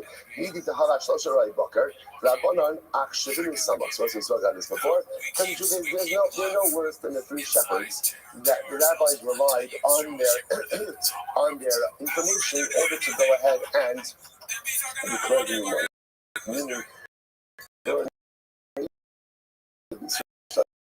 maybe these two rabbis, Rabbi Shimon and Rabbi Yanai, and Rabbi Shimon are not going to mix the leap year, but they're just sharing information. You can even be supposed to. So again, so let's say what happened over here. Just called these two rabbanim, essentially called them shepherds, right? And also called them people who violate Shemitah.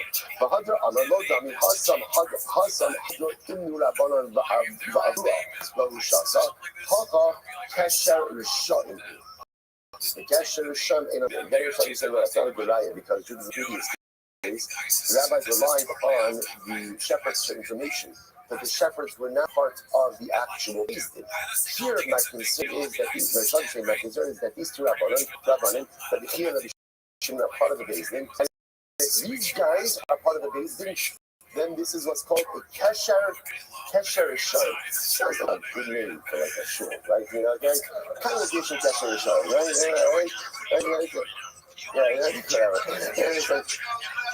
Kesher Sham, right? So they said the problem over here is that these two rabbanim, Rabbi Chia and Rabbi Shimon, so ultimately again, they're part of the Beis Din. And if guys like this are part of the Beis Din, then a Beis Din like that becomes what's called a Kesher Yishar, a congregation of the Sham. So it's like Reish Lakish is sharp. Reish Lakish is very sharp in his analysis over here. So look at that. Just a moment. Kesher Yishar, no, they ain't something out in the Vasos to the Vayan, but he ain't also evil, he didn't put it as a showing idea. Okay, so therefore, I don't understand how the reason that's operating up in the attic that I wasn't allowed to do. I don't understand how this is. So Rabbi Yochanan, so Rabbi Yochanan says, you know what, I think it's a little bit over the top that you're calling them a shot. In other words, so Yochanan acts, so look at actually, Shata Kori Osana Sham. It's a little bit over the top. In other words, you want to, it's interesting. Rabbi Yochanan says, you want to hold them accountable for not objecting to Shemitah violation? I hear that. I do. You know, Rabbi Yochanan doesn't count to that point. But to call Kishon, that is to a different level, and that level of that level of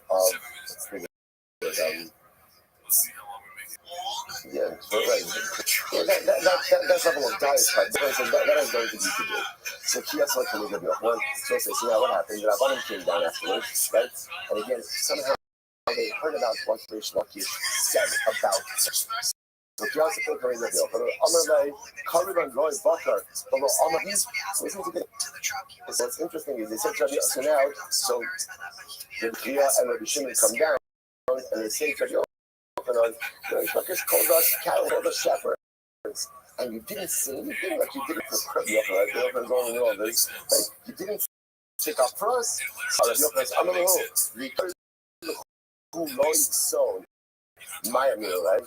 And if you So what would have said about them? Called you cattle herders? It would have called you herders. It would have rather right. It would have herders. So it's very often saying is so what? So what? Right? So that's one of the first lessons that we teach our children. Just because someone calls you a name doesn't mean you need to react. Getting something is accepted. Your self respect you are wrong. So he called you a shirt. He called you like I can't. If you notice, by the way, I don't count as rich like this. You call me a Russia, that I'm going to step in. That I'm going to step in. Right? But when I saw, once you go ahead, right, he called you a cattle herder, okay, get over it. Get over it. Now let's say, interestingly enough, that's the story. So let's get out of this story. So you notice, by the way, right, I'm not sure from the story itself, like who was right. Was the Shlokish right? Were these other Rabbanim right? Were these Kohanim were in violation of Shemitah? Not. So again, the Gemara doesn't really give us that clarity. But there are tremendous lessons to be pulled out. What you see from the Shlokish is you need to go ahead and stand up against things when they are wrong, because if you don't, then by definition you're silent in the people. And you see from the Shimon and the you got the source, right? So again, and different times in life require different things. What you also see is that when I say just because someone says something to you doesn't mean that you need to respond.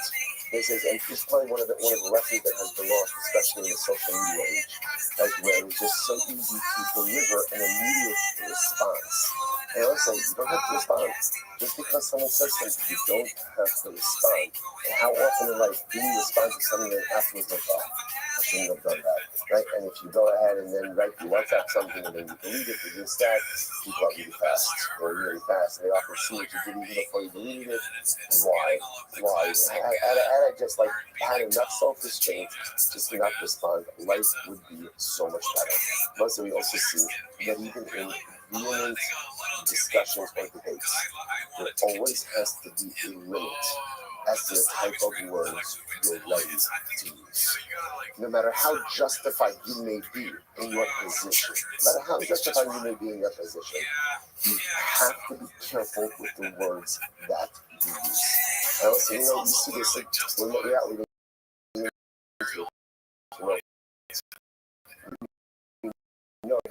for people right now, one of the richest issues is the issues of the draft. And the draft is a very big community. Tremendous sensuous night on it. Sensuous. So without even waiting to it. Listen, but in the moment that someone uses Nazi within the context of a debate, you lost. Even if you're right, you lost. Because once you are not careful with the word that you have lost the debate, because you've lost credibility in the agenda that you're trying to put forward, because clearly you have no ability to measure what it is that you're doing, and when you have no ability to measure what you say, it probably means you lack the ability to see things in a holistic fashion also. It is so incredibly important. Even if I'm right, being right doesn't allow me to open up the verbal arsenal and say whatever I want. Words always have to be measured. Incredible. But let's go right there. Says the Gemara. Okay. All right, so much like this. Good.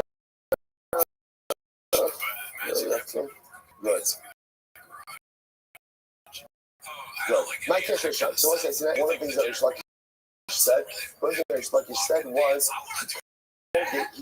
called it the Kesher Shot, right? He called the fact that Rabbi Chia and Rabbi Shimon were going ahead and part of this meeting, he called it a Kesher Shot. So the Gemara says, what is, we've never heard that expression before. What is that? What does it mean? An assembly, right, of evildoers? A Kesher Shot. What's that? What does that mean? What's that? Give us a story. This is wild.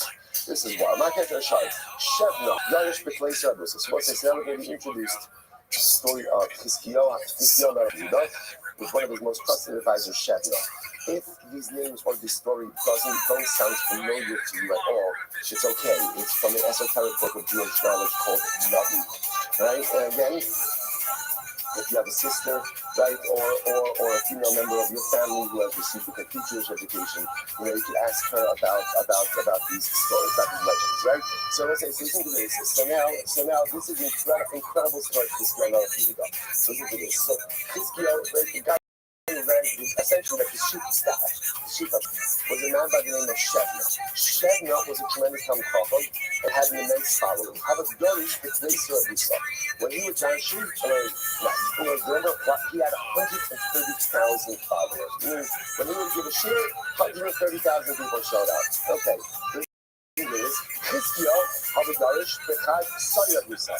This is Chizkiyahu, who was the king of Yehuda and son of David, he had 110,000 followers. 110,000 Hasidim. Again, not too shabby, but less than Shebna. He also sent Chayre, the Tsar Alei Yerushalayim. So now I have another famous story. Chayre comes and lays siege to Yerushalayim. Now, just to understand, this is a famous story of Sancheri's siege of Yerushalayim. I want you to understand, there was no real way militarily for Am Yisrael to win this war. Right? They were outmanned. Sancheriv came with a huge army. He had conquered a number of the cities. This is Yerushalayim. He already conquered part of Israel, as well as other countries around. There was no real way to win this war. So what happened? Shebna said, okay, you need to negotiate.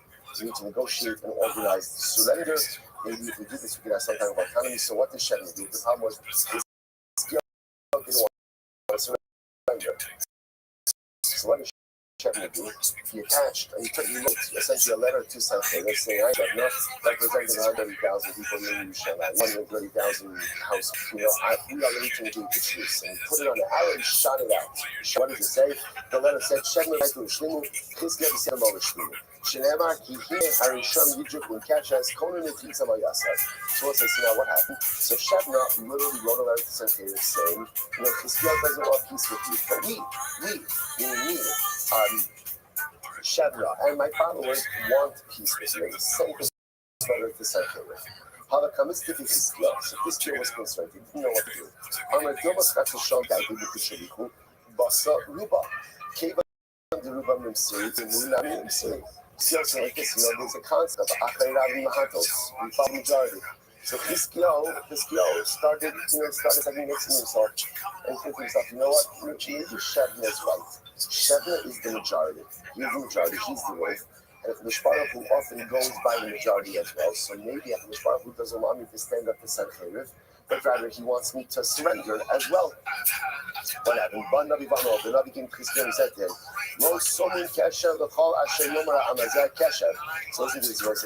So here it quotes over here. The passage from Yishayahu. Well, someone catch her call Hashem Yomar Amazah Kasher. So the Navi comes and says like this: Klomar Kasher Shayu, the Kasher Sham Elamim. This is not a regular robe. This robe is what we call a Kasher Sham. So what's the regular expression comes from?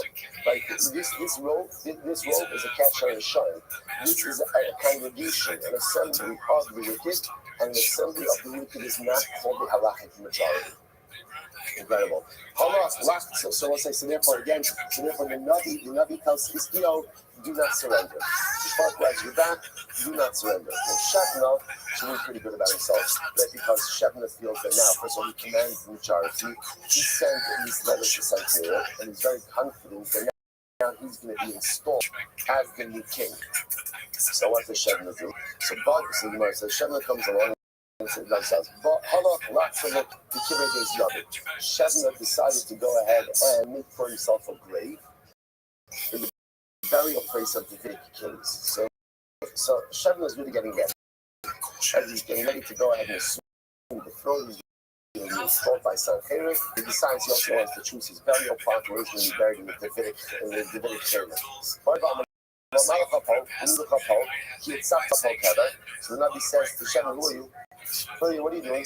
Who are you? What are you doing here that you're carving out your grave in the Davidic plot? Shebna Amarav, so as Nabi said to Shevna, God was going to make me a wandering man. The Gemara says, Amarav took two Gavra Kashim Yudhisasa. The wandering of a man is going to become the wandering of a woman. In general, people have more rachmanas on a poor woman than they have on a poor man. The Nabi was saying to Shvat, we're going to make you like a wandering man, meaning that you're going to be a wanderer, no one's going to have rachmanas on you. So what happens? The Amar Yossi, Rabbi Chanina Melamed Sheparka Botzaras.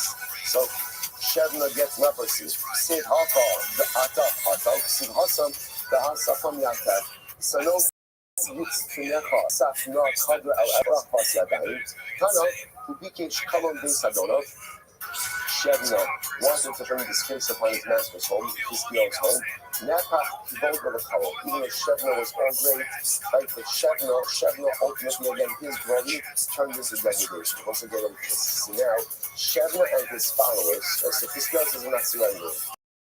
Shevna, along with his followers, say, we're surrendering. So they get ready to leave Yerushalayim. Shevna, they hold Hebron. What happens? You have enough they can do. So Shevna is at the front of all of his followers, ready to exit Yerushalayim, to surrender to Sancheriv. And they're walking out of the gate of Yerushalayim,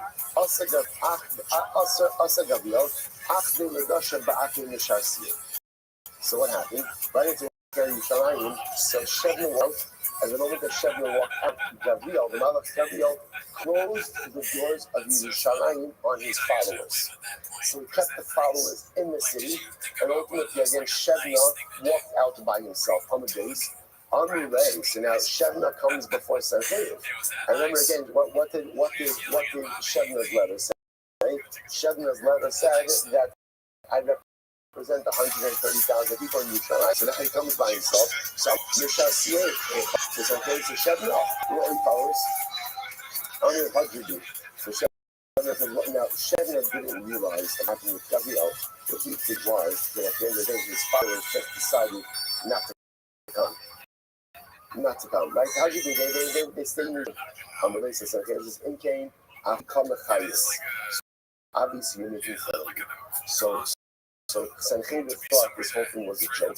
Right here, so Shevna claimed that he represented 130,000 people, and meanwhile, what happened? He comes out by himself. Because can you imagine, again, if I was a whole delegation ready to accept the surrender of 130,000 Probably 130,000 probably much more because it's 130 in comparison to about the 10 families also. So it's supposed to be a delegation of a lot of coming out. And meanwhile, life comes out. So here it says, you're making fun of me. You're mocking me. What did he do? So he was a Naku Ba'Kaba the Karu Bizan saying, but in the garden also ala Kotzim Barabanim.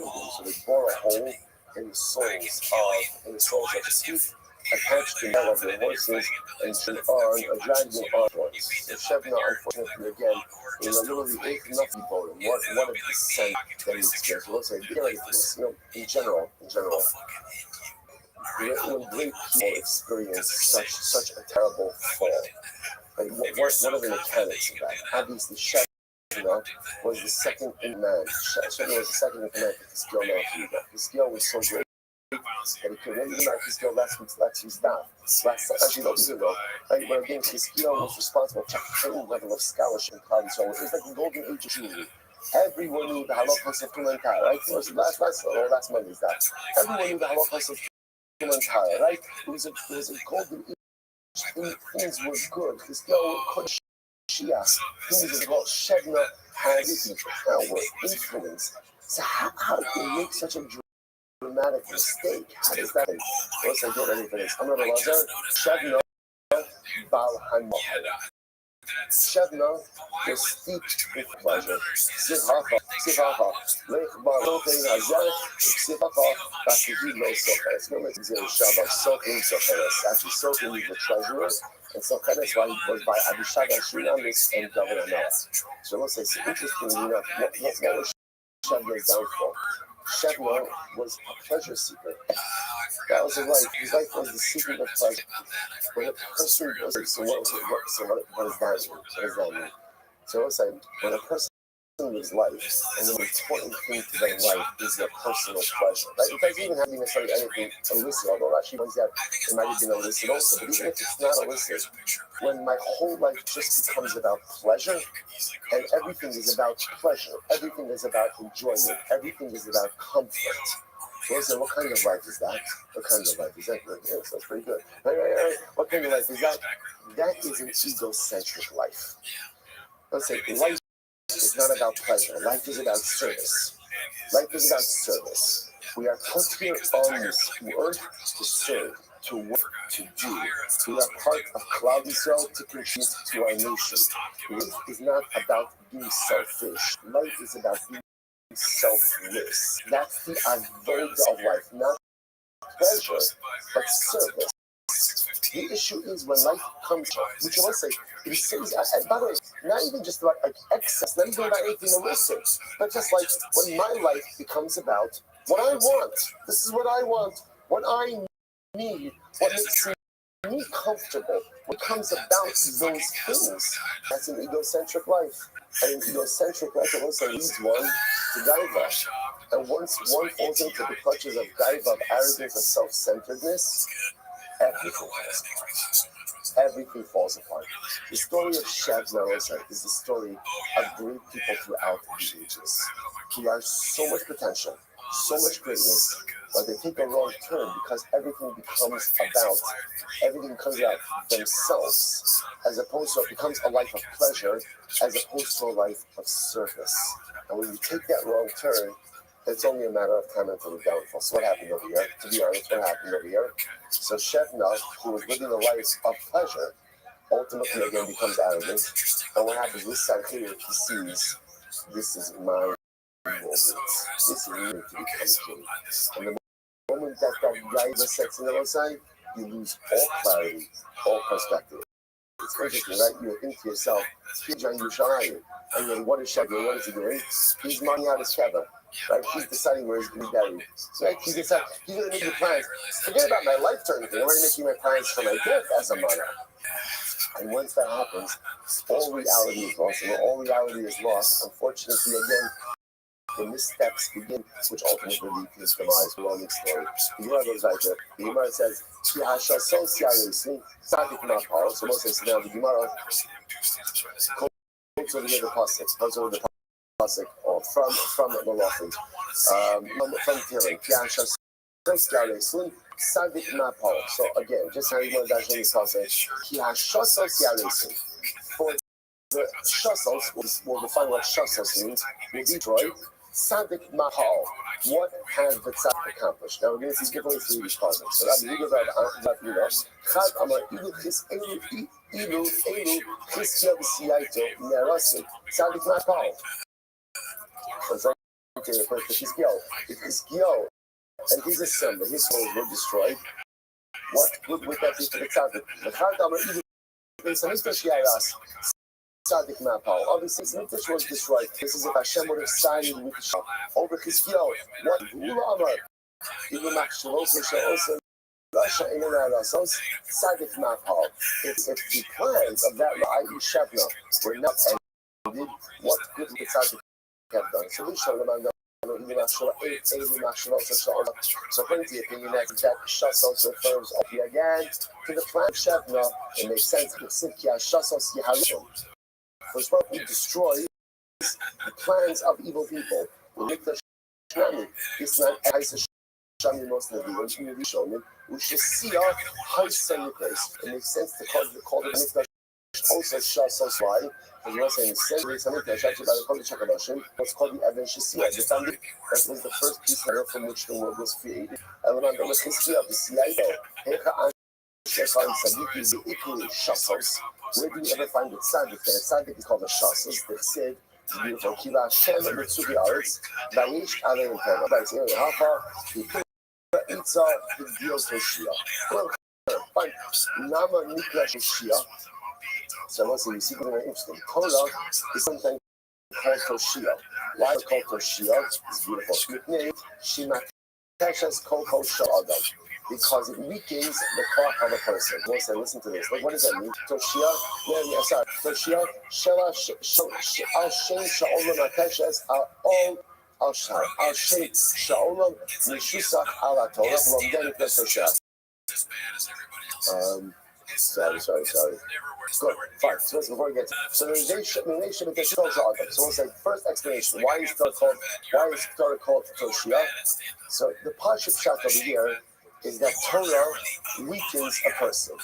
Now let's say that this is very interesting. What does mean Torah weakens a person? Torah Hashem Tanima Meshivas Nefesh. Meshivas Nefesh. Torah revives the soul. So which one is it? Is Torah weakened? Is Torah reviving? What's the answer? The answer is yes. Right? Torah revives the soul. Now listen, to take on the yoke of spirituality is hard. It is hard. It revives my soul is awakened. But the truth is, the responsibility is overwhelming. It really is. And the truth is, sometimes that spiritual responsibility can absolutely beat the purpose of a person. Now listen, but it's not a bad thing. Anything in life that requires exertion, by definition, saps you of your energy. Like the person makes a sin, right? Person marries off the child. Person makes a bar mitzvah. And what happens? You can't say a bas mitzvah. This little lesson, you have dancing, right? You dance for hours and hours. You come home, you can feel, how do you feel? Exhausted. You say, oh, you're exhausted. No. It's like the best exhaustion in the world. Because please, every bit energy that I had, simcha, exhaustion isn't a bad thing. Exhaustion is a beautiful thing as long as I'm exhausted for the right reasons. Torah, spirituality can exhaust you because if you're fully immersed in it and you're giving it your all, it saps you of your energy. And that's not a bad thing. That's a beautiful thing. How do you know? If you're fully immersed in Torah? If Torah makes you tired, that's a good sign, or a bad navigation, one of the two, right? If Torah makes you tired, then ultimately, again, that is a sign of complete immersion. On the other hand, if Torah doesn't pass, it doesn't sap you, then your chances are you're probably just auditing it and not really immersed. The Shem Yisrael, the Sakachar Rega, actually brings that also, he says on his phrase, Kol Shabbos is beautiful, and Kol Shabbos, he says, is a ratu, the Yitzhahara. You know what the power of Torah is? Torah weakens the Yitzhahara. Which of us said is such a beautiful idea. We do not when he says grass. Like the Gemara says, and the only yard is Adam needs to go by Yitzhahara. A person should try to go ahead and always incite their good inclination over the Yitzhahara. What happens if a person can't overcome it? I don't want to give you that say. Mashchenu, the base on that. Bring this draw, pull for this purpose. Torah allows us, when you're learning the dot, usually, most of us don't have a dramatic use to go out and commit. Now, maybe the moment I close my Gemara is something else. But somebody said, why is that? Because when you see in Torah, by definition, it pours beautiful, translucent, holy waters on the fire of the Sahara. That is the power of Torah. It's not Heshes, Koko, Shal Adam. It diminishes the power of the Sahara. Which is why, by the way, you notice in the surface, person struggling with the Sahara, sometimes all they need to do is just open the paper really quickly. Or, you know, about to pull up on that. Right? Go up Safari, right? And just read the passage. It's like the fire hydrant of spirituality. There's a fire that's raging, just open the hydrant for a couple of moments. And it's amazing what could occur. The Gemara goes back, the Gemara says, another possibility is, why is Torah called Toshia? The Gemara says, Shenikna B'chashan Nikna Asat. Alright, guys, you know what? We'll have to stop over here. I don't know how I didn't get through this on a Sunday. Alright, okay, fine.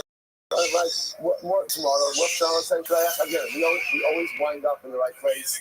It's a much shorter bath tomorrow. Very. Don't look. Hey, wonderful start to the week. Incredible. All right, Kev on Zoom. Have a wonderful day. Clinton's dumbass hasn't updated the Golden Hour Clips YouTube channel. It's been like 4 years. So this is the clip that preceded the other channel. The channel that preceded the other channel. So, there's it was tornadoes on it. And the cats. Isn't that the, yeah. Cats were the king of the state. Yeah. All right, well, say good morning, or good tavach. It is a great schos Baruch Hashem to be able to begin another week of Masechus Sanhedrin together. Begin by thanking all of our sponsors for this morning share. To thank our Talmud Torah sponsor for Tav Shin Pei Hey, the year 5785, the Tosin Mishpacha, for dedicating all the Shurim and Drashos this year as a zechus for Besoros Tavos for Am Yisrael. Our Talmud Torah sponsors for the month of Teves, in memory of Ben David Levi, one of the brother of Itai Levi, was killed fighting in Gaza on the first day of a week of learning. Sponsors Zevi and Shoshi Daniel Levi's Zevi's father Yitzchak Yisrael, Ben Rafal Noah Yosef, and our daughters for today, Alan and Sue Meyerowitz, in memory of Sue's mother, Mindel Furel, Mindel Bas Shlomo Todros, all of Rafal, Rav Ben Rat, Rav Talmud Torah, all of the Nisham, all of the families in the Chama. All those who should allow our hobbies to be successful. But with that, let me have a great, really incredible. I should have put it out there in the chat. Exceptional dot today. Today's dot is Chav Vav 26. And we're picking up on Chav Vav 26, 5 lines down from the 6 lines on the top at the 2 dots. No, sorry, 8 lines down from the top at the 2 dots. So let's remember again, we had a really incredible Mishnah, fascinating Mishnah, which is going to open us up to so many wonderful and incredible discussions about people who are unfit to serve in what we'll call a testimony passages. So amongst those, the Mishnah had the Mishnah had Lashon. On Chavdal Levez, Sochri Shvius. Sochri Shvius. But sounded like those who do business with shoulders. Remember again, Shemitah is about a year. Every 7 years, Dalotha is everything in the field becomes hefker. So one of the things you're not allowed to do with Shemitah produce, you can eat Shemitah produce starts content. That's not a problem. There are 2 issues that come up with Shemitah produce.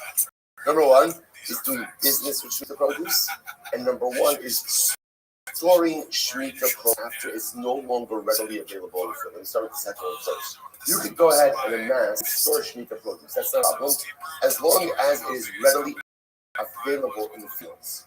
Once something is not readily available in the fields, you can store it in large quantities. That's not more. The other issue is doing business with Shemitah produce, which is straight out. In other words, remember, during Shemitah, everything's hefker. So there's a great business model. Right? All of the inventory is free. Right? So let me go out, grab up all the inventory, and sell it. So again, you're not allowed to. It sounds like a great idea. Only one problem, it's also a lot of great ideas, right? So the nice, you're not allowed to do that. That's called self-issue. So it says that a person who does business with Shemitah produce is not allowed to serve in a testimonial capacity. It's also ages. That the Mishnah then went on, and Shimon, it's either how you call it also Ospecius, Mishirabu Ha'anasim, Chazor the Grosan Sofecius. So then the Shimon comes along with this interesting thing. He says in the beginning, they would call people gatherers of Shemitah produce, and then when the Anosim, now an Anos is someone which impels someone to do something. When the Anosim, right, with the proliferation of Anosim, they began to call them people who do business with Shemitah produce. So again, not exactly understood what is happening. So let's go on in the Gemara. Let's go. Says the Gemara. My Kamar. What is it that Rabbi Shimon is saying in the Mishnah itself? Rabbi Kamar. What it means to say, it's either how you own she is sharing sovereign papsulim.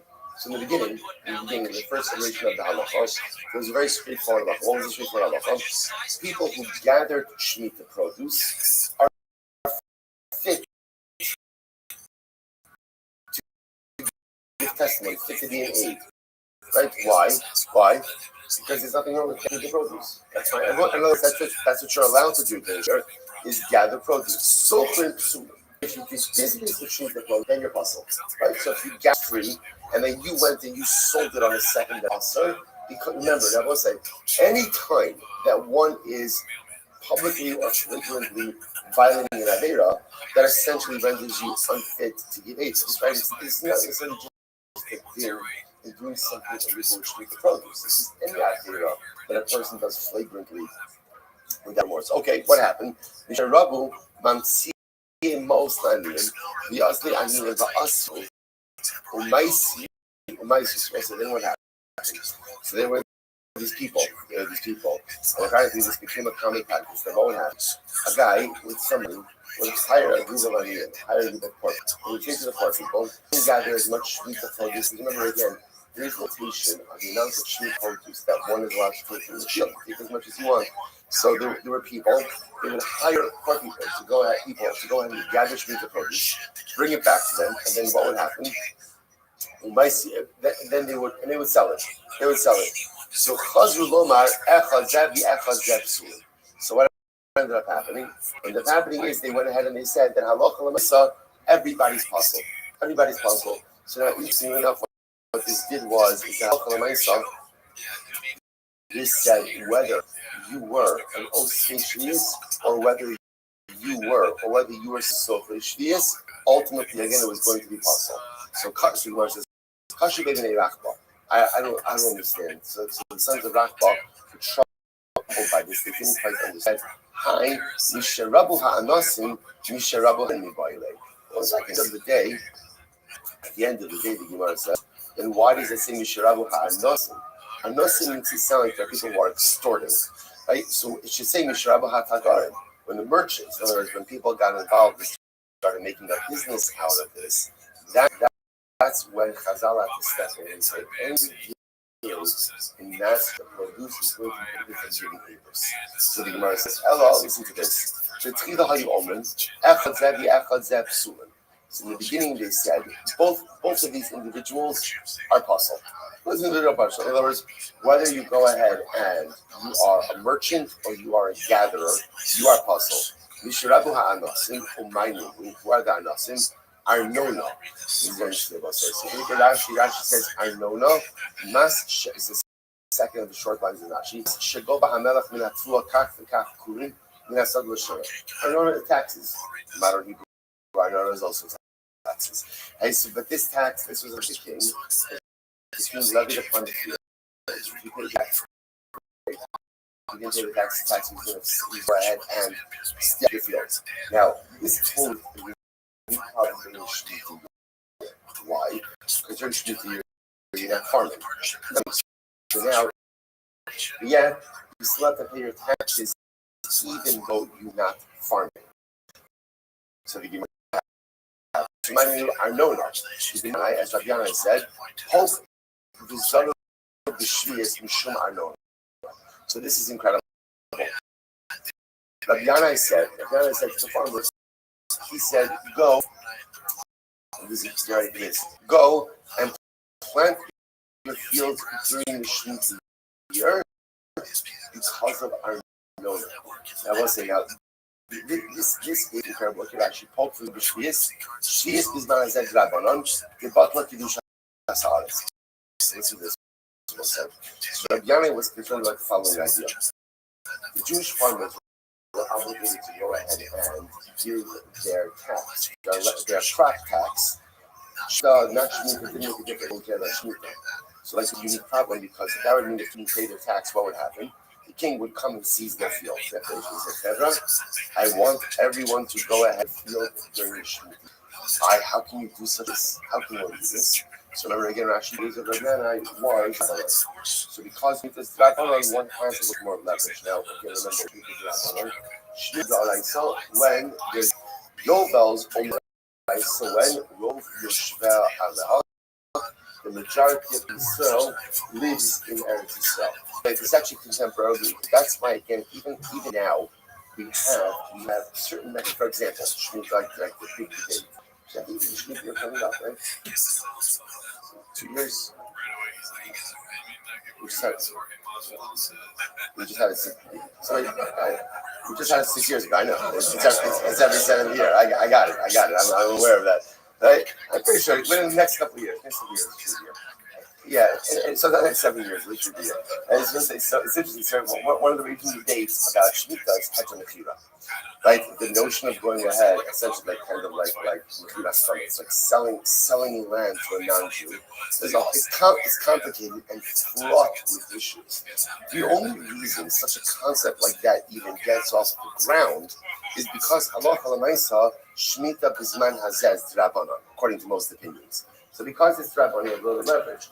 And I want to say something very exciting that we are going to see very, very, very soon is the scales are going to tick. There's going to come a point of time not so distant future where the majority of Klal is living in Eretz Yisrael. That is going to have a dramatic effect, not just on the time since the days of the second Hamikdash, the majority of Klal Yisrael will be living in Eretz Yisrael, but understand it also has a number of halachic ramifications in anything. Shabiana Kalon says, Kevra, I need you to plant your fields, because if you don't, we're going to lose our land. So they went and they said, those who gather Shemitah produce are kosher leidos, right? Because they're not doing anything wrong. Sochrim, those who conduct business with Shemitah produce, they're kosher leidos. So once I said that way, so the halacha when I said taking it from this is people who collect produce for Shemitah, that's fine, no problem, kosher leidos, because that's a perfectly permitted practice. The issue is with those who do business to produce, that's problematic. Those individuals ultimately again are going to be puddle ages. Okay, that's how the Gemara tells us a story, dramatic story. Get ready for this. Rabbi Chia bar Zarniki, because the Abishar Asya. Okay, get ready for this story. So Rabbi Chia bar Zarniki, Rabbi Shimon ben Yotzada. Okay, so it's called Rabbi Chia and Rabbi Shimon. We're going to intercalate the new year. We're going to declare a leap year. A leap year. In a place called Asya. A city called Asya. So what happened?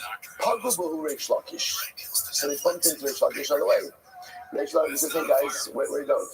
Right? And they tell him we're going to declare a leap year. He says, "All right, April Hadayu. Can I come with?" So okay, so now we've got Reish Lakish. Listen, can you just imagine being in the back seat of that man? Right, can you imagine? Can you imagine being in the third row over there and just listening to what's going on with that chevra, that whole chevra? The Shimon and now Reish Lakish tags along. So the Gemara says, Eizel Echzi Neti Abdullah.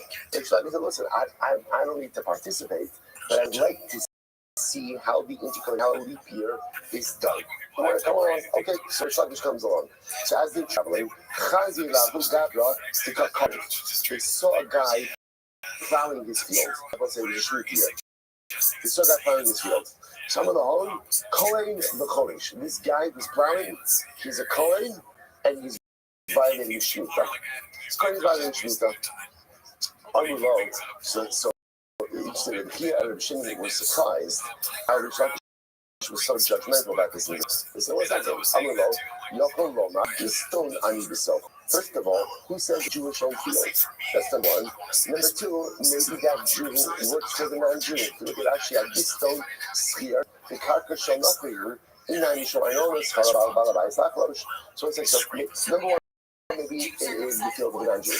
That's number one. Maybe this Jew is a hired hand. Okay. Number two, maybe it is the field of a Jew. Right? And remember, what did Rabbi just said before? Rabbi just said before that I love Kalamesa under extenuating circumstances, like when the king is going to seize your field. If you don't pay the tax, you have to work the field. So it's like, there's like this, whoa. I understand. There's like to say two things. Number one, he called the guy Cohen, right? That's number one. And he said that's a Cohen who is in violation of Shemitah. So he's saying two things about the guy. Okay, part one of the story. Next. They saw a guy who was pruning his vineyard. Again, it's a Shemitah year. You're not allowed to prune your vineyard on a Shemitah year. So the Gemara says, Amalahan, Kohen is Zaman. Guy is a Jew, he's a Kohen, and he's in violation of Shemitah. Amalei, Yacholov Akil Beis Habad. They said, well, first of all, pruning in general is only prohibited if done in a way. This guy may be gathering branches in order to make a netting for the olive press. Like when you have an olive press and you have a pile of olives, like a type of netting on top of the pile together. That netting is often made from smaller, softer branches. So it could be the guy's not filming the videos, but instead what he's doing is he's gathering some stuff from the vines in order to go and make the netting for the olives, which would be permitted. So again, so it's this fascinating tension here between on one hand Reish Lakish going ahead and saying these guys are Kohanim in violation of Shemitah, and these other Rabbanim trying to go and be Malam Zichus. So Reish Lakish responds, he says, Ana lahem, Halid Yodea, Im La'akel, Im La'akal Kalos. The heart knows, ultimately again if it's making right, or if it's perverting the halacha. And I remember I was play on words, right? Because again, the Russian for making the netting for the olive press is la'akel beis hadat with the netting, and a kalkalos represents like a corruption of din, of justice, a corruption of other. But Rashi says la'aver al hadas. So let's say, so this is incredible. Reish Lakish says these people know what they're doing, and they also know that what they're doing is wrong. So Reish Lakish is confident in his assessment of the situation. So let's say that line, by the way, is such a profound idea. You can fool everyone. You really can, everyone. The one person you can never fool is yourself. And even if I manage to believe myself for some amount of time, that moment of self-awareness always sets in. You can run from it, you can delay it, but it always comes at some point. Hallelujah. At the end of the day, you could everyone else in your life. You could do a great job at it, you could do it for decades, you could do it the entire lifetime. But at the end of the day, your person knows what's right and what's wrong.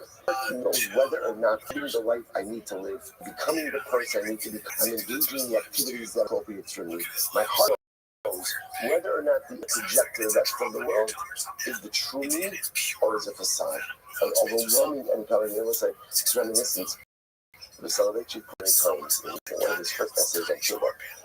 That points out that Tshuva, so we also have Tshuva, as repentance, is not really what Tshuva means. What's the etymological definition of Tshuva? It's to return. Right? And in fact, the Soloveitchik points out this Shmuel was unique in that he wasn't just a rabbi, he was also the shofet, he was also the judge. What was even more unique about it was he was literally a circuit judge. In other words, what he would do is he would travel the land throughout the year, bringing the base in, bringing the dining to the people. The Russian that the Rebbe uses is Uteshuva So Harama, when he would come back home in Ramah, Teshuva So. So Soloveitchik points out, he says, you see from here, and at the end of the day, Tshuva really means a return, not just a return, but a return home. And Soloveitchik says so beautifully, he says, life is one big circle. He says the only variable is how big the radius is. That's it. How big is the radius? He says everyone has that point where they come home. And what Soloveitchik is really referring to is not just to return to Hashem, but that moment of overwhelming self-awareness. You can run from it for a very long time, but at some point in time, that self-awareness is going to set in. All of the excuses I made, right, and all of the shitos, and all the hashkafas, and all the philosophies, which all sound fantastic, but at a certain point in time, you are confronting them. And I have to face the reality of what I am and what I'm not. That's what Reish was saying also. How lazy are they? You fool everyone else, but the heart knows. The heart knows in the akel, in the kalkalos. So the Gemara says, hey, I'm going to do By the way, Gemara just asked, out of these two stories, which one actually occurred first? Was it the plowing guy or the pruning guy? If you want to say that also looking again it's as it's stated,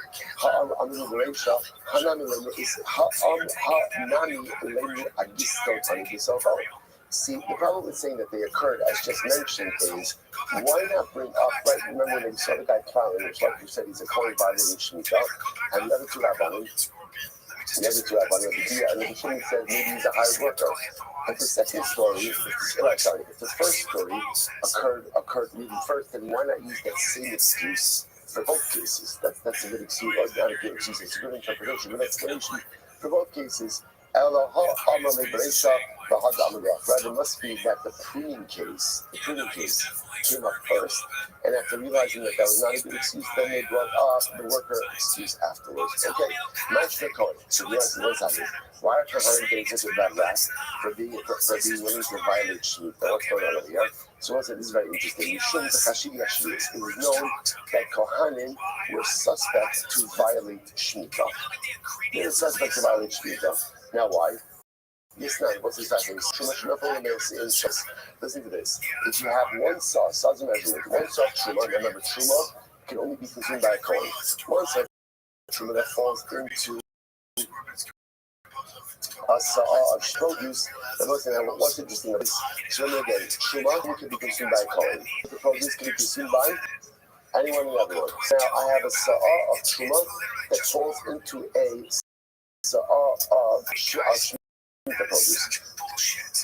Yeah, so like one truma that falls into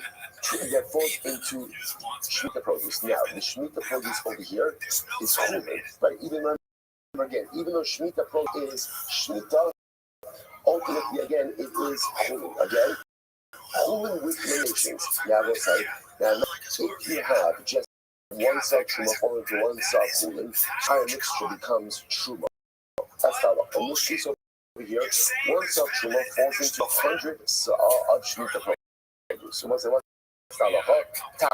so remember, you reach for bittel of truma to one. So if you have 100 to 1 part truma, was bottle. Now, by tala, pachos mikan yirkulu. If it's less than a ratio of 100 to 1, then what? You have to let it rot. Now, why do you have to let it? Now, we'll say, now, why do you have to let it rot? Now, let's go through this. If it's less than 100 to 1, then what's the status of the mixture? Truma. So why do you have to let it rot? There's a remedy. What's the remedy? Give it to a coin. Sell it to a coin. So much pachos mikan yet, the right to say, let it rot. I'm not yet going to let it rot. You can grab a coin. If you make truma, you may also sell it to a coin. I want to say that in general, this is interesting. There was a market, right? So if I'm in Israel, so if I'm in Israel, so now what happens? I have truma. I'm supposed to give a truma to the coin. I mismanage. I'm a notorious truma mismanager. So what happens? My truma gets mixed in with my chulin. What do I have to do now? Let's go through this. Important enough to know. What do I do now? If it's less than 100, if it's more than 100 to 1, 100 parts chulin to 1 part truma, then good, I'm good. Less than 100 parts, what do I do? What do I do? So what's the mixture? What's the mixture? Have too many blank expressions looking right back at me. Either avoid eye contact or say something, right? All right, so once I see now, you know where you are, right? So again, less than 100 parts, less than 100 parts, one part truma, less than 100 parts chulin. What happens? What size of the mixture? Truma. Excellent, there we go, good. So I say, so what do you do with that mixture? What do you do with it? Now here's what's interesting. Now you can gift if you're a nice guy, but you don't have to gift it. You don't have to gift it. Why do they have to gift it? Because at the end of the day, there's chulin there. So remember, there is a market on which you could sell this. What's the market? The coin market. Now remember, the coin market, everything is going to be a discount. Why? Because the Kohanim have the upper hand. That's because they know it's a limited population that can buy this. That's why they have the upper hand. So now you must like this. So watch this. I saw of truma that fell into, we'll call it 90 the produce. So the truma bottle. So what does the Mishnah say? You gotta let it rot. It's like that. I should be able to sell it to a Kohen. Yeah. Let's be careful. Now what's sell it to a Kohen? I could sell to the Kohen the amount of the mixture minus the truma, because I can't charge the truma, right? Why not? Because it's his. So you're selling the amount of the mixture minus the truma. So let's say there's 90 saw chulin of Shemitah produce, one saw of truma. So the total value is 91 saw. I could charge him counted amount for the 90 saw of chulin. That sounds like a much option than going ahead and letting it rock. What's going on over here? Which was not like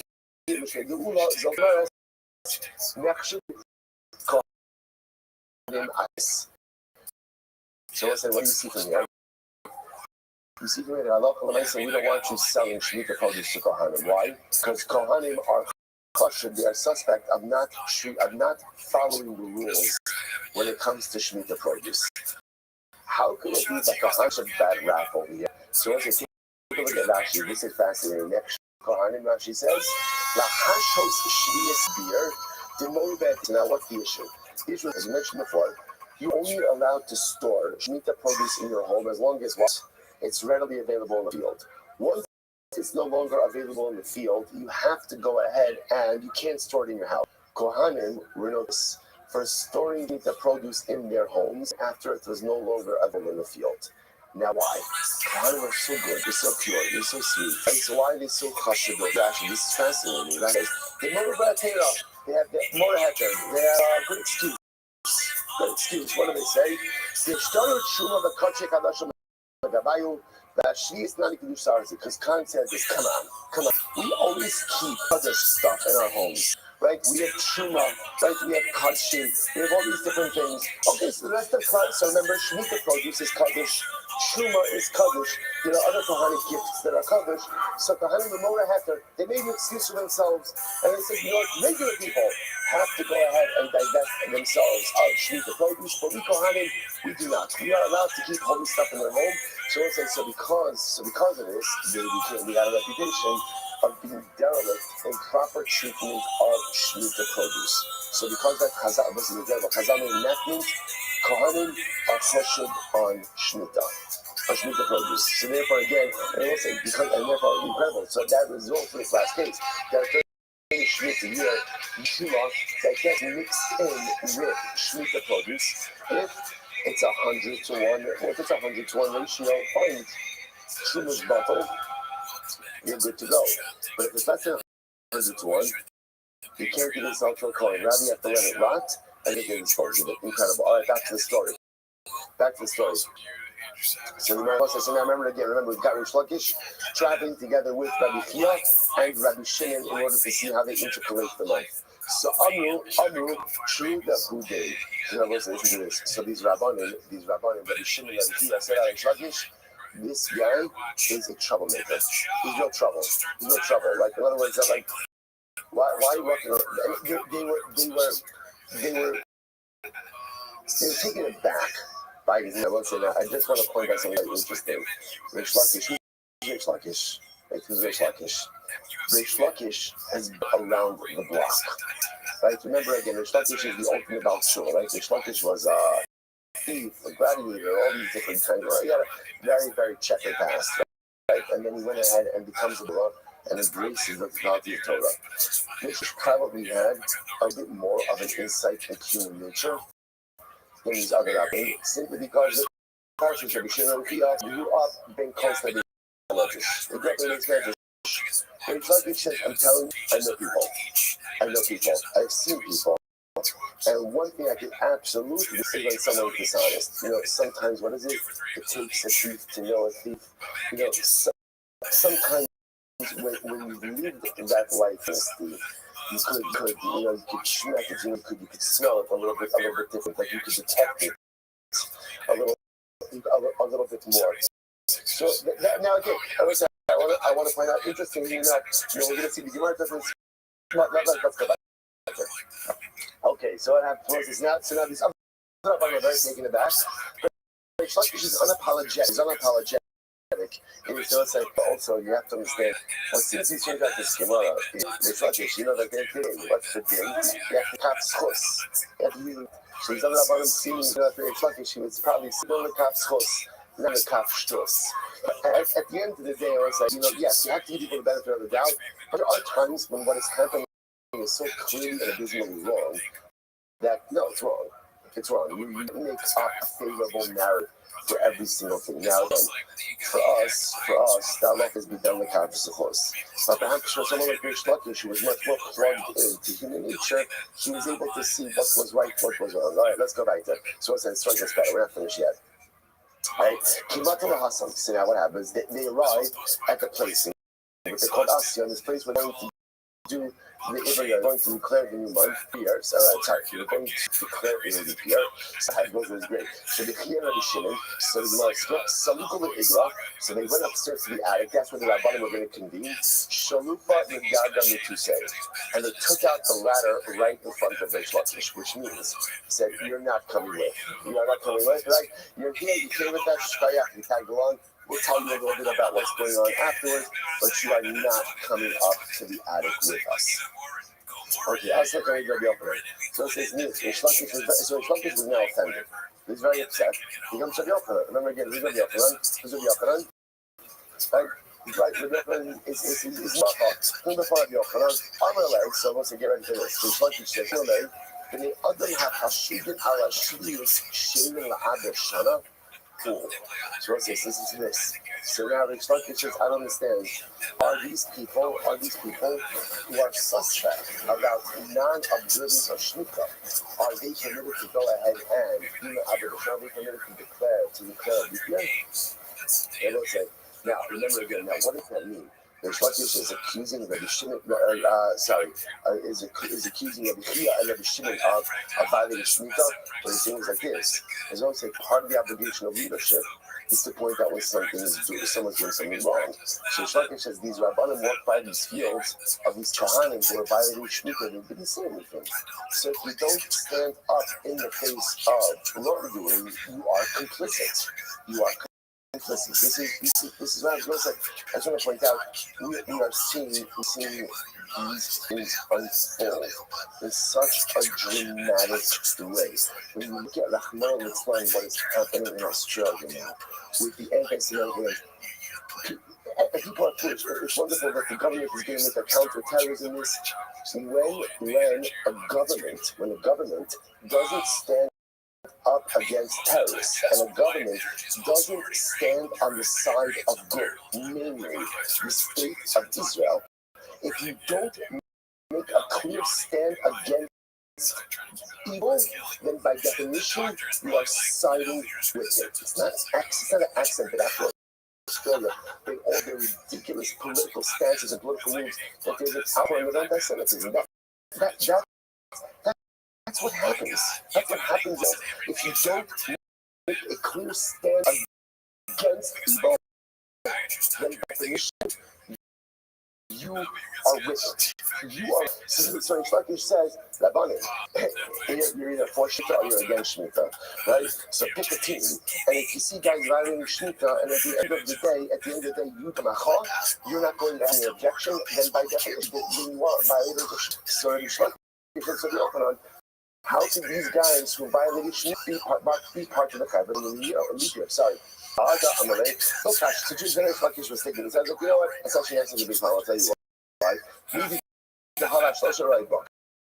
Rabbanon Asamach. So we spoke about this before. Because the truth is, they're no worse than the three shepherds that the rabbis relied on their information in order to go ahead and maybe these two Rabbanim, Rabbi Shimon and Rabbi Yanai, and Rabbi Shimon are not really part of the base thing to make the leap year, but rather just sharing information. When it comes to sharing information, you can even be a shepherd. Pretty static. So again, let me say what happened over here. Reish Lakish, just these two Rabbanim, essentially called them shepherds, right? And also called them people who violate Shmita.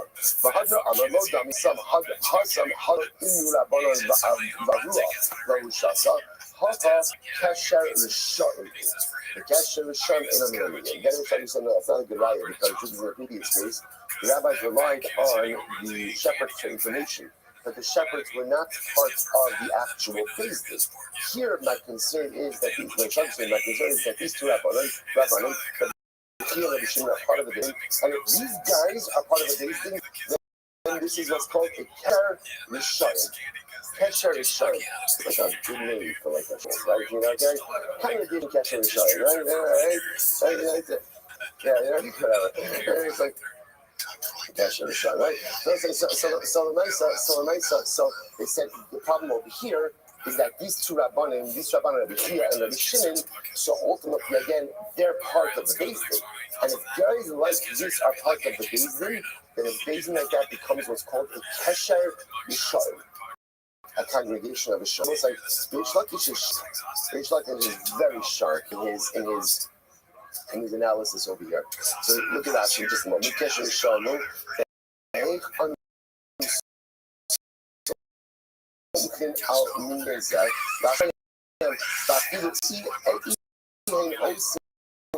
Igor, que vem no que dá, essa chama sabe essa ideia. They're going to base the design on you. Okay, so therefore, the instructor is really saying, I don't understand how this basin that's operating up the attic that I wasn't allowed into. I don't understand how this is a valid business. So Rabbi Yochanan, so Rabbi Yochanan guys, you know what? I think it's a little bit over the top. That's your quoting them the shite. So Rabbi Yochanan, so the shot the close on the shite. I think it's a little bit over the top. In other words, you want to, it's interesting. Rabbi Yochanan says, you want to hold them accountable for not objecting to Shemitah violation. I hear that. I do. I know if you know, but the Oakland doesn't count at that point. But to call people shine, that is already a different level, and that level of discrimination. Yeah, that level of diatribe, that's already a little different. So the Oakland says that I don't think you could do. So Kias like committed the Oakland. So says, now what happened? The Rabbanim came down afterwards, right? And again, somehow they heard about what Rish Lakish said about them. So Kiyasu coming to the Amr Lay, Karivan Roy Bakar, Amr Mavalo Midi. So listen to this. So it's interesting. They said to Rabbi Yochanan, so Rabbi Chia and Rabbi Shimon come down and they say to Rabbi Yochanan, Rish Lakish called us cattle herders. He called us shepherds. And you didn't say anything, like you didn't stick up for Rabbi Yochanan. Rabbi Yochanan's only know this. Like, you didn't stick up for us. So Rabbi Yochanan says, Amr Lo, we carried the whom Lord sown. My meal, right? And if you would have put some, what do you say that? They called you cattle herders? If you would have called you sheep herders, would you have rather right? You would have made a difference? So it's very pathetic. The only thing they're saying is, so what? So what? So what? And so what's one of the first lessons that we teach our children? Just because someone calls you a name, that doesn't mean you need to react. Yeah, Rishtakish was upset because Rishtakish thought you were Russell. He called you a Shon. He called you if you notice, by the way, but the Oakland kills Rishtakish. He called him a Russia. That I'm going to step in. That I'm going to step in. Right? But when I saw, when you go ahead, but he called you a cattle herder. Okay, get over it. Get over it. Now let's say, that's where the story ends. That's the story. So listen, there's so much to take out of this story. So if you miss, by the way, right, we're not sure from the story itself, like who was right. Was the Kish right with his other on him, with his Kohanim or violation Shemitah? Not. So the Gemara doesn't really give us that clarity, but there are tremendous lessons to be pulled out. What you see from Rish Lakish, is you need to go ahead and stand up against things when you are wrong, because if you don't, then by definition you're siding with evil. On the other hand, you see from Reb Shem and Reb Chia, right? So again, things in life require different things. What you also see is that when I say just because someone's something to you doesn't mean that you need to respond. This is, and he's playing one of the lessons that has been, especially in the social media age, right, where it's just so easy to deliver an immediate response. And I say, you don't have to respond. Just because someone says something, you don't have to respond.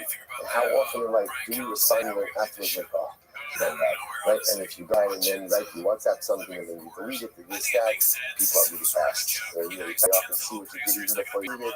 And why? I just had enough self-restraint just to not respond. Life would be so much better. But we also see that even in these discussions with dates, there always has to be a limit to use. How justified you may be in your position. How justified you may be in your position.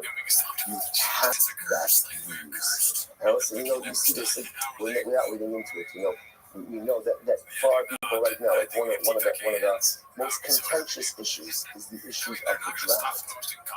And that's what the draft is a Haredi community. Tremendous issue. We spent Shavuos night on it. So without even wading into it, let's say, but the moment that someone uses the word Nazi, right, in the context of a debate between you, you've lost. You've lost. Even if you're right, you've lost. You've lost because once you are not careful with your words like that, you have lost the debate. because you've lost credibility in the agenda that you're trying to put forward, because clearly you have no ability to measure what it is you're doing, and when you have no ability to measure what you say, it probably means you lack the ability to see in a holistic fashion also. It's so incredibly important. Even if I'm right, being right doesn't allow me to open up the verbal arsenal and say whatever I want. Words always have to be measured. Incredible. All right, let's go back there. Says the Gemara. Okay. All right, so the Gemara says like this. Where are we up to? Good. My Kesher Sham. So what's that? So interesting enough. So one of the things that Rish Lakish said, was he called it a Kesher Sham, right? He called the fact that Rabbi Chia and Rabbi Shimon were going ahead and part of this meeting, he called it a Kesher Sham. So the Gemara says, we've never heard that expression before. What is that? What does that mean? An assembly, right? An assembly of evildoers. So,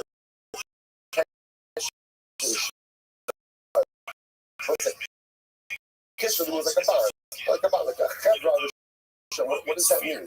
Let's go back for the story. This is wild. This is wild. My child, Shevnahov, Yarish Between Services. It's never been introduced. Story of Tispio, it's one of his most famous Shevna. If his names or the stories aren't familiar to you at all, it's okay. It's from the esoteric book of Jewish knowledge called, right? And again, if you have a sister, right, or female member of your family who has received a complete Jewish education, you ask her about these stories. So now this is incredible story. So Chizkiyahu, the guy who ran, essentially like his chief of staff, was a man by the name of Shevna.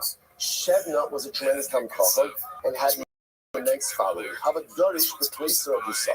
When he would darshan,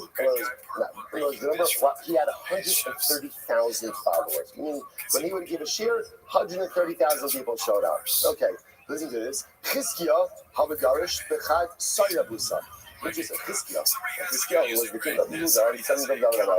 He had 110,000 followers. 110,000 Hasidim.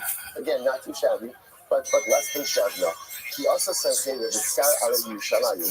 So since now I have another famous story. So David comes and lays siege to Yerushalayim.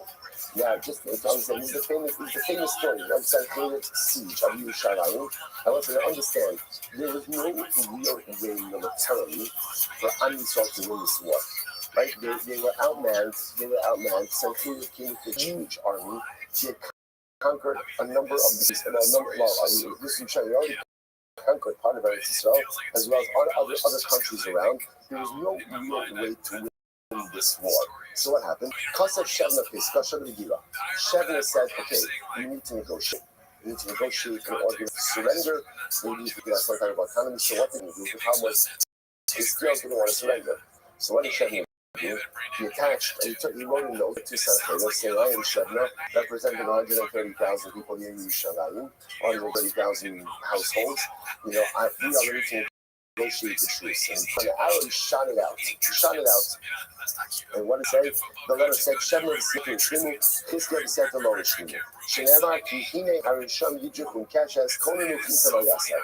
So it says, now what happened? So Shevna literally wrote a letter to Sancheriv saying, Chizkiyahu wants peace with you, but meaning me, Shevna, and my father peace with you, and sent this letter to Sancheriv. How the Kamistik is Chizkiyahu, so Chizkiyahu was concerned, he didn't know what to do. On the Doma Chashon, nothing dated because of Basa Yuba, Yuba Mimsuri, Yuba. So Chizkiyahu said, there's a concept of Acharav Mahatos, we follow the majority. So Chizkiyahu started setting this in himself, and think to himself, you know what, maybe Shevna is right. Shevna is the majority. He's the majority, he's the leader. And if the Baruch Hu also goes by the majority ourselves, so maybe if the Baruch Hu doesn't want me to stand up for Sancheriv, but rather he wants me to surrender as well. In Banda Vivano, the Navi King Christian Day, no someone shall recall Asher Yomara Amdar Kesher. So isn't it also so here quotes over here. The passage from Shayo.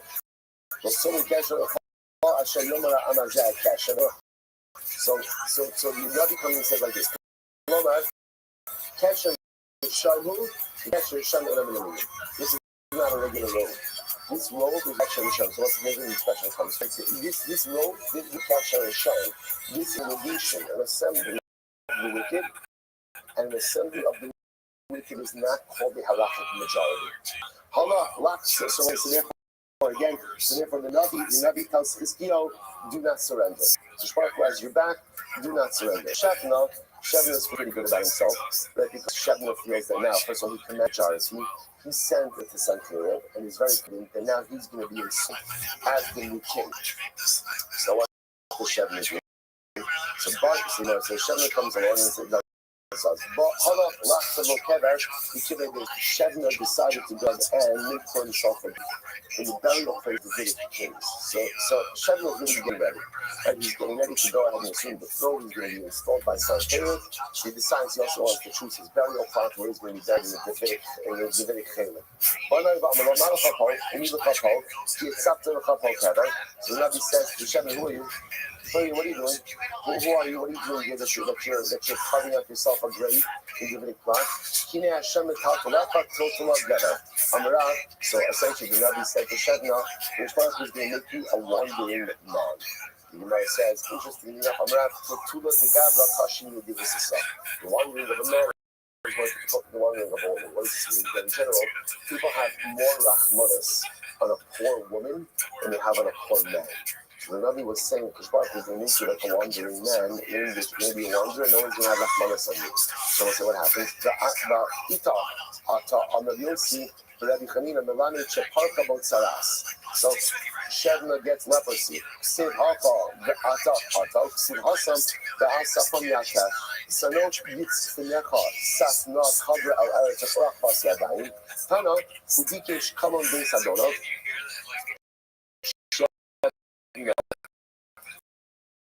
Wanted to bring disgrace upon his master's home, his Hizkiyahu's home. Now he both of a couple. Even if Shevna was all great, right? But Shevna ultimately, again, his glory turned into degradation. Once again, ready for this. So now, Shevna and his followers, so Hizkiyahu says, I'm not surrendering. Shevna, along with his followers, said, we're surrendering. So they get ready to leave Yerushalayim. Shevna and his whole Chevra. What happens? So Shevna is at the front of all of his followers, ready to exit, and they're walking out of the beach. So what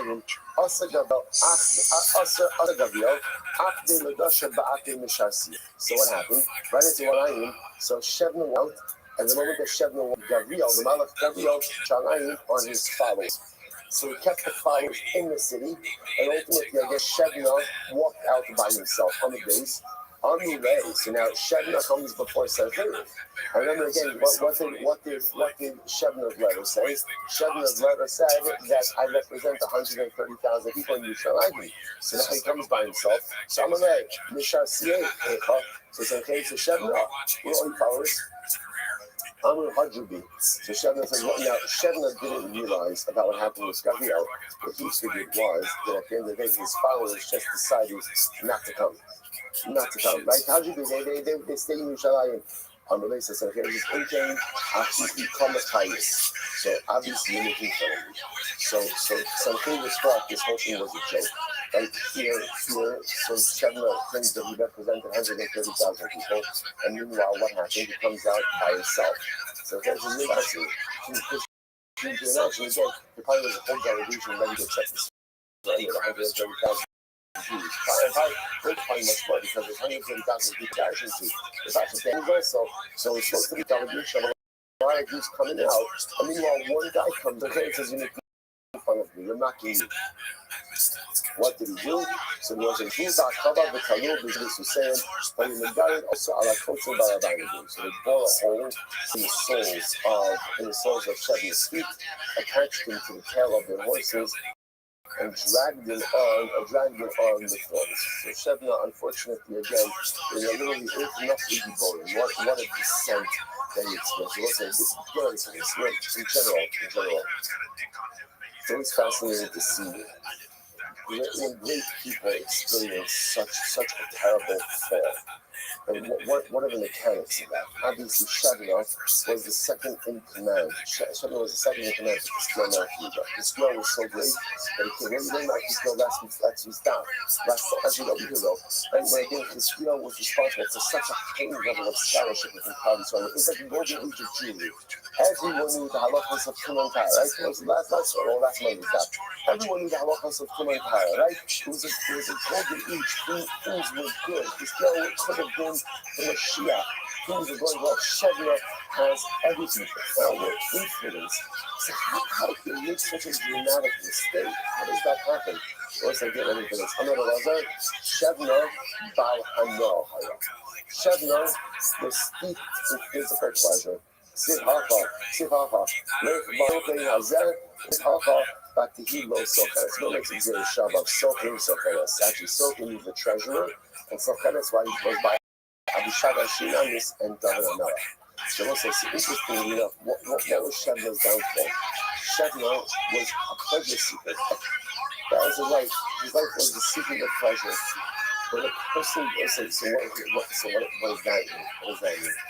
So it's like, when a person lives life, and the most important thing in life is their personal pleasure. Right? It doesn't have to be necessarily anything illicit. Well, actually, because yes, it might have been illicit also, but even if it's not illicit, when my whole life just becomes about pleasure, and everything is about pleasure, everything is about comfort.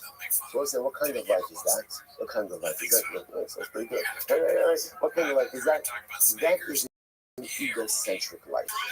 Let's say, life is not about pleasure. Life is about service. Life is about service. We are put here on this earth to serve, to work, to we are part of Klal Yisrael to contribute to our nation. Life is not about fish. Life is about selfless. That's the avot, not pleasure, but service. The issue is when life becomes about pleasure, which I must say, it says, by the way, not even just about like excess, not even about anything illicit, but just like when my life becomes about what I want. This is what I want. What I need, what makes me comfortable, when life becomes about those things, and that's an egocentric life. And an egocentric life, I will say, leads one to gaiva. And once one falls into the clutches of gaiva, of arrogance, of self-centeredness, everything falls apart. Everything falls apart. The story of Shevna, I will say, is the story of great people throughout the ages who are so much potential, so much greatness, but they take a wrong turn because everything becomes about themselves, as opposed to it becomes a life of pleasure, as opposed to a life of service. And when you take that wrong turn, it's only a matter of time until the downfall. So what happened over here? To be honest, what happened over here? So Shevna, who was living a life of pleasure, ultimately again becomes arrogant. This Sankhya that he sees, this is my moment. This is my moment to become king. And the moment that gaiva sets in outside, you lose all clarity, all perspective. It's interesting, right? You think to yourself, here, John Yushalayim, and yet what is he doing? He's marking out his cover. Right? He decided where he's going to be buried. Right? He decided he's going to make you the plans. Forget about my lifetime thing. I'm going to make you my plans for my death as a monarch. And once that happens, all reality is lost. And when all reality is lost, unfortunately, again, the missteps begin, which ultimately lead to his demise. But all the Gemara goes like that. The Gemara says, "Ki hashasol siyaresim sadik ma'pal." So once there's the Gemara quotes over here the pasuk, from the law. From Tilly. Ki hashasol siyaresim sadik ma'pal. So again, just saying how the Gemara got in this pasuk. Ki hashasol siyaresim. For the shos, we'll define what shos means, will be destroyed. Sadik ma'pal. What has the tzaddik accomplished? Now, this is different to these puzzles. So, Rabbi Yehuda, Chag Amar Ilu Chizkiah B'Siyaito Nerasi Tzaddik ma'pal. So something refers to Chizkiah. If Chizkiah and his assembly, his followers were destroyed, what good would that be for the tzaddik? Chag Amar Ilu Beis Hamikdash Yaras Tzaddik ma'pal. Obviously, if Beis Hamikdash was destroyed, Hashem would have sided with Hashem over Chizkiah. What good would have happened?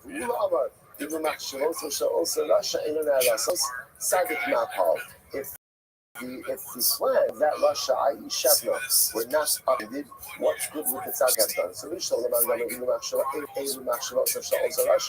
so according to the opinion that says that Shassos refers ultimately again to the plans of Shevna, it makes sense. Which Baruch destroys the plans of evil people. He said, Evan Haisa Shani Mosnavi, Ushisia Haisa. It makes sense to call the Beis Hamikdash also Shasos. Why? Because we're saying the center of the Beis Hamikdash, that's what I called him, was what's called the Evan Shisia, the foundation stone. That was the first piece of matter from which it was created. Element of the Siaito, Hecha Ashnecha and Sadiki, the Ikru Shasos. Where do you ever find it? Tzaddik, and Tzaddik is called a Shasos. They say, beautiful. Kiva Hashem Mitzubayish Alein Teva. Viva Haha, Hipila Itza, Higdio Toshia. Fine. Nama Toshia. So let's see, you see what's interesting. Torah is something called Toshia. Why is Torah called Toshia? It's beautiful. Mipnei Shimateshes Koko Shadam. Because it weakens the cloth of a person. I will say, listen to this. Look, what does that mean? Toshia, sorry. Toshia, Al Shem Sha'olam Mateshes, Al Shem Sha'olam Mishusach Ala Torah, V'lomdenikas. Sorry. Good, fine. So what's the word for that? So the nation of the just called Sha'olam. So what's the first explanation? Why is Torah called Toshia? So the Pashup Pshat over here is that Torah weakens a person. Now, let's say that this is very interesting. What does it mean Torah weakens a person? Torah Hashem Tamina Yishas Nefesh, Yeshivas that revives the soul. So if the Torah weakens the Torah revives, what's the answer? The answer is yes. Right? Torah the soul. Now let's say, to take on the yoke of sin is hard.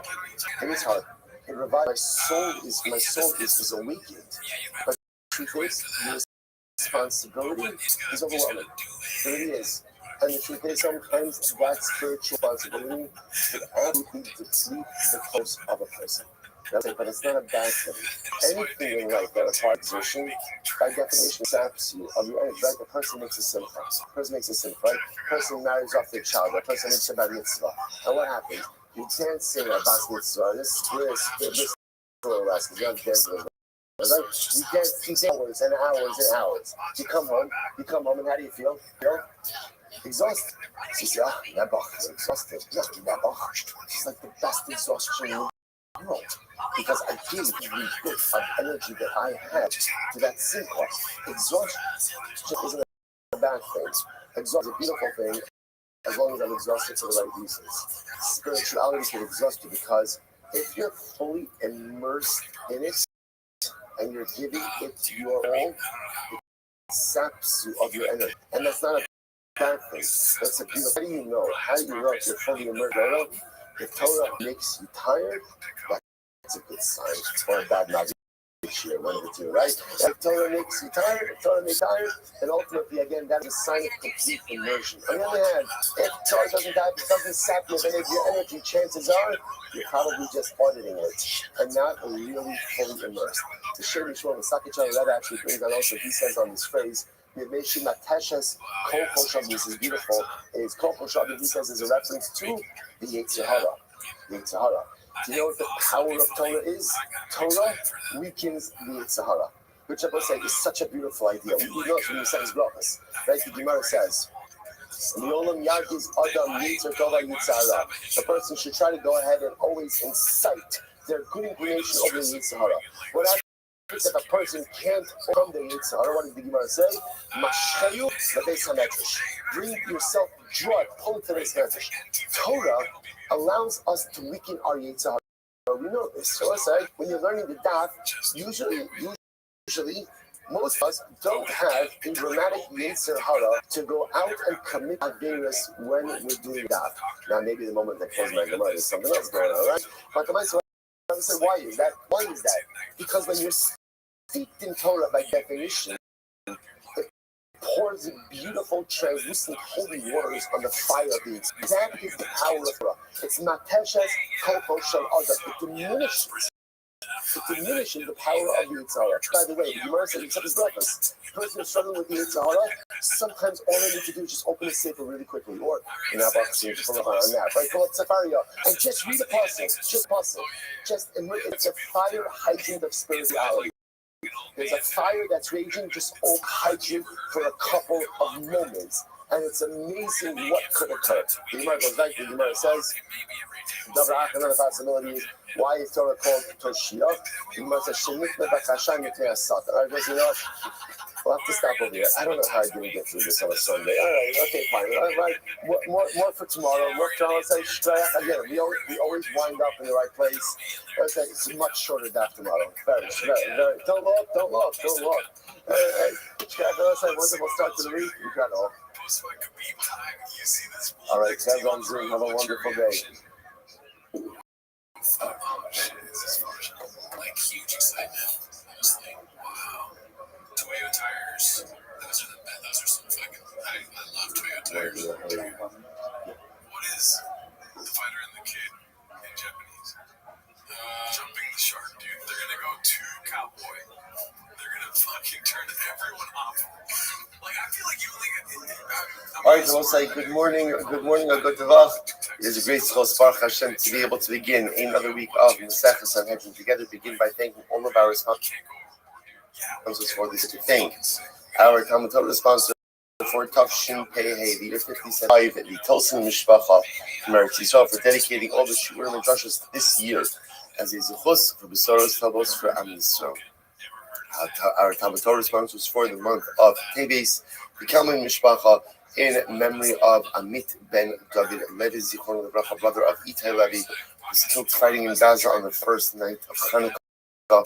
A week of learning sponsors, Zevi and Shoshi Daniel, Zevi's father, Yitzchak Yisrael, Ben Rafal, Noah Yosef, and our Dafyomi schools for today, Alan and Sue Irowitz, in memory of Sue's mother, Mindel Funeral, Mindel Shlomo Todros, Zichron Lebracha, Rav Dan Lemerat, Rav Talmud Torah, all of the Nisham Islam and Aliyah, all of the families in the Nechama.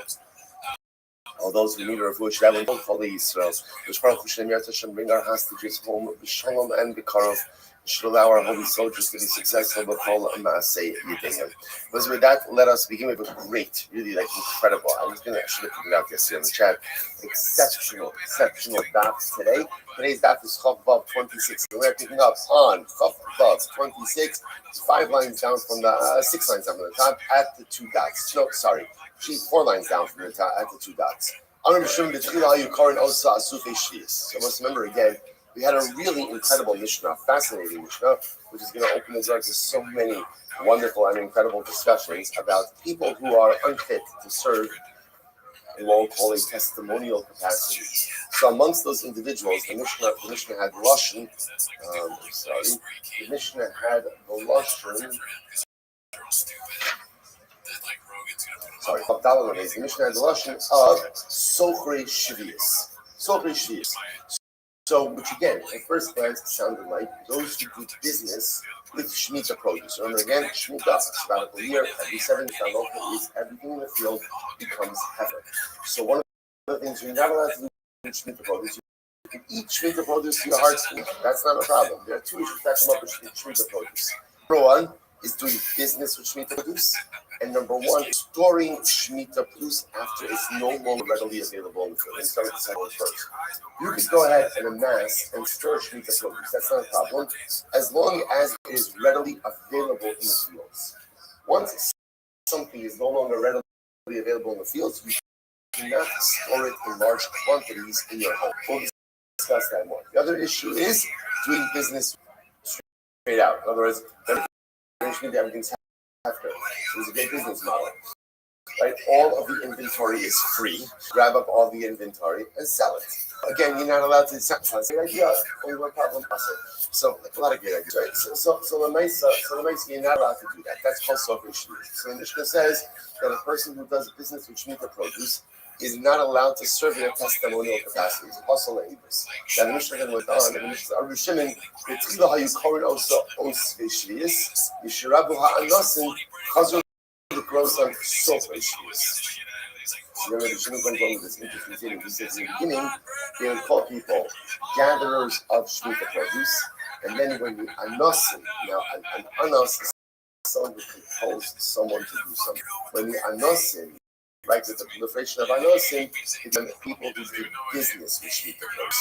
So again, not exactly clear what is happening. So let's go on and begin. So let's go. Said the Gemara.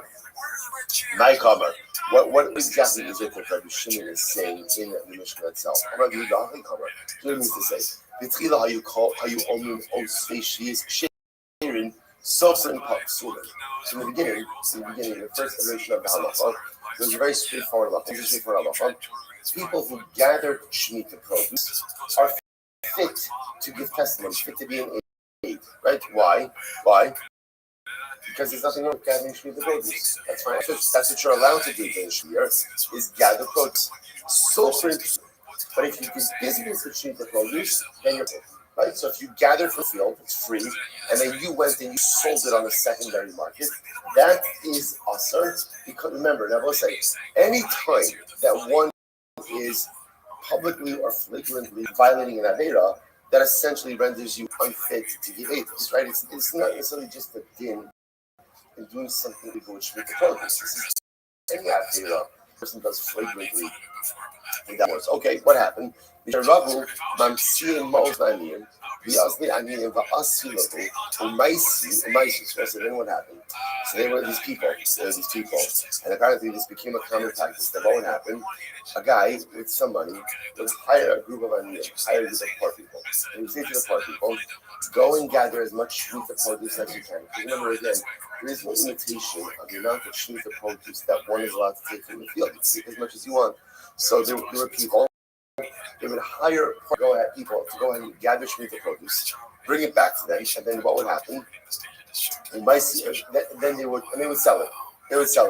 So chazru lomar echazev v'echazev psulim. So what ended up happening? What ended up happening is they went ahead and they said that halacha l'maisa, everybody's possible. So now, interestingly enough, what this did is that halacha l'maisa, this said whether you were an OC or whether you were someone who was softly shvius, ultimately again it was going to be possible. So Gemara says, Kasha David Rakba. I don't understand. So the sons of Rakba were troubled by this. They didn't quite understand. They said, Hi, Misharabu ha'anasim, Misharabu ha'tagarim mibayre. What was that? And at the end of the day, the Gemara says, then why does it say Misharabu ha'anasim? Anasim makes it sound like people who are extorted. So it should say Misharabu ha'tagarim. When the merchants, when people got involved and started making a business out of this, that's when Chazal has to step in and say anyone essentially doing in mass shemitah produce is going to be prohibited from giving favors. So the Gemara says, Ella, listen to this. So in the beginning they said both of these individuals are possible. Listen to the real question. In other words, whether you go ahead and you are a merchant or you are a gatherer, you are possible. Are no. This is interesting. I'll say. So Rashi says, "I know." Mas is the second of the short lines of Rashi. Mas shegov melech min hatzua kax kurim min hasad l'shana. Arnona is taxes. Arnona is also taxes. Hey, so but this was a tax of the king. That the king levied upon the field. If you paid the tax rates, if you didn't pay the tax, he was going to go ahead and take your field. This is totally a unique problem for Shemitah. Why? Because during Shemitah you're not farming. So now, you still have to pay your taxes even though you were not farming. So the Gemara says, so what happened? I know that. You do not think as Rabbi Yanai said, Polk Zoro B'Shviyas Mishum Arnona. So this is incredible. Rabbi Yanai said to the farmers, he said, go and plant during the Shemitah year because of Arnona. This is incredible. Zoro B'Shviyas. Shviyas Bizman Zed Rabas. So this is this one said. So Rabbi Yanai was concerned about the obligated to go ahead and give their tax, their crop tax. Shemitah, not Shemitah, didn't make a difference. The king didn't care about Shemitah. So like we said, this posed a unique problem because that would mean if during Shemitah they couldn't pay their tax, what would happen? The king would come and seize their field. But get ready for this. Rabbi put out a public declaration. He said, Chevra, I want everyone to go ahead and plant seed and harvest their field during the Shemitah year. How can you do such a thing like this? How can you do this? So remember, again, points out, Shemitah in the days of Rabbi was Drabanon. Because Shemitah is Drabanon, one has a little bit of now. Again, remember what makes Shemitah Drabanon. Shemitah is only D'Oraisa when there's Yovel. Yovels only D'Oraisa when Rov Yoshver Allah, the majority of Klal Yisrael lives in Eretz Yisrael. We'll say, by the way, this is actually contemporarily important. That's why, again, even now, we have certain methods. For example, Shemitah, like the big debate. So Shemitah is coming up, right? 2 years. We just had it 6 years ago. I know. It's every 7 year. I got it. I'm aware of that. Right? I'm pretty sure within the next couple of years, it should be a year. Yeah, and so the next 7 years, it should be a year. And it's just it's interesting. One of the recent debates about Shemitah and Mechiva, like the notion of going ahead, essentially like Mechilas Chametz, like selling the land to a non-Jew. So it's complicated and fraught with issues. The only reason such a concept like that even gets off the ground is because halacha l'maisa Shemitah b'zman hazeh is drabanan, according to most opinions. So because it's drabanan, you have a little leverage. I want to say something very exciting that we are going to see very, very, very soon is the scales are going to tip. There's going to come a point in time in the not so distant future where the majority of Klal Yisrael is living in Eretz Yisrael. That is going to have a dramatic effect, not just on the fact that, think about that, for the first time since the days of the second Beis Hamikdash, the majority of Klal Yisrael will be living in Eretz Yisrael, but understand it also has a number of different halakhic ramifications as well. Not even. Shabiana comes along and says, Chevra, I need you to plant the fields because if you don't, we're going to lose our land. So they went ahead and they said, Osin Ksherin, Sofer and Psulim. Those who gather shmus are kosher le'edus. Anything wrong? Sofer, those who conduct business with shmus produce, they're kosher le'edus. So here about Zarnik sacrifice. So once they say that's so the halacha l'maisa. The takeaway from this is people who collect produce for Shemitah, that's fine. No problem. Kosher le'edus because that's a perfectly permitted practice. The issue is with those who do business with Shemitah produce. That's problematic. Those individuals ultimately again are going to be kosher le'edus. Okay. Now I'll say the Gemara tells story, dramatic story. Get ready for this. Rabbi Chia bar Zarniki, Rabbi Shimon Yod Tzaddik, Havi Ka'azi v'Aber Shana Ba'as. Get ready for this story. So Rabbi Chia Zarniki and Rabbi Shimon ben Yoda. Right, so it's called Rabbi Chia, Rabbi Shimon. We're going to intercalate the new year. We're going to declare a leap year, La'aber Shana, in a place called Asya. Well, it's a city called Asya. So what happened? Pagu Bahu Reish Lakish. So they bumped into Reish Lakish on the way. Reish Lakish said, hey guys, where are you going? Right? And they tell him we're going to declare a leap year. He said, all right, Ishmael Bahadaya, can I come with? So okay, so now we've got Reish Lakish, Rabbi Shimon. Like being in the back seat of that. Right? Can you imagine being in the third row over there and just listening to what's probably going on to that chavra, that whole him. So Rabbi Chia, Rabbi Shimon, and now Reish Lakish. So you must Amar Ezel Ilechi Abdilda. Like I said, listen, I don't need to concentrate, but I would like to see how the inspiration, how a leader is done. Well, okay, so Reish Lakish comes along. So as they're traveling, they saw a guy plowing his field. I will say it was a shoot here. They saw a guy plowing his field. Alone, Kohen v'Chorish. This guy plowing, he's a Kohen, and he's violating Shemitah. Kohen's violating Shemitah. Amrulo. So here and Rabbi Shimon was surprised at how Reish Lakish was so judgmental about this individual. So, Yochel Lomar, Agiston Ani Soho. First of all, this is a Jewish-owned field. That's number one. Two, maybe that Jew works for the non-Jew. Look at the Agiston here, the Karka Shachriyu, number one, maybe it is the field of the maybe this Jew is a hired hand. Okay. Number two, maybe it is the field of the Jew. And remember what did Rabbi Yana before? Rabbi Yana just said before that Allah Chalamesa, extenuating circumstance, like when he's going to seize your field, you don't pay the tax, you have to work the field. So essentially, whoa, yeah, I understand. Rish Lakish was saying two things. Number one, you called the guy a Kohen, right? And he said that's a Kohen is in violation of Shemitah. So he's saying two about the guy. Okay, part one of the story. Next, Zuchagelu Gabra, Dahabe Kazak Bakani. We saw a guy who was pruning his vineyard.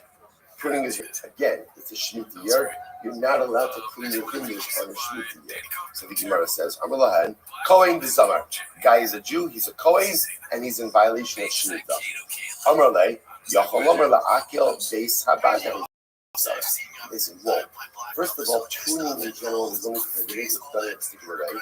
This guy may be gathering branches in order to make a netting for the olive press. Right? When you have an olive press and you have a pile of olives, you would put like a type of netting on top of the olives to keep the pile together. That netting is often made from smaller, softer branches. So it could be the guy's not pruning the vineyard. But instead, what he's doing is he's gathering some stuff from the order to go ahead and make the netting for the olives, which would be permitted.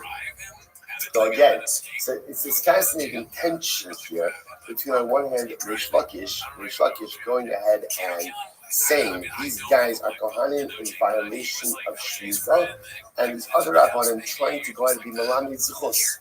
So Rish Lakish responds, he says,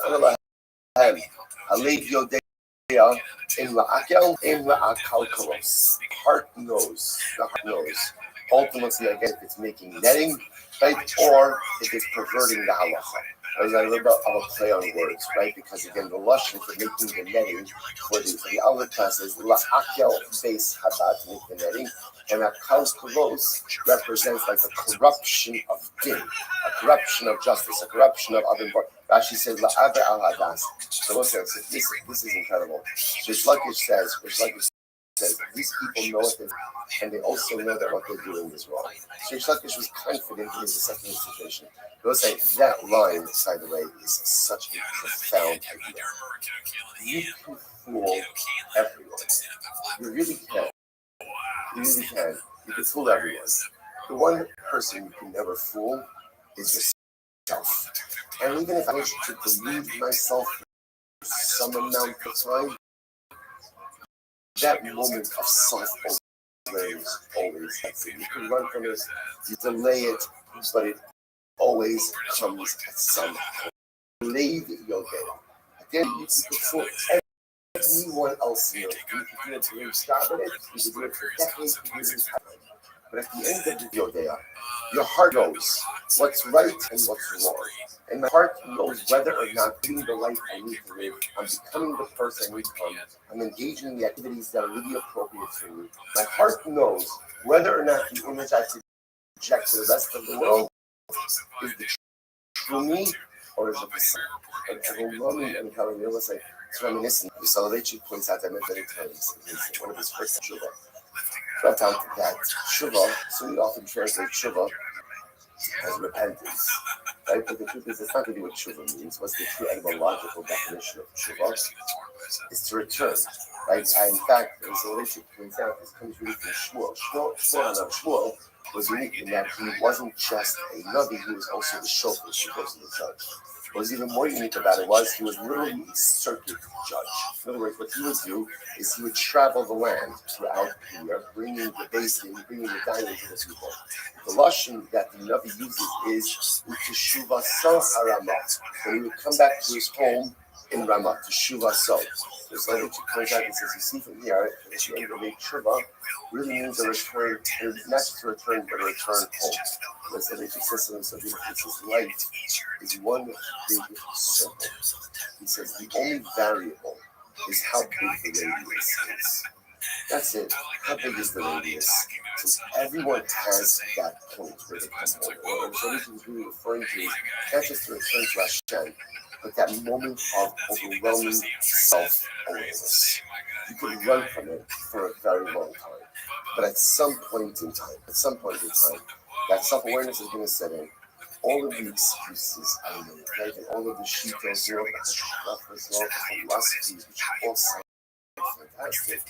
but at a certain point, we all come crumbling down. And I have to face the reality of what I am and what I'm not. That's what the Shlomo should say also. I leave you okay. I told everyone else. But the heart knows. The heart knows in the Akel, in the Akalkalos. So the Gemara says, hey, I'm a liberation. By the way, the Gemara asks, I have these two stories. Which one actually occurred first? Was it the plowing guy or the pruning guy? If you want to say that ultimately again it's actually stated.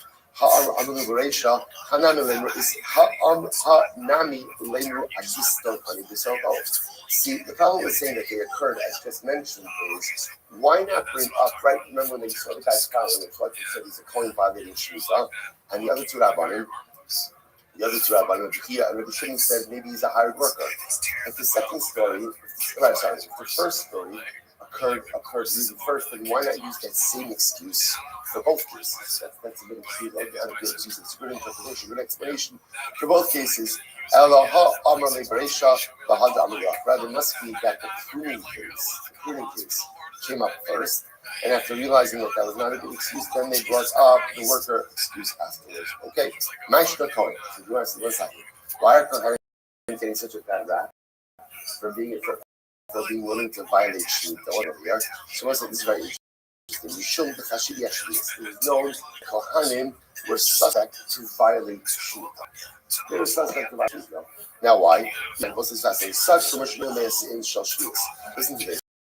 If you have one saw as a measurement, one saw of Truma, remember the Truma, equation by a coin. One Truma that falls into a saw of Shemitah produce. And listen now, what's interesting about this? So remember again, Truma only can be consumed by a coin. Produce can be consumed by anyone and everyone. So now I have a saw of Truma that falls into a saw of Shemitah produce. Yeah, I'm gonna get to. Yeah. So right, one saw of Truma that falls into Shemitah produce. Now the Shemitah produce over here is chulin. Right? Even remember again, even though Shemitah produce says Shemitah, ultimately again it is chulin. Again, with limitations. Now we'll say.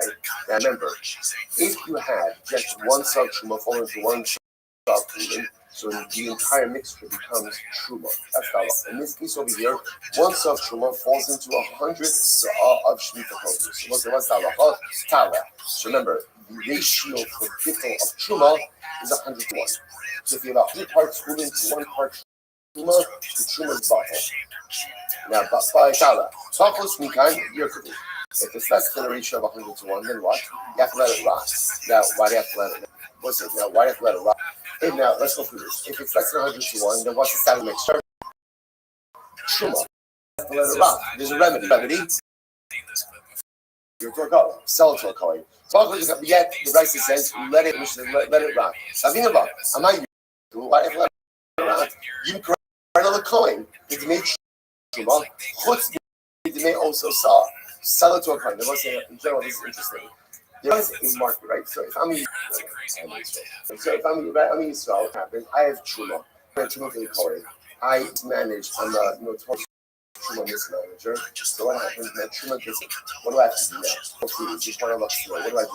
If it's less than 100, if it's more than 100 to 1, 100 parts to 1 part to 1, good, I'm good. So that's 100 parts. What do I do? What size the mixture? What size the mixture? Have a two-like expressions looking right back. You don't avoid eye contact or say, right? Right, so once I sit down, you know who you are, right? So again, less than 100 parts, less than 100 parts, just one part Truma to less than 100 parts chulin. What happens? What starts to make Truma? So here we go, good. So I say, how do you do with that mixture? What do you do with it? Now here's what's interesting. Now you can gift, if you're a nice guy, you can gift it, but you don't have to gift it. You don't have to gift it. Why don't I have to gift it? Because at the end of the day, there's chulin there. So remember, there is a market on which you could sell this. What's the market? The coin market. Now remember, the coin market, everything is going to be at a discount. Why? Because the Kohanim have the upper hand. Right? Because they know it's a limited population that can buy this. Therefore, they have the upper hand. So now the Gemara is like this. So watch this. I had one saw of Truma that fell into, we'll call it 90 saw of Shemitah produce. So the Truma is not bottle. So what does the Mishnah say? You got to let it rot. Why let it rot? I should be able to sell it to a coin. Now, let's be careful. Now, what can I sell to a coin? I could sell to the Kohen the amount of the mixture minus the truma. Because I can't charge the Kohen for truma. Right? Why not? Why not? Because it's his. Because it's his. So I can sell him the amount of the mixture minus the truma. So if you bring this coolant of Shemitah produce, one saw of truma, one saw, I could charge him obviously a discounted amount for the 90 saw of coolant. Sounds like a much better option going ahead and letting it rock. What's going on over here? Which was from Rabbi Kibush, the Ula is also Meres, Nechshudu Kohanim Ashvius.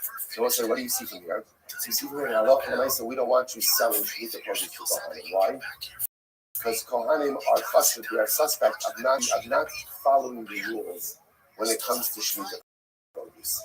How can it be that Kohanim get such a bad rap over there? So also take a look at Rashi. This is fascinating. Rashi says, "Lahashos shvius achazir d'moruber." So now, what's the issue? The issue is like this: as you mentioned before, you are only allowed Shemitah produce in your home as long as what? It's readily available in the field. Once it's no longer available in the field, you have to go ahead and transport it in your house. Kohanim were not taught for storing Shemitah in their homes, even after it is no longer available in the field. Now what? Kohanim was so good. They're so pure. They're so sweet. That is why so the motivatera. They have the motivator. They have a good excuse. Good excuse. What do they say?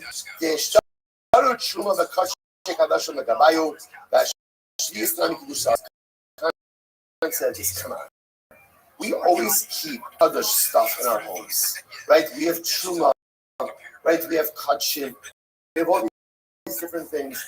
Okay, so let's talk. So remember, Shemitah produce is kaddish. Truma is kaddish. There are other Kohanic gifts that are kaddish. So Kohanim remote a heter. They made an excuse for themselves, and they said, regular people have to go ahead and digest themselves of produce, but we Kohanim, we do not.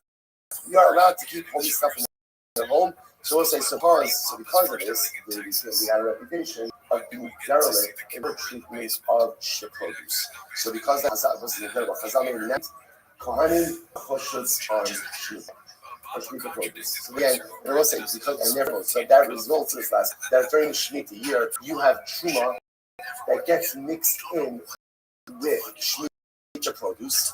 If it's 100 to 1, if it's 100 to 1 ratio, truma's bottle, you're good to go. You have to let it rot, and then what with it is dispose of it. Incredible story.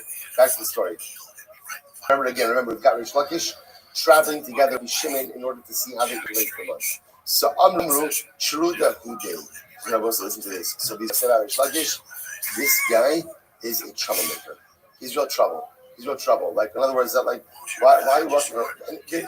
They were taken aback by his negative disposition. I won't say that. I just want to point out something very interesting. Rish Lakish. Who's Rish Lakish? Who's Rish Lakish? Rish Lakish has been around the block. Right? Remember again, Rish Lakish is the ultimate voucher.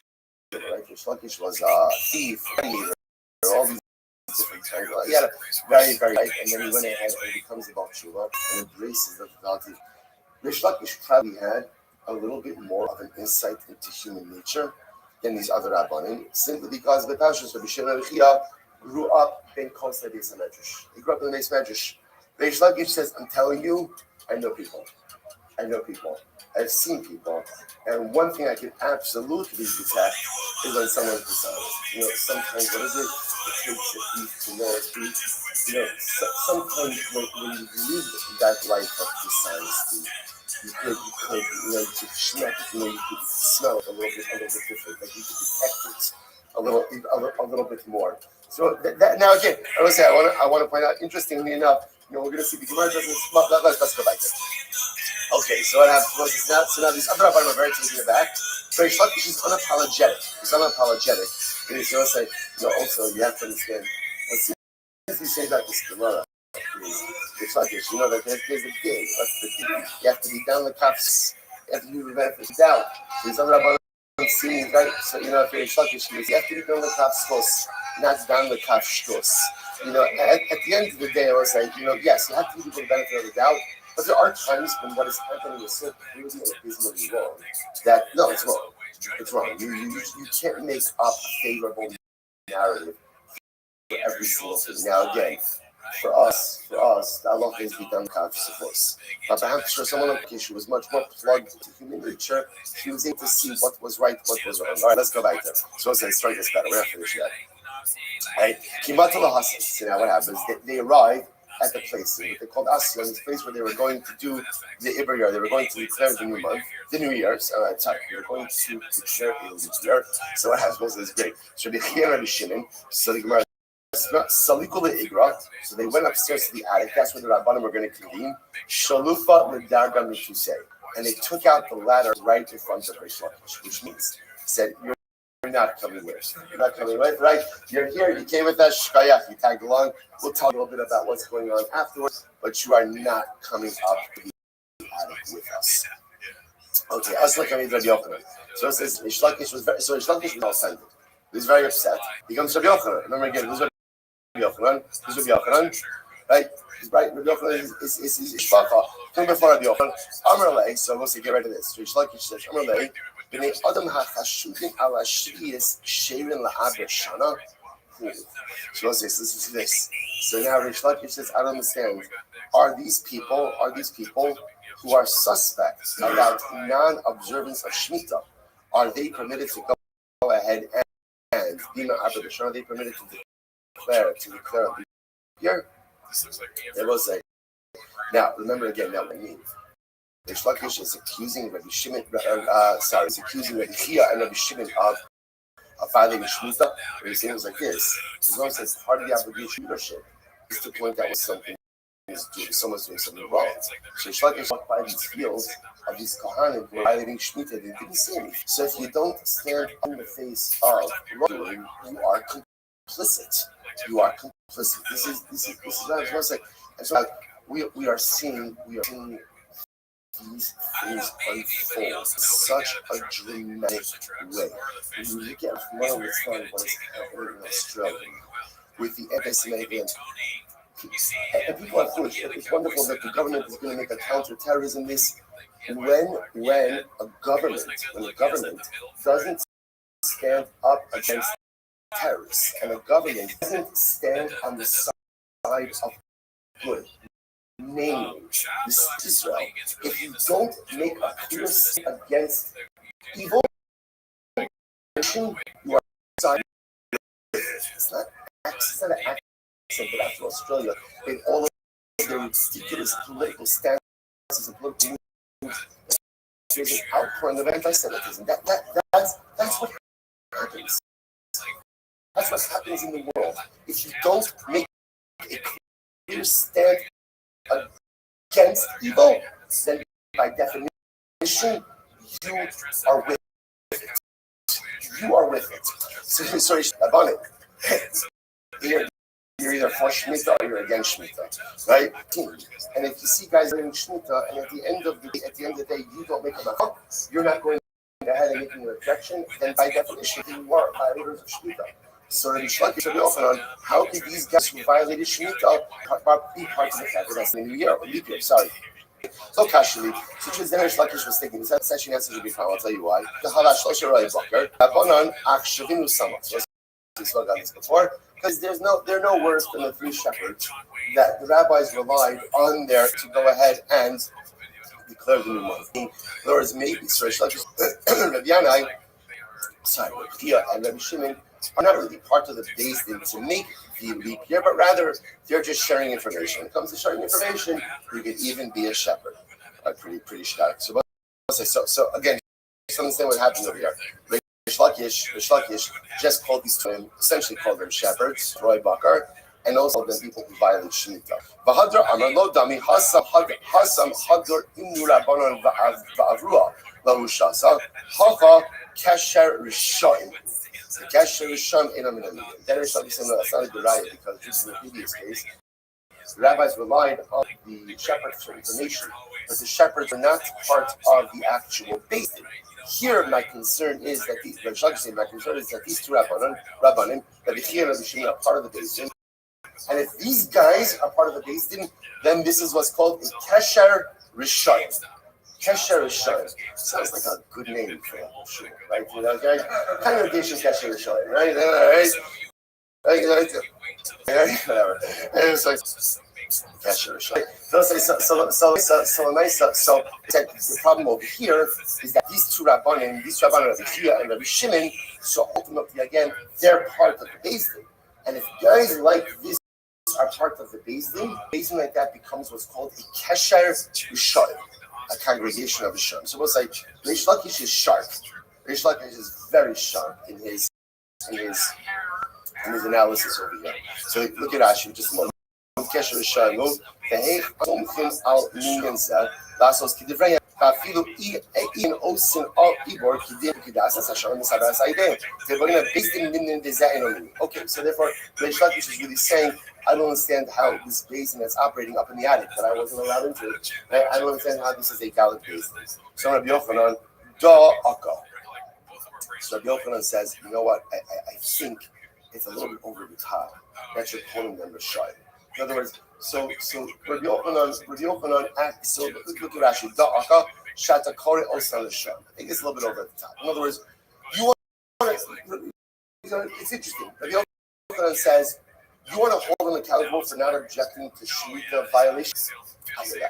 I do. And if you notice, doesn't jump to that point. But to call people Rishayim, that is already a different level, and that level of what's the word? Coordination. Yeah, that level of diatribe, that's already a little bit over the top. So Yochanan says that I don't think you can do. So Kiyasal Kamid Yochanan. So I say, now what happens? Rabbanim came down afterwards, right? And again, somehow they heard about what Reish Lakish said about them. So Kiyasal Kamid Yochanan. Amar lei Karilan Roy Bakar. Below Amar Mavrlo Midi. So listen to this. So what's interesting is they said so now. So Rabbi Chia and Rabbi Shimon come down and they say to Rabbi Yochanan, Reish Lakish called us cattle herders. He called us shepherds. And you didn't say anything. Like you didn't stick up for Rabbi Yochanan. Rabbi Yochanan's all in the middle of this. Right? You didn't stick up for us. So Rabbi Yochanan says, the Kari Lechu Loit Son, Mayamir. And if he would have called you cattle herders, if he would have called you sheep herders, which you have rather what, if he would have niggans. So it's very Rabbi Yochanan is saying is so what? I say what's the first lessons that we teach our children? Just because someone calls you a name doesn't mean you need to. Yeah, Reish Lakish was upset. Reish Lakish thought you were wrong, so he called you Rishon. He called you. And if you notice, by the way, Rabbi Yochanan counters Reish Lakish. Called him a Rasha. That I'm going to step in. That I'm going to step in. Right, but my son, once you go ahead, he called you a cattle herder. Okay, get over it. Now let's say, interestingly enough, that's where the story ends. So listen, there's so much to take out of this story. So if you notice, by the way, right, we're not sure from the story itself, like who was right. Was Reish Lakish right? Were these other Rabbanim were in violation of Shemitah? Not. So again, the Gemara doesn't really give us that clarity, but there are tremendous lessons to be pulled out. What you see from Reish Lakish is you need to go ahead and stand up against when you are wrong, because if you then by definition you're siding with evil. On the other hand, you see from Reb Shimon and Reb Chia, right? So again, and different times in life require different things. What you also see is that just because someone says something to you doesn't mean that you need to respond.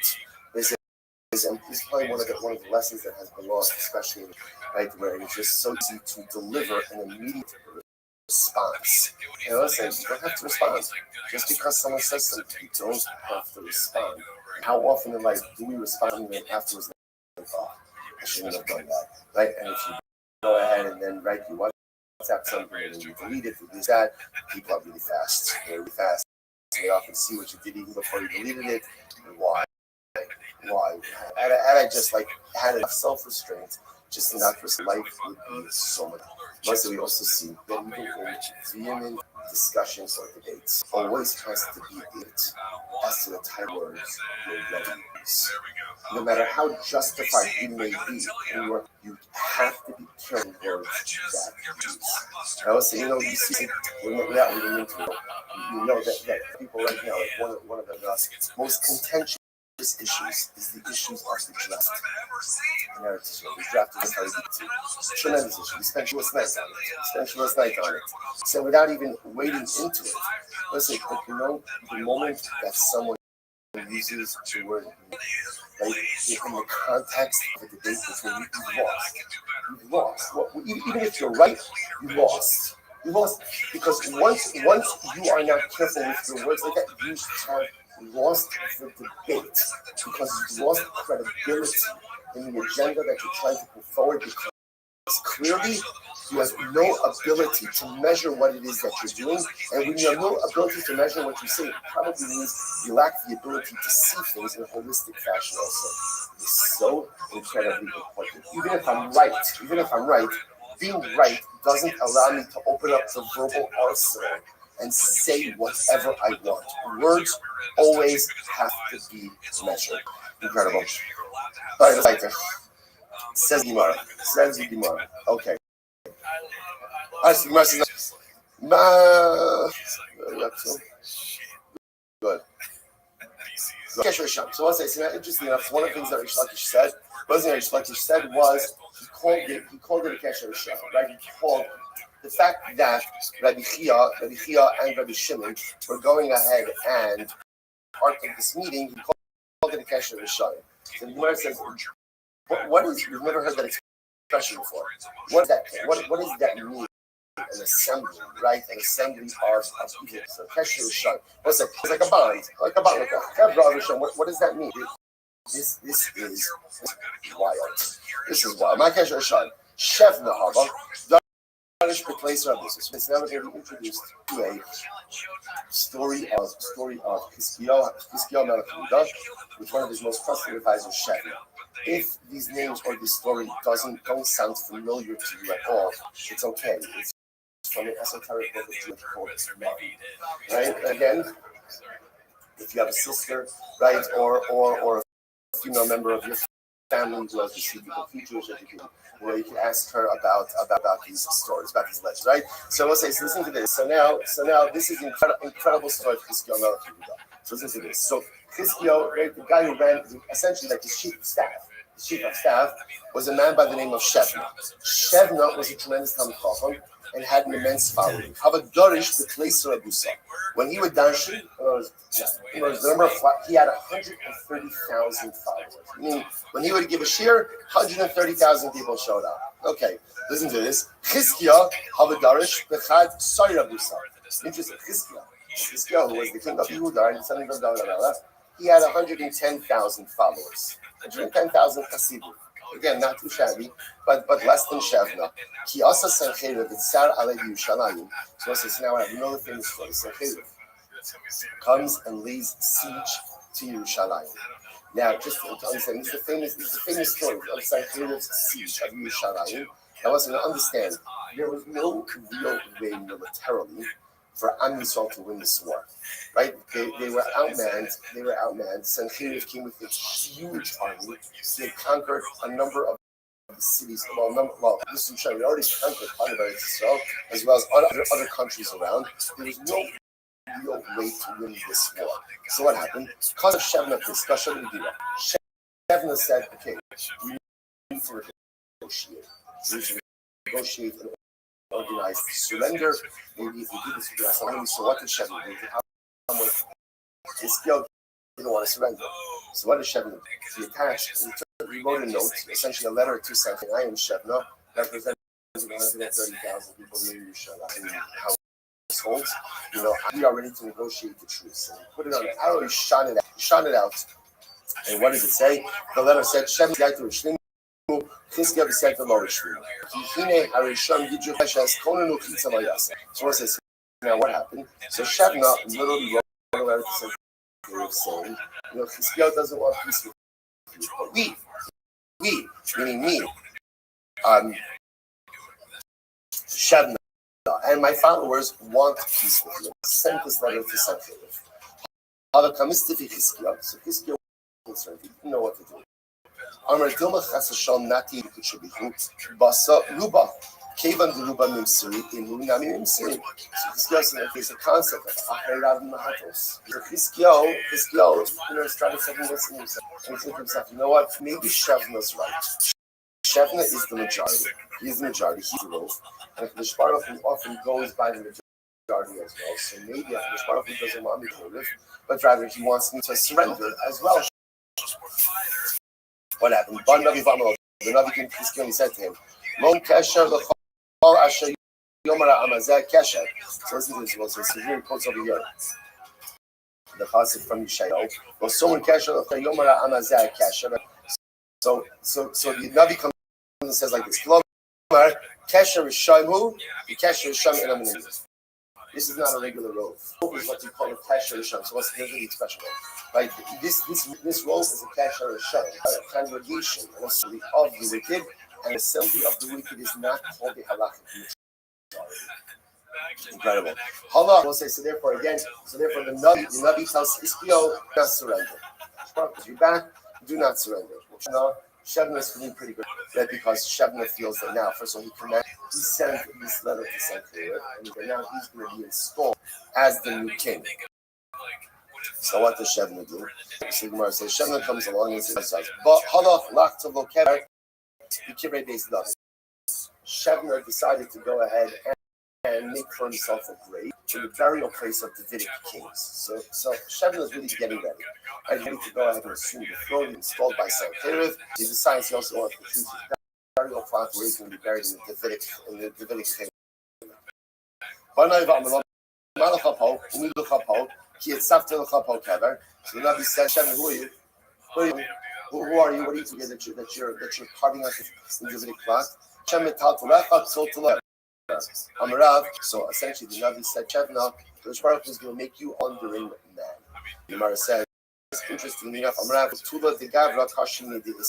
wandering of a man is more difficult than wandering of a woman. What does this mean? In general, people have more rachmanas on a poor woman than they have on a poor man.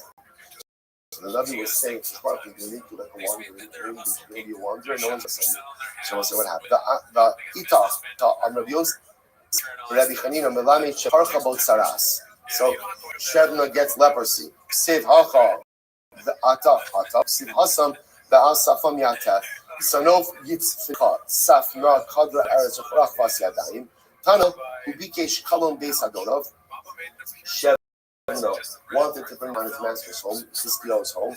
Napach Kivod Balakaron. Even though Shevna was all great, right? But Shevna ultimately again turns into degradation. Let's get into this. So now, Shevna and his followers, so Chizkiyahu says not surrendering. Shevna, along with his followers, saying we're surrendering. So they get ready to leave Yerushalayim. Shevna and his whole chevra. What happens? You have enough Ihu. So Shevna is at the front of all of his followers, ready to exit Yerushalayim to surrender to Sancheriv. As they're walking out of the gates of Yerushalayim, Asa Gabriel. So what happened? Right as walking out of Yerushalayim, so Shevna walks out, and the moment that Shevna walked out, Gabriel, the Malach Gabriel, closed the doors of Yerushalayim on his followers. So he kept the followers in the city, and ultimately again Shevna walked out by himself on the days. Amrulay. So now Shevna comes before Sancheriv. I remember again what did Shevna's letter say? Shevna's letter said that I represent 130,000 people in Yerushalayim. He comes by himself. So Amalei, Mishar Siei, so Sancheriv says, Shevna, all you followers. Amru Hadjubi. So Shevna says, what? Now, Shevna didn't realize about what happened with Gabriel. What he figured was that at the end of the day, his followers just decided not to come. Right? Hadjubi, they were buying. Amalei says, Sancheriv says, Inkain, Afifi Kamachayis. So obviously you're making fun of me. So Sancheriv thought this whole thing was a joke. Right here, so Shevna 130,000 people, and meanwhile, what happened? He comes out by himself. So Sancheriv says, you're embarrassing me. Because you can imagine, again, There probably was a whole delegation ready to accept the surrender of 130,000 Jews. It was 130,000, probably much more because it's 130,000 people in Darshan to the Pakistan families also. So it's supposed to be a delegation of a lot of Jews coming out. And meanwhile, one guy comes out. So Karen says, you make me fun of me. You're mocking me. What did he do? So the Gemara says, Nakvu ba'chava v'talu b'zeh v'susayim v'yimagarin osa ala kotzim ba'abayim. So they bore a hole in the soles of Shev's feet, attached them to the tail of their horses, and dragged them on the floors.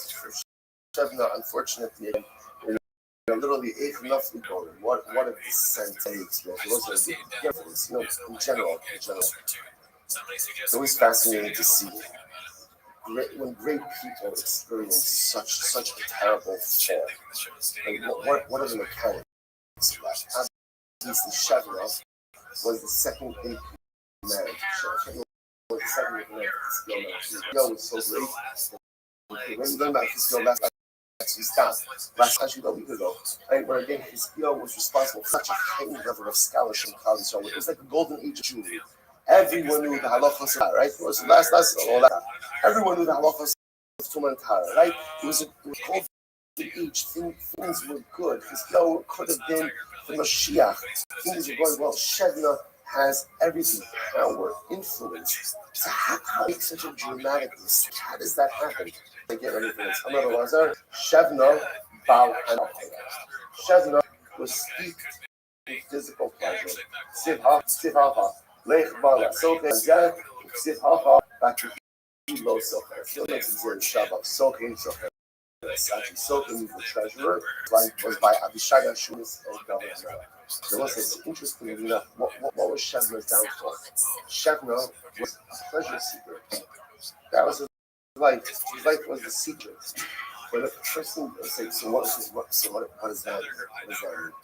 So I was saying, when a person lives life, and the most important thing to them in life, personal pleasure, right? It doesn't even have to be necessarily anything illicit, although Rashi points out it might have been illicit also. But even if it's not illicit, when my whole life just becomes about pleasure, and everything is about pleasure, everything is about enjoyment, everything is about comfort.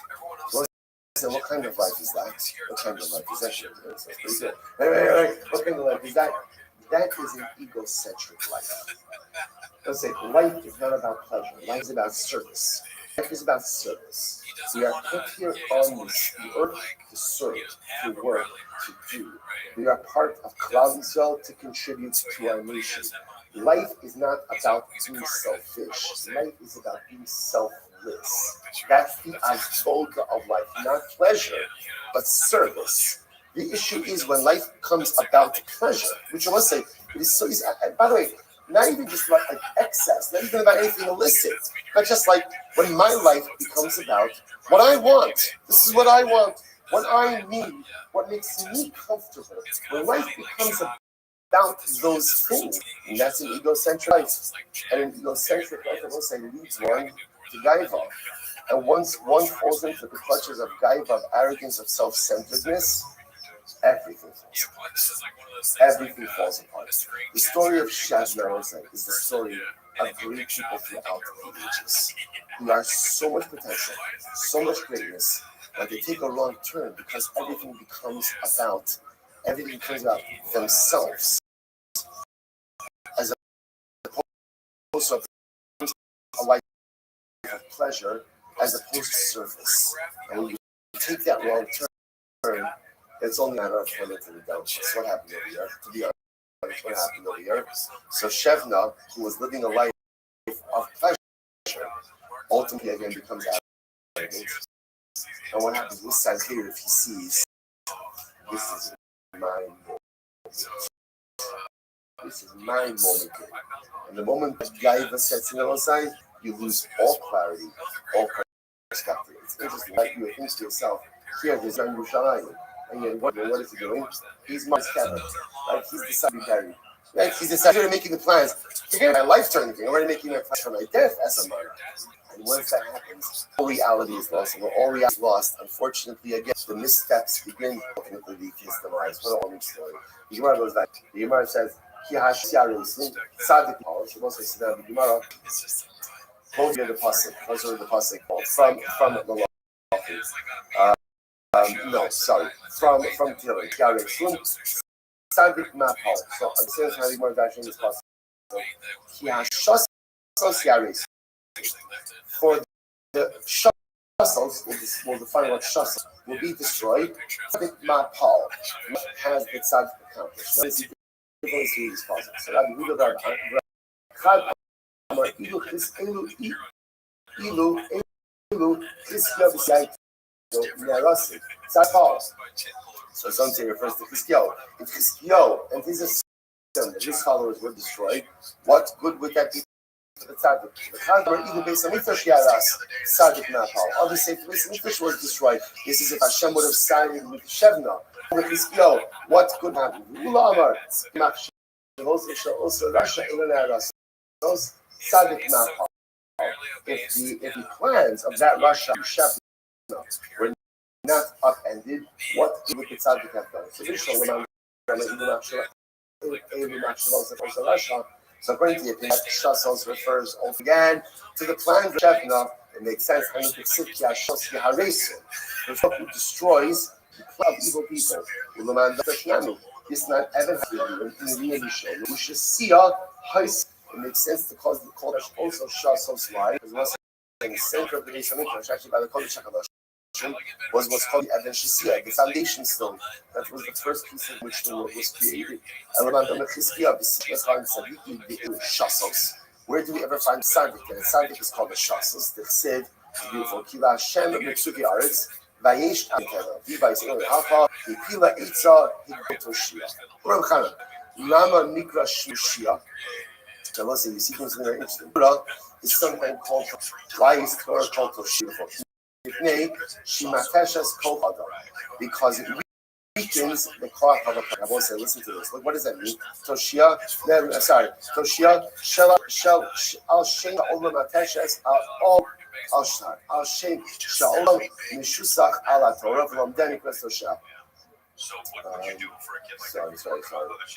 Good, fine. So before we get to that, so the nation of the Shishkal Shah. So let's say first explanation. Why is Torah called Toshia? So the Pashup Pshat over here is that Torah weakens. Now let's say this is what does it Torah? Torah says Hashem Timima Meshivas Nefesh. Torah revives the soul. So which one is it? Does Torah weaken? Does Torah revive? And what's the answer? The answer is yes. Right? Torah revives the soul. Now listen, to take on the yoke of spirituality is hard. It is hard. It revives my soul is awakened. But the truth is, the responsibility is overwhelming. It really is. And the truth is, sometimes that spiritual responsibility could absolutely deplete the kochos of a person. Now let's say, but it's not anything in life requires exertion. By definition, saps you of your energy. Right? Person makes a sin. Right? Person marries off their child. That person makes a bar mitzvah. Now what happens? You dancing or bas mitzvah. This little rascal. You're dancing. Right? You dance for hours and hours and hours. You come home, and how do you feel? Exhausted. You say, I'm exhausted. It's like the best exhaustion in the world.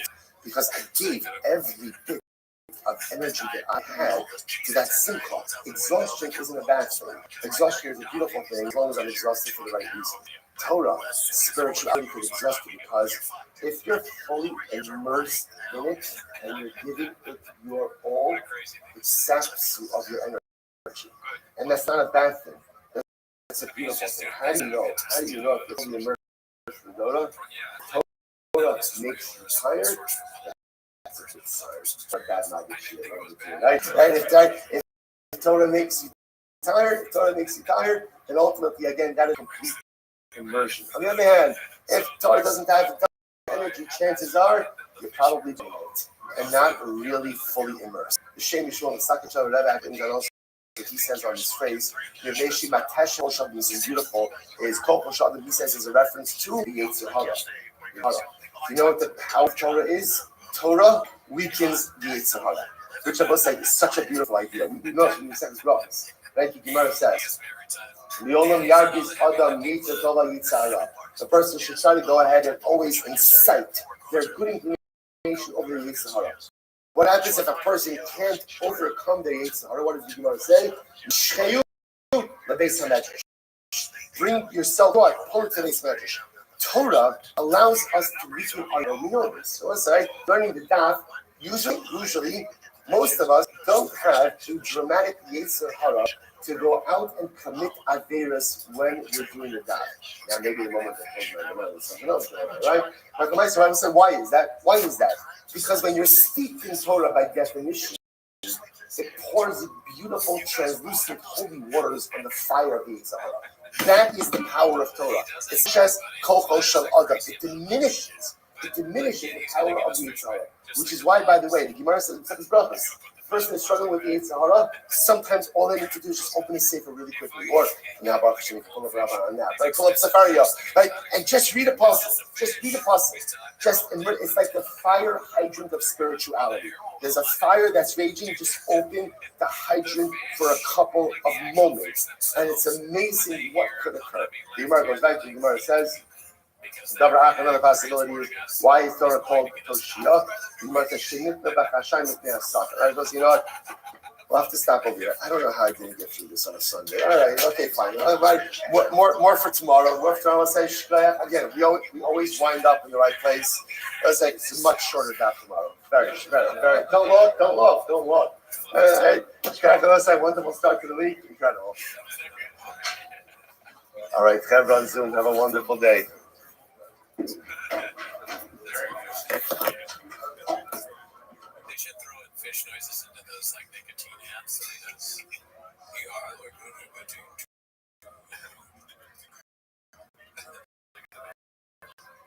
Fish. Special, is there special fish? Good morning. Let us begin by thanking all of our sponsors for The fish is a giant pond. And they would just so free out there. Let them be free. Because this measure to thank our annual Talmud Torah sponsor for the month of Tafshin, paying 5780 with Tosin Mishpacha of Eretz Yisrael for dedicating all of the viewers and drugs this year, host from the soul of Tovos for Amis. Our Talmud Torah sponsors for the month Davis. The Talmud family of Amit Ben David Levi, brother of Itai Levi, who was killed in Gaza, Kiddush Hashem, first name Chanukah Yochel, our Talmud Torah, Mishal Havanah, and his family in the home. Our week of learning sponsors is Zevi and Shoshi, Daniel Levi, Nishmas, Zevi's father, Yitzchak Yisrael, Better Fall, Noah, Yosef, Tzipor, Mizacha. We open the night of our Talmud Torah, all of the Nisham Islam and Aliyah, the families in Chama, all of those who need to report Shtavon together with Kol Chol Yisrael. The Yom Shalom Shemay Omar hostages, Shalom and the Karav and our holy soldiers should be successful. The Chol Masiyah Day. With that, let us we got a lot to do today. Production today's daf is Chaf Dal is 24. We are picking up on Chaf Gimel on the base 20D. Ki Asar Abdini actually began this yesterday about 14 lines up from the bottom. Ki Asar Abdini Amar B'Yochanan Machlokes V'Sheikite Eidim. Machlokes in Mishnah between Rameir and the Chachamim is dealing actually with two sets of witnesses. Now, we began to read this Rashi yesterday. Rashi explained what's happening over is as follows. So Reuben has a din Torah against Shimon, right? And Reuben claims that he has two sets of witnesses to support his particular claim. Okay, so the Gemara says Rameir Savar. So the Rameir says that Halacha L'Maisa, if Reuben claims that he has two witnesses, there's an obligation to go ahead and verify those two sets. Take a quick look at Rashi for just a moment. Rashi says it's actually right across. So Reuben says, I have two sets of, not one set of witnesses, but two sets of witnesses to support my claim. So what happened? So the Gemara says, Hevi Kati Shor v'Amar Talova v'Amar So now what happens? Reuben brings his two sets of witnesses. And now what happens? The other litigant, Shimon, and another person come along and come up to claim that the first set are psulin.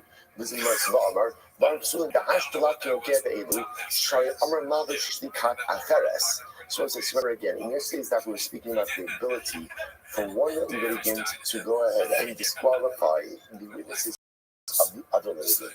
Now the Gemara says the inherent problem with that was that if, let's say, for example, if Shimon wants to disqualify the witnesses of How could that be? Because isn't Shimon what we call Nogea B'Davar? Isn't he, what was the word that we used for Nogea B'Davar? Isn't he conflict of interest? I'm sorry? Conflict of interest. Right? By trying to disqualify the very witnesses that are there to testify against him. So now the Gemara suggesting over here is maybe a case where Ruvain claims that he has two sets of witnesses. He comes from the Shimon testifies all against the first set of witnesses. Maybe Shimon is not in a way because at the end of the day, the second set of witnesses still there. Ruvain has a second set. So because Ruvain has a second, perhaps it's not a conflict for Shimon to testify against the set to finish up the Rashi. BKH for Lamati Yaksib, about him. Live roar Ulahamid so Rabbi Meir holds that Allah myself, when Reuven claims that he has two sets of witnesses, Reuven is obligated to provide two sets of witnesses. And therefore, even if Shimon testifies against the first set, Shimon should be believed because it's not a Nogea B'Davar. That's how there's still a second set back to the Rabbanan Safi Ignatar. Rabbanan, on the other hand, holds that no, just because you say that you have two sets of witnesses doesn't mean that you're obligated to furnish two sets of witnesses. When I say again, all you should claim is what? When it says, even though you claim you have to require you to actually produce two. About the kat achos comes to one set of witnesses, they are called in your Holocaust means, then one litigant cannot testify against the witnesses of the second litigant. Okay, so whereas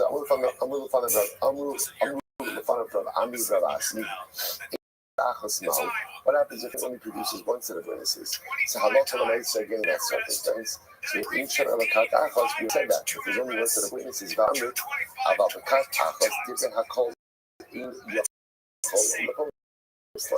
He just explained that as Reuven is bringing one set of witnesses, Shimon cannot testify against the right because Shimon is considered to be a Nogea B'Davar. He's conflicted. He's conflicted in his testimony.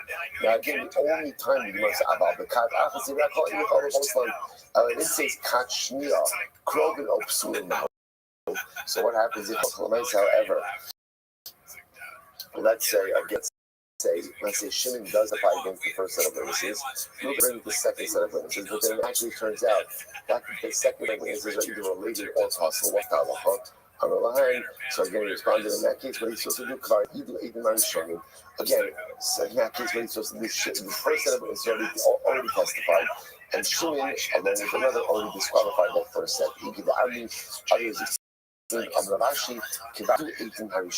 Okay, so we'll say, remember, just to understand and appreciate what it is that is unfolding over here is very simple. The Mishnah highlighted an interesting focus. The Mishnah said, Reuven shouldn't come to a din Torah. The Mishnah said that Reuven brings witnesses. Shimon could disqualify. Shimon brings witnesses. Reuven could disqualify the witness. The Chachamim dispute. The Chachamim say, no, you can't. No. The only way to disqualify witnesses is how? Is if it turns out that literally they have an inherent personalistic disqualification, a gambler, a thief, something like that, or they're related. So we're trying to figure out what is that? Right? What is that? What is that machlokes? We're suggesting machlokes is, let's say, for example, Reuven is claiming I have two sets of witnesses. So in that case, Rabbi Meir that halacha l'maisa, because he said there are two sets, he has an obligation to furnish sets. Therefore, he has the ability to testify about the first set. He's not conflicted because there's still the second set. And the Chachamim disagree. The Chachamim say even when Reuven claims that he has two sets, he's not obligated to furnish two sets. Rather, he's only obligated to furnish one set. Now the Gemara says, name of the Pluto, the Rabbi Shimon, and the Rabbi. Same machlokes between Rabbi Meir and the Chachamim Mishnah is the same machlokes between Rabbi and Shimon. What happened? We sign you up. It's an interesting case. So as I say, now let's say it comes along and Reuven finds Shimon living on property that everyone agrees Reuven once owns. Right? So Reuven claims, Shimon, you're a squatter, get out. Shimon claims, now what does Shimon say? Shimon say, I can produce a shtar and I also have chazaka. I've been living here 3 years uncontested. So Shimon has a dual claim of Shtar and Chazaka. So it says, Rebbe says, all he needs to do is furnish the Shtar. We don't care about the Chazaka. Bring the Shtar. We're good to go. And so Shimon says, we don't get Chazaka. Shimon says, no, we look at Chazaka. What's about being about the Chazaka below the Shtar? So we asked, that means just the Chazaka and not the Shtar. Ela ach the Chazaka. Rather say even Chazaka, right? So let's say, so it's as follows. Rebbe says, oh, we look at a Shtar, and Shimon says we look at both things. So it's essentially, if you made a dual claim that you have both Chazaka and Shtar to support your residency claim, ultimately, again, you have to furnish both of those to support this thing. The kind of run, and we said, the Tzarek and Barak, we eat.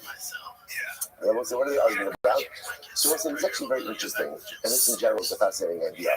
When you make a legal claim, and your legal claim is more than what you needed to say, are you obligated to support that entire claim, or do you just support the bare minimum threshold to meet your legal obligations? So for example, right? So again, living comes along and says, Shimon, you're living in my house. Shimon says, now, really, all Shimon needs to say is what? Either a Shtar or Chazaka. You don't need both. But Shimon says, I have a Shtar and... So now what's the Shaila? Does Shimon have to furnish both of those things to support this claim?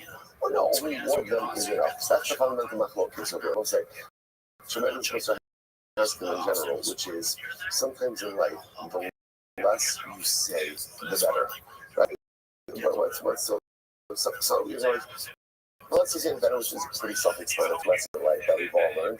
But let's say also sometimes this idea that what's the expression unders and over deliver.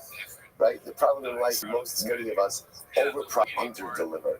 Right? And so here you have Shim's coming, Shana Chazaka. All right, calm down. Under promise, all you need to do is say you have one of them, or bring one of them, and you can over deliver. So the says, so the verse is fine. No, I'll give you a trigger one. So should the says, quite a trigger one, everyone agrees. 3 years, not okay. So I'll give you that. Rabbi Meir, the whole 20 Rabbi Meir, Rabbi Meir holds like Rabbi Meir. Rabbi Meir holds like Rabbi. Rabbanon Ayudacha, and Rabbanon would say as follows: right, Rebbe's only saying his particular position by Chazaka. Why? So the says, because Chazak itself also is derivative of the Koach of Shtar. But in our case, in Mishnah, with the second set of witnesses, have nothing to do with the first set. I think the Rebbe Moda de Isar Lebara, even if we agree that halakha you don't have to bring forth both sets. So again, we're just continuing on this and trying to explain the first case in the Mishnah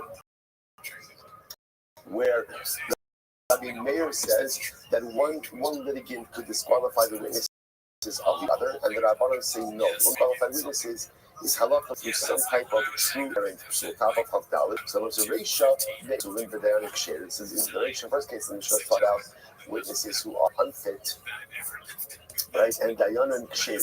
So since the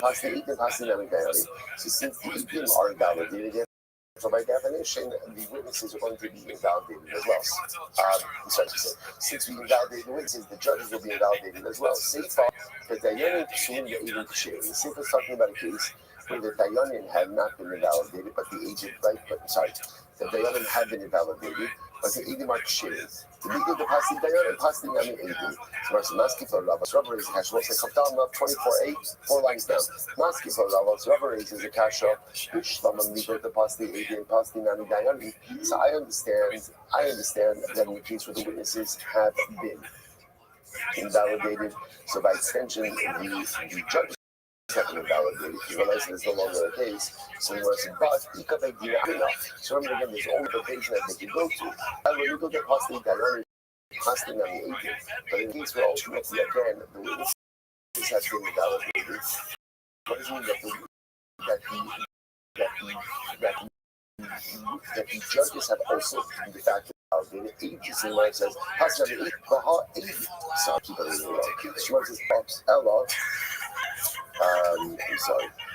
love Nugent, but in the case where ultimately, again, the judges have been invalidated, why would you say that Nigo, that the witnesses are invalidated as well? So the Gemara says, the high is in the Sulaka. Once you don't have witnesses, you don't have a case.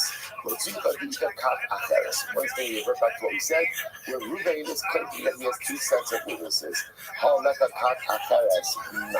So if there's not a second set of witnesses, then what would you say? So Gemara says, right? Then one litigant would not be able to invalidate the litigant's set of witnesses, because again, then he'd be conflicted. How do you direct him? That's the same thing you just said before in the name of Rav Dini. He gave Nigo, Yamar Sava, Amina Nigo, and me Sarah Amina Nigo. Okay, so the fundamental machloek is ultimately they will be whether or not we apply the concept of Nigo. So let's say, so bottom line is, we have multiple versions as to how to understand the first machloek is in the Mishnah. But one thing is clear, which is it's not a simple case to understand. So remember again, what we have over here is Rabbi Meir saying one litigant could disqualify the witnesses and the judges of the other litigant, and the Chachamim say no, you can't.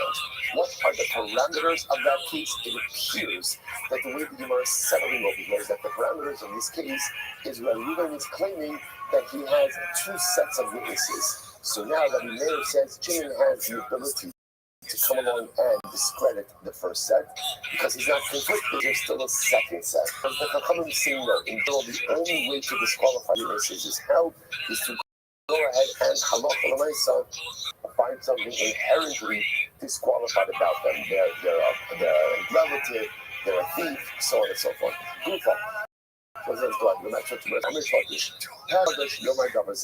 So it says, if you remember again, Reish Lakish had an interesting interpretation. Reish Lakish said that when Rabbi Meir in the Mishnah says that one litigant could go and disqualify the witnesses of the other litigant, what was that talking about? In Eid Echad. The Gemara said Eid Echad. I don't read it as a dog, rather read it as a dog. This was the Asgimo of the Aleph. And really again, if all Reuben is furnishing is one witness, so Shimon has the ability to go ahead and disqualify that one witness. So Reish Lakish was surprised. Reish Lakish says, could it be that someone as great as Rabbi Meir would say such a thing like this? So Gemara says, Reish Lakish, so Gemara says, Tani Eito. Rather read it ultimately again as singular witness. Sini. So it's a singular Gemara says singular Sini. The Hamar Ula Halas Reish Lakish the base mentioned. So most of us interesting there as follows. According to this Gemara, leaving aside even the content, what you see from here is style. Reish Lakish is being incredibly deferential to Rabbi Meir. He says Rabbi Meir calls Rabbi Meir a pet kadosh, a holy mouth. When a holy mouth says something like this, that one litigant could disqualify the witnesses of the other litigant, and therefore Reish Lakish must have meant that one litigant could disqualify the singularness of another litigant. But the point we're seizing on over here is Rabbi Meir is incredibly deferential to Rabbi Meir. One second, that makes it sound like Rabbi Meir was the Reish Lakish. Yet, one second, if you were to walk into the Sheva, says it's beautiful. I know that's Reish Lakish makes Spanish. What would you see? You would see someone that was literally uprooting mountains, and grinding them one against the other. So this is a metaphor for acute intellectual or analytical prowess. So remember again, the idea, if you remember again, when it comes to describing Talmidei Chachamim, there are two different types of Torah scholars. There's what's called the Sinai. A Sinai is someone who possesses a voluminous amount of knowledge, like a Har Sinai. And then there's an Oker Harim. Oker Harim is someone who possesses acute intellectual or analytical acumen. Someone who's able to uproot mountains. Again, might not be the same repository of knowledge. Remember, you also saw the Gemara says, who's greater, a Sinai or an Oker Harim? And what does the Gemara answer? Oh, in other words, you need both. It's very nice to be able to engage in analytical, what's the right word? Analytical debate, analytical process, right, or psychoanalytical processes. But if you don't have the knowledge, It doesn't matter. So you need both. You need a Sinai and you need an Oker Harim. So the word says over here, if you walk into the base medrash, you saw you see someone uprooting mountains and what? And grinding them against the other. So let's say it's fascinating to understand what does this mean? What kind of scholar was Rish Lakish? So Rish Lakish was the kind of person.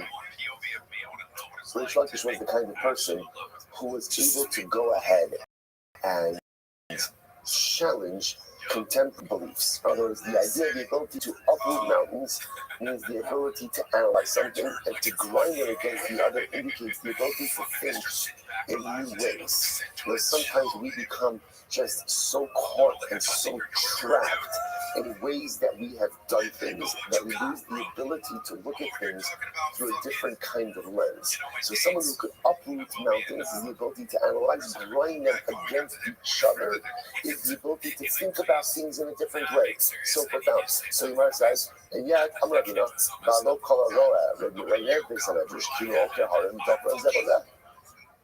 So it's yet, Rabbi said, Rabbi Meir was also someone who, if you walk into the base medrash, what would you see him doing?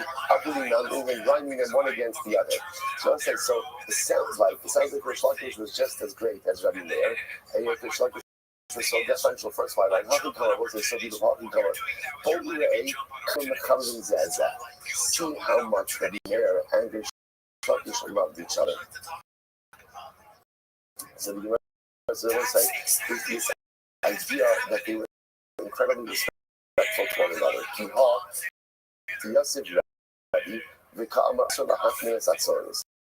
Rebbe came along. Rebbe came along, and Rebbe said, "We're not permitted to insulate something." He actually had this for Shabbos, a couple of weeks back. The halach is an Isra on Shabbos Katmana. You're not allowed to insulate things. Now Rebbe came along that not only can you insulate something, not only can you not insulate to preserve one on Shabbos, you insulate something to preserve on Shabbos. So that we're concerned that if we let you go ahead and insulate, you come to insulate something hot as well. So the Gemara says, "Amar lefanav Rabbi Shmuel Yossi Abba." So Amar lefanav Rabbi Shmuel. Amar lefanav Rabbi Shmuel. So Rabbi Shmuel Yossi came and said, "He said, Abba, he took Hashem Tzatzorim." So he says, "Abba, my father, Rabbi Yossi, permitted one to insulate some cold." So that he said, "Kavar." Hora Zakir. Rabbi Yossi Paskin that way. The other has Paskin, nothing to talk about, you're allowed to do it. So that's why you see places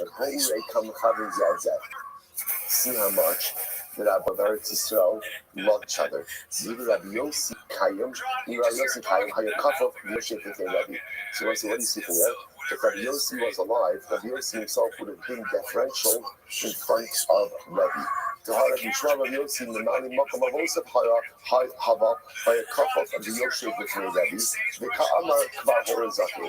So I said, even though Rabbi Yossi was deferential to Rabbi, yet when Rabbi heard the ruling of Rabbi Yossi, he deferred to Rabbi Yossi. So he was painting a beautiful picture over here of Rabbanim who are deferential one to the other. So you see over here first, again, we start with our Gemara beforehand, that you see Rish Lakish being incredibly deferential to Rabbi Meir, called him a pat kodesh, a holy mouth, even though, again, Rish Lakish was just as great as Rabbi Meir, and I see over here Rabbi being deferential to Rabbi Yossi, even though Rabbi Yossi would have been deferential to Rabbi. Incredible. My decision. So I'll say, where do we see this? So you might painting this beautiful picture of the Rabbanim of Eretz Yisrael, Dafka of Eretz Yisrael, being incredibly deferential and respectful to one another. So in my decision, what's the pasuk? It said,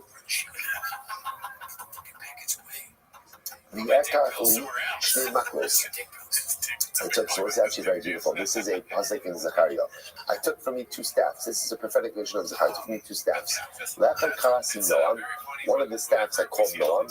Le'echad karasi Chovlu. And the other I called Chovlu. Chovlu means damagers, right? Damagers. So I said, Noam, who's Noam? Any time we get from Eretz Yisrael. This refers, actually, Chovlu is like a mechabel, like he's a terrorist. You know who's the pleasant one? This refers to Torah of Eretz Yisrael. They're pleasant to each other in halacha. they're pleasant to each other. Colvin were the terrorists. Sometimes they come to the Bavel. This refers to the Torah scholars in Bavel. Shemachablim Zela Zebalacha. That are just abrasive, contrarian, and almost like abusive to each other in halach.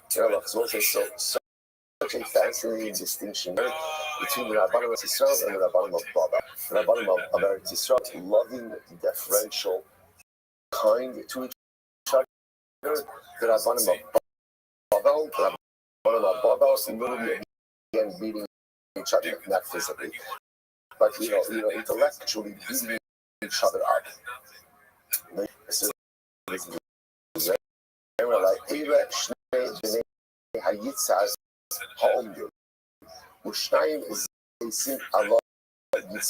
so we'll say, what is this prophetic vision? So again, those are the So again, it says these are the olive oil of the olive, just put olive oil. That refers to every time you come to the reference ultimately again to Rabbanim of the Rabbanim Eretz oil, olive oil to be sweet. So these refer to the Rabbanim again who are kind to one another in halacha. So the one says, but in the two olive trees, every time it comes to the Babel, Shemelurin Zela Zeba halacha, Isaias, the olive leaves on the other hand is bitter. So that refers only to the Rabbanim of who are bitter to one another.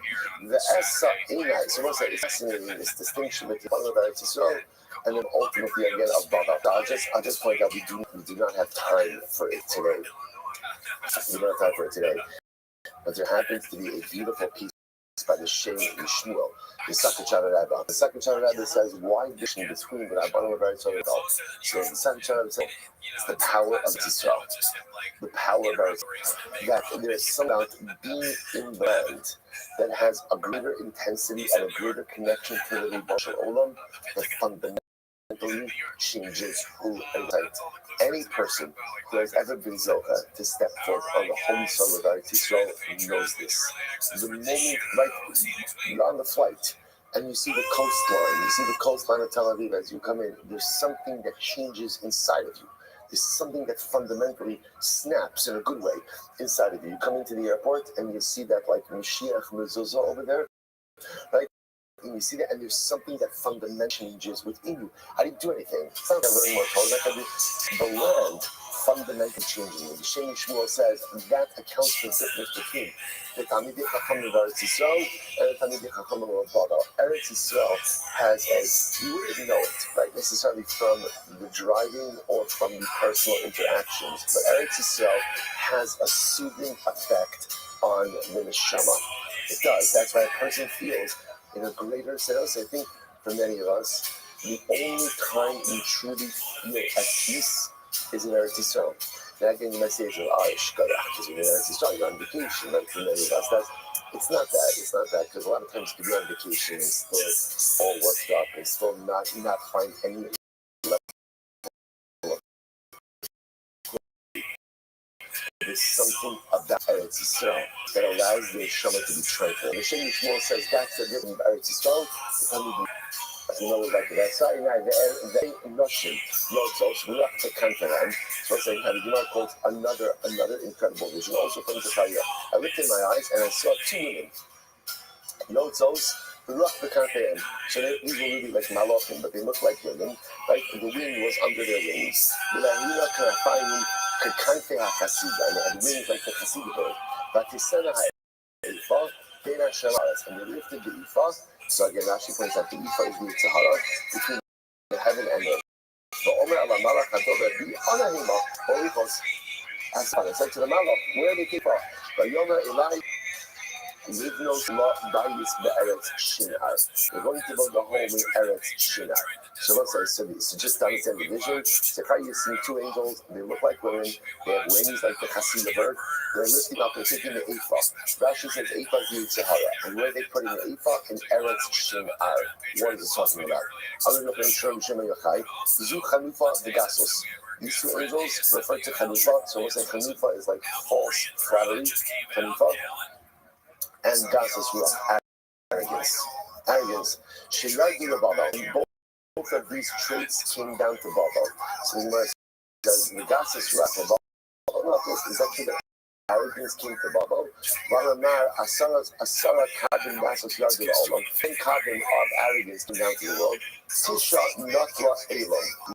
Nine of them came down to Persia.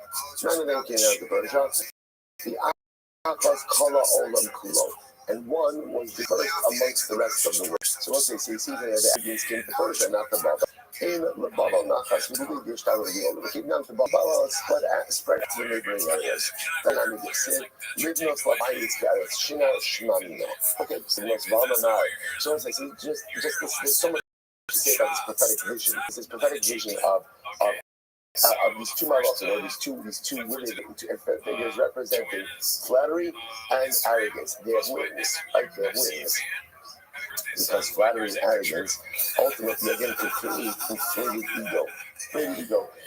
They're transporting the Sahara to, again, in this case it was Persia or Baba.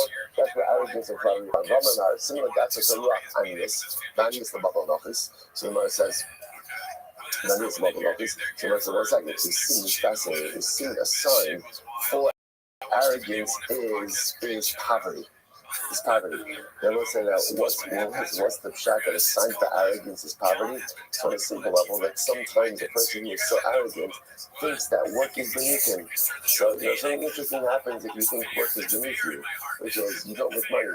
So you might say, but 1 second, but the idea is the bottle of this, but does poverty come to bottle? So what's my Anius? What does Anius mean? Anius Torah.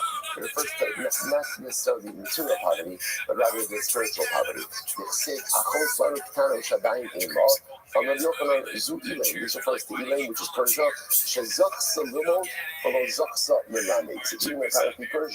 was the source. There was much Torah that was learned there, but ultimately, again, they did not have the ability to convey Torah at all. My Baba, what's Baba? I'm going to be open on the rule of the Mikra, the rule of the Mishnah, the rule of the Talmud. Ultimately, again, it's mixed in. There's Torah there, there's Mishnah there, and there's Talmud there. The Machshakim will Shivani Kinese Olam. So literally, again, the particle there quotes the idea from Eicha. So literally, in the darkness, I have been led, like the dead of the world. And Talmuda Shal Baba. This refers ultimately, again, to the learning in Baba. So I want to point out a fascinating dynamic that's unfolding over here. So what the Gemara put here is this tremendous picture, this dichotomy between the Torah of Eretz Yisrael and the Torah of Baba. Right? That Talmidei Chacham of Baba are abusive, are abrasive, there's arrogance, there's haughtiness, and yet in Eretz Yisrael there's serenity, there's kindness, and there's serenity, kindness, and spiritual relation. Yet it's fascinating to see about how Talmud Bavli becomes the more authoritative source of Torah learning, more than Talmud Yerushalmi, which is quite fascinating. So also what you see from here is that sometimes in order to be able to arrive at MS, to be able to arrive at truth, so sometimes the meat that you need is not kindness, but sometimes in order to be able to arrive at truth, the meat that you need is a show of abrasiveness. So see this, by the way, right? When there's kindness, when everything is just about being kind and being accepting and being open. So the issue is you can't find MS, because if everything is MS, then nothing is MS. But yet, some people find what truth is.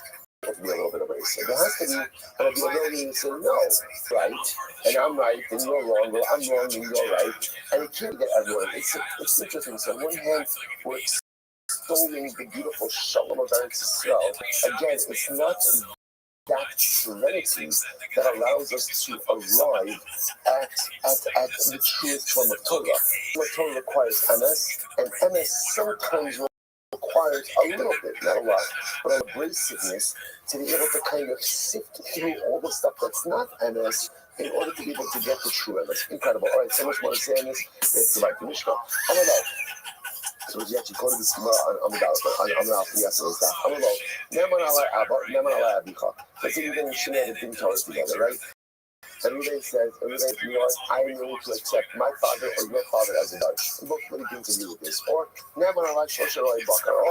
willing to accept the Beis Din of shepherds. So that which shepherds would not be qualified to serve on a base thing. I mean, Rabbi Meir Omer Yochel Lachsabo. Rabbi Meir says that even after he makes they make this decision, they can retract. They can retract. We'll see exactly when they can retract about this. They'll come and say no, come and say no. Once you commit to a process, that's it's not you remain committed. So again, let's say again, Reuven was obligated, liable to Shimon in a shvua based thing. Ma'amar lo, dar li b'chayir l'shecha. Let's say, so normally remember, the chayir the way you take a shvua is in front of a court, holding on to a Sefer Torah. But let's say even though Reuven was hired to Shimon in shvua, Shimon says, you know what, just come over to my house, swear in your house. I'm outside of the shvua, which is much less severe. So again, Rabbi Meir Rabbi Meir says that you retract. The Shimon can say, no reason I want you to swear in your base. So come and say, no, once that's in your you cannot go ahead and you cannot retract once you commit it. Okay, so I'm not being brave Rab Nachman, brave Rab Yosef. He goes to Kavli Alei Bechad. So what's the case over here? What's the case over here? The case is we're going back to the first case, right? Reuben Shimon go to base thing. And Reuben says to Shimon, you know what? I'm willing to accept your father or my father as a judge, and if both parties agree to that, that's fine. Even though obviously a relative would normally be part. So now Rabbi says, when is this? When they're accepting the father as one of the tribunal of three, they're accepting him as part of the basin.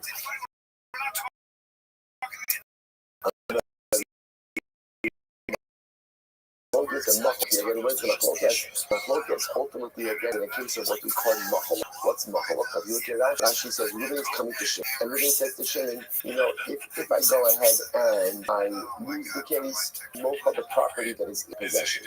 So since Shimon already has the item in his possession, so therefore, almost as if they're both. Look at Rashi, let me go instead of being serious. And Machalok, he told them, I'm on the mitzvah, so if the claimer is saying to the claimant, Naman alai Abba or Abicha, in Yizakucha, Yehi Machalok. If I win the din, ultimately again, I'm mocha that which is in your possession. Hasam coming Rabbanan in Yachalachsabo. In that case, the Rabbanan say that the litigants cannot retract, right? You can't retract. Because Shimon, so to speak, has already partially acquired the item that is in his hand. About the etim lacha, but if again the claim is that if I lose the case, I will give it to you. Everyone agrees that halacha l'maisa, there is the ability to go ahead and recant or retract. The Yochanan says, no, I'm going to etim lacha machlokas. Even if he says, I'll give it to you, that's also machlokas. It's also machlokas. See, by the rule, etim lacha machlokas, machlokas b'riakah and yachalachsabo.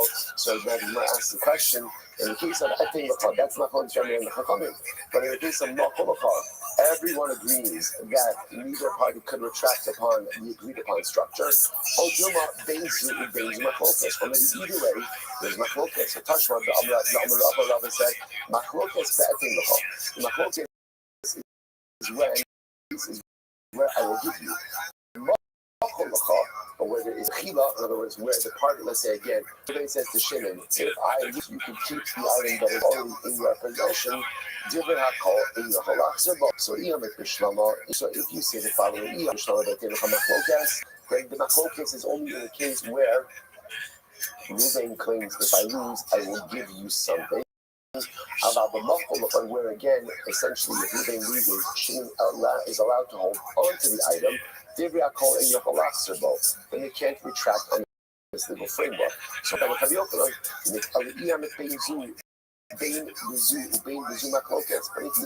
hold that halacha l'maisa, there's machlokas whether it's ekholachah, Rabba da'amakiman, who is Rabba holding like teaching was a Rabba kind of an action kama. Rabba would be espousing his own position, not aligning himself with any of the aforementioned positions. See that Achabat build it up.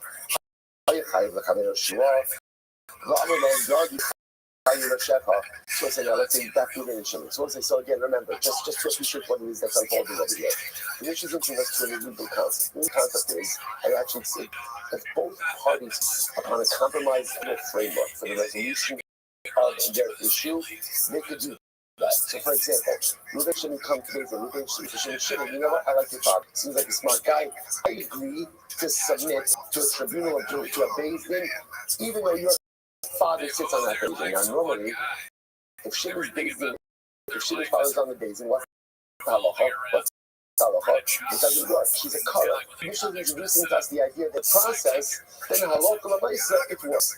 Then the shaila becomes, can either party subsequently renege on that? That's the machlokas. Can either party subsequently renege? That's the shaila. That's the shaila. So let's say, so that's machlokas Rabbi Meir, and the Chachamim. It says, Rabbi Meir says that he can renege, the Chachamim say he can't renege. And then the shaila becomes, under what circumstance the renegation, I don't know if that's a word, but can the renegation occur? Okay, so that's what we're doing over here. So the Gemara goes back to this. So let's say you've been oceaning a shvua and based there. And Shimon says, just come over to my house. You can swear to me in my house. So then what's the halacha? And then Ramir says, Ramir says that Shimon can say, I changed my mind, come to Beis Din and do the shvua. The Chum say, the Chum say, he can't change his mind. I'm a base. My love, are we not talking about a case where again the shvua would essentially exempt Shimon from payment? And therefore, this is a case of forgiveness. And therefore, again, that's why I can't retract. Look at the word love.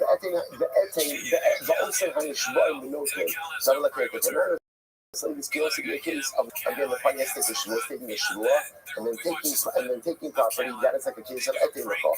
I have a hot reisha. Tana told that the das acherim. The Tana bedolas das asmo. What about the reisha case? We're talking about two different cases. One is the case ultimately again of Tana das acherim.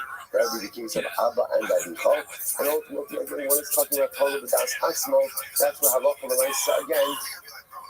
That's where halacha l'maisa again. That's the case of where it's dependent on the litigants themselves. And in both cases, if we're just the case of Abba and Avichal, it's dependent on other people, but there, the Matzi Hagabay, right there says you can retract why. You shouldn't go Gamar Umakir, because there was no form of kingdom involved in that. The Gemara says, the Amar Mi Yimar Din Zakire, about Tolabadas Atzmo, but in the case of Tolabadas Atzmo, Ima Modi Rabbanon, ultimately Meir would agree with Rabbanon. Viashmunan Baha, so just said the other case, Baha Kami Rabbanon Baba, he Ima Modi Rabbanon, and Meir, therefore Tzucha. I was going to say, I apologize, I know we're going up next speed over here. But again, so I apologize for that. But again, just to understand, we're just trying to figure out halacha l'maisa, which case we allow for retraction, we don't allow for retraction. So essentially, we'll have to stop over here. I'm going to record the rest of this daf and Yatz Hashem up to the Mishnah before Shabbos. That there's a fighting chance of getting through the block. So let's understand what we're leading off with. What off with is as follows. We've established the reality. The reality is that halacha l'maisa, two parties could bargain to what we call a compromised legal construct, which allows them to use legal mechanisms which would normally be invalid for use, right? Using a relative as a diamond, or like taking a shvua outside of Beis Din. Those things can be done. They can be done. However, what's the shaila?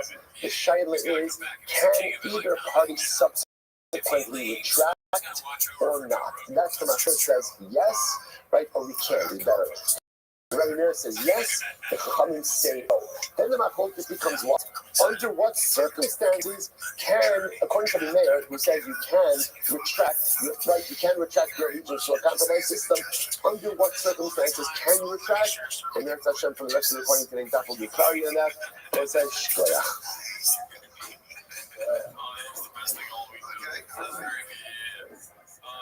Let's see what the next clip is here. The Postman Big Boy with us. All right, Kevin's another great day. Good chance, everyone. Joey was a humble man of the people, not like now. Let's see what this is about. Maybe a piece of narrative. He said a lot. So he said, to make more than that. That was a man show. No, that's not my fault. I make a couple $1 million a year, more than that, actually. I have the biggest house in North Canada, most expensive house ever sold. I don't think I do. Look it up. No, I thought you were cool. Look at right now. You just get a little weird. Why would you say a couple million here? I thought you were regular actor, motherfucker. Oh, it's only like the top 10 show in the country for 4 years. Listen, we are continuing Yatz Hashem on Sanhedrin Chafal on the date, 24b, at 11 lines of the time. Only 40. Now, focus was made in our game. While after my margin, did I call in Yachal access? Remember again, the topic of the Mishnah was discussing that two litigants could go ahead and agree But it would only be an unacceptable legal construct. For example, Reuben is going to his or Reuben is Shimon, I hereby accept your father as a dayan, right? As a judge, or I hereby accept this person who's going to be responsible as a witness. So remember, again, the mayor said that the parties could subsequently retract. The Chachamim said they can't. Now we're qualifying that Machlokas. So Machlokas says, the Machlokas is with Nikki Margin, before the verdict has been delivered. After Margin, but after the verdict has been delivered, everyone agrees that the parties could retract. They can't pull back. They can't recant their decision. Yochanan says, but after Margin Machlokas, Yochanan says, oh, even after Machlokas, the Chachamim applies even after the verdict has been delivered. The mayor is politically recant. Track to the process, and the pumps that they can. See, by rule, the Achad Margin Machlokas, so now the Gemara asks, do we say that the Machlokas is even after the verdict has been passed, but before the verdict has been passed, everyone, even if agree that either party could pull out of the process, although being the zoo, Machlokas. So we actually focus is either way. So Tashma Damarav, our Rabbi says, keep on Allah, what make sorry, so they're engaged in, and they agree to take upon themselves to judge or a witness who is the Karo of Rel Pasuk or inherently so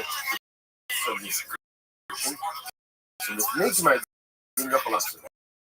if it's before the verdict, either party has the ability to pull out. After the margin, aim Yachalash. Delivered, then either party has the ability to go ahead and back off. Only after the verdict, then that makes sense. But before the verdict has been delivered, again, as everyone agrees to pull out, then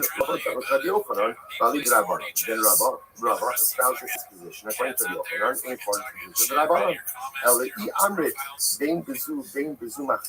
if you know that it's a machlokas, whether or not you can pull out before the verdict or after the verdict, Rabba who is Rabba saying like what do you see from here? See from here that interestingly enough, machlokas between our and the Chachamim is after the verdict has been delivered. After the verdict has been delivered, the mayor said, since this is a compromised legal construct, you can still pull out. And the Chachamim say after the verdict, you cannot. Rav Nachman Bar Yaakov. So Rav Nachman Bar Rav sent Rav Nachman Bar Yaakov. Rabbeinu, Rebbe, does this naked Mardin Machlokas, or the Achad Mardin Machlokas? What's the Machlokas or Yemer in the Mishnah? Is it only before the verdict has been delivered? Or is it before the verdict has been delivered, or after the verdict has been delivered? How did you bring me? Furthermore, if you qualify the Machlokas and you tell me who does the halacha follow, so Shalach Lei, La'achad Mardin Machlokas, he sent back the Machlokas and Yemer from the Mishnah is only after the verdict has been delivered. The halacha is that after it's been delivered, neither party has the ability to pull out, even though they were both part of a compromised legal construct. Rashi Amar Hachi Shalach Lei. Gatin Lucha Machlokas, Omamaka Lucha Machlokas. Rashi said, no. Here was what Rav Nachman Bar Rav sent Rav Nachman Bar Yaakov. This goes back to our Dalit. Is the Machlokas in the case of Etin Lucha, right? I'll agree to this compromised legal construct and I'll give you if I lose. Or is that Machlokas, Omamaka Machlokas, Halacha Kedivani, who follow, Shalach Lei, he responded back, Etin Lucha Machlokas. The Machlokas Ramein comes in the case of Etin Lucha, right? Where again, Reuben and Shimon, let's say Reuben says, Shimon, I agree to use your father, and if I lose, I'll give you.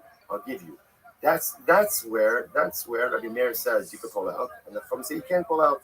Halacha Kedivani Chachamim, and Halacha Lei Chachamim is Surah Masni Lachi, Komplisa Masni Lachi. So the aforementioned version of the Gemara was reflective of what was done in Surah. But these had a different version. But these they said as follows. They sent from the yeshiva of Rav Shmuel. Yeram Din Rabbeinu. Rabbi, teach us lifnei gemardin the kanumi yodomai. Very interesting. Same case, right? Reuben and Shimon are based in, and they agreed to use Reuben's father as a dayan. Now, in this case, interestingly enough, they made a kinyan. There was Kabbalah's kinyan. They were still with each other, binding themselves kinyanically to this process. So now the shaila is, what is the halacha? What is the halacha? In other words, can you go ahead? In other words, so here they use the kinyan to say no one's pulling out. So let's say they did a kinyan sudar with each other. Right? You have a handkerchief, They did a kinyan, so kinyanically they're bound. Being that they're kinyanically bound, can either party pull out? Right? Right? Marriage you could pull out. What about if there was a kinyan? Right? Marriage you could pull out. And the halach is the Gemara says, "Ein shalach le shalach lu sent back. Ein la'achar kinyan klu." No. If there was a kinyan that was made, a kinyan certainly makes the process, the entire process, halachically binding. So let's talk about this. Let's just spend a few moments on halacha l'maisa, because this is really a fascinating idea where you see two parties committing to a legal structure that under normal circumstances would really be unfit and unusable. But here, into it. So what is the nature of that agreement? Number one is the agreement halachically binding. If there's agreement, can either party pull out if they're unhappy with the process? Thirdly, if there was a kinyan, does that do anything? So the Rambam Paskins in Full Sanhedrin, Perek Zayin Halacha Beis. Here it is, really fascinating. Misha Kibel Allah Karov Apostle Ben Yosei Eid Alav. So Reuben and Shimon are based in, and the parties accept upon themselves to use someone who is puzzle, right? Puzzle, whether because he's a relative or because whatever, he's just puzzle. Whether it's to be a dayan, a judge, or a witness. Afilu kibel echad min hapsulim ba'avera kishnei edim l'ksherim l'hayid alavo k'shalom chiladam bo. Or for that man, he managed to do something to someone who's invalid. You accept someone who's in because of an avera. He's a thief. He's a gambler. But yet again, the parties accepted this individual as a judge. They agreed. We accept him as a judge. We accept him as a dayan. Ben shekiva atzmola abid zuchuyo sevelim kamashayot Ben shekiv call mashit on love karabe either zua possible. You know, so the Rambam says whether let's say Reuben says if I lose, and you could keep what I, or Reuben agrees to give. So in other words, whether it's a case of etin you or mocha, I forgive that which you have, whichever one. In kano miyado az eno yocho lachzer. This number works backwards. If I so there was a kinyan, so Reuben and Shimon did a kinyan with each other, and that they were kinyanically vested, and therefore again they are committed to the process. No exes, can't back out. Can't back out. The halacha is it remains, and that's it. Yeah. On the other hand, either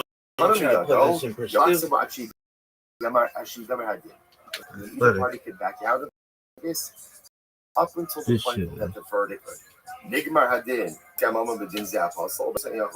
if the verdict was already handed down, and action was taken as a result of that verdict, neither could back out of the process. Therefore, so the Rambam essentially says like this. So therefore, number one, this concept does exist in halacha, where two parties commit to a legal process that involves someone who's normally a karov or apostle. Both parties agree. So that becomes a binding legal construct. If they make a kinyan, committing themselves to the process, can't get out. That's it. You're stuck with this process, and you got to see it through.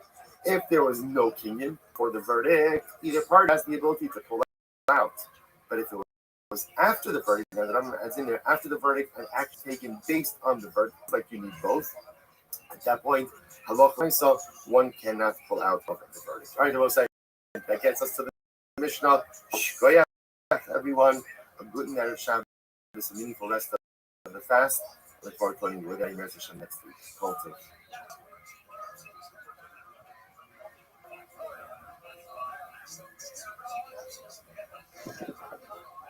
Good morning. Today's daf is daf Kaf Hey. I hope we put out the recording yesterday for the Chaf Dalet until the Mishnah. Okay, so we're going to pick up with the Mishnah on Chaf Dalet on Beis. So we've been talking about in the Mishnah a number of times. We've been talking about putting out a judge or a witness, and we say that you can. There's a maslokas whether you can knock one out or only if you prove that they are a karov or they're puzzle, that they're a relative of one of the litigants, or that they're somehow otherwise puzzle. And in this mission, we're going to talk about who are the people who are puzzle for Edis. The Elohein Apsum, these are the ones who are puzzle, are not eligible to be witnesses. Hamasachek bekovia, someone who plays with dice, and that means a gambler. Malva beribis, someone who lends money in ribis. Mafriche yonim, we'll translate it right now as pigeon racers, although we'll get into more detail in the Gemara as to exactly what's the nature of these things. The sochare shvias, and people who, in violation of the rules of Shemitah, sell fruits during the year. All these things are Isser, and Rashi explains this that this is most relates to the gambler, the one who lends with interest, and the Mafricha Yona, that an element of Gezel of Torah Amra, the Torah says al tashis aid v'shikein dayan. So he says that if someone is a Raveros, then they can't be a witness, and for sure they can't be a dayan. So we're going to analyze each of these cases in the Mishnah to understand in what way is this an element of Gezel, of theft.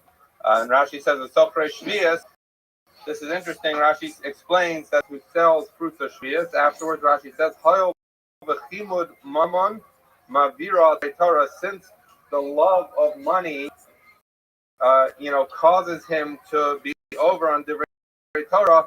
Havle karash the Chamas, he's like a Rasha who profits, who passes Ladon Lahayid, and he can't judge or testify Shenota Achrei Habetza, because he'll be likely to follow after a bribe. So the idea is that if someone likes money so much that they're willing to violate the rule, then they're probably not a good witness or judge because they are susceptible to bribery.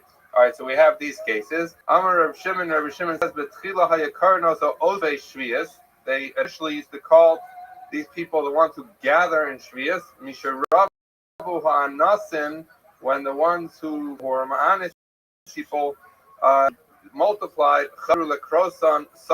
they would call them instead people who would do business or merchant in shvius. We're going to address that when the Gemara gets to today. I'm Rabbi Yehuda. Emasai, when does this ruler is not permitted to be a judge? Bisman she'en lahem umnes, no job other than that, meaning they're a professional gambler. Avol yesh lan umnes shalohu, if they have a job that's not this one, meaning they have another job, then share in their kosher. We're going to discuss exactly whether Rabbi Yehuda is arguing with whether the Tanakama agrees with Rabbi Yehuda, or Rabbi Yehuda is creating a distinction that the Tanakama agrees with. We'll address that in the Gemara. So that's the Mishnah. I'm sorry. By the way, today's Dakomi was sponsored by Gabi Cohen in memory of his grandmother, Chaya Bas Chaim Levi. Our limit Hatorah should be a Chusra Aliyah for her Neshama. Thank you very much. I'm sorry for the delay in announcing that. Okay. The Gemara says, why is the guy who's a dice player who plays with dice, why is he puzzled? What's he doing that's wrong? So Machlokas Amar Rami Bar Chama says, Mishum Dahave Asmachta, the Asmachta Lokanya. This is considered Asmachta, and when we're dealing with an Asmachta, that's not a valid kinyan. So what are we talking about here? So the classic cases that the Gemara uses of asmachta are a couple of instances. Let's say you're a home builder and you tell someone, I'll build your house, and if I'm not done by September 30th, I'm going to pay a fine, right? So when I say that, what am I doing? I don't really want to pay you the fine, and I don't plan to pay you the fine. I'm just telling it to you so that you'll be comfortable that I'm going to finish it, or but I don't really want to pay you, and I don't really want to commit to paying you. So therefore, when I do it, I'm so mech that I'm not going to pay it. That's the only reason I'm saying it. So therefore, I'm not really committing to it. Another case would be that the Mishnah discusses. Let's say I owe someone $1,000, and I have the full $1,000 to give him back, so I give him back $500. So now you do with the note, because he's not going to give me back because I still owe him $500. And if he holds a note that says $1,000, so then he already paid $500. So we've done many times. So what you can do is you give the note to a third party that everyone trusts, and the third party knows that you still owe $500, and etc. What happens if the guy tells him, you know what, I'm giving you $500 today, and I'm going to invested a month from now. If I don't pay it to you in a month from now, I'm going to tell this third guy that he could give the money, he could give the note back to the lender. Then the lender is going to be able to come and collect $1,000 wrongfully, but he can do it. That's a case of asmachta. Those are the classic cases. I say something, I commit to something, but I don't really plan to do it. So how does that apply to gambling? The idea is as follows: that when someone goes to gamble, in their mind, they know that they can lose money. In their mind, the only reason they're doing it is because they hope that they can make money, right? And at the end of the day, he thinks he's going to make money. And so therefore, when he enters into this transaction, and if he loses, and he didn't really want to pay, he didn't plan to pay, and so at some level, he's committed to a transaction that he is not wholehearted in handing over the money, and therefore, someone who gets that money from him, the person on the other side of the bet, is taking money from him that he doesn't want to give him, and therefore of gezela of. So that's how Rami Bar Chama says. Rav Sheshes Amar says, "Kokia gavna lav asmachta." That is not an asmachta. Asmachta would be, and I've learned that we always run out of time, so I'm going to say there's a lot of very interesting things here. If we get to it at the end, we'll get to it. But Rav Sheshes says that's not asmachta. Asmachta is the kind of case I said before, where someone's trying to convince someone of something. Just a question of he didn't really mean the statement. When someone gambles, Rav Sheshes says he understands that he might lose. Well, we could talk about the different views and understanding of Rav Sheshes. It's not stealing gamble. So the reason that our mission says he's played this will be Shein Oskim B'Shalolam, because someone who's a gambler is a useless person. He's not a productive member of society, and therefore we say that someone who is like that is not going to be valid as a witness. And the way the Rishonim generally understand this is because he doesn't have a real job, and he doesn't understand the back and forthness and responsibility, and if this is his job, all his money comes from something that's a little bit on the shady side. He's not going to have the sensitivity to money that others ordinarily we can expect. And a lot of different ways of explaining exactly why what it means that he's not osik b'yeshiva shalolom. But in any event, those are the two views as to why a masachit b'kuvia, a gambler, is not believed as a witness. My benayu, what's the difference between them? The Achronim discussed there are many differences between them, but in any event, we'll say Ika benayu the gomer umnusa achriti. So the difference would be what happens if he's a gambler, but he also has another job. So gambling is a side gig for him. So then, therefore, if you understand that because it's gezel, we do it full time or part time. If he has a real job, he has the responsibility that we talked about that one gains from being gainfully employed and a productive member of society. So then he should be believed because he has that sensitivity. The fact that he also gambles on the side, who cares? So that would be a major difference between whether in Rami Bar Chama that it's gezel, or you understand Rav Sheshes that it's a question of whether he's a productive member of society. Okay. I'm Reb Yehuda. Okay, so now the Gemara asks a question. It says the Snan, because and we see this that it has to do with the latter point of Rav Sheshes, productive member of society. You see it in our Mishnah. Reb Yehuda said,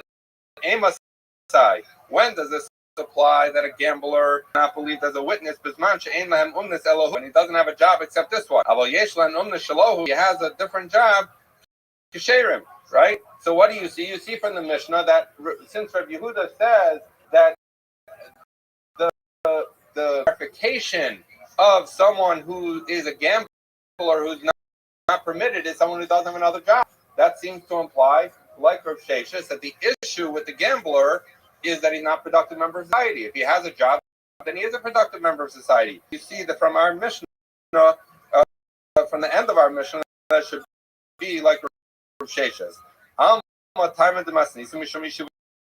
You see that the underlying logic of our Mishnah must be because he's not a productive. So that's a riot to Rav Sheshes. If it's a riot to Rav Sheshes, it's a kasha Rami Bar Chama. If you hold that it's theft, who cares if it's a part-time role or a full-time for him? He's a thief. So the Gemara says, and if you're going to tell me, maybe you'll try and say, Pligi Rabba Reb Yehuda, that you can say, fine, you're right. What do you mean to prove that the issue is Yeshua Shalom? You quoted me the end of where Reb Yehuda makes that distinction. So maybe I'll tell you that the Tanakama, and therefore the Tanakama holds it doesn't matter whether it's thief. And right, so therefore, Rami Bar, I agree with the Tanakama. You're saying like Reb Yehuda. The Gemara says, but you can't say that. Rabbi Shua ben Levi said elsewhere, Kol makom she'amar Reb Yehuda emasai ubameh el lafaresh. So these are the words of Chacham. So he says the Chacham say as follows: that whenever Reb Yehuda uses the word emasai, when does this apply? Or bameh, say bameh dvar marmurim. In what case are these things said? So the Chacham when Reb Yehuda says that, what he's doing is he's not coming to argue on the earth of the Mishnah, he's coming to clarify it. So therefore, in our Mishnah, let's see, that's what the Chacham say. Rabbi Yochanan says, Emosai, and when Rabbi Yehuda says, Emosai, when does this apply? He's coming to explain, meaning he's agreeing with the Tanakama. Ubameh, when he said, Bameh Dvar Mamurim, when were these words said, L'chala, then he's coming to argue. So what do you see, whether according to both Emosai or Rabbi Yochanan as an explanation by Mez's argument, everyone agrees. Everyone agrees that when Rabbi Yehuda says, when does this apply? He's simply to explain, not to argue. So therefore, in our Mishnah, we say Masachet Bekovia is puzzle as an aid, and then Rabbi Yehuda says, when does this apply? So we just learned that he's coming to explain the Tanakama, not argue with the Tanakh. So we were saying maybe Rami Bar could say, you Yeshuva Shalom, and that's only Yehuda. I hold like the Tanakama, who would say it's Gezel, but you can't say that because the Tanakama Yehuda agree, because Rabbi Yehuda uses the language of Amosai. So the Gemara says, Gavra Karamis, you're asking me the fact that Rabbi Yeshua says this rule of what Rabbi Yehuda means doesn't mean that Bar Chama has to agree with it. Mars pligi or Mars lo pligi. Therefore, we're as follows: that will understand the Mishnah. Kama says it doesn't whether it's a full or part-time vocation. It's and Rabbi Yehuda says no. It's only if it's because it's Yeshuva Shalom. It's only if it's a full-time vocation. Whereas Rabbi Shua ben Levi holds that they don't argue, and therefore he would understand that the reason behind our Mishnah would have to be Yeshuva Shalom and not an issue of death. Now the Gemara asks, Tanya, is it true that they don't argue? That anytime it says the word Amosai, it means that the Tanakama and Rabbi Yehuda are not arguing. Whether he has a job besides gambling, or gambling is only a puzzle. That he says this is puzzle. Now this is a problem because according to the way, if we're understanding that the Tanakama and Rabbi Yehuda don't argue, so if you understand that in all cases it's a puzzle because he's a thief, and the Rabbi Yehuda holds it a difference. So then the Brisa works with the Tanakama because the Tanakama says it doesn't matter whether he is productively employed or not. He's a thief. But if you say that they agree, then who does this Brisa go like? The Brisa doesn't work. So it would seem that in fact the Tanakama and Rabbi Yehuda do argue. Gemara says, "Ahi Rabbi Yehuda mi Rabbi Tarfon." He's saying the Brisa according to Rabbi Shua ben Levi, he'll say that the Tanakama and Rabbi Yehuda with each other, and therefore they say it has to do with Yeshiva Shalom, and there is a distinction whether it's full or part-time. So who's the person who says then, who would not be reflected in our Mishnah, who says that no matter what, it's an asmachta and it's gezel, and therefore you can't do it? That would be Rabbi Yehuda in the name of Rabbi Tarfon. What do we know about Rabbi Yehuda b'shem Tarfon? The sign of the price Rabbi Yehuda Omer mishum Rabbi Tarfon la'olam echad man ein echad man nazir u'fishlo nitna zeros elo lahaflo. So he says as follows: that he says neither of them is a nazir because Nazir has been given elo lahaflo. What is this talking about? That shit is sick. We dealt with this case a while back in Nazir. So you had two guys sitting around, and they see a third guy approaching. One guy says that guy's a Nazir, and the other guy says a Nazir. He says if he's not a Nazir, the guy who thinks he's not says if he's not a Nazir, I'll become a Nazir. And the other guy says, if he is a Nazir, I'll be a Nazir. So basically, one or the other is wrong. The guy approaching them is either a Nazir or not a Nazir. So you would think that one of them, when they figure out the guy coming, is he a Nazir or not a Nazir, one of them will be a Nazir. So Rabbi Yehuda says in the Rabbi Tarfa, neither of them are. Why? Because in this, you learn from the Torah, it has to be Bahafla. It says, Ki yafli ish neder. And the word hafla seems to mean that it needs to be clear and concrete. So when either of them took on the zero, it was dependent on a condition could not control, and therefore it's not considered a valid condition, and neither of them apply here, because similarly, when someone is gambling, they are making a transaction dependent on something that's outside of their control, and if it's outside of their control, they're not really committing to do it. So just like you're not really committing in a case of Nazirus, that you're not committing either in a case of gambling, or if you're not fully committing, it's an issue of asmachta and an issue of theft. Why do we compare? How do we compare Nazirus and general matters? Tosus discuss others. I doubt we'll have that today. Okay, ribbit. So in our Mishnah, we said aside from gamblers, another puzzle agents are people who lend money with interest. And Rashi referenced before because the pasuk says, "Tashes Rasha aid chamas," that you shouldn't have a Rasha be an aid, and someone who does averus. We're actually going tomorrow shortly, not today, about whether there's been any event. Malva bis amarava. So he said, someone who lends money with interest is pasalatus. Amarava, lova beribis pasalatus. Interest pasalatus, but borrower is pasalatus. Machlokes Rishonim is this midrabanan or midaraisa that the borrower would be our further machlokes in Rishonim, depending on a different the buy of a Rava as to whether, what about the other people? That's a question as to whether they're also pasalatus. But in any event, Rava says not only is the lender pasalatus, but also the borrower. The Gemara asks, we learned in our Mishnah someone who lends money with ribbit, with interest. So that seems to apply that someone who only borrows is not pasalatus. So the Gemara says, no. Understand that our Mishnah is saying malva beribis means milva habav beribis. If there is a loan that happens with ribis, then all of the parties to it are pasalatus. So it's not just the lender, but also the borrower. Bar benitos asidu be tresad. So this is not directly related to what we said before, but it's talking about disqualifying someone for lending with interest. Bar benitos. There were two people that testified about him. That he was a lender. One said, I got him, and the other person says, Lididi Buso. So the second guy came along and said, "Oh, that Bar Benito is a lender of interest. How do I know? Because at the time he lent me money with interest, right? So this is a borrower not transaction." He's saying, in another instance, I know he's an interest lender because he lent me money with interest. Trouble of Bar Benitos. Baba said, "Fine. I now have two witnesses that says Bar Benitos is a lender of money with interest, and therefore he's pasalados." Gemara asked, "Well, Rava who does ribas pasalados?"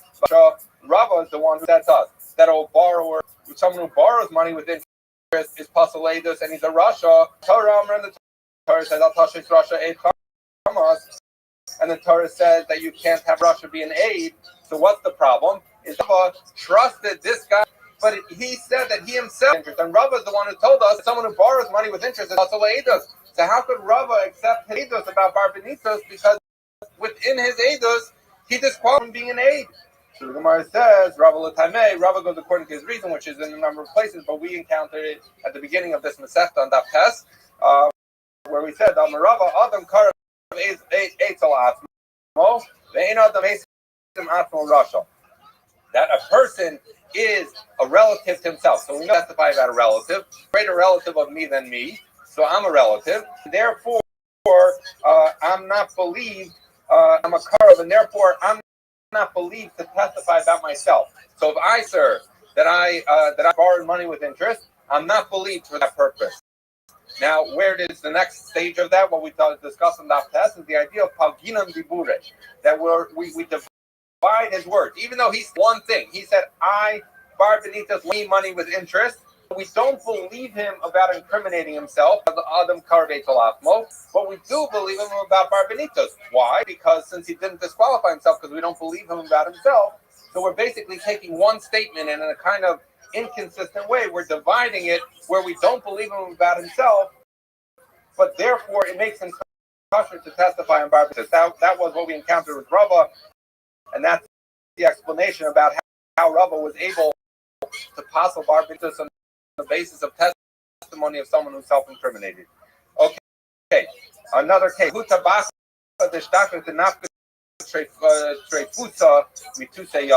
Unfortunately, we've had cases like this, but they found out a certain butcher was selling treif meat.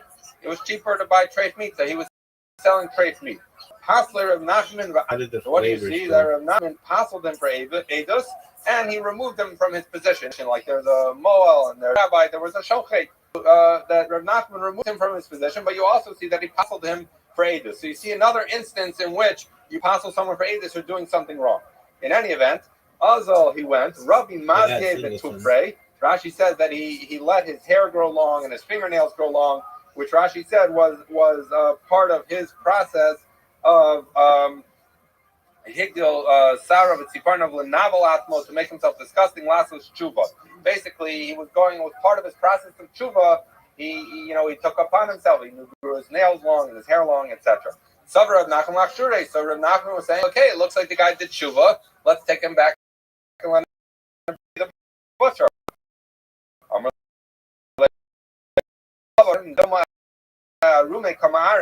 That maybe he made it look like he's doing tshuva, but how do we know he really did tshuva? So then what can he do to restore his status as a butcher? Vidi Baravin, the Amr Vidi Baravin, it's like a Vidi Baravin who says, someone who is suspected on treifas, he has no remedy, so until he goes to a place where they don't recognize the Yachzar Aveda B'davar Chashuv, Oshiyotzi Treifa Mitach Yada B'davar Chashuv Mishal. He says as follows: that he goes to a faraway place. Why? Rashi says because it does it in his town. Maybe he's just trying to pull. But if he goes to a town where no one knows him, and when something comes to his hand, and Aveda comes to his hand, a lost object, meaning someone else's money, and he gives it back to them, or he ends up with a piece of meat of his own that belongs to him and it's trade, and we find out that without making a big deal about it, he threw it in the garbage. So what do we see that in the second case, away from being willing to eat or feed people treifas? In the first case, we see that he's sensitive to other people's money and that he's not such a lover of money. That we said that before. Rashi explained that someone who loves money is the reason we don't accept him as an ape. But here we see that he's gotten past his love of money because he was willing to return and evade the to fix things. Okay, so now we said we addressed the gamblers and people who lend money with interest. Now we have mafriche yonim, which are people who raise pigeons, or that's one of the views. My mafriche yonim, hacha targuma, here in Baal, we explained it. Itkadme yom liyom. If your pigeon is going to get there before mine, then I'll pay you. Rashi says I'll pay you so much money. So what is that? That's the racing, the horse races. You go to the pigeon races. That's how. Rabbi Choshi Amar Kami Barosh says ara. What is that? Ara is that they used to have a mechanism that someone would put out a pigeon who would attract other pigeons to come there. And artistically, what would happen is that they would act the pigeon down. The pigeon would up on the rope a little bit and that noise would bring others from neighboring fields. Now, it's not real gezel, because she points out the halacha is that wild birds come into my, birdhouse. I don't own them; they just came there, leave. So therefore, if my pigeon that's going to attract them, gezel daraisa, but Mipnei Shalom, that everyone said you shouldn't do it. So he's saying if this guy goes ahead and does that, even though it's only Mishum Darkei Shalom, that it's also, we don't want him to be an aid, be sensitive to other people's money. So one says it's pigeon racing, the other says it's where you're drawing other people to come to you. Mandam Tikadme Yonech Liyonu says it's pigeon racing, my time alone, my aura. Why did he not want to stay where you attract other pigeons? As I said, it's not a real isser, it's not real. It technically speaking, you're allowed to do it, and the Chacham were just misakin it. So for something the Chacham were misakin, we're going to make him possible later. So he says, okay, and the one who says that the mafricha yonim to attract other pigeons, why wouldn't he say that it was pigeon racing? The reason I didn't explain it as pigeon racing is because that's the same as gambling. You gamble that the roulette wheel should be red, or you gamble that this pigeon is going to get there before the other one. So that's a good time. It seems that if the Mishnah is listing them as two cases, they should be distinct. And gambling, why to list both? The answer, he says, Tana Tola B'das Asma, Tana Tola B'das Yono. He had to address two kinds of gamblers. One himself, and one who's more confident in pigeon. What are we talking about? B'tzricha, we need both. The Tana Tola B'das Asma, because if I only told you the guy who's doing something that he considers himself good at. So you have a craps player thinks that he can beat the odds. He's very good at it, right? So therefore, he's that kind of gambler. So we say Hasam Hudula Gamar Makne. Say maybe that guy, the guy who's expert in craps, he's not. He enters into a craps with someone. He's not going to give up money because he says I'm very good. I'm going to win, right? And so therefore, he is not wholehearted in paying when he loses. The Amar Kimli on a base, the Kimli B'nafshoy, the Adana Tvei, says, I know about myself that I got to play better than this guy. I'm a better player, or whatever it is. I'll say that, look, at the end of the day, when the pigeons race, that's not in his control. And so therefore, maybe it's only in a case where he thinks that he's usher because and that is an asmachta. But in a case where it's real, wouldn't be a problem. Or sometimes you might also want to learn a case of someone who puts more faith in him. That he says, no, he has more faith in pigeon racing that he thinks he's going to win there. Why? Because the way the pigeon racing used to work, Rashi explains that that would each. He says, Rashi says, he would have two boards that would bang against each other. They would each have a unique sound. The pigeon would hear the sound, and he'll recognize that sound is the owner telling him to hurry up, the pigeon. With my Harris loaf, and it'll go faster. I've actually seen videos where they have this sport where all the people stand aside and yell at their animals or make other noises, and that's how the animals race. So that was in those days. So this guy says, I'm convinced. I can't tell you that I'm going to win. In fact, I tell you, I know how to shake that thing that's going to get my Yonah to move. So Yonah, the Amr ben Naksha tell you, he's saying it's banging that thing that matters whether the pigeon's going to win or not. Better knocker than he is. But he'll say when it comes to how to play the game and the strategy, I'm not as good. So that's why I needed both.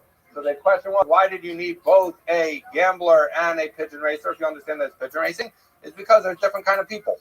Okay, Meisvei, Hamasachik Bekuvia. We're going to do a long brisa here, but there's a question on. It's going to be a question according to the one who says that it is the one who's drawing pigeons. Okay, why? So what is someone who plays with dice, a gambler? Elohe says them hamasachichin pispasim. Pispasim, Rashi says, are shivrei eitzim, are broken pieces of wood, but it's dice. You have a cube, you have some kind of, it's dice, like an official thing. Not only with actual dice, even with shells of nuts or pomegranate, somehow they would take the shell and they would make some game out of it. You see someone really bored, they'll come up with anything to gamble something. The aim of son, When do we consider them to have done tshuva that we would accept them as a witness?